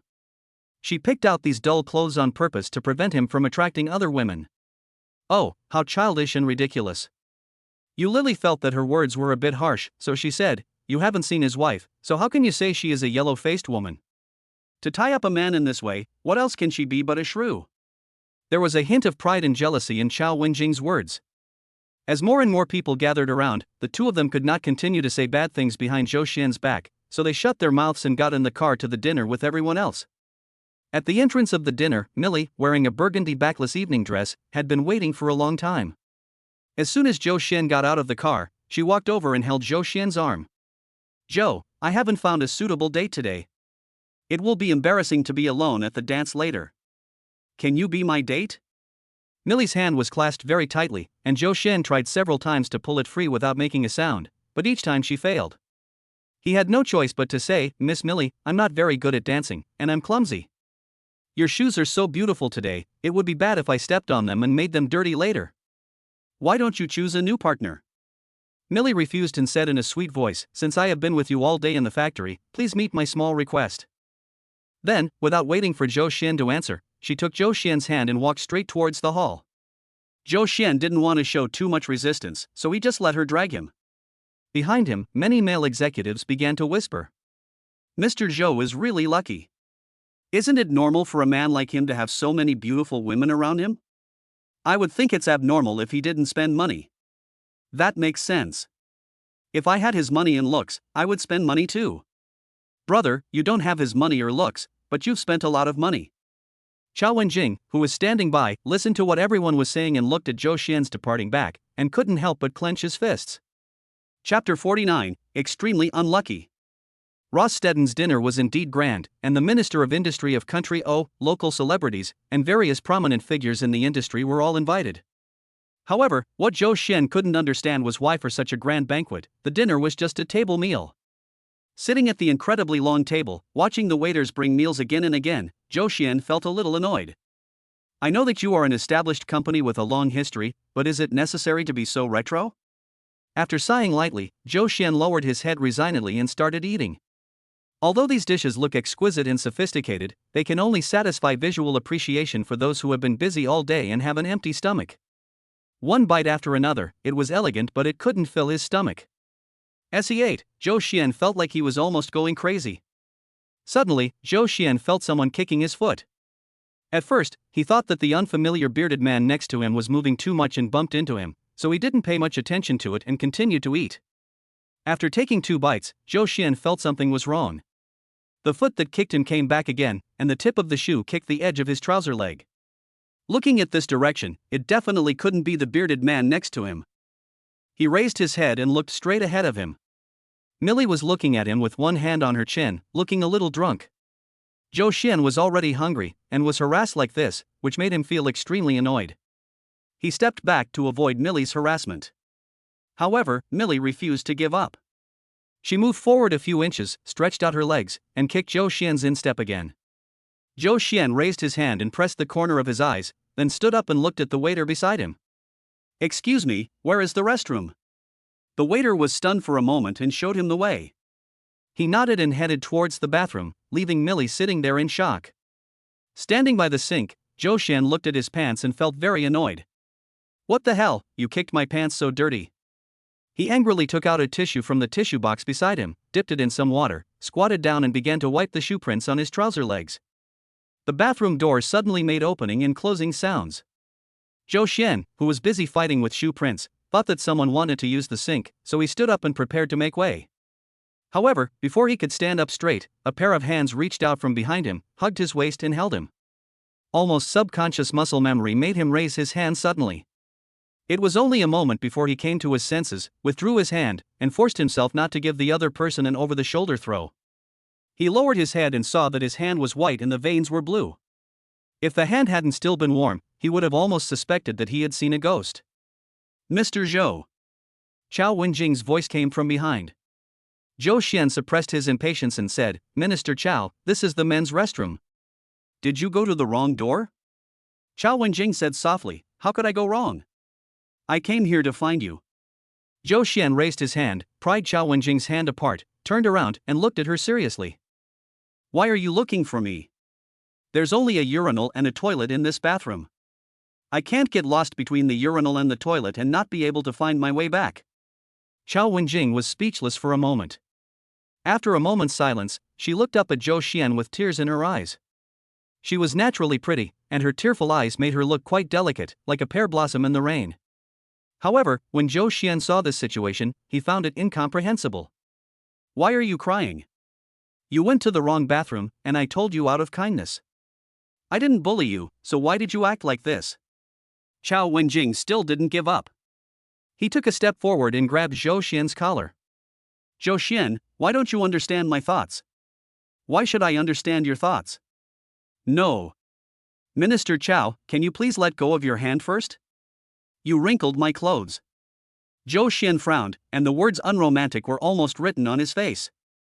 If it were someone else, after being treated so coldly by Zhou Xian, they would have probably wiped away their tears and fled from this embarrassing situation. However, Chao Wenjing is not an ordinary person. While Zhou Xian was looking down at his collar, Chao Wenjing rushed forward and bit Zhou Xian's neck. Zhou Xian was so scared that he quickly pushed her away, then turned to look at the mirror beside him. "I saw that there was lipstick on the collar of his shirt and a red mark on his neck."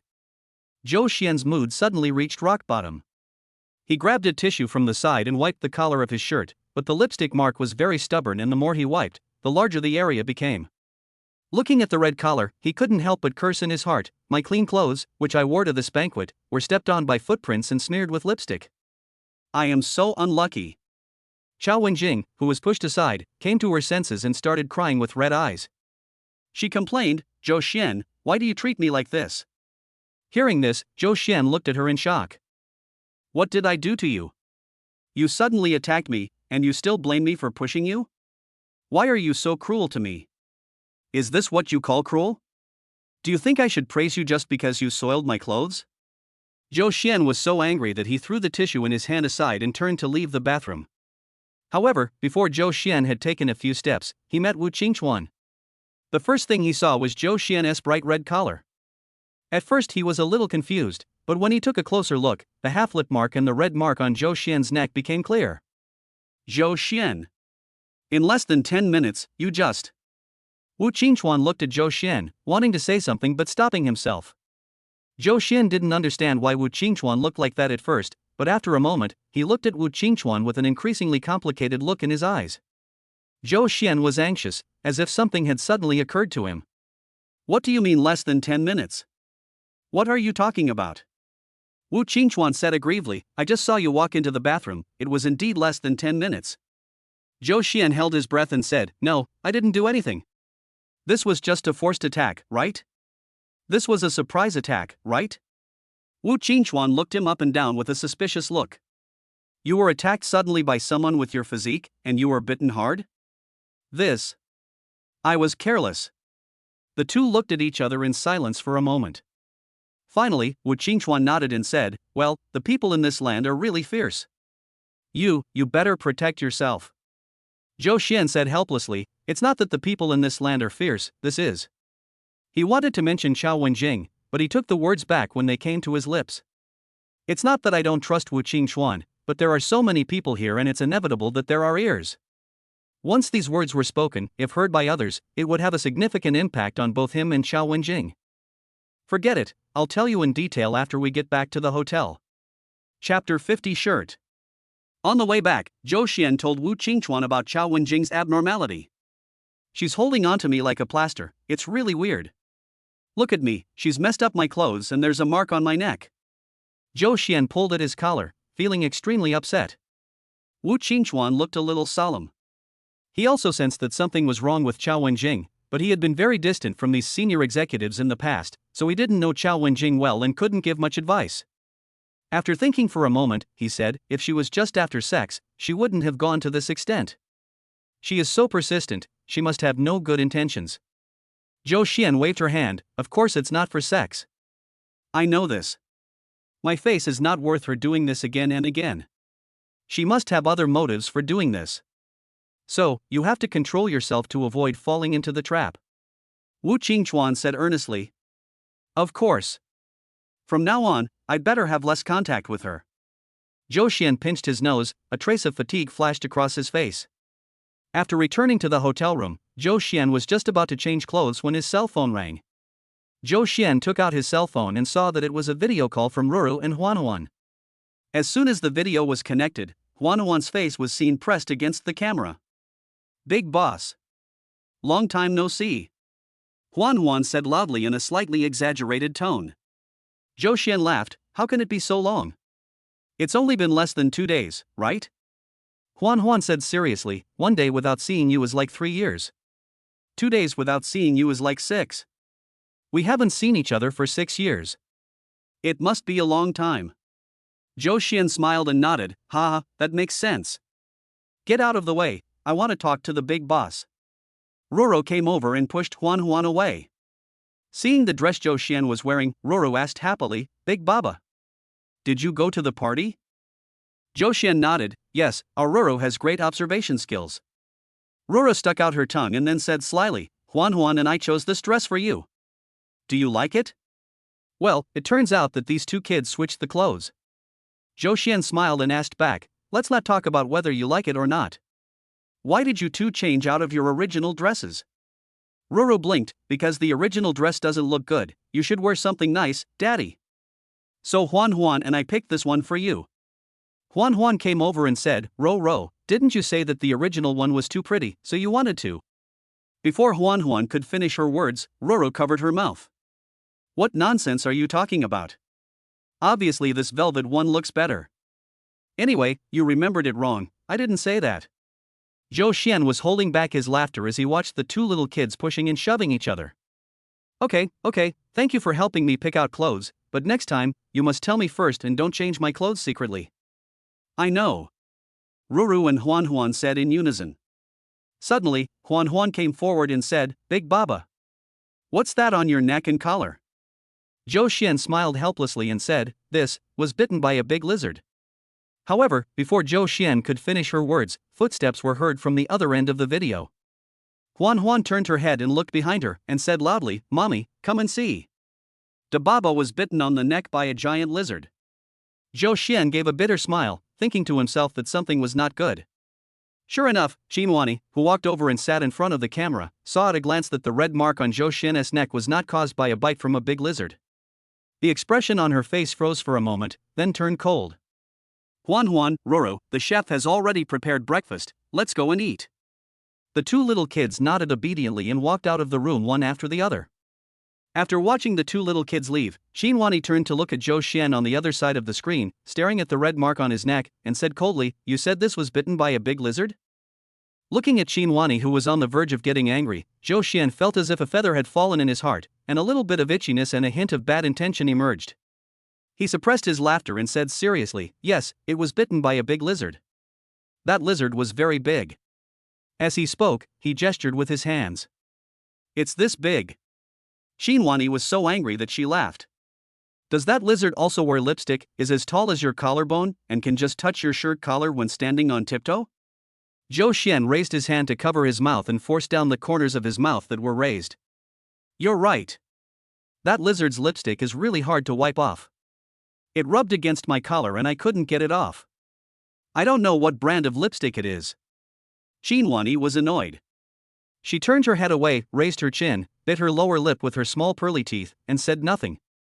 Zhou Xian was trying so hard to hold back his laughter that his stomach hurt, and he burst out laughing. This smile caused great disaster. Qinhuani's eyes turned red instantly. She turned around, leaving only her silhouette, and she was obviously very angry. Seeing that his eyes were red due to his bad taste, Zhou Xian apologized quickly. Are you angry? Sorry, I just wanted to tease you. However, Qinhuani ignored him and turned her back angrily. Zhou Xian continued to explain, when I went to the dinner party, I wasn't paying attention and was bitten by an overly enthusiastic stranger. I pushed her away at the time. Don't be angry, I won't tease you next time. Qinhuani turned her head, her eyes red, and glared at Zhou Xian fiercely. Then she grabbed the pillow beside her and threw it at the camera. Go tease your damn big lizard. As soon as the camera fell, the network was disconnected. Zhou Xian covered his mouth and gave a rather unbridled smile. Although it was not nice for him to tease Qinhuani like this, but Qinhuani was pretty cute when she was angry. He sat on the bed in a daze, grinning foolishly for a moment. Zhou Xian picked up his phone and sent a short essay of explanation and apology to Qinhuani. You can tease them, but you still have to coax them when it's time to coax them. He didn't want to open his eyes tomorrow and go on another tour of the basement.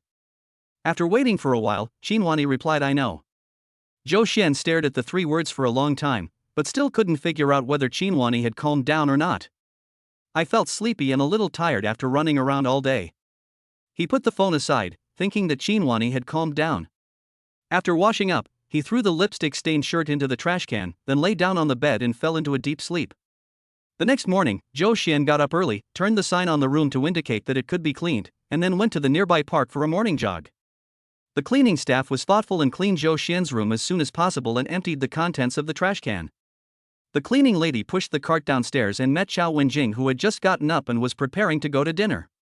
When they passed each other, Chao Wenjing saw the shirt in the cleaning trash can. She was stunned for a moment, then quickly chased after him and grabbed the shirt out. After seeing the lipstick mark on the shirt collar, a trace of anger flashed across her face, then she calmed down and looked at the cleaner expressionlessly. I want this shirt. Having said that, she took the shirt and was about to leave. The cleaning lady quickly chased after him and said, Sir, you can't take this shirt away. This is against regulations. Chao Wenjing smiled slightly, took out 2 large denomination banknotes and stuffed them into the cleaning person's hand. This is a corner, there's no surveillance, take these and forget about the shirt. The cleaning lady was stunned for a moment, then a flattering smile appeared on her face. Okay, since you like this shirt, just take it. Oh, no, I have never scanned a shirt before. After saying that, the cleaning lady pushed the cart away. Chapter 51 Such cold reception. Considering that Zhou Xian ran away and stood up the party the night before, Millie's attitude towards Zhou Xian had changed drastically compared to the previous day. During the visit to the raw material distribution center, although Millie still accompanied Mo Yun and his group diligently, she did not say another word to Zhou Xian. She knew that Mo Yun and his group were important clients, but she was born with a pretty face and had been the center of attention since she was young. When had she ever been treated so coldly? She really couldn't pretend that such an injustice had never happened. However, Zhou Xian welcomed Millie's cold face. Human energy is limited, and if he has to divert his attention to deal with people like Millie and Chao Wenjing, it would be a real hassle for him. Everyone, this is our company's intelligent warehouse management system. Although the vice president seemed to be less than enthusiastic, the tour guide still continued to explain diligently. After all, if a big client like Mo Yun is not finally negotiated, the company will only blame the small fry like them instead of making things difficult for senior executives like Millie. Therefore, he could only try his best to avoid mistakes to avoid being blamed later. He took the initiative to walk to Zhou Xian, pointed to the huge warehouse where the metal sheets were stored, and said, Here, all our raw materials will be strictly tested and classified, and then transported to the designated location by intelligent robots. Zhou Xian nodded and asked, If there is an emergency or a complex environment, can these robots handle it? An engineer from Rostedin came over and explained, Each robot here is equipped with a deep learning algorithm. They can achieve self-optimization through a lot of training. At the same time, we will also regularly update the operating system to adapt to the ever-changing production environment. Zhou Xian nodded with satisfaction, and the engineer breathed a sigh of relief. He felt that Zhou Xian was completely different from his previous clients. Zhou Xian led Mo Yun and his group on a very thorough tour. It did not seem like they were here to inspect equipment purchases, but rather to learn from others. Afterwards, Zhou Xian and his group, led by the tour guide, came to an automatic sorting line. The sophisticated automatic sorting equipment is in operation, making a slight humming sound. I saw Zhou Xian watching very attentively.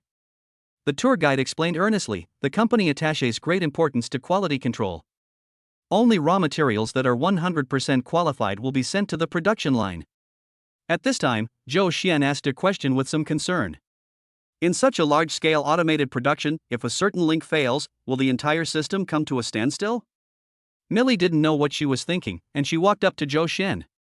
She took over the engineer's work and took the initiative to explain, such a risk does exist, but we have multiple redundant designs to deal with it. In addition, each key node has a backup device. Once an abnormality occurs, the system will immediately activate the backup plan to ensure that production will not be interrupted. Zhou Xian exclaimed calmly, I see. It seems that Miss Millie is very familiar with the work on the production line. This is really rare for a senior executive who specializes in sales. Then, a group of Mo Yun executives behind him seemed to realize Zhou Xian's hidden meaning and responded one after another. Mr. Zhou is right. Miss Millie's attitude towards frontline work is worth learning from. This is comparable to the importance our company places on the front line. The executives were talking animatedly, but Millie's expression remained indifferent. Zhou Xian's praise and the echoes of a group of senior executives did not make her feel happy.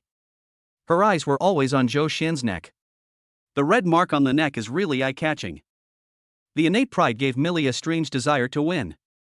Who left that kiss? This question kept running through her mind. She could accept that Zhou Xian had no interest in her and thus chose to escape and stand up, but she could not accept that she was the loser when compared with other women. However, just in the moment when she was distracted, a sound of electric current suddenly came from deep within the factory, and then the scene in front of him suddenly went dark, and the sound of the equipment running gradually stopped. There was a power outage in the factory. For Millie, this was so embarrassing that she wanted to disappear right away.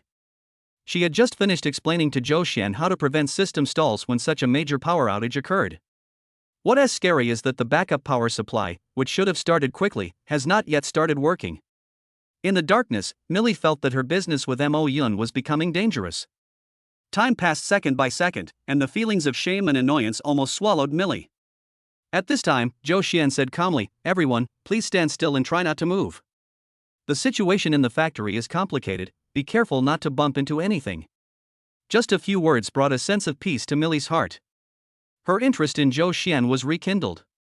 Suddenly, someone bumped into her in the darkness. She was wearing high heels and was not standing steadily to begin with. After being hit, she staggered and fell to one side.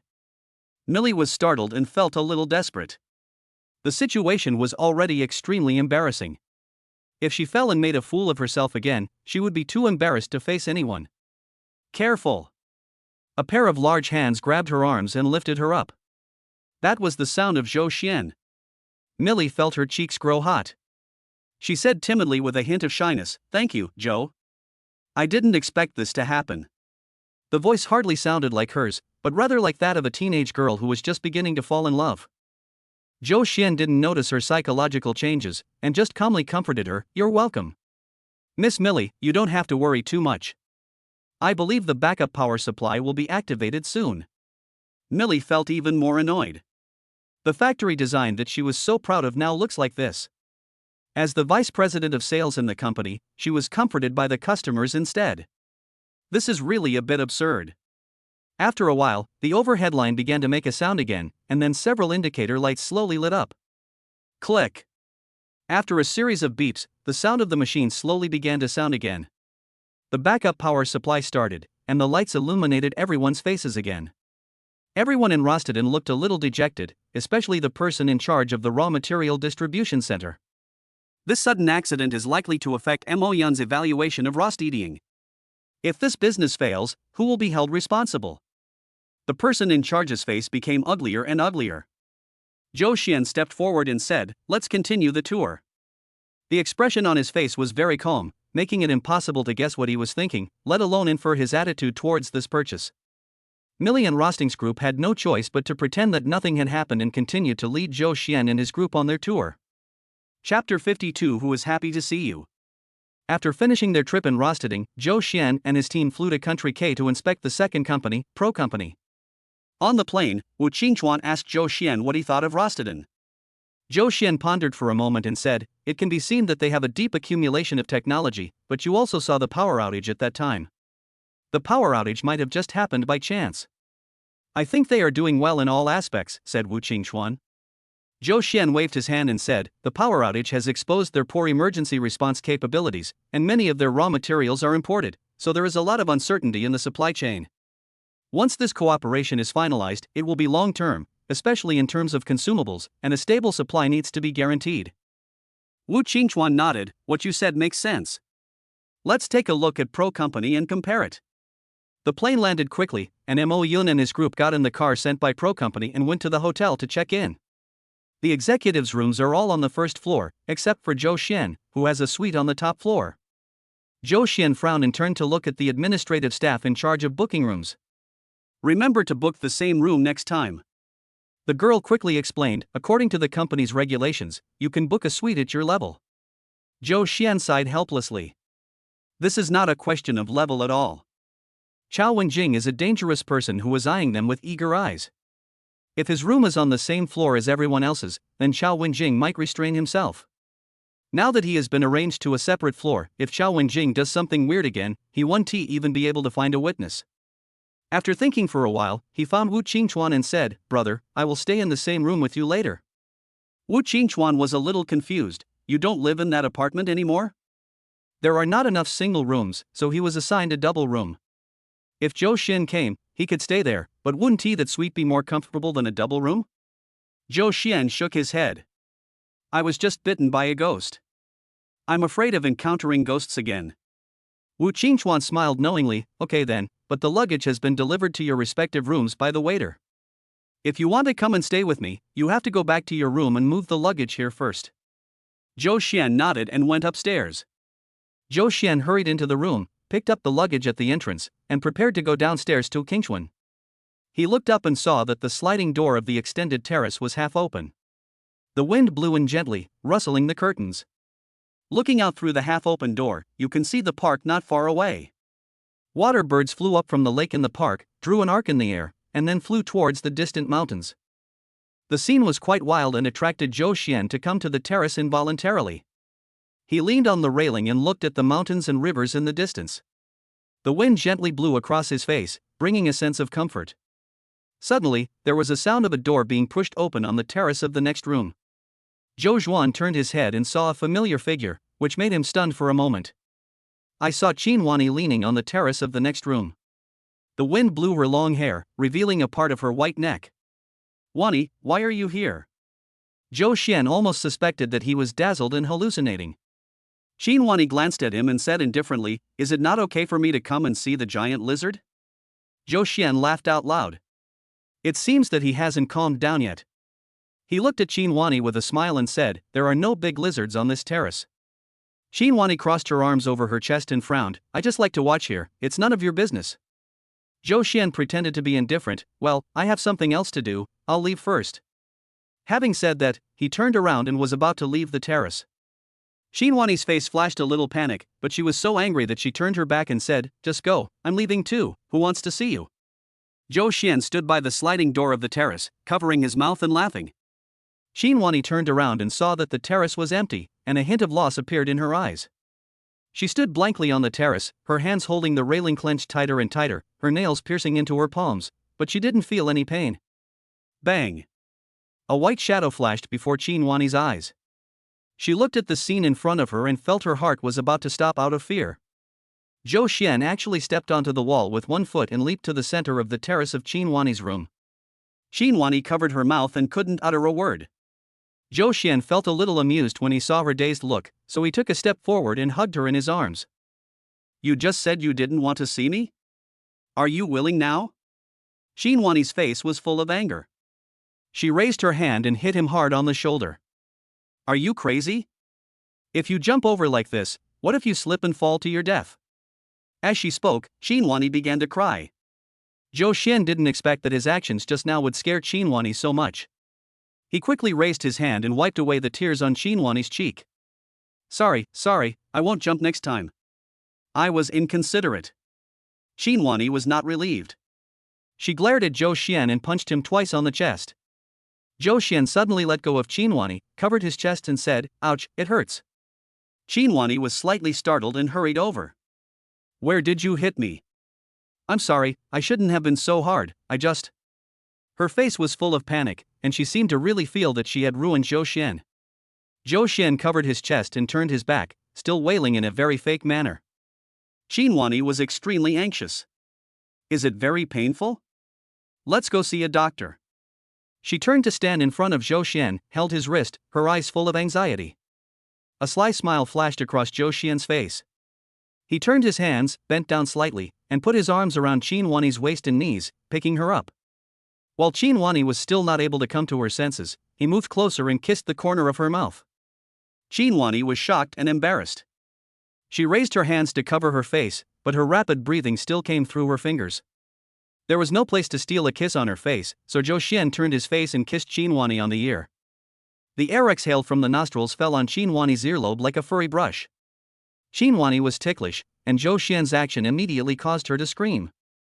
The sound was really loud and even Zhou Xian was startled. Also frightened was Wu Qingchuan, who came to pick Zhou Xian up because he was worried that he would be entangled. He stood outside the door, his face full of surprise. Has he fallen into Chao Wenjing's trap? Wu Qingchuan was immediately disappointed. He turned around and was about to leave, but ran into Chao Wenjing, who also came up to look for Zhou Xian. Why are you here? Wu Qingchuan suddenly let out a cry of surprise. Chao Wenjing looked at him in confusion. Why can't I be here? You. So, there is someone else in that room? How many goblins are watching Zhou Xian? This guy even said that he was of the same ilk as Liu Xiaohui, but he is clearly a piece of Tang monk's meat. You are the only one allowed to come and see Mr. Zhou, but no one else is allowed to? Chao Wenjing asked aggressively. Wu Qingchuan was furious. Is it the same thing for you to look for him and me to look for him? When the two were arguing outside, Zhou Xian and Xinhuani also heard the noise. Zhou Xian opened the electronic peephole on the door and immediately frowned. Why did this guy come to my house? Xinhuani looked at the two people on the screen and asked, what is this? Zhou Xian said frankly, the big lizard that bit my neck had bad intentions. Xinhuani was shocked. Did that man bite you on the neck? Zhou Xian was amused. What are you talking about? It was that woman who bit me. Xinhuani became even angrier. She rushed over, grabbed Zhou Xian's neck, and bit the red mark, leaving a solid tooth mark. Chapter 53 Miss Hungry. Zhou Xian touched the teeth marks on his neck and couldn't help but curl the corners of his mouth. The teeth are quite sharp. Xinhuani had no intention of letting him go. She grabbed his collar and asked, didn't you say it was a warm stranger who bit it? What kind of stranger could have come here across the border? Zhou Xian smiled and held Xinhuani's hand. I'm not afraid that you will worry. Then, Zhou Xian told everyone everything about Chao Wenjing. This person should have some ulterior motive, but I haven't figured out exactly what her purpose is, Zhou Xian added. Xinhuani also calmed down at this moment. She said calmly, I can ask Mo Yun to fire her directly. Zhou Xian shook his head. I want to first see if there is anyone behind this man, maybe we can catch a bigger fish. Xinhuani was still jealous. You couldn't even avoid her secret kiss, and you want to find out who's behind her? I was really careless at the time. If you are still angry, you can give me a few more teeth marks. Zhou Xian blinked and started to act nicely in front of Xinhuani. Xinhuani didn't hesitate at all. She actually moved forward and bit Zhou Xian's neck again. Zhou Xian raised his phone and looked at his neck through the screen. Two round tooth marks stacked together looked like a small heart. Outside the door, Chao Wenjing and Wu Qingchuan were still entangled. Wu Qingchuan was so angry at Chao Wenjing that he was fuming, but he was not as eloquent as the other person, and the more he spoke, the angrier he got. Zhou Xian watched through the electronic cat's eyes and shook his head helplessly. He couldn't bear to see an honest man like Brother Wu suffer any loss, especially since Brother Wu came here for him. He turned to look at Chinwani and said, "Wait for me here for a while, I'll go out and deal with it." Chinwani nodded, and Zhou Xian opened the door and walked out. "Minister Wu, Minister Chao, why are you two here?" Zhou Xian's appearance stopped the quarrel between the two. Wu Qingchuan looked at him in surprise. "Why did you come out of that room? Aren't you in this room?" Zhou Xian smiled and said, "My wife happened to be here on vacation, and she wanted to give me a surprise, so she booked a room next to mine." Wu Qingchuan smiled approvingly, glanced at Chao Wenjing, and deliberately said loudly, "Your wife is so romantic. You two have such a good relationship, it's really enviable." Chao Wenjing stared at the teeth marks on Zhou Xian's neck for a moment, and a complicated expression appeared on her face. The suites in this hotel are not cheap, and the suite that Zhou Xian walked out of is of a higher level. If you are not a long-term member of the hotel, it would be difficult to book it. And the location of the teeth marks clearly showed that they were here to assert sovereignty. She originally thought that Zhou Xian's wife was the kind of housewife who would spend all her time around the kitchen stove, but now it seems that she was wrong. Someone with such strong financial resources and ability to take action must not be an ordinary housewife. "I thought of something at work, so I wanted to come and report to you, Mr. Zhou. Since you are busy now, I won't bother you." Having said that, she turned and left without waiting for any further words. Looking at Chao Wenjing's departing back, Wu Qingchuan smiled with satisfaction. "This guy is as sticky as taffy." Then, he turned to look at Zhou Xian. "Is your wife really here?" Zhou Xian nodded and said with a smile, "Of course it's true. The people just arrived and are packing their things inside." "Then you just said you wanted to change rooms and live downstairs?" "Your wife is here, so you can stay in the upstairs suite with her." "She didn't tell me she was coming." At this time, Wu Qingchuan had also seen the teeth marks on Zhou Xian's neck. He couldn't help but sigh in his heart. He didn't expect that the person who looked so weak before was so fierce. All right, go and keep your wife company. Now that your wife is here, you don't have to worry about any goblins bothering you again." Having said that, he waved his hand and walked away. Zhou Xian touched the teeth marks on his neck and felt a little amused. It's hard to block the tooth marks, and Zhou Xian doesn't intend to block them. He planned to parade around town with the tooth mark on his face, firmly confirming the rumor that he had a fierce wife and making all kinds of monsters stay away. In the room, Chinwani walked into the study and made a video call to Ruru and Huan. The video was quickly connected, and the two little kids huddled together, looked at Chinwani and asked, "Mommy, have you been to Country K?" Chinwani nodded. "We just arrived not long ago." "Did you two eat dinner obediently?" Huan said, "Of course, Huan and I were very well behaved today. We ate 3 pieces of pumpkin." Roro came over to protest. "How did you eat 3 pieces of pumpkin? You clearly put all the pumpkin in my bowl." Seeing that her little lie was exposed, Huan stuck out her tongue embarrassedly. Chinwani was in a good mood at the moment, so she said softly, "The dishes at home are all nutritious meals prepared by the chef. You have to eat them obediently to get a balanced diet. Do you understand?" The two little kids nodded obediently. Ruru then asked, "Mommy, have you found Dababa? Didn't you say you would visit Dababa on this business trip?" Chinwani nodded, "Found it." Click. As Chinwani was speaking, Zhou Xian pushed the door and walked in. Seeing that Chinwani was video chatting with Ruru and Huan, he took the initiative to come over and say hello to the two little kids. "Big Baba." Ruru and Huan called him happily. However, after just a moment, Ruru's face darkened. "Big boss. What's wrong with your neck? Were you bitten by a giant lizard again?" Huan also came forward. "There are 2 tooth marks. Were you bitten twice by a giant lizard?" Zhou Xian laughed. "It wasn't the big lizard that bit me. I threw the big lizard into the zoo. It was your mom who bit me. She rushed over and didn't have time to eat. She was too hungry, so she bit me twice." Hearing this, Ruru's face turned from gloomy to bright. "Then don't blame mommy, okay? She must be super hungry, that's why she bit you. Didn't I give you a lot of snacks before you left? You can eat those to fill your stomach. Dababa, please forgive mommy. When you come back, Roro and I will make dumplings for you." Huan also said hurriedly. Zhou Xian put on a serious look and said, "Okay, then for your sake, I will forgive your mommy." After saying that, he took Chinwani's hand, made a handshake gesture, and waved it in front of the camera. "Look, we're in peace. By the way, is the cartoon you've been watching about to start?" "Oh yeah, the animation is about to start. Ruru and Huan, who were busy with their work, hung up the video. Zhou Xian held Qinhuani's hand tightly and said, "We have made peace by shaking hands, you can't be angry anymore." Qinhuani's lips curled up slightly. Who is angry? I'm not angry. Not angry? Then this is. Zhou Xian pointed at the teeth marks on his neck and approached Qinhuani. Qinhuani turned her head and said, "Didn't you say that I bit it because I was hungry? Okay then, Miss Hungry, let's go eat. I just asked someone to deliver dinner." Zhou Xian pulled Qinhuani to the living room, where food was already placed on the dining table. Chapter 54, A Kind of Promise.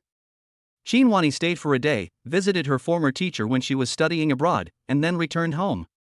Zhou Xian also knew that she was busy with her work, but she still felt a little amused. Qinhuani traveled thousands of miles, as if just to bite him twice and then run away. After Qinhuani left, Zhou Xian followed the planned itinerary and took Mo Yun and his party to inspect Pro's factory and raw material transportation center. Pro's performance was average, but its advantage was that 80% of its raw materials were supplied locally, which was very stable. After Zhou Xian communicated with everyone, Pro was temporarily determined as a partner. In the hotel suite, to celebrate the end of the business trip, Zhou Xian invited Wu Qingchuan to have a drink and relax. He took out a bottle of champagne and poured it for Wu Qingchuan. The next step is to go back and ask the board of directors to make a decision. Brother Wu, the factory will be brand new soon. Zhou Xian looked relaxed after finishing his business trip. Wu Qingchuan was a little worried. I'm not worried about the factory, but Chao Wenjing. Seeing Wu Qingchuan hesitated to speak, Zhou Xian asked, "What happened to Chao Wenjing?" Wu Qingchuan said seriously, "Her background is a bit complicated." Afterwards, Wu Qingchuan explained the whole story. These days, seeing Zhou Xian being entangled by Chao Wenjing, Wu Qingchuan deliberately inquired about Chao Wenjing's background. Most of his acquaintances were in the factory, and he didn't know many of the company's senior management. After much thought, he thought of a friend who had already left the company, Gu Yuan. The predecessor of Mo Yun was Ling Shi, a subsidiary of Ruiguang Machinery and Tanglong. After Ruiguang Machinery was acquired, it was merged with Ling Shi to form Mo Yun. Before Mo Yun's reorganization and merger, Gu Yuan worked in Ling Shi's compliance department. He and Wu Qingchuan grew up in the same yard and have always had a good relationship, so he is also one of Wu Qingchuan's few friends in Mo Yun. Although Gu Yuan has left Mo Yun now, the two have always been in contact. When Wu Qingchuan first asked about Chao Wenjing, Gu Yuan seemed a little resistant and unwilling to say more. It was not until Wu Qingchuan told him everything Zhou Xian had done for the factory that Gu Yuan sighed. I don't tell you this because you are still in Mo Yun and know too much. With your personality, you might get into trouble. Wu Qingchuan shook his head.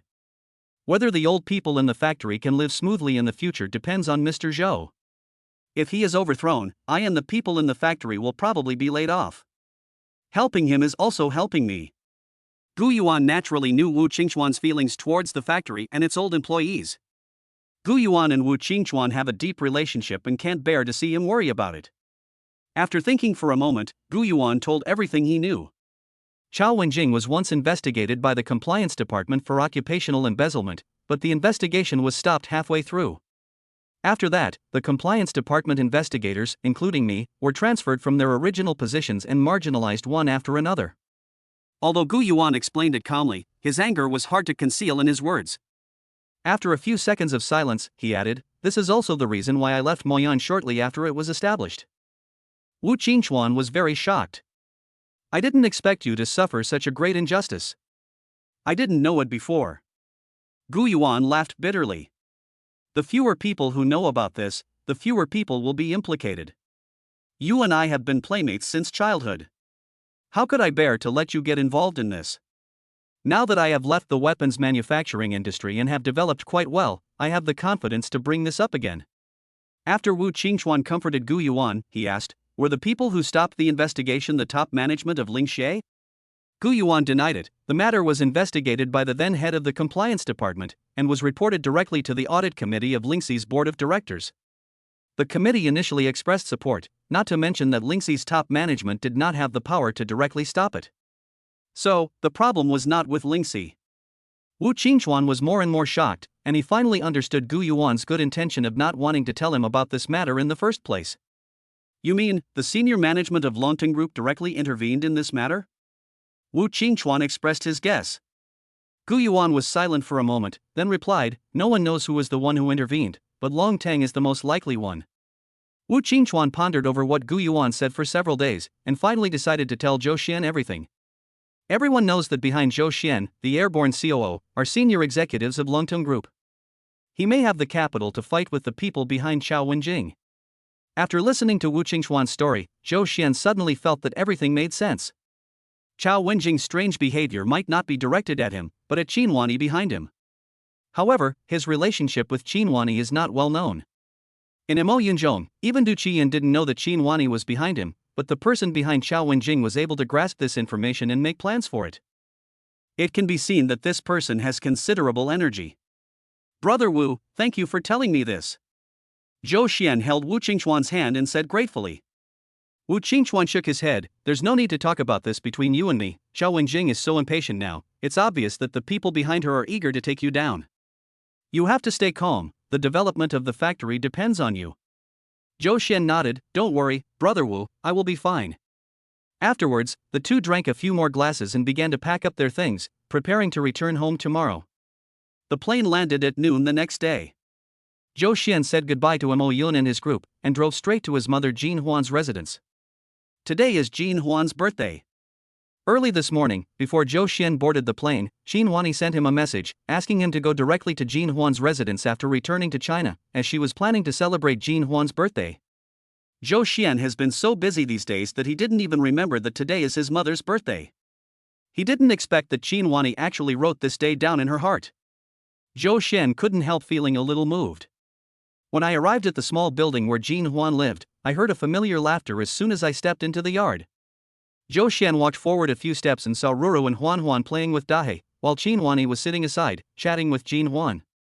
"Ro, come here, Grandma will wipe the sweat off your face." Jin Huan softly called Ro to his side, took out a handkerchief and wiped her forehead. Ruru said crisply, "Thank you, Grandma, your handkerchief smells so good." Jin Huan pinched Ruru's face and praised, "Ruru was so well behaved." This scene was truly heartwarming, and when Zhou Xian saw it, his heart suddenly softened.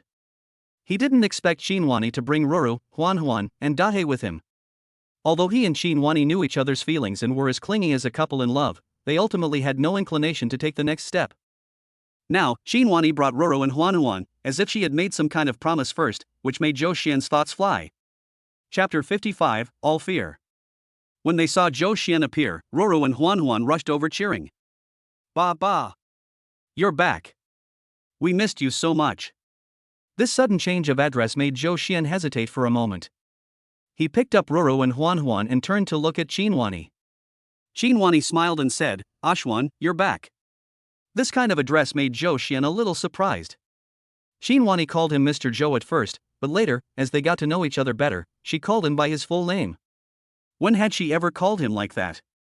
Zhou Xian was even more touched when he thought that Qin Wanyi was willing to spend so much time on Jin Huan. "Hey, why are you all standing? Come on, go inside quickly." Jin Huan stood up and greeted everyone. Inside the house, most of the food had been prepared. She held a plate of fish and looked at everyone, saying, "Everyone, please sit down for a moment. We only need 2 more dishes to be ready." Jin Huan stood up and wanted to go to the kitchen to help, but Zhou Xian quickly held her back. "Please sit down. I'll go to the kitchen." Having said that, he stood up and followed the nanny into the kitchen. The nanny was arranged by Qin Wanyi. She was very sensible and she would naturally not ask the host family to help. She said politely, "Mr. Zhou, there's nothing to do in the kitchen, but there's a cake in the refrigerator that Miss Qin brought. Do you want to take it out now? Let me take it out." As he spoke, Zhou Xian walked to the refrigerator and opened the door. There was a huge cake in the refrigerator. Through the transparent box, one could see longevity peaches and Jin Huan's zodiac sign carved inside, with a huge happy birthday written on it. It was exactly the kind of cake that an elderly person of Jin Huan's age would like. Zhou Xian brought the cake to the table. The nanny also served the soup and said, "Everyone, the dishes are here." Huan happily jumped to the dining table and said, "Great, it's time to eat." After saying that, he looked at the cake in Zhou Xian's hand and said, "I made this cake." As he spoke, he puffed out his chest, and his face seemed to say, "Praise me quickly." Zhou Xian rubbed his head. "Wow, that's amazing." Roro said dissatisfiedly, Huan is stealing the credit." This cake was clearly made by him and me together. Zhou Xian laughed. Roro and Huan Huan are both amazing. They can actually bake cakes. And they can even make such delicate carvings. Roro smiled modestly. Actually, Huan Huan and I made the cake base, and the carving was done by our chef uncle. Jin Huan came over and said softly, "You are also very good at making cake base. Thank you two little darlings for making cake for me." The two little kids said sweetly, "You're welcome, Grandma." While the two little kids were talking to Jin Huan, Zhou Xian walked over to Qin Wani, gently held her hand, and said, "Wani, thank you for your thoughtfulness." Qin Wani curled the corners of her mouth. "Between you and me, there's no need to say thank you. With the two little darlings here, the birthday party is extra lively." Everyone gave Jin Huan birthday wishes in turn. Afterwards, Roro, who had finished eating the cake, wanted to perform a dance for Jin Huan, while Huan Huan took a small plastic stick and started playing with it in a very professional manner. Jin Wani took out a pair of gold bracelets and gave them to Jin Huan. Jin Huan was so moved that he burst into tears. He wiped his eyes and took out a red cloth bag from his arms. She carefully opened the cloth bag and took out a pendant. The pendant was quite interesting. The chain was made of silver and looked ordinary, but the pendant was made of jade and carved into the shape of a white deer holding up the sun. It was obviously an old item. The jade is transparent and delicate, the carving is exquisite, and the style also has a bit of exotic flavor. "Wani, please accept this. I brought this from my hometown. It was meant to be passed down to my children and loved ones." Qin Wani looked at the pendant with some surprise. She could tell at a glance that the pendant was no ordinary item. She shouldn't have accepted such an item casually, but when she heard Jin Huan say that it was passed down to his child's lover, she couldn't help but take it. Zhou Xian looked at the pendant, somewhat confused. Isn't Jin Huan's hometown the place where his household registration is located?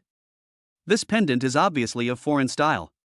Could it be that his ancestors were immigrants from neighboring countries in the early years? This thought flashed through Zhou Xian's mind without leaving any trace. After the birthday party, everyone said goodbye to Jin Huan and returned to the Qin family villa. On the way back, Roro and Huan Huan pestered Zhou Xian to be with him. Zhou Xian asked the two bodyguards brought by Qin Wani to drive the Qin family car first, and he drove behind with Qin Wani, Roro, and Huan Huan. It was dusk and the scenery along the way was quite beautiful. When passing by a meadow, Roro suddenly said, "It's so beautiful. I want to go down and take pictures."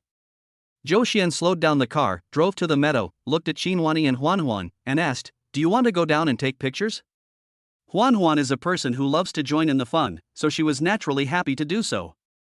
Qin Wani also curled her lips and smiled. "Let's go downstairs and take a walk." Then, Zhou Xian parked the car and the four got out. Roro pulled Huan Huan and Qin Wani and posed in various poses, while Zhou Xian acted as a loyal cameraman and took a bunch of photos of the three of them. The sun was setting slowly. Seeing that the scenery would soon end, Roro pulled Zhou Xian over and said, "Let's take a photo together."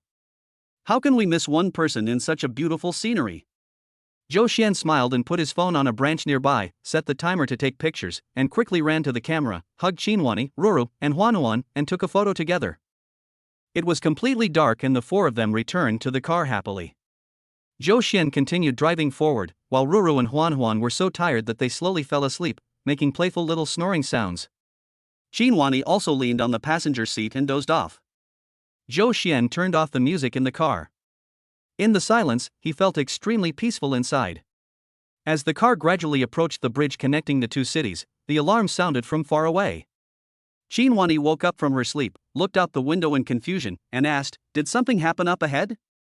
Zhou Xian slowed down the car, looked at the flashing police lights in the distance, and said, "I'm afraid there has been an accident. However, there are no roadblocks on the roadside, so it should still be passable." Zhou Xian felt a little uneasy and didn't dare drive too fast. As the car passed the bridge, the sirens became more and more obvious. After walking a little further, I saw the police lights. At that time, at an intersection, a car overturned on the road, and a large truck was parked not far away. Under the police lights, Zhou Xian could see the car clearly. That was the car that the Qin family bodyguards drove away, and it was the car that Qin Wani, Roro, and Huan Huan were almost getting in. Cold sweat instantly broke out on his back. He turned his head and looked at Qin Wani. Qin Wani obviously recognized the car as well. The two looked at each other with fear in their eyes. Zhou Xian looked at the car carefully and could vaguely see that the two bodyguards were not inside. He didn't know whether they were dead or alive. "Let's go, we have to get out of here first." Zhou Xian calmed down and quickly drove away from the scene. He deliberately chose a road that he didn't usually take and took a detour back to the Qin family villa. The moment the car drove into the villa, he finally felt relieved. He and Qin Wanyi turned around to look at Roro and Huan Huan in the back seat. The two little kids were sleeping soundly, and their playful snoring was still ringing happily. Chapter 56. Only you can save her. Zhou Xian held the sleepy Roro and Huan Huan in his arms, and walked into the villa with Qin Wanyi. The anxious-looking butler Sun Bo hurried over. "Thank God, miss, you're okay? The security team just called and said your car was in an accident. I was almost scared to death." Qin Wanyi patted Sun Bo's shoulder and said, "Don't worry, we didn't take that car. By the way, did the security team tell us what the two bodyguards are doing now?" Sun Bo patted his head quickly and said, "Look at my brain. I was so worried just now that I didn't ask in detail. I'll call and ask now." Qin Wanyi waved her hands quickly. "I'll just call and ask, Uncle Sun, it's getting late, you should go to bed soon." Sun Bo also knew that Qin Wanyi had something to deal with, so he nodded and went back to his bedroom to rest. After Qin Wanyi sent Roro and Huan Huan to their room to sleep, she took out her cell phone and began to contact the person in charge of security at the Qin family. After several phone calls, we finally figured out the situation. The car driven by the two bodyguards was hit by a large truck at an intersection. Fortunately, the collision was concentrated in the back seat. Although the two bodyguards in the front seat were seriously injured, they survived and are now receiving surgery in the hospital. Even though he had returned home, Zhou Xian still felt frightened when he heard the news. The back seat was hit so badly. If Qin Wanyi, Roro and Huan Huan had not been in the same car with him today, the consequences would have been unimaginable. Qin Wanyi called someone she knew at the police station with a cold face and asked about the driver's condition. However, she learned that the driver's blood alcohol content exceeded the standard and that the windshield pierced his throat after the accident. He was dead after being sent to the hospital. Zhou Xian immediately thought of the old story about Chao Wenjing that Wu Qingchuan had told him. Could it be that this was done by someone behind Chao Wenjing? Was there someone in Longtong Group who wanted to kill Qin Wanyi? Zhou Xian quickly looked at Qin Wanyi and told her everything about Chao Wenjing's past. Qin Wanyi thought for a moment, but shook her head. Chao Wenjing approached you because of a faction in Longtong Group. Their purpose might be to take you down, send their own people to the top, and step on me at the same time. She paused for a moment. As for this car accident, it should have nothing to do with Longtong. Although there are many factions in Longtong, none of them has the motive to kill me. Zhou Xian frowned. Then this car accident. Qin Wanyi pinched her nose and said, "I'll have someone check it out. But it's probably the Huang family's doing. There's no need to worry, they're just grasshoppers after autumn." Zhou Xian nodded, but he still felt uneasy. The fight between Longtong Group and Huang's has now reached a white-hot stage. Huang pushed the Zhou family out to take the blame, and although she escaped for a while, Longtang obviously had no intention of letting Huang go, and Huang had no plans to surrender immediately. If Huang cannot be defeated directly, life-threatening tactics such as car accidents will probably strike again. Qin Wanyi couldn't help but smile when she saw Zhou Xian frowning, and raised her hand to touch his forehead. "It's okay. I've come this far, and there's already a lot of blood and gore behind me. This little trick is nothing to me." Zhou Xian felt distressed when he saw how calm she spoke, so he took her hand and held her in his arms. On the second day, Qin Wanyi asked for a long vacation for Ruru and Huan Huan, and increased the security at home. She continued to work as usual with a group of bodyguards. Zhou Xian took a day off, adjusted to the jet lag, and then returned to Moyun to continue working. Work at Moyun is going smoothly. Soon after the inspection report was submitted, the board of directors confirmed Pro as the supplier of equipment and consumables. Wu Qingchuan looked overjoyed, and the only thing left was to set up a few tables in the factory. As for the annoying Chao Wenjing, she suddenly caught the flu, which got worse and worse, so she had to take a leave to recuperate. Without this annoying dogskin plaster in front of her, Zhou Xian felt much happier. That day, after Zhou Xian finished the work at hand, he locked the office door, went down to the underground garage, got in his car and prepared to go home. However, as soon as the car started, someone stopped it. Zhou Xian looked at the person standing in front of the car in the dim light. She was a middle-aged woman with gray hair and a look of panic. Zhou Xian looked at her for a moment and felt that she looked familiar. "Mr. Zhou, please save Inger." The woman rushed to the driver's seat and knocked on the glass. Zhou Xian finally recognized her. That was Duan Mei, the mother of my ex-wife Wu Ying. Duan Mei is different from Wu Ying, she is a very honest countrywoman. Wu Ying is in the entertainment industry, and she has always marketed herself as a highly educated rich girl, so she has kept Duan Mei's existence a secret. However, in the early days of his marriage, Zhou Xian went to the countryside to meet Duan Mei several times. Duan Mei's simplicity and enthusiasm left a deep impression on him. Zhou Xian looked at Duan Mei, whose face looked haggard, outside the car window and felt confused. He didn't quite understand what Duan Mei meant by saving her. Wasn't Wu Ying already dead? Could it be that Duan Mei was so traumatized by Wu Ying's death that she was a little dazed? Zhou Xian felt a little bit reluctant when he saw Duan Mei like that. He looked around and after making sure there was no danger around, he opened the car door and got out. Auntie, what's wrong with you? He supported Duan Mei, who was trembling and almost unable to stand, and asked patiently. Duan Mei cried and said, "My child, you have to save Wu Ying. Only you can save her now. Auntie, are you mourning too much?" Duan Mei suddenly leaned close to Zhou Xian's ear and whispered, "Wu Ying is still alive." Zhou Xian was very surprised when he heard this. The 3 bodies in the Zhou family's house were reported in the news, and the police station had made a final decision on the case. How could they be wrong? My child, a husband and wife are bound by 100 days of grace. You have to help Inger. Come with me to see her. Duan Mei held his hand and burst into tears. Although Zhou Xian felt sorry for Duan Mei, the fact that Wu Ying was not dead sounded like crazy talk. Moreover, Huang was ready to make a move, and this scene might be one of Huang's schemes. So he pulled his hand out. Auntie, whether Wu Ying is dead or alive now, I can't help her. I have nothing to do with her anymore. Upon hearing this, Duan Mei immediately knelt in front of Zhou Xian. My child, I know that Wu Ying has wronged you. I apologize to you here, but now the Huang family has great influence. My mother and I have no one else to turn to. We can only ask you to save her life. Zhou Xian still shook his head. He bent down, took out his wallet from his pocket, took out all the cash in it, and put it in Duan Mei's hand. Auntie, please accept this money. This is the only thing I can do. I can't help you with anything else. Please pack up and go back quickly. It will be dark soon. After saying that, Zhou Xian was about to go back to the car. Duan Mei crawled up to him using her hands and feet and grabbed his ankle. Inger said that if you are willing to help her, she can help you bring down the Huang family. She has evidence that Zhou Tao helped the Huang family. Duan Mei's words made Zhou Xian feel a little moved. He turned and looked at Duan Mei, his eyes somewhat cold. Do you know that if you lie to me, I will really take your life? The sudden burst of murderous intent made Duan Mei's heart tremble and her legs tremble with fear. She was stunned for a moment, but finally mustered up her courage and said tremblingly, "If I lie to you, you can kill me right away." Chapter 57, Regardless of Relationship. Zhou Xian was driving the car, speeding on the road. Duan Mei kept talking, "The Huang family is really terrifying. If Inger hadn't been lucky, she would have been killed." Zhou Xian was puzzled.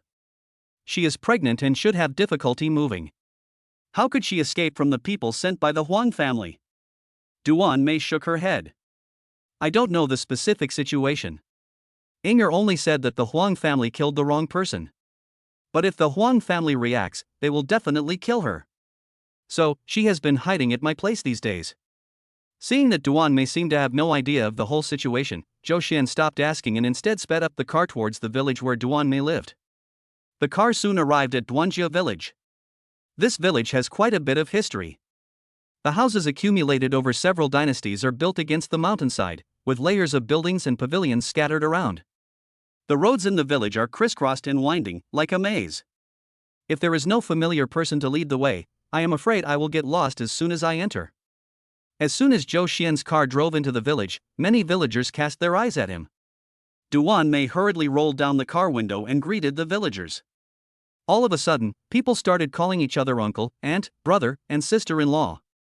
Looking at this scene, Zhou Xian immediately understood why Wu Ying chose to hide in this village. In such an acquaintance society composed of such a large clan, any stranger who comes in will be discovered immediately. It's really the perfect place to hide and save your life. Zhou Xian followed Duan Mei through many twists and turns and finally arrived at her house.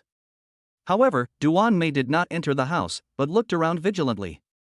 After making sure that there were no strangers following, she walked through the house and took Zhou Xian to a small path behind the house. The two walked a few more steps along the mountain road and came to a cave. In the cave, Zhou Xian finally saw Wu Ying. Wu Ying is no longer the glamorous young star she once was in the entertainment industry, but now looks disheveled and terrified. Seeing Zhou Xian coming in, she rushed over and grabbed Zhou Xian's hand as if she was grabbing the last straw. Zhou Xian, please help me and get me out of the country. As long as I stay within the Huang family's sphere of influence, they will definitely not let me go. Zhou Xian shook off her hand, found a rock to sit on, and asked coldly, "Tell me first, how do you know that I would be interested in bringing down the Huang group?" Wu Ying looked at Zhou Xian's cold expression and finally realized that Zhou Xian, who had escaped the threat, was not someone she could manipulate at will. She calmed down and said, "Before the Zhou family was wiped out, I found Zhou Qian's investigation of you, and then I knew that the Qin family was behind you." In addition, Zhou Tao mentioned that Longting, which is controlled by the Qin family, is trying to bring down the Huang family. There was nothing wrong with Wu Ying's explanation. Zhou Xian snorted coldly and believed her. Do you have anything that can bring down the Huang family? Zhou Xian continued to ask. Wu Ying looked at him warily. If you promise to help me first, I will tell you. Zhou Xian chuckled. Why should I promise? What qualifications do you have to negotiate with me? Then he stood up and walked out of the cave. Seeing this, Wu Ying panicked. She rushed over and grabbed Zhou Xian. You can't leave. If you leave, what should I do next? Zhou Xian pulled his hand away suddenly, and Wu Ying lost her balance and stumbled to the side. Zhou Xian looked at her miserable appearance, feeling neither sad nor happy, and said calmly, "What are you going to do? What does this have to do with me?" Wu Ying's nerves, which had been tense for a long time, finally broke at this moment. She burst into tears and cried loudly, "Are you so heartless? After all, we were once husband and wife." Zhou Xian let her sit on the ground and cry, his facial expression never changing at all. He looked at her as if he was looking at a monkey. Wu Ying kept howling, and finally realized that Zhou Xian would not buy her tears, so she wiped her tears and stood up. She looked at Zhou Xian and asked, "You don't have any mercy at all?" Zhou Xian laughed and said, "Wu Ying, I made this trip just to make a deal. If you want to be friendly with me, then based on what you did before, I should just kill you right here to vent my anger." Hearing the word kill, Wu Ying took 2 steps back in fear. She lowered her head, not daring to look at Zhou Xian again. "I'm going to get something. It has what you want." As she spoke, she walked deeper into the cave. A moment later, he came out with a black folder and handed it to Zhou Xian. There are traces of Zhou Tao's work for Huang's in recent days. Zhou Tao originally left attachments for all the documents, but I only took out this one. The rest were taken away by the people sent by Huang's. Zhou Xian took the folder and took a look at it. The various documents left on it were enough to send the Huang family to jail. Those documents were not forged, but Zhou Xian still didn't quite trust Wu Ying in front of him. Who are the 3 bodies of the Zhou family? How did you manage to escape with a big belly? And, where is your child? Zhou Xian took a step forward and looked coldly at Wu Ying's slightly deflated belly. According to the month, Wu Ying should not be in labor yet, but if Zhou Qian really still has flesh and blood left, then he will have to think more about it. The Zhou family is extremely evil. If there is another child who is killed by someone, the existence of this child itself means endless trouble.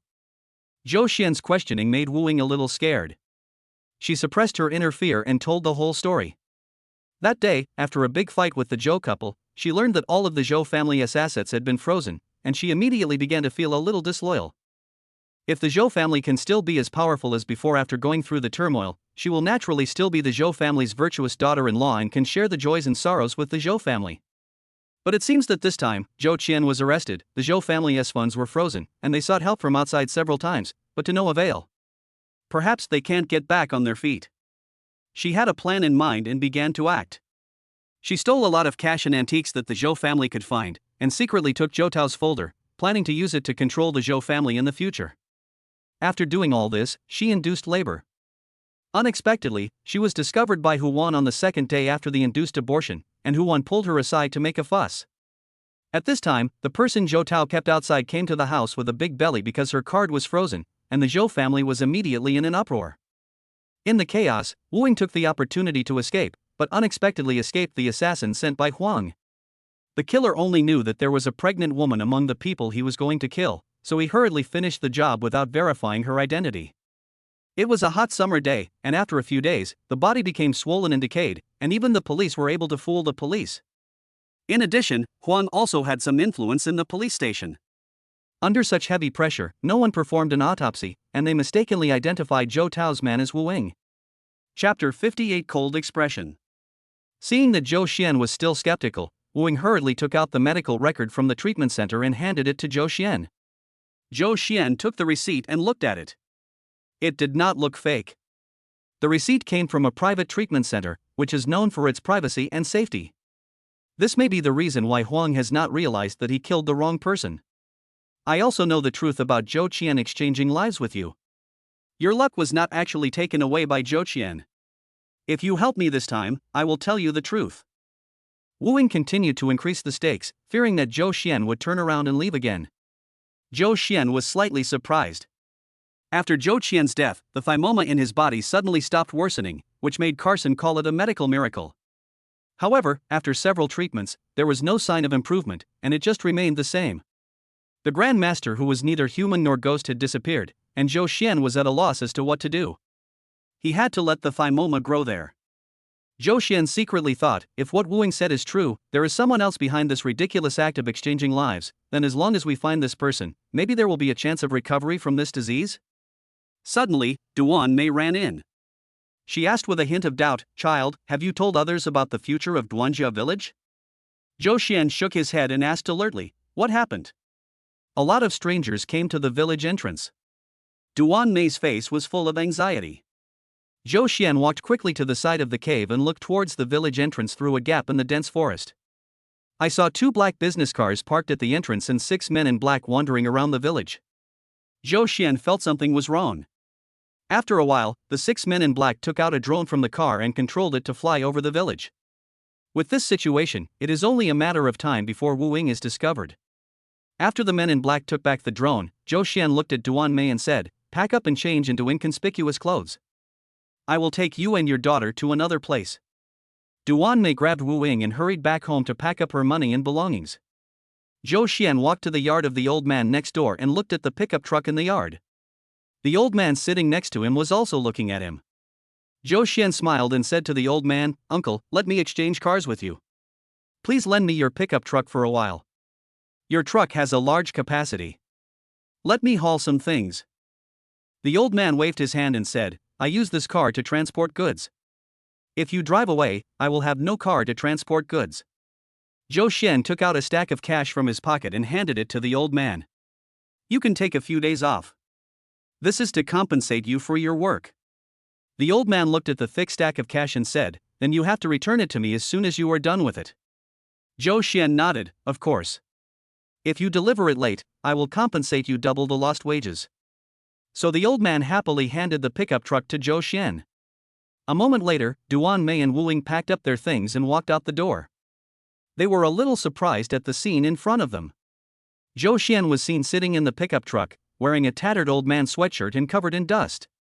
The pickup truck's cargo box was loaded with corn stalks. "Please sit in the back cargo box," he said, taking out 2 masks and handing them to the mother and daughter. "It might be a little dusty in the back." Duan Mei was puzzled. "Aren't you going to take the car you drove earlier?" Zhou Xian shook his head. "My car must have been equipped with a positioning system. The group of men in black at the entrance of the village most likely found me by following the positioning system of my car." Duan Mei nodded repeatedly and said, "You are really thoughtful." As she spoke, she took Wu Ying's hand, climbed onto the cargo box, and hid herself and Wu Ying among the corn stalks. Zhou Xian took a cigarette that the old man had left in the classroom, put it behind his ear, then started the pickup truck and drove towards the village entrance. He was not driving very fast, and even seemed to be driving at a leisurely pace. When the car drove out of the village, the men in black were still moving around the village, but none of them noticed his gray pickup truck.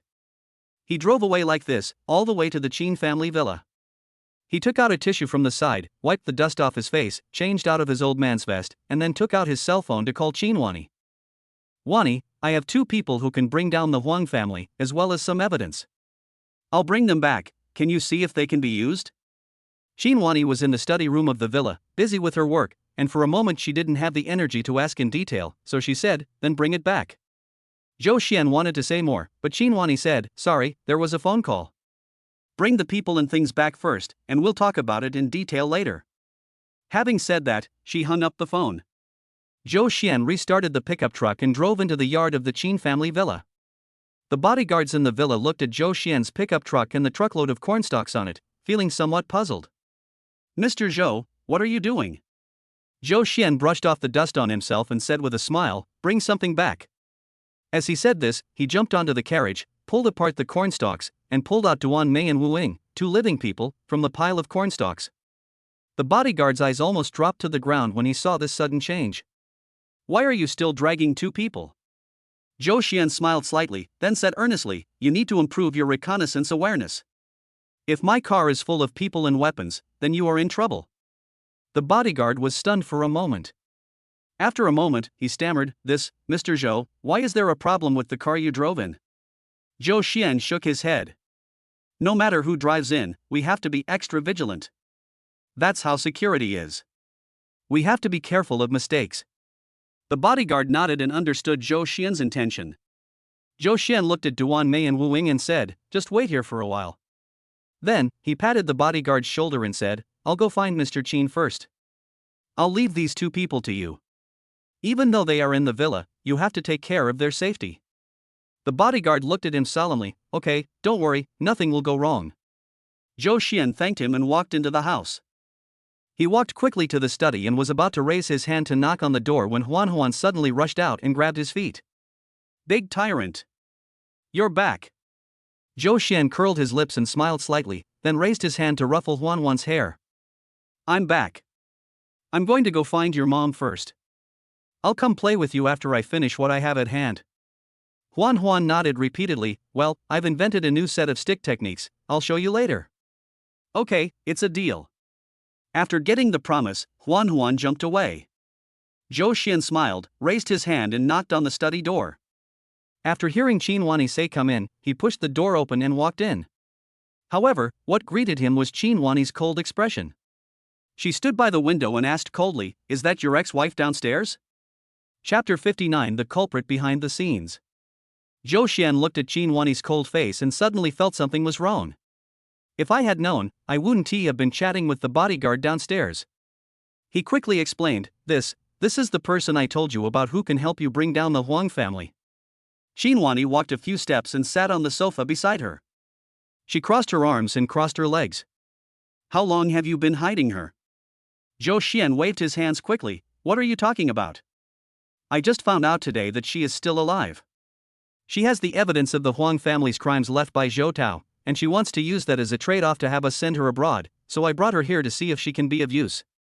The expression on Qin Wani's face relaxed a little. Zhou Xian quickly added, "If you don't believe her, then I can get rid of her." Qin Wani naturally knew what Zhou Xian meant by this handling. She pretended to be indifferent and asked back, "Deal with her? Are you willing to deal with her? After all, you were once husband and wife." Zhou Xian moved to the sofa and held Qin Wani's hand. "In my eyes, the fact that she and I were once married is no different from being bitten by a dog. It's a pity that I can't delete this experience, otherwise I really want to dig it out of my life and throw it into the trash can." Zhou Xian spoke sincerely, and Qin Wani finally put aside her doubts and held Zhou Xian's hand.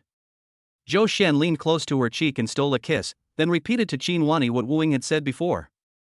Now that Zhou Qian is dead and his biological mother has been taken back home, Zhou Xian no longer has any worries and tells him about the matter of saving his life.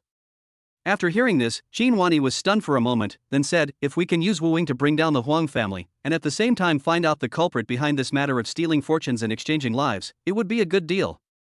Then, she stood up and walked out. "Take them to the living room on the first floor, and I'll take care of the rest." Zhou Xian nodded and went to take people with him. The three of them came to the reception room. Wu Ying was restless. She looked at Zhou Xian and asked, "Is the Qin family not interested in what I have?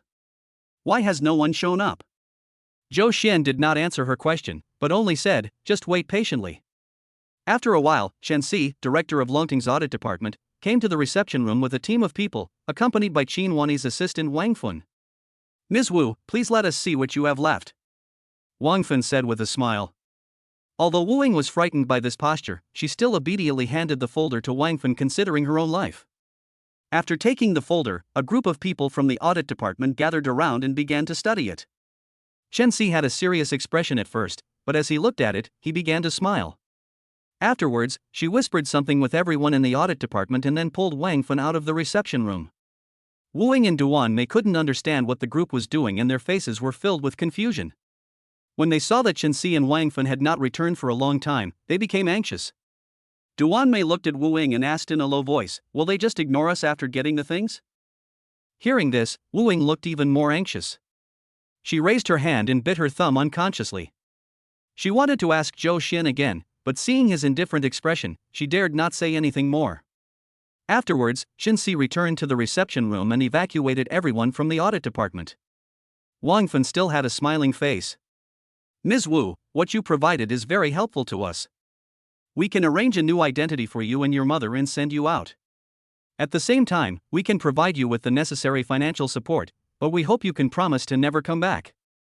Wu Ying nodded repeatedly, "Of course. I will never come back." Huang was eyeing her covetously and could take her life at any time. She would have to be crazy to come back. Wang Fan nodded with satisfaction and took out a stack of documents. "Please sign the contract if you agree." After taking the document, Wu Ying glanced at it and signed her name. Not long after, Duan Mei and Wu Ying, who had undergone plastic surgery, obtained new identities in Country V. In Carson's private clinic, Zhou Xian looked at Wu Ying, whose face was still wrapped in bandages, and said, "According to the agreement, you should tell me who was the culprit who stole my life." Wu Ying nodded, her attitude quite submissive. "After all, everything is ready now. She just needs to wait for the Qin family to send her and Duan Mei away, and then she can take out her last bargaining chip." "You'll know the reason after you read this." She took out her cell phone, retrieved a video from the encrypted folder, and then handed the phone to Zhou Xian. Zhou Xian clicked the play button on the video. The person who filmed the video seemed to be squatting on the ground, leaning against the wall. The whole picture was clearly a candid camera angle. In the picture, Zhou Qian is sitting on a chair unconscious. The great master, who was neither human nor ghost, stood aside, holding a bowl of liquid. He drank the liquid, then he gently waved his hands, and a ball of light appeared at his fingertips. The ball of light was like a living being. After fluttering twice, it landed between Zhou Qian's eyebrows. Afterwards, the Grandmaster took out a dagger and slashed Zhou Qian's brow with it. A wound that would not bleed suddenly appeared on his flesh. This was exactly the same wound that had been made on Zhou Xian's wrist before. Then spots of light flowed out from the wound and merged into the ball of light. The Grand Master raised his head and began to devour the ball of light. As he raised his head, the hood on his head slipped off, revealing his true face. That is Huang Kuei, the eldest son of Huang Xingyao, the current controller of the Huang family. When Zhou Xian was in charge of the Zhou family, he had met this person several times. He had the impression that this person had a serious genetic disease, had been recuperating for many years, and hardly participated in the affairs of the Huang family. As the ball of light was gradually absorbed by Huang Kuei, a gray color slowly began to appear on Zhou Qian's face. Afterwards, he put his hands together, and the wound between Zhou Qian's eyebrows slowly healed. The gray color on his face faded away, and he looked normal as before.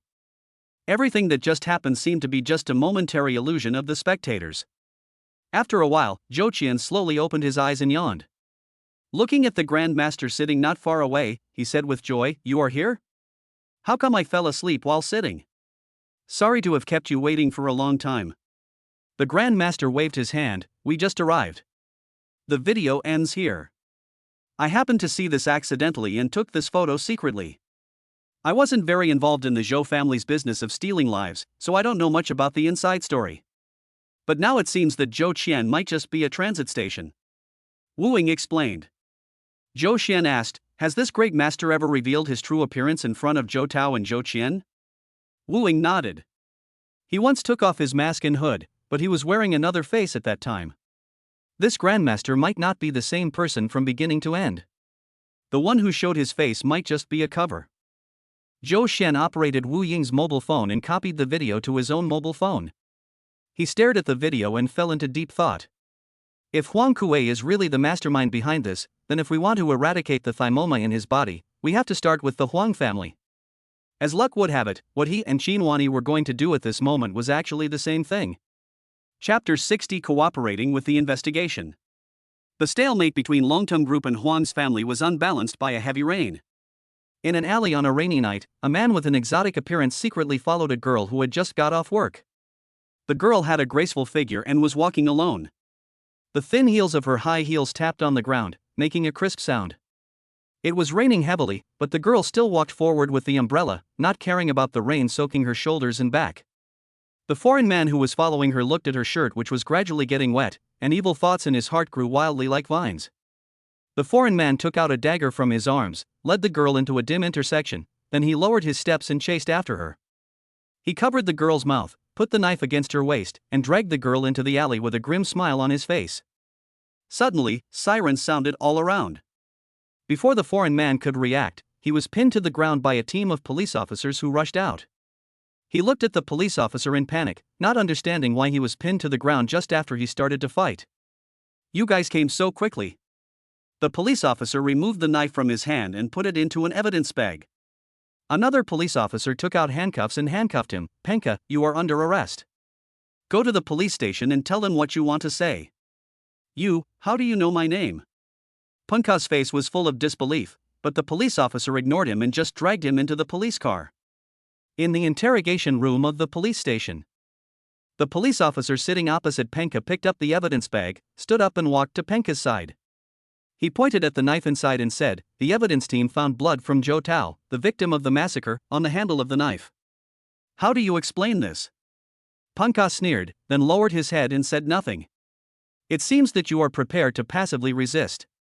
The police officer picked up the coffee beside him, took a sip, then sat down in silence with his hands folded, intending to fight with Penka to the end. Suddenly, Penka looked up and said, "I want to see my lawyer." The police officer sighed helplessly and agreed. At this moment, Penka looked at the police officer in front of him and a trace of disdain flashed across his mind. The Huang family had already made detailed instructions that if they were arrested, they could not say a word and just wait for a lawyer to rescue them. He couldn't help but laugh. "So what if you catch me? The Huang family is well connected and has a lot of wealth. As long as the Huang family can protect me, what can you do to me?" He stared at the police officers until one of them knocked on the door of the interrogation room, walked in and said, "The lawyer is here." Penka's face lit up with joy, then he looked at the police officer triumphantly and shook the handcuffs on his wrists. The police officer was holding his breath, but he had no way to vent his anger. He could only take Penka to the meeting room with a trace of helplessness. During this time, he grabbed Penka's hand with a little more force, which caused Penka to roll his eyes. "Sir, your hand should be less strong. If you do this, I will complain to you." The officer ignored him, but did loosen his grip a little. This small victory made Penka even more proud. He sat down on the chair in the reception room, shaking his head. He curled his lips as the officer leaned over to connect his handcuffs to the bars on the side of the chair. "Sir, is there any need to deduct this? I may have to leave soon." The police officer glanced at him sideways, pressed the lock hard, and stood aside angrily. After a while, another police officer walked into the reception room with a man in a suit. After the man sat down, the two police officers stepped back 3 steps and waited. Penka looked at the lawyer in front of him and felt very unfamiliar. This wasn't the lawyer he had seen before. Could it be that the Huang family changed lawyers?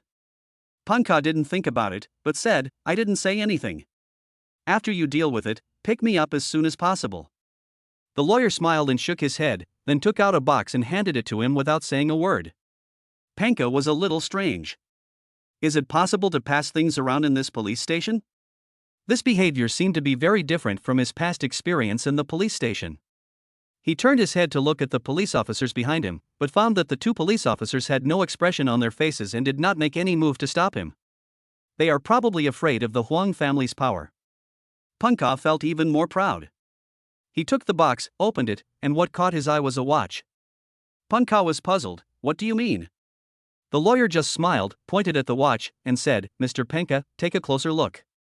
Penka was full of doubts, but he still lowered his head and looked at the watch again. A sense of familiarity came over him, and a trace of uneasiness flashed across his face. Then he picked up the watch and looked at it carefully again. It was clearly the watch of his father, who was far away in a foreign country.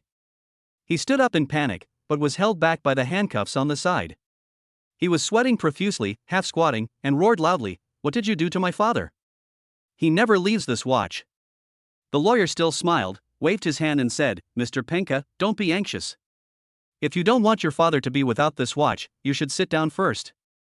I have something else to give you.